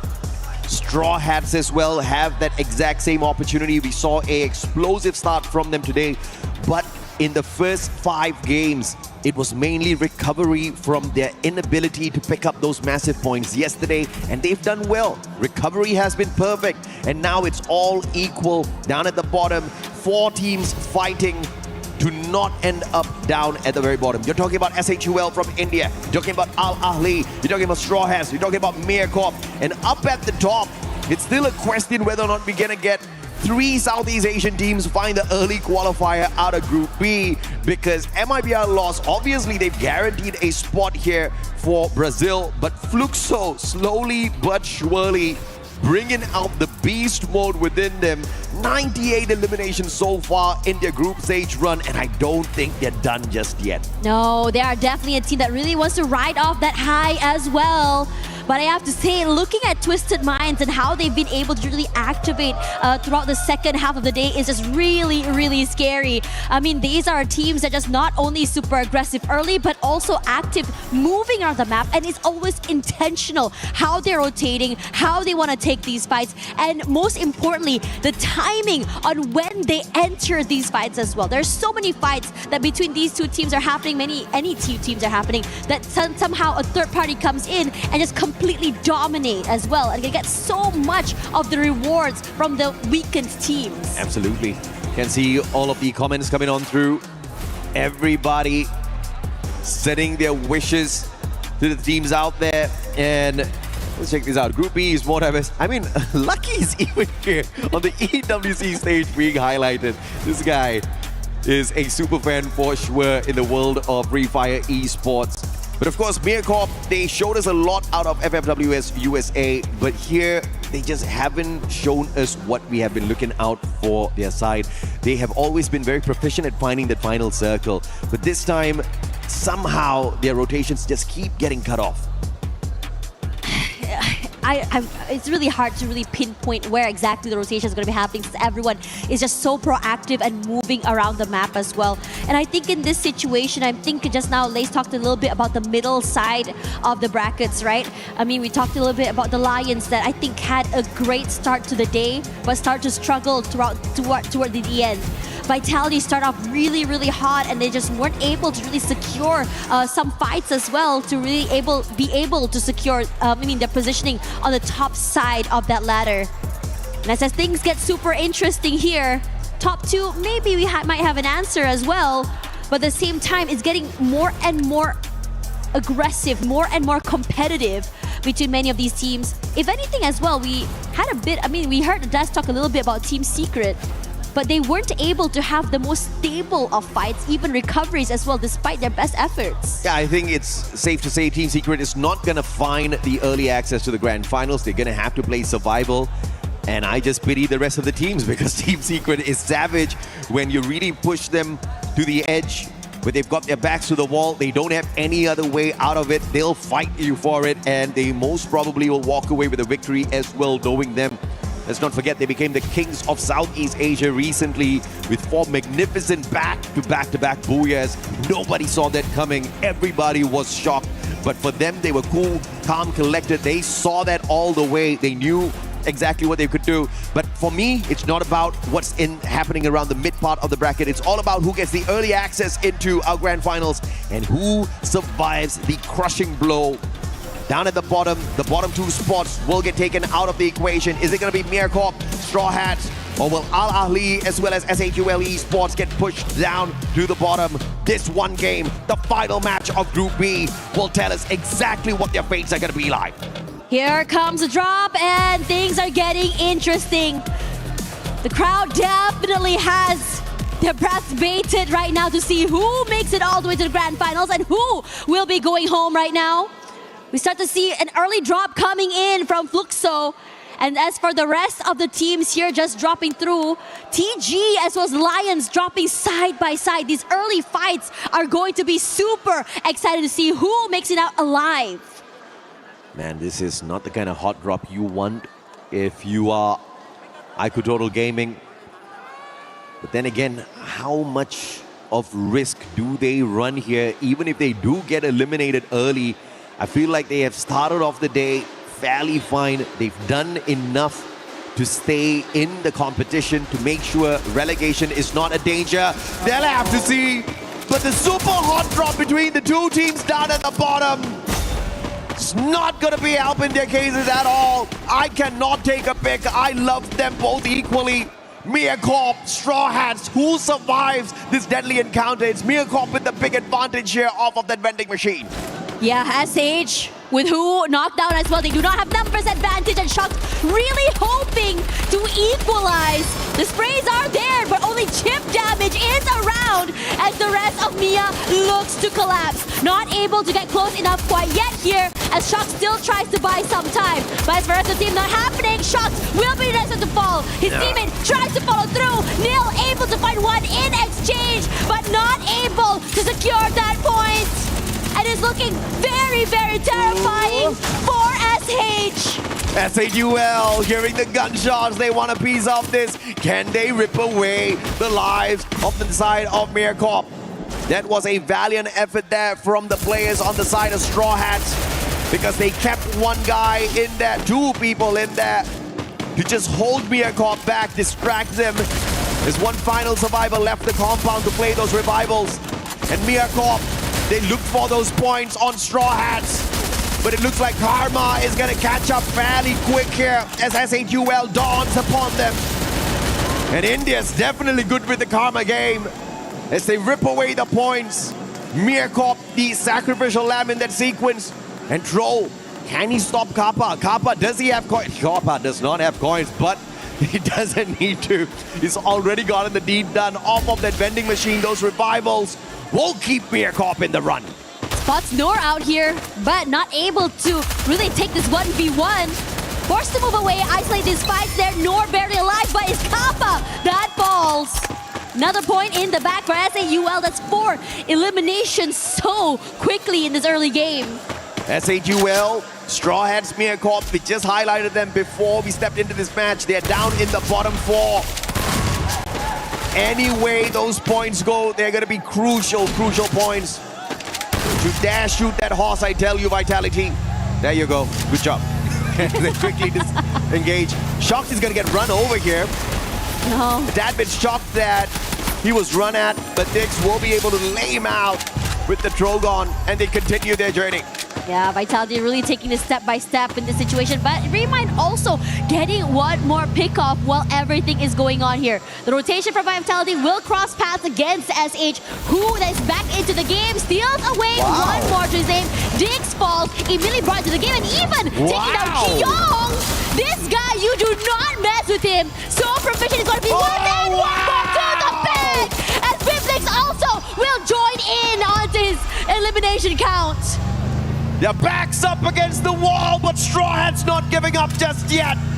Who pulls a triple to survive those encounters, and 2 Titans on the side of Vitality snuffed out with the Max 7. Catches up with Nil, showing us a little bit of a drift as well. But Straw Hats are split up on the battlefield. They need to regroup.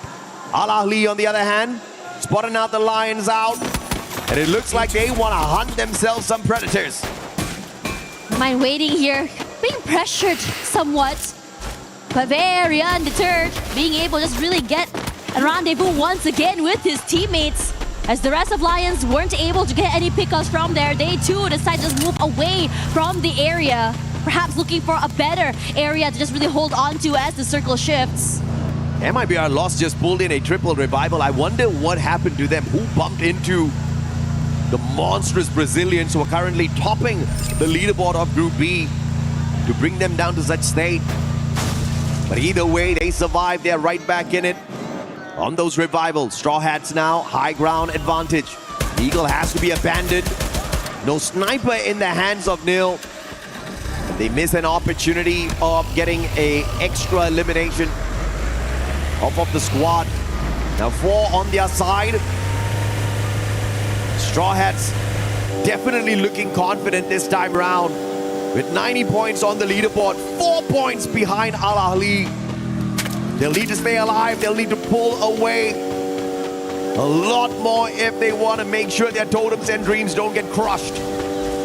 We need to see them really go and start getting a bit more hungry like we saw them in the beginning of the game. Unfortunately for them, a bit slowed down toward these last few maps regardless. But as for the rest of the team here, barely alive and also barely surviving as a team, could be able to just really come in and rendezvous with the rest of their teammates here. We've seen their power, their teamwork as well when they move as a unit together, being able to overwhelm 1 to 2 teams in the beginning of the day.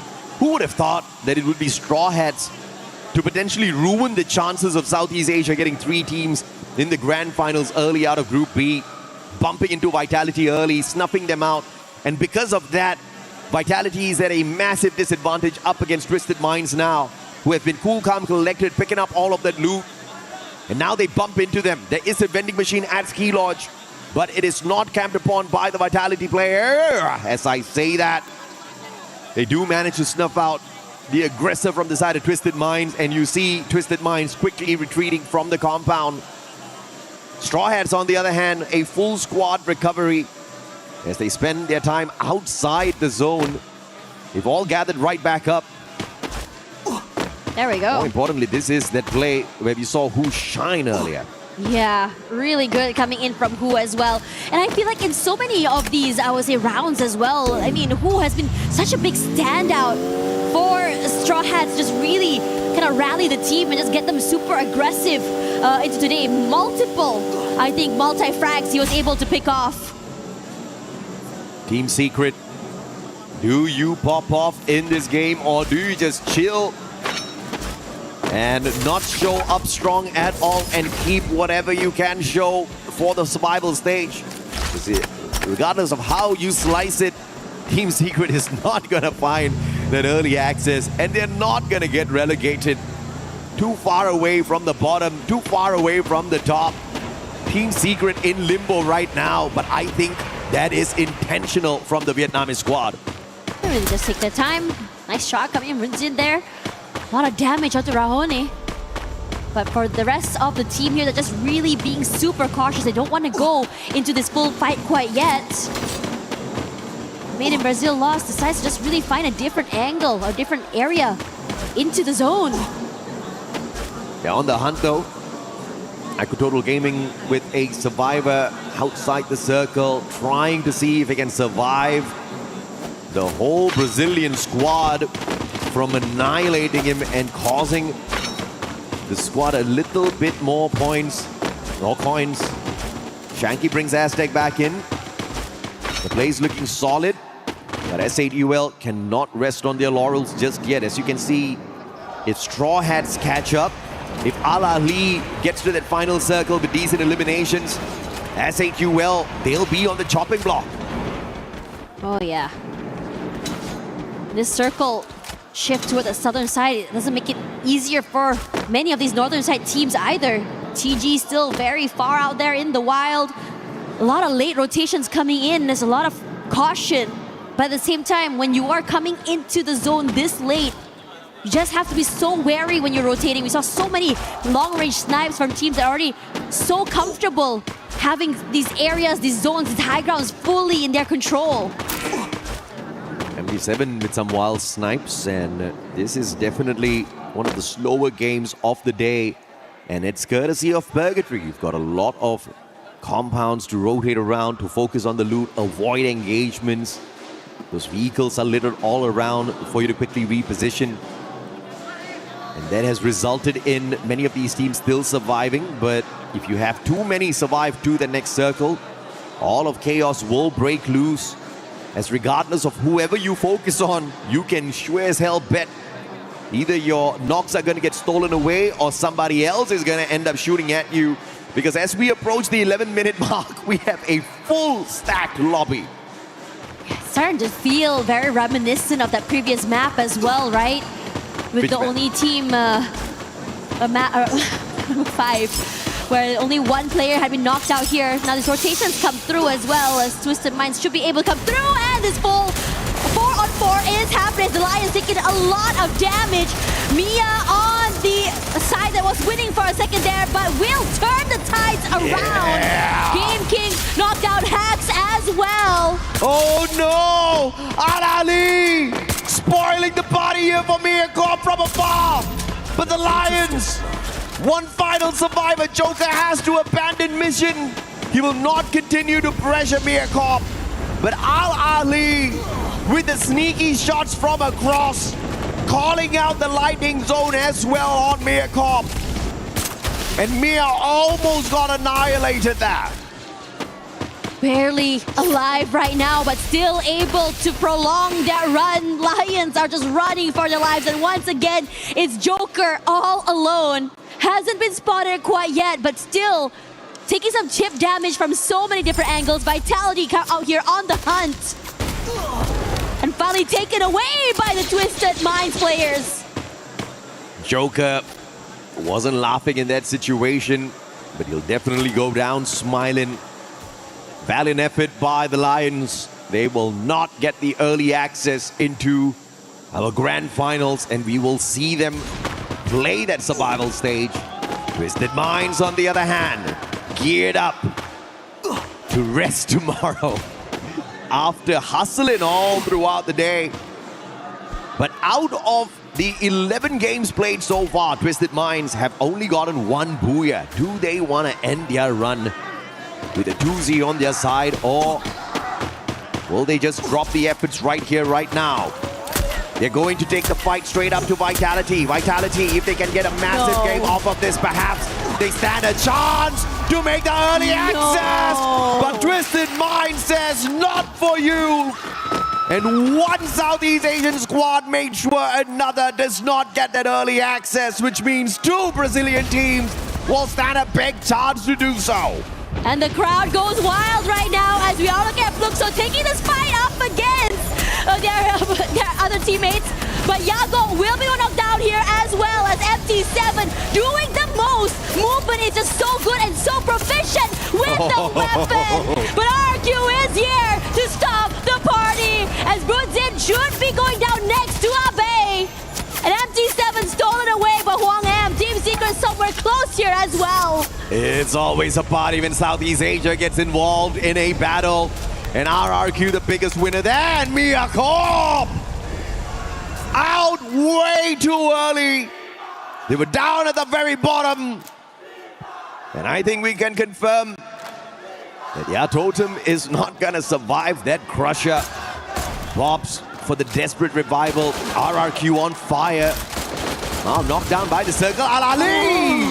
Earning off of RRQ. Abe is gonna get snuffed out of the air. But that's the warning shot that will keep the rest of the RRQ players using the jump pad. Yeah, a bit too aggressive and a little bit too overzealous there. Punished so quickly, but at the very least, you do still have two more members at Duts and Rans still alive and in the game, but forced to go for a bigger rotation into the zone. Oh, Straw Hats, are you actually doing it? They're punishing Twisted Minds. But their pickup was instantaneous. The Bass though, a sliver of health left on him. Taken out of the equation, but Al-Ali farming Twisted Minds from the opposite end. Straw Hats just pushed the point straight towards Al-Ali. And these two squads are fighting for survival down at the bottom. Both want diamond for themselves. And they cannot move at all. He peeks out immediately. He will be knocked down here. But the zone is not in their favor at all. But this high ground should give them a bit of advantage, but aware that S8UL is close by. And now Al-Ali Esports just decides to wait in the wings. No space, no HP. Will India help out their buddies this time round? IQ Total Gaming Mafia doing a number on the Al-Ali players. C-Mox can only depend on his medkits at this point of time. RRQ, not much of a chance to walk away with a Booyah. And Dudes shut down by Mafia. But Al-Ali, the C-Mox goes down right here, right now. The potential of Straw Hats surviving the crusher. This potential of Bangladesh having two teams play in the survival stage tomorrow is gonna stay alive. And now, it's gonna be the battle between IQ Total Gaming as well as S8UL, who have that advantage with that high ground. But they're not taking aggressive moves just yet. C-Mox is gonna get taken out. Aztec claims that life. And Straw Hats will have the advantage with the circle. Ali Esports also now down and out as SH to the high ground here, looking real good right now. Putting in the damage and the pain to the players of SAUL. But they decide to chase up against TG instead. Their backs out there in the open. But Shanky puts a bit of save space toward them as well. Nil top side and their crunch. TG, where are you gonna go here? SH awaits and so does SHUL. Bunny steals away that first knockdown, and so does the rest. Waterfalls, so does Aztec. And eliminated already here is TG. They desperately need this. Can they do it? Bangladesh, they get it done. Ami Tomaki Paramasi, Bangladesh, you all can rejoice. Both the teams have successfully survived the group stage. From the bottom all the way to the very top. Night and day, yesterday and today, this team show us what it looks like to climb from the bottom. The upward hill is not too high. Nothing is too high for them to climb. But damn, it was difficult to take Pickens down at the bottom. Al-Ali, they tried, they struggled, and you saw the fight in them in this final game. They gave their all just like the Straw Hats. But sometimes luck comes into play. And Al-Ali just was not lucky enough with their positioning in that final circle. The zone started moving with a massive advantage for Bangladesh.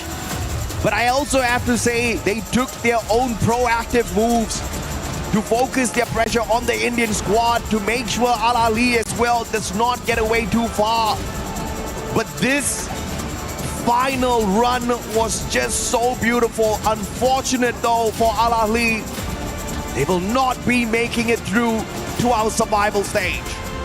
And honestly, we started off the day with an idea of what the bottom of the bracket is. But today the switch up happens, a new mindset and mentality came in. Many of the teams stepped up, a different style of play, a different idea, whatever weaknesses that they needed to fix on day one, completely done. We saw the struggles coming from Miyako Al Ahly Esports, and most importantly as well, the Bangladeshi team, Straw Hats. Not only did they manage to claw their way up, but also be able to push themselves up onto the ladder, further up than just the bottom three. You gotta name yourself well. And if you take the name of the Straw Hats, you know, you're not gonna stay down for long. They can be beaten, they can be pushed down, but they rise up. When they most definitely needed those points, they served it up hot. But Al Ahly gave their best, and they were so close. Like I said, the difference in points, you could count them on one hand between Al Ahly as well as the Straw Hats. Let's take a look here at the overall leaderboard. Twisted Minds at the top as Southeast Asia sneaks it away from Brazil. But of course, MIBR loss is not going to be too tickled by that at all. They were not trying today. They were just sleeping, snoozing their way through, and they sailed on through after showing what kind of a monster they were yesterday. But down at the bottom, Straw Hats jumping over SAUL Esports to show that the dream is real. But unfortunately for Mir Corp and Al Ahly, the same ends right here after this game 6. You could tell how much this meant to them as well. They were hungry. They looked very dejected despite their best efforts. I mean, who would have thought that day 2 would bring in this fire from the bottom side of the bracket? I thought you thought, everybody thought. Right. It's day 2, man. It's the day of survivals, day of early access. Everybody giving their all. Everybody said that it was Group A, that was the group of death, but this was the exciting grouping. No, actually. It was so difficult, it was so close, both at the top and the bottom dash. Yeah, the struggle happened everywhere. It was anyone's game. And for now, we are gonna be going to Barney, who will be looking at the teams that will be, I would say, destroying, crushing the keys. Thank you so much. Twisted Minds just edging out that Group B leaderboard, placing top. And congratulations to you boys. Obviously, the journey is only partly way done. So I just want to ask you at this moment in time, how does it feel to close out Group B and the top spot? ก็ก่อนอื่นเลยนะครับขอแสดงความยินดีกับ Twisted Mind ด้วยนะฮะที่ชนะมาได้จนถึงจุดนี้นะครับก็ตอนนี้เหมือนเราก้าวขาเข้าไปครึ่งก้าวแล้วกับการที่เราจะเป็นแชมป์นะฮะอยากถามว่ารู้สึกยังไงบ้างฮะในตอนนี้ก็รู้สึกดีครับแต่วันนี้ก็มีปัญหานิดหน่อยครับเลยอารมณ์ไม่ค่อยดีนิดนึง Well, to be honest, we are very happy and excited. Like we didn't know like we're gonna become this far, and to be honest, like our mood is not that good today. So, but in the end, mood's not good. You closed it out in first place. Now you closed down a really impressive lead that was taken into day 2 by MIBR loss, and you managed to catch them up, finish in first place. Now, obviously you had a really good day today, but is there anything that you believe you guys need to work on either tomorrow or just before the grand finals on Saturday? ก็เมื่อวานนะฮะเราเหมือนกับว่าเราจะโดน MIBR loss เนี่ยฮะบอกว่านำขึ้นไปใช่ไหมฮะแต่วันนี้เนี่ยเราก็คัมแบ็กกลับมาได้เนี่ยฮะตอนนี้เนี่ยเราคิดว่าเราจะทำอะไรต่อไปบ้างฮะหรือว่าเราจะเตรียมตัวยังไงกันบ้างกับรอบแกรนด์ไฟนอลฮะครับก็เดี๋ยวจะกลับไปทำแผนครับแล้วก็ปั่นจักรยานไปหอไอเฟลครับ So after this one we're gonna go back and revise all the plan again, and after that we're gonna ride a bike to the Eiffel Tower. Nice, a bit of culture. I like that. Okay, gentlemen, follow me. Let's go this way because as you place first in your group, you get to crush the 2 keys from your group. Okay, so let's do this the right way. Okay, firstly, can one of you press the button and open up the crusher? ขออาสาสมัคร1คนครับกด No one wants to do it. Just press the button. แค่กดปุ่มก่อนเลยเบาๆกดเลย Here we go. The crusher is now activated. The teeth are spinning, ready to crush these keys. Is there anything that you would like to say to the teams before you crush their keys? ก่อนที่เราจะได้ดึงคันโยกลงมาฮะเพื่อส่งเดอะคีย์ลงไปนะฮะมีอะไรอยากจะฝากบอก2ทีมนี้แล้วก็ทีมอื่นๆไหมฮะก็เดี๋ยวเจอกันรอบชิงจะแก้ตัว Yeah, to the team who qualify to the finals, see you soon. We will have our revenge. Okay, I like that. Okay, and very gently, if you could please pull on the lever and send the 2 keys home. Okay, there we go. Congratulations, placing first, destroying the keys, and making it through to the grand finals on Saturday. Now, of course, we are not done here. The survival stage begins tomorrow, and we've got plenty more action coming your way. But for now, let's head back to the studio to round out the group stage. That's right, Barney. I mean, there's plenty of action for Free Fire at the Esports World Cup 26. And what a heartbreak, to be completely honest, for Mia Corp, for everything that they have gone through. Honestly, congratulations to the squad for even making it here, for even being on this stage, Neptune. Yeah, I do agree. I mean, they've gone through a lot already, and now, despite of all the efforts that they have, it was just going down for them. And again, one reason why it is happening is the battle at the bottom really didn't stop, even towards that final game. And it was difficult for Mia Corp to really catch up because even those at the top are trying to beat them down. So it's just unbelievable that they couldn't make it, but it is what it is. And a huge surprise too to see Twisted Minds end up in first place out of this group. We thought it was going to be lost. They had such an insane lead, but they were able to just knock it down little by little. Little by little, they climbed to that top spot, and you heard them. Even though they didn't have a good day, it was still a great performance out of that squad. SAUL Esports. Oh my gosh. What? They were just trying to make you sweat. They were trying to make it uncomfortable. By the way, welcome back to 7WG. None other than, sir, please introduce yourself to the crowd. Sasuke. Yeah, that's right. Neptune and Lucifer. Lucifer, SAUL Esports.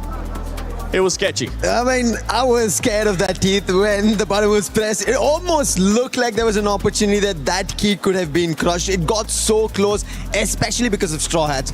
Imagine, yesterday they were sitting at the bottom, 24 points in total, nothing in their way. And today, 90 points and a Booyah is what they've gotten, and they almost shook even Total Gaming. And it came down to that last game, too. Yep. But you can see the overall ranking, the top 4 teams going directly to the finals. You got Twisted Minds. Honestly, we kind of already knew that loss was going to be going because they just had such a healthy lead. Team RIQ, Conchita, I know you're happy. I can hear you from over here. And Fluxo, finally getting those Booyahs that we wanted to see. Yeah, 2 Booyahs out of the 6 games. I personally came into this thinking that Team Vitality, they're going to join RRQ in the grand finals because they both had a great start, but similar to MIBR loss, they also tapered off in the second half of the day. And the only reason why Vitality was still there was because they were able to overcome some of the mid-game crisis, right? Taking down teams like Leon, the Lion, and at the same time, the bottom feeders were also fighting amongst themselves. Oh, you did mention about Vitality.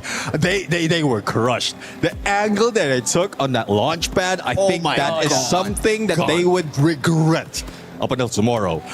If that was not the case, they could have made it. They could have made it work, catch up, and probably make it get that ticket into grand finals. But again, you make some bad decisions. The only difference is this was risking a lot. It was risking a lot. One team that was willing to risk it all in the final match. As you can see, the Fluxo fans being happy, not only because their team gets to go directly to the finals, because they also get a day to rest. They did not stop dancing, jumping, playing drums. I 100% agree. I think more than the players themselves, these fans need a day's rest.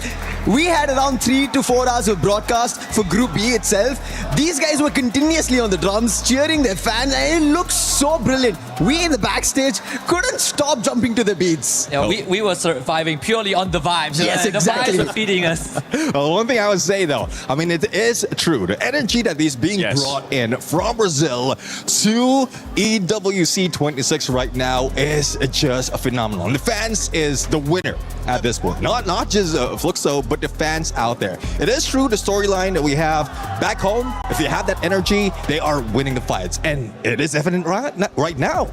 They needed players to show up. NT7 ended up showing up. I mean, we heard the interview from them too. Vitality, we heard it backfired. It ended up happening what I thought was going to happen. It came back around, that full confidence, and bit him in the, you know what I'm talking about. Before that squad, they still get a chance to go to survival. We will have a bunch of teams, but don't forget, tomorrow, only the top 4 will get a chance to go to the grand final. So all those teams that are going to be looking to fight for those top 4, they're going to be looking to make sure they start off hot, because we don't want to see what happened in Group A and it's just a sponge going towards the top. I mean, 10 games tomorrow, right? 10 more gruesome games. And a lot of the teams, they're used to playing 6 games because sometimes they don't make it to the grand finals, you don't make it to the champion rush. Tomorrow is 10 games, and if they make it to grand finals, it's unlimited. Unlimited with a 90-point threshold. So at this point of time, it has become a battle of endurance. It's a marathon. Yeah, and Husky, you've said it perfectly too. Those 10 games, something that we got to keep into account too, that some of these teams don't end up experiencing is fatigue. And that's something that can't happen in these situations, Neptune, because once you get to that 6th game, they're used to saying, okay, we're done. We get a chance to go back to our hotel room and relax. That's not going to be the case tomorrow, because they're going to have 4 more, 10 in total. And that's one thing now. I mean, it's real difficult right now because not only the disappointment of not making the top 4, they have to work even longer for tomorrow. So hopefully they rest up, but keep in mind that they also have a little bit of homework to do.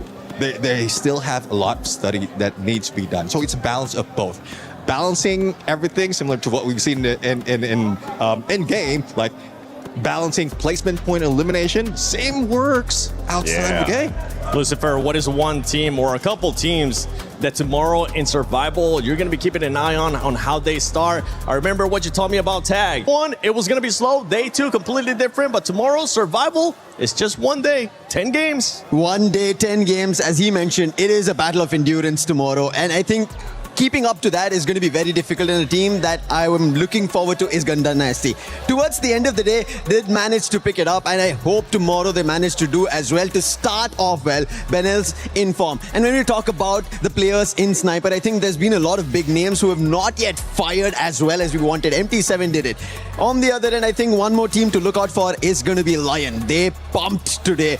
We saw them alive, and that is a team I'm looking for action tomorrow. For all the teams that I'm going to be looking at as I was being draped here with all this swag from Fluxo, it's going to be those teams that are going to be going to the finals. They get a chance to relax. They get a chance to VOD review, see some of the other squads, what they're going to be doing, maybe how they can adjust. We saw it from the beginning in Group A with some of the squads that were actually towards the top. They were being able to try something different. I can't wait to see what's going to happen tomorrow in survival stage. Make sure you stay tuned. Free Fire at EWC 26. The action doesn't stop just yet. We still got 2 more days. A special shout out to everybody working this show, not only the casters, the analysts, and everybody at the production. Make sure you stay tuned. Tomorrow, survival stage.